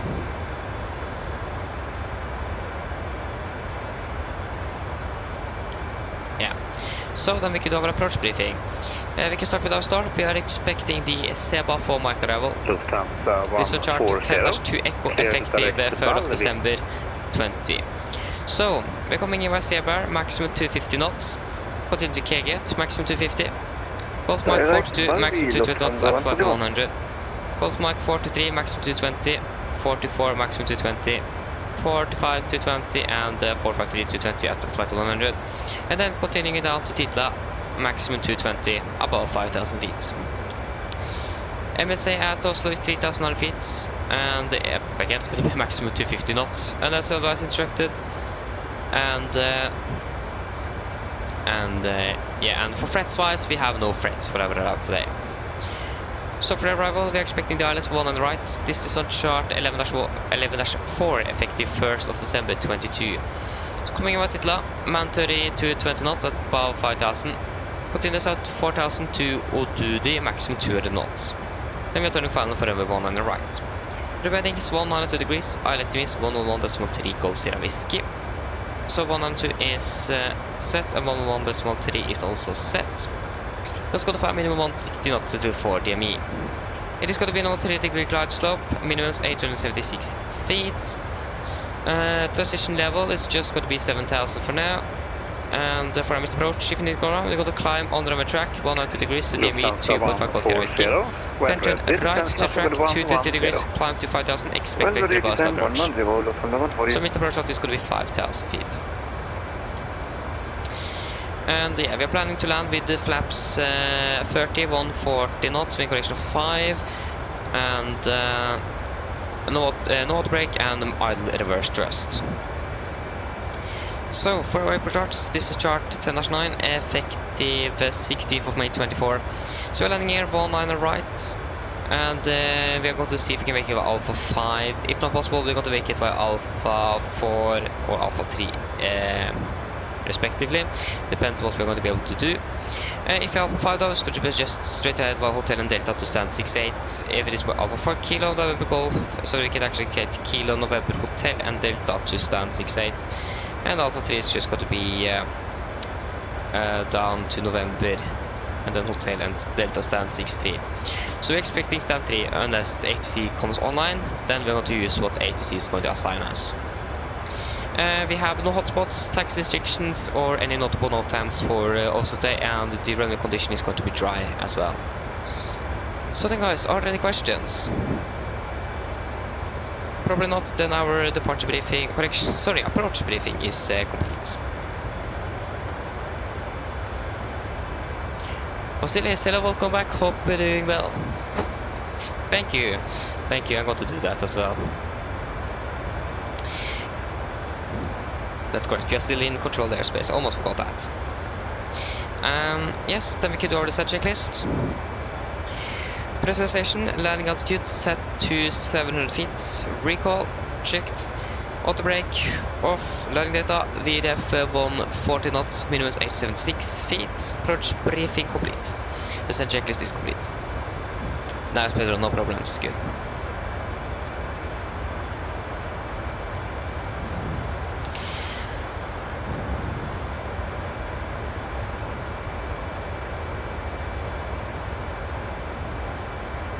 Great. So we are landing at 48. So that is going to be about yeah, it's about 33 minutes, 34 minutes to travel. So about 35. We can take 30. We want to do a direct to Titla here. There is no traffic, so that's going to not be anything to be worried about there. So yeah, if you do that, then we're now landing Titla, and we can just take that off the K-get there. Then we're landing 42, unable to 50 at the Seba. Okay, this is weird. Yeah, so then we're landing 42.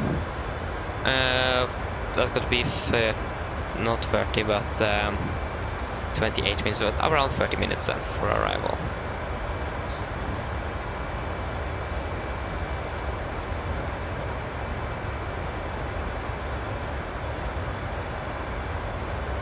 Execute.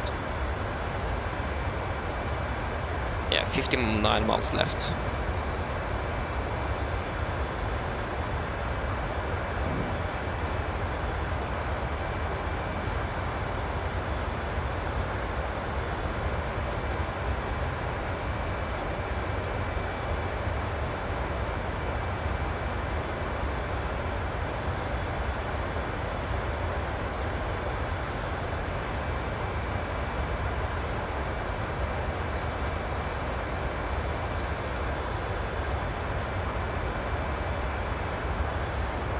Yes.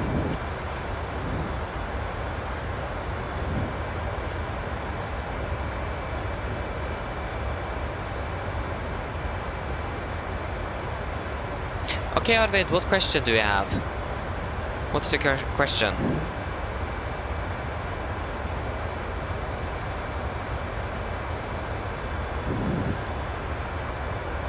Yeah, the VDF is flaps 3140 knots, and with a wind correction of 5, so it's going to be 145 then only VAP. So VDF flaps 3140 knots. That's it. Are there any other questions?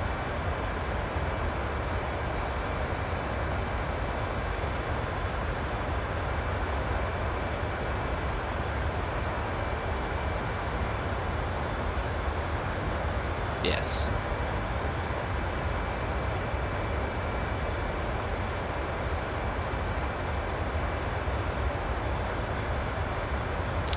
Good. Good.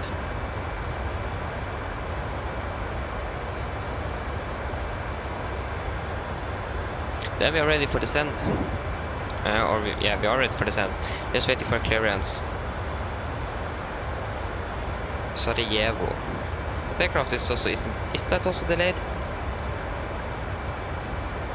Yeah, it is also delayed with like 2 hours. Sorry, 1 hour.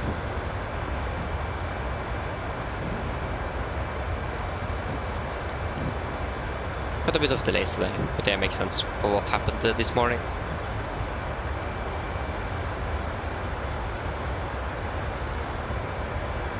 So yeah.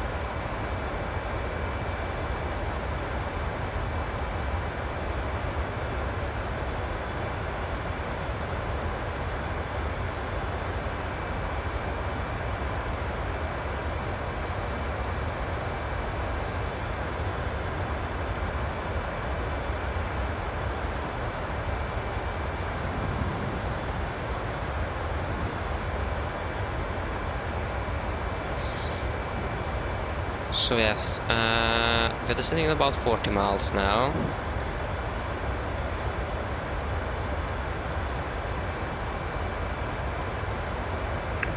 Lufthansa 140, send flight level 70.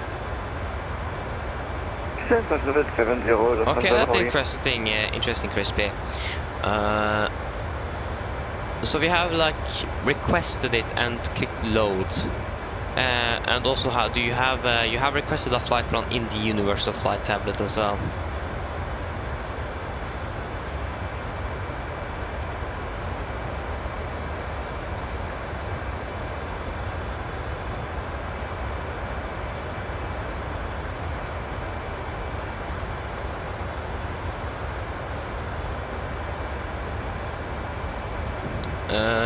What? Do you want?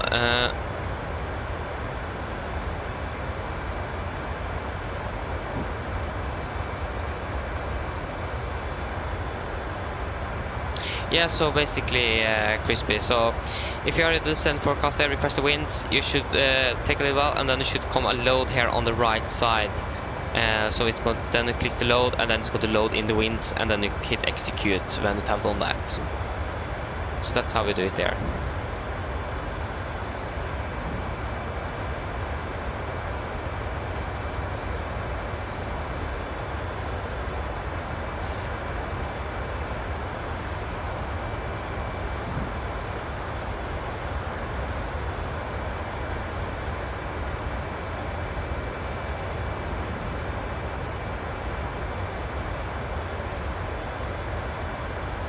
Okay, nice, Crispy.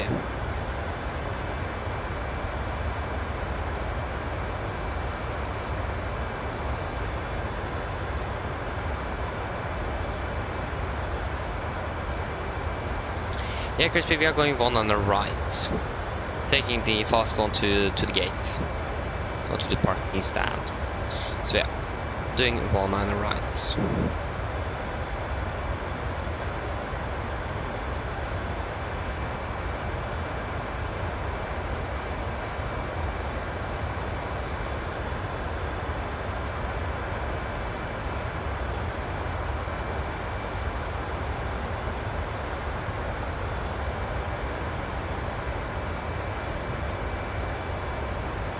Okay, it's about 20 miles double descent now, so we need to request it soon.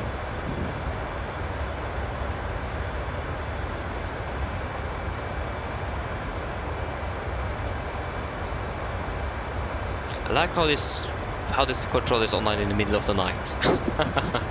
And if there's someone that's online in the middle of that, it's always Sweden. I remember like 3 years ago or something, when I was actually flying on IVO that time. I was flying from Belgrade in Serbia. Was one of our classmates that was flying on Norwegian back home. So that was actually probably 3 years ago actually. Yeah, it was 3 years ago. And guess who was online in the middle of the night around the same time? That was Sweden control.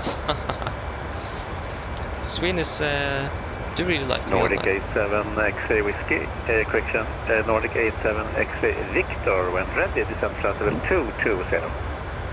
Then ready, descent to 220, Nordic 87 X-ray Victor. 220 set.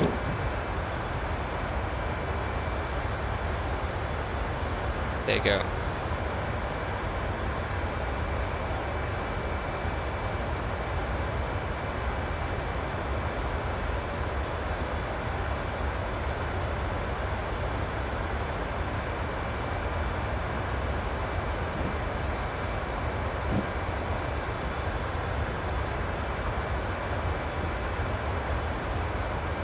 So yeah, great.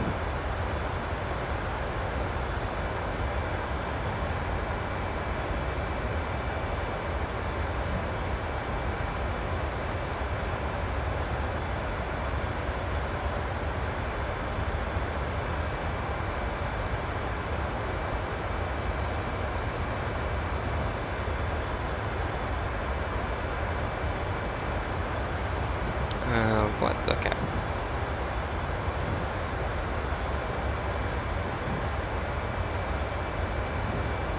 Lufthansa 140, starting vectors, flying 040.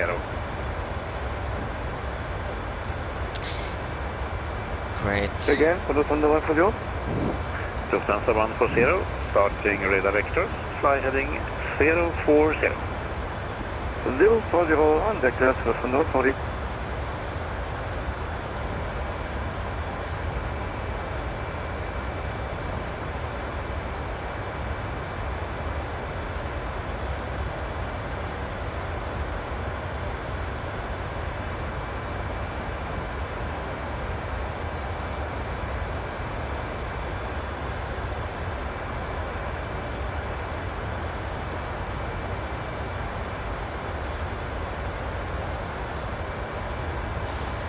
There you go.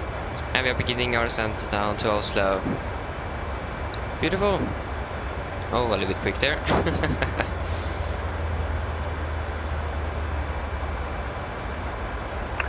Lufthansa 140, send altitude 2,500 feet, QNH 1014, information golf.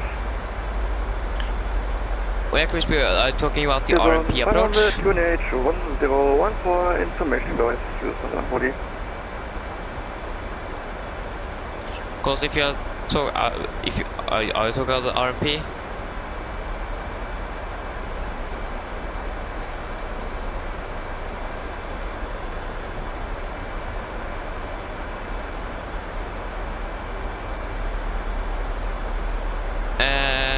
Okay, no, we are not doing that. And I think for me now at least there's two reasons. The first one is it's dark outside, for like to see references outside and so on. It's better to do that on the day. And the other one is that I'm a bit tired as well, so probably not a good idea to do an RMP AR approach now. Probably gonna just stick with a normal ILS. But yeah, would have been a good idea to save time indeed, but we are delayed nevertheless. So. Yeah, so we are going to our ascent, landing in about 30 minutes, and the weather in Oslo should be good. Yeah, that is the 50, yeah, haven't been out of it yet. Mine damer og herrer, dette er en liten opptegning her fremme fra cockpiten. Som dere kanskje lagt merke til, så har vi nå blitt ned til Oslo Gardermoen, og vi er forventet til å lande om rundt 30 minutter. Været i Oslo, det ser ganske så bra ut. Vi har litt grann vind fra sør-øst. Det er skyfri himmel og 17 grader. Ellers, vi har fått en veldig fin flytur med Norwegian denne kvelden. Vi takker for at du valgte å fly med oss, og vi håper vi ser deg for oss neste flytur. Ladies and gentlemen, this is a quick update from the flight deck. As you may notice, we now begun our descent down to Oslo Gardermoen, and we are expecting to land in approximately 30 minutes. The weather in Oslo seems to be good. We do have a little bit in from the southeast. It seems like it's going to be clear skies, and it is currently around 17 degrees. Otherwise, we hope you enjoyed this flight with Norwegian this evening. We thank you for choosing us, and we hope to see you on your future flight. Thank you. Lufthansa 140, yes, CD Crispy is going to be direct hit down. Heading 150, clear direct approach on 19 right. 150, clear direct 19 right, Lufthansa 140. Train control, Lufthansa 445, would you flight level 355, descend 050. Hello, Lufthansa 445, Sweden control, squawk 5330.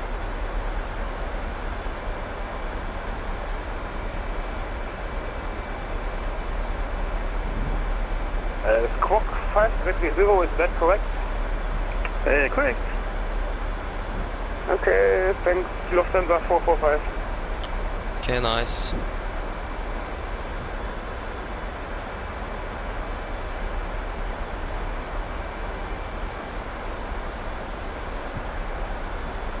Okay, Crispy, thank you for tuning in then, so late as well, and have a good night's sleep.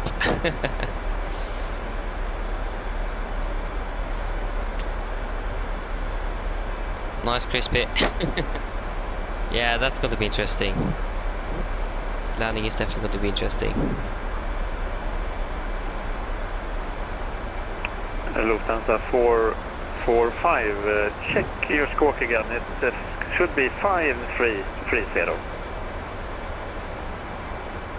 Yes, squawk 5330, Lufthansa 445. Lufthansa 140, Yeah, sorry. 2349 now. It's late in the night. Yeah. Vectors for new approach. But we are going to do the directed Or, T. yeah, you missed the ILS, I suppose. Yep, just realized, sorry. Lufthansa 140, turn left heading 340, left 340 for new approach. Thank you, Crispy. Good night to you as well.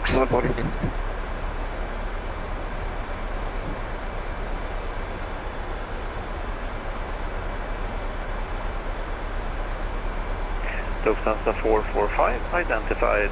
Cleared Makur 5 Lima, arrival runway 03.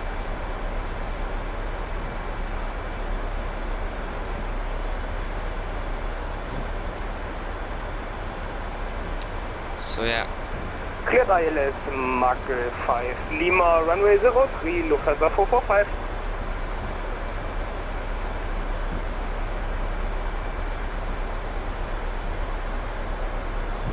Okay, so when are we then landing if we take direct to... And Lufthansa 445, descent flight level 130. Descent flight level 130, Lufthansa 445.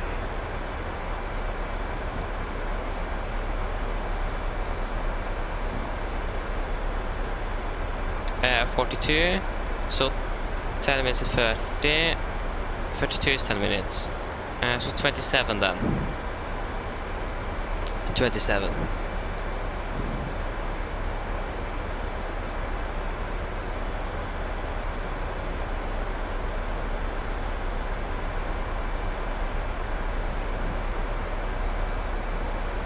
Lufthansa 445, proceed direct Golf 713. Proceed direct Golf 717, is that correct? Golf 713. Golf 713, Lufthansa 445.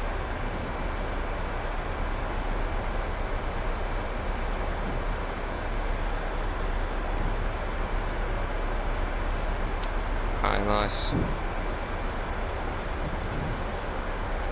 Lufthansa 140, turn Okay, a little bit left heading low on the 270. speed there.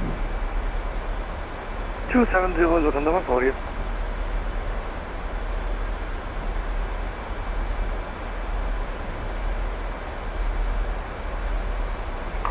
Nordic 87 X-ray Victor, monitor Unicom 12.8. Thank you for flying, good night. Unicom 12.8 Nordic 87 X-ray Victor, good night.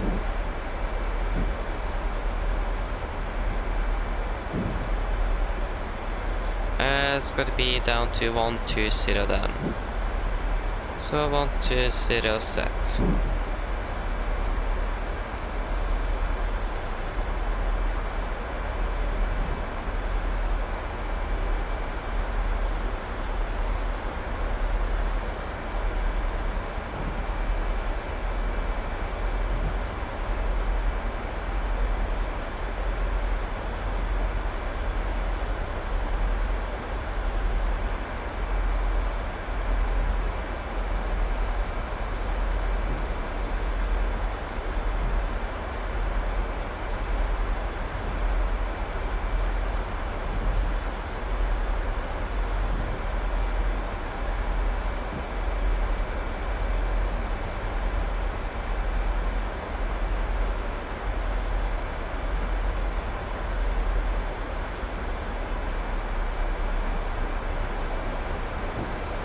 Okay, good.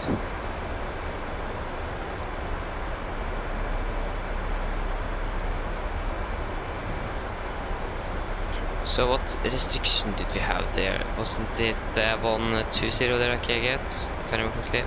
No, no, yeah, it's just back to 250, okay, I'm confusing that with another star.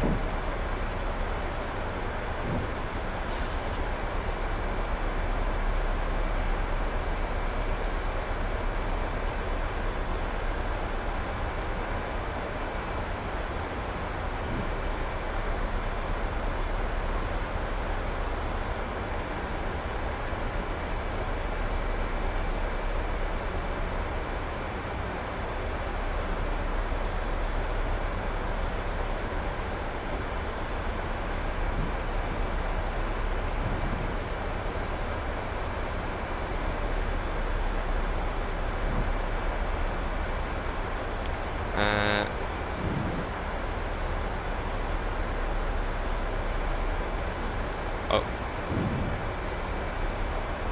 Fick titla där den.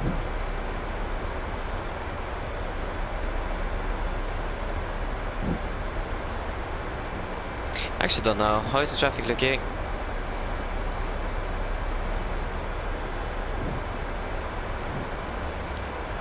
There is no inbound traffic for now.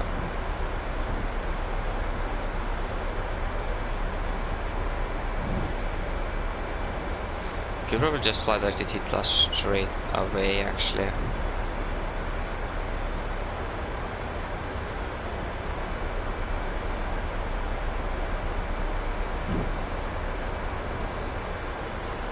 I actually don't know.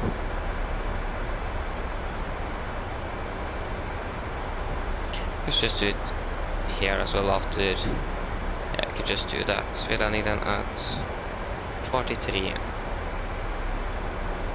I can execute. There you go.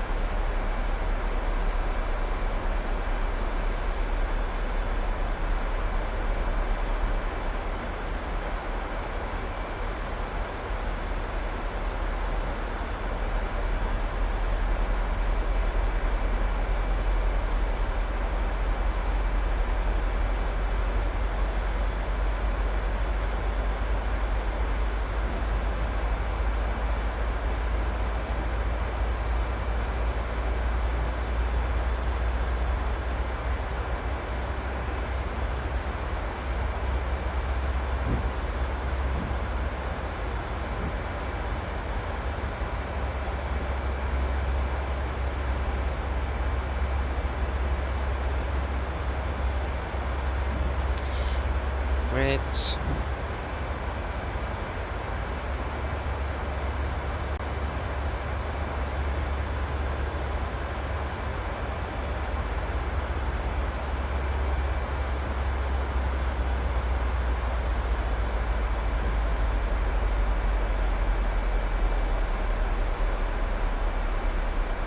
Exactly, Pedro. It is nice. Do really like the director. There you go. Turning to Titla.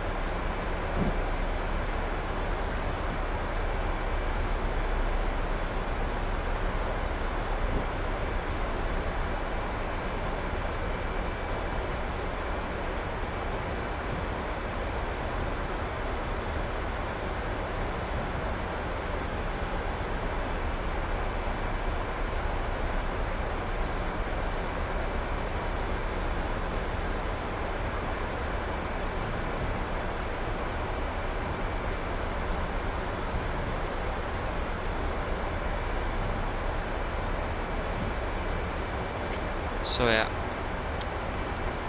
can cause turn on seatbelts. Cabin crew, prepare the cabin for landing.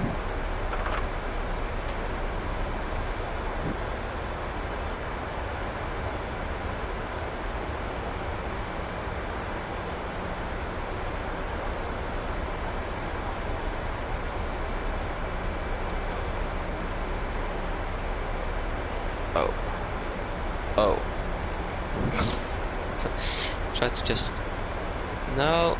There you go. Took a while to get the correct button there.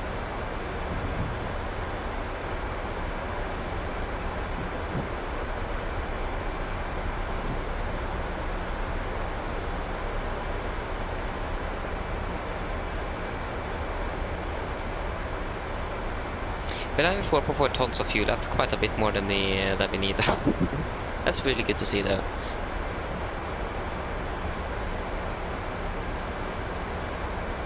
Good to see.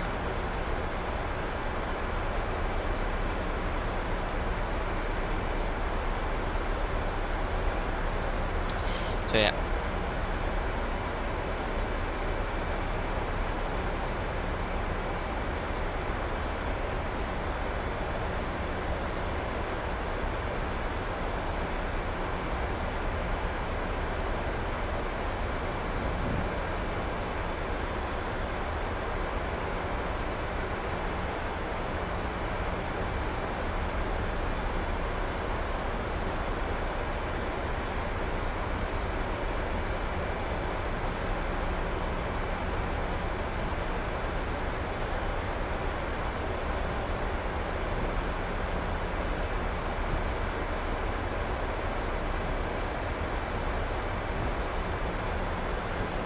Okay, I can continue down to flight level 100. 100 set.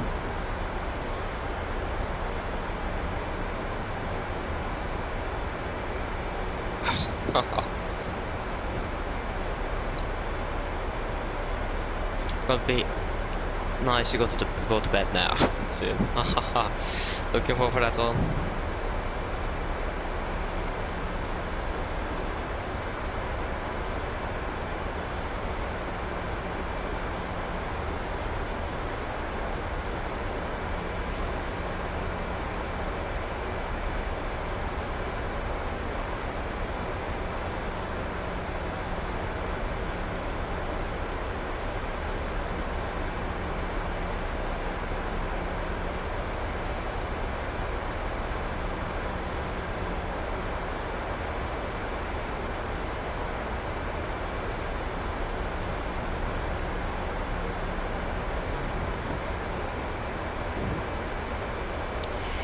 Yes, 23:30 UTC.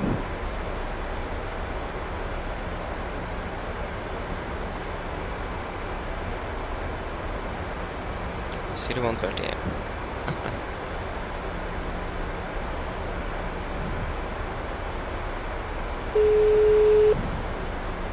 Hello. Hello.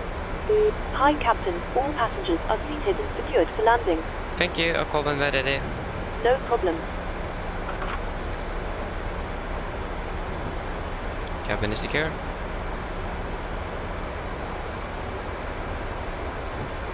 So we can continue down. What is the QNH? QNH in Oslo is 1016. So continue down to 5,000 feet. 5,000 set. QNH 1016. 016. 1016.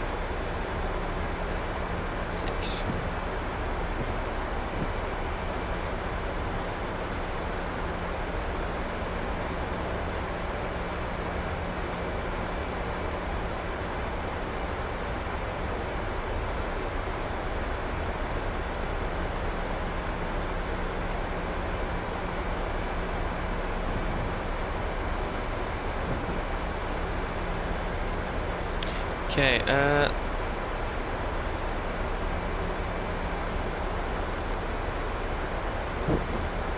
yeah, indeed, Pedro, the weather is looking really good. Kawake as well, 16 degrees. Yeah, looks really good. A 30 degree, so that's 60 degree actually offset wind to the left. So it's coming from the east, but looks still really good.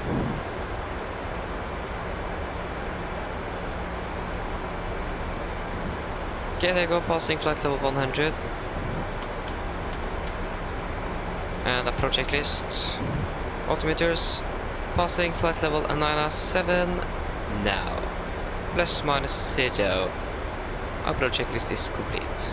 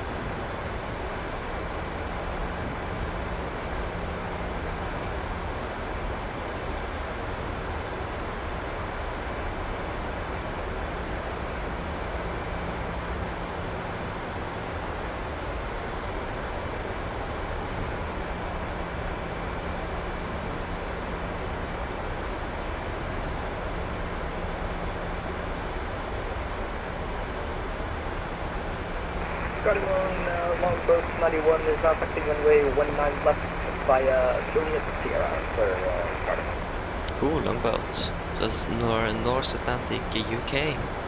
78, nice. So then we have heavy traffic in Oslo. Let's go for the one on the left if I heard correctly, so it should be in the way for us.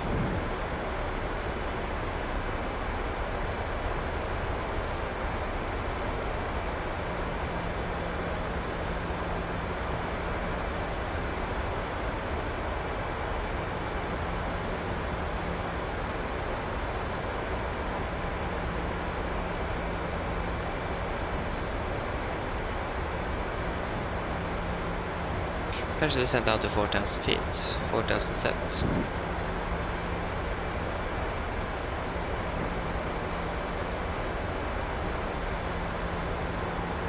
Yeah, another wind farm below us as well. And we have the runway in sight.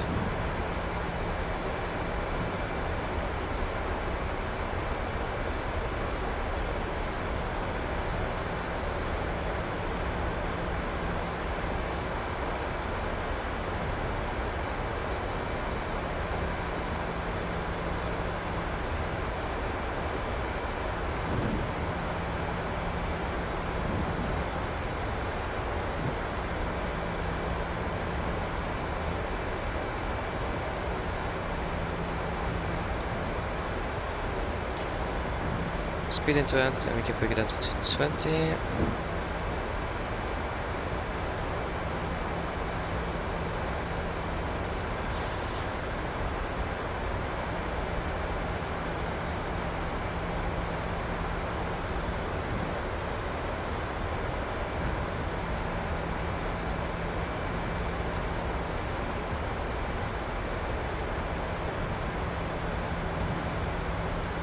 Cardinal traffic, Longboat 91 is taking off runway 19 left, massive 5 Charlie departure. And drag car after for to DTC version. Cardinal.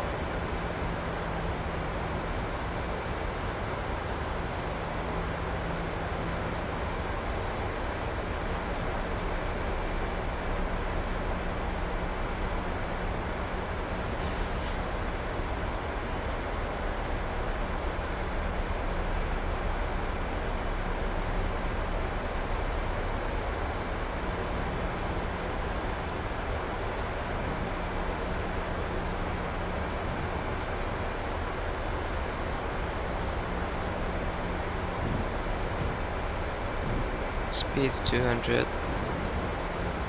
That's 5. Speed checked.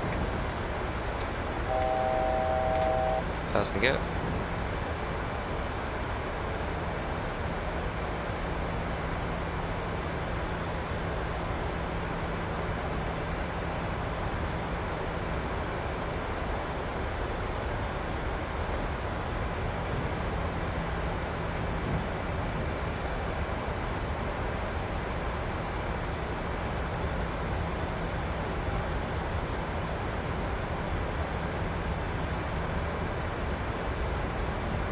Final approach. Warlock. Vessel captured. Guardable traffic, FedEx 221 lining up, runway 19 right. Yes, we have FedEx in sight.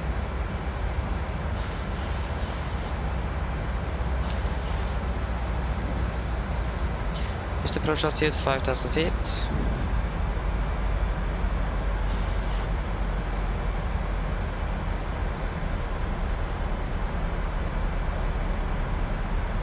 Speed 180. Current traffic, Nordic 87 X-ray Victor, established on S1 and right 10 miles out, current traffic.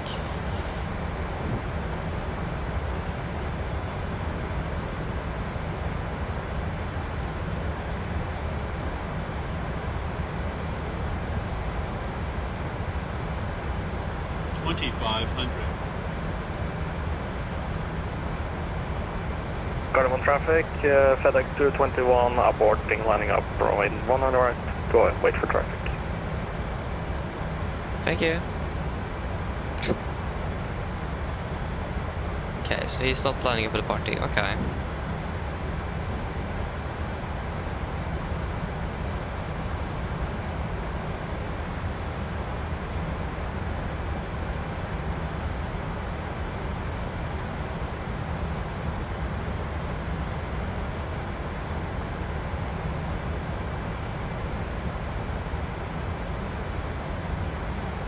Get down. Flaps 15.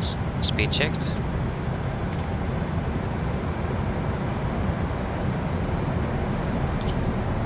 Cabin crew, seats for landing, please.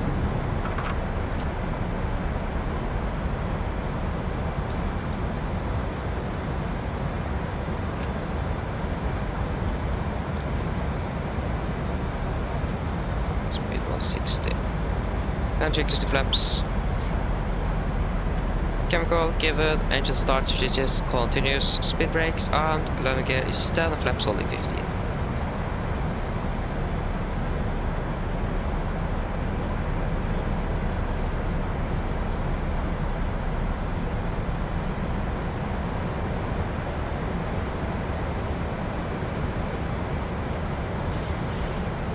Flaps 30, speed checked.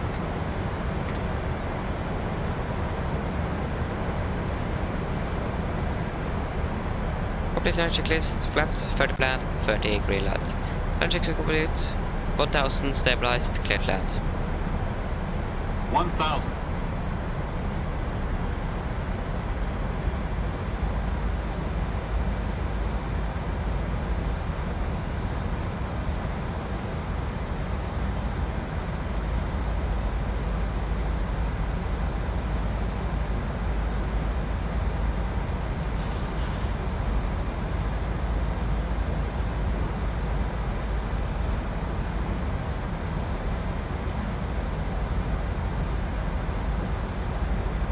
Disconnecting.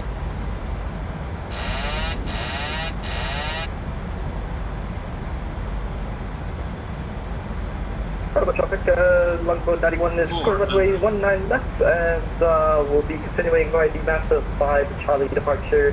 Climbing up to 350 for the Oslo Protocol. Have a great evening, everyone. Approaching minimums. 200. Minimums. Continue. 100. 50, 40, 30, 20, 10. Cardinal traffic, FedEx 221 lining up, runway 1 on the right.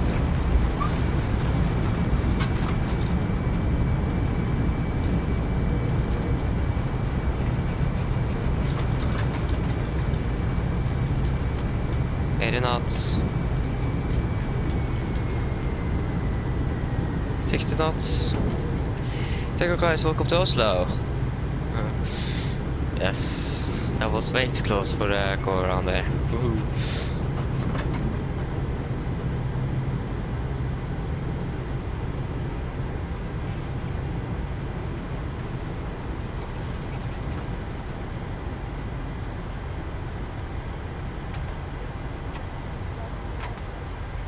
Current traffic Nordic 87 X-ray Victor runway 1 right vacated.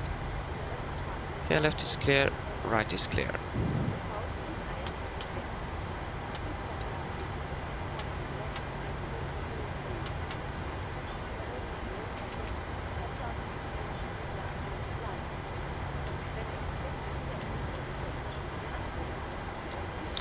Okay, good. So we can just quickly restart GSX. Stand 68.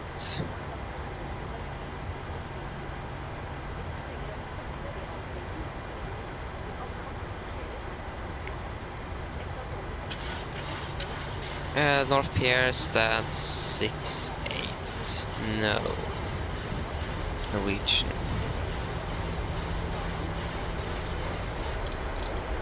Okay, good. Trim, still welcome. Hope you're doing well. I hope I pronounced it correctly. If I didn't, then please correct me there. So yes.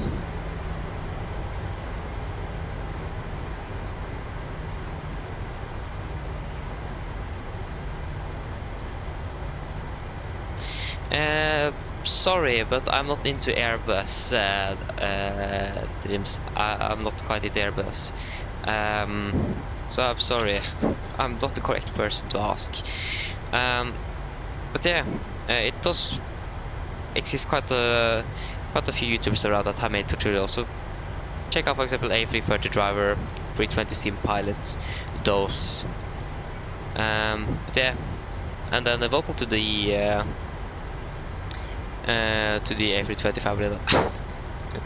Yeah, and then good luck with the learning the A320. It's been a long time since I've flown with it, but the fly-by-wire is really good. So yeah, enjoy that one at least. Yes, left is clear, right is clear, of course. Okay, I mean the landing wasn't too bad. It was more the approach. It was very close to a go-around there, but that was again very close. But again, it was just close.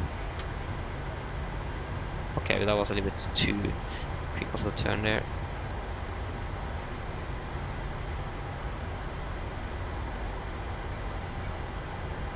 So yeah.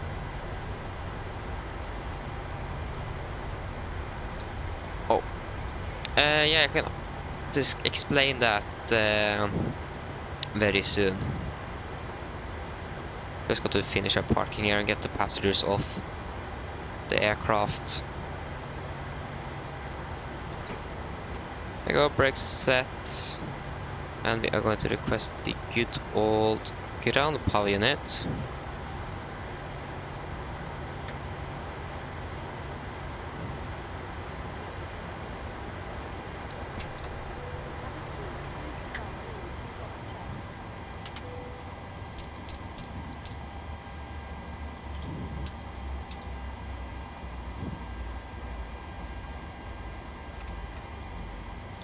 So 2000.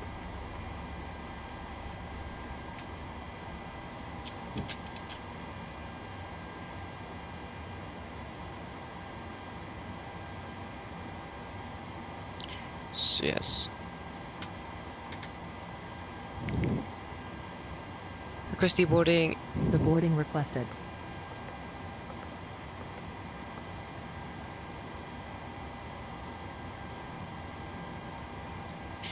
Chemical ready aircraft is secured and the jetways connecting are clear to start deboarding. There you go.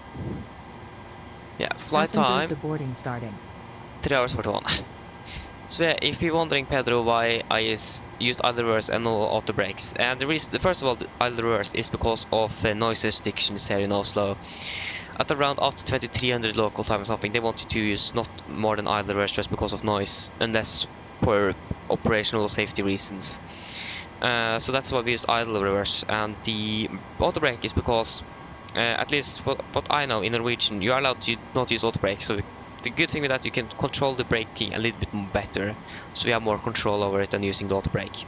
And to be honest, I do like that better as well. Only time when using auto brake is actually when the runway is contaminated. That's when you normally should use auto brake. At least what I've seen from Norwegian, at least. Maverick, welcome back. Thank you.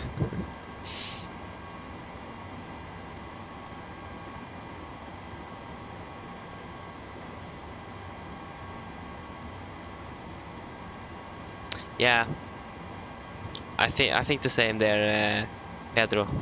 Exactly.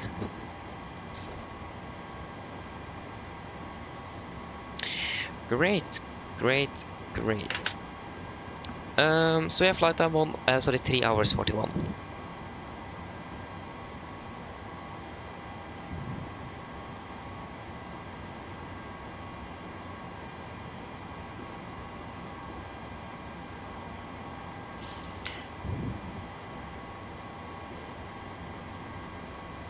Yes, indeed, it's good to know. So I've been so used to normal braking that I do like that quite a bit better. So yeah, 149 feet a minute there, and yeah, 1.02 Gs. So that was a good landing. I couldn't see the touchdown zone though, so I didn't know where on the runway we actually went.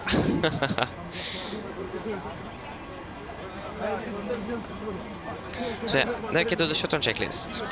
Fuel pumps, off, probe heat, off, hydropal, set, flaps, up, no light, parking brake, set, engine start, levers cut off, feather off, and technical log is completed. Shutdown checklist complete.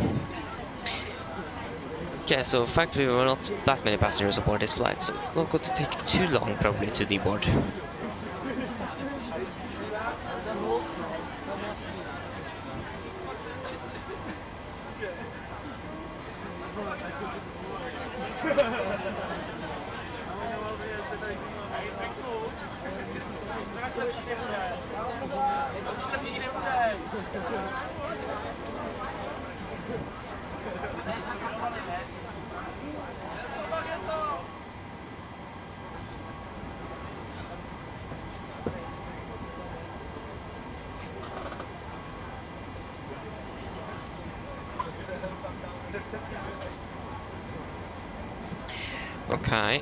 Okay, so we just need to wait for the passengers to board before we can actually shut down the aircraft.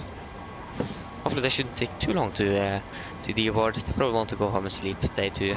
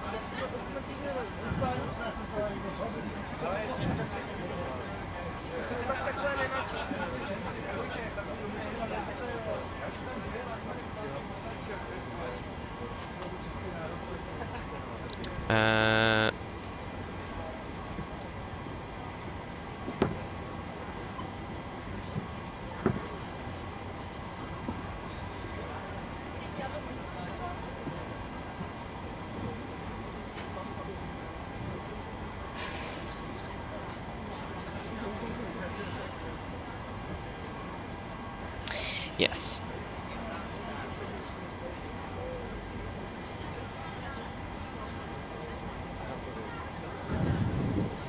I mean, that was a quite nice one today to Athens. Only problem was the thrust or my throttle quadrant that went or did its own thing there.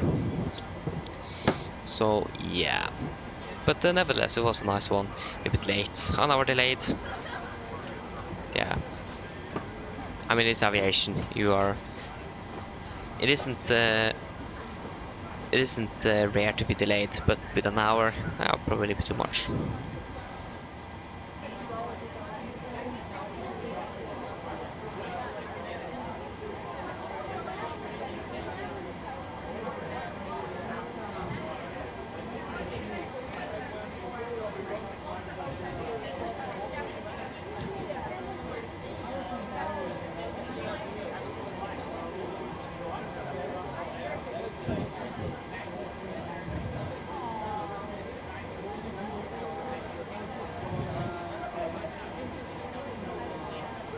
There you go.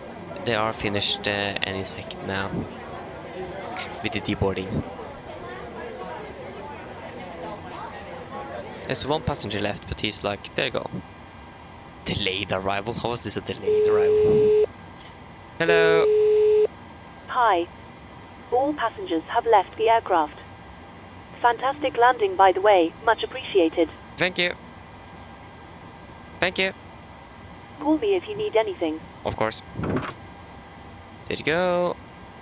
That means we can shut down the aircraft.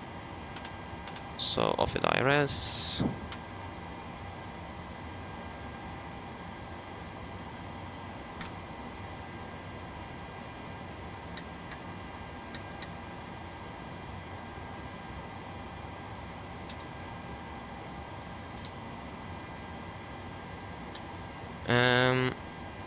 And yes, that should be it.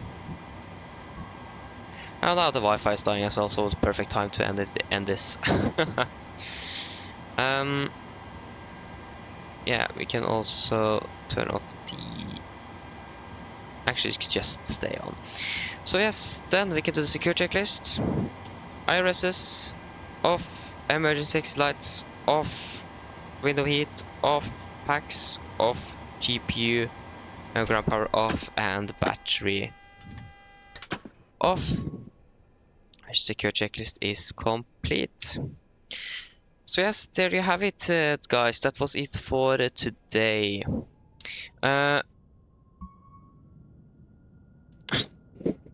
Yeah.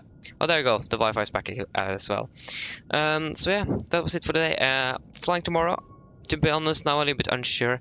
Depends a little bit. I'm going to see if I'm going to be able to do it. But if I'm just too tired, then I'm not going to fly tomorrorow. But we'll wait and see. But yeah, I hope that you have enjoyed this one, and hope you all to see you all again on the next one. So have a good one. Bye bye.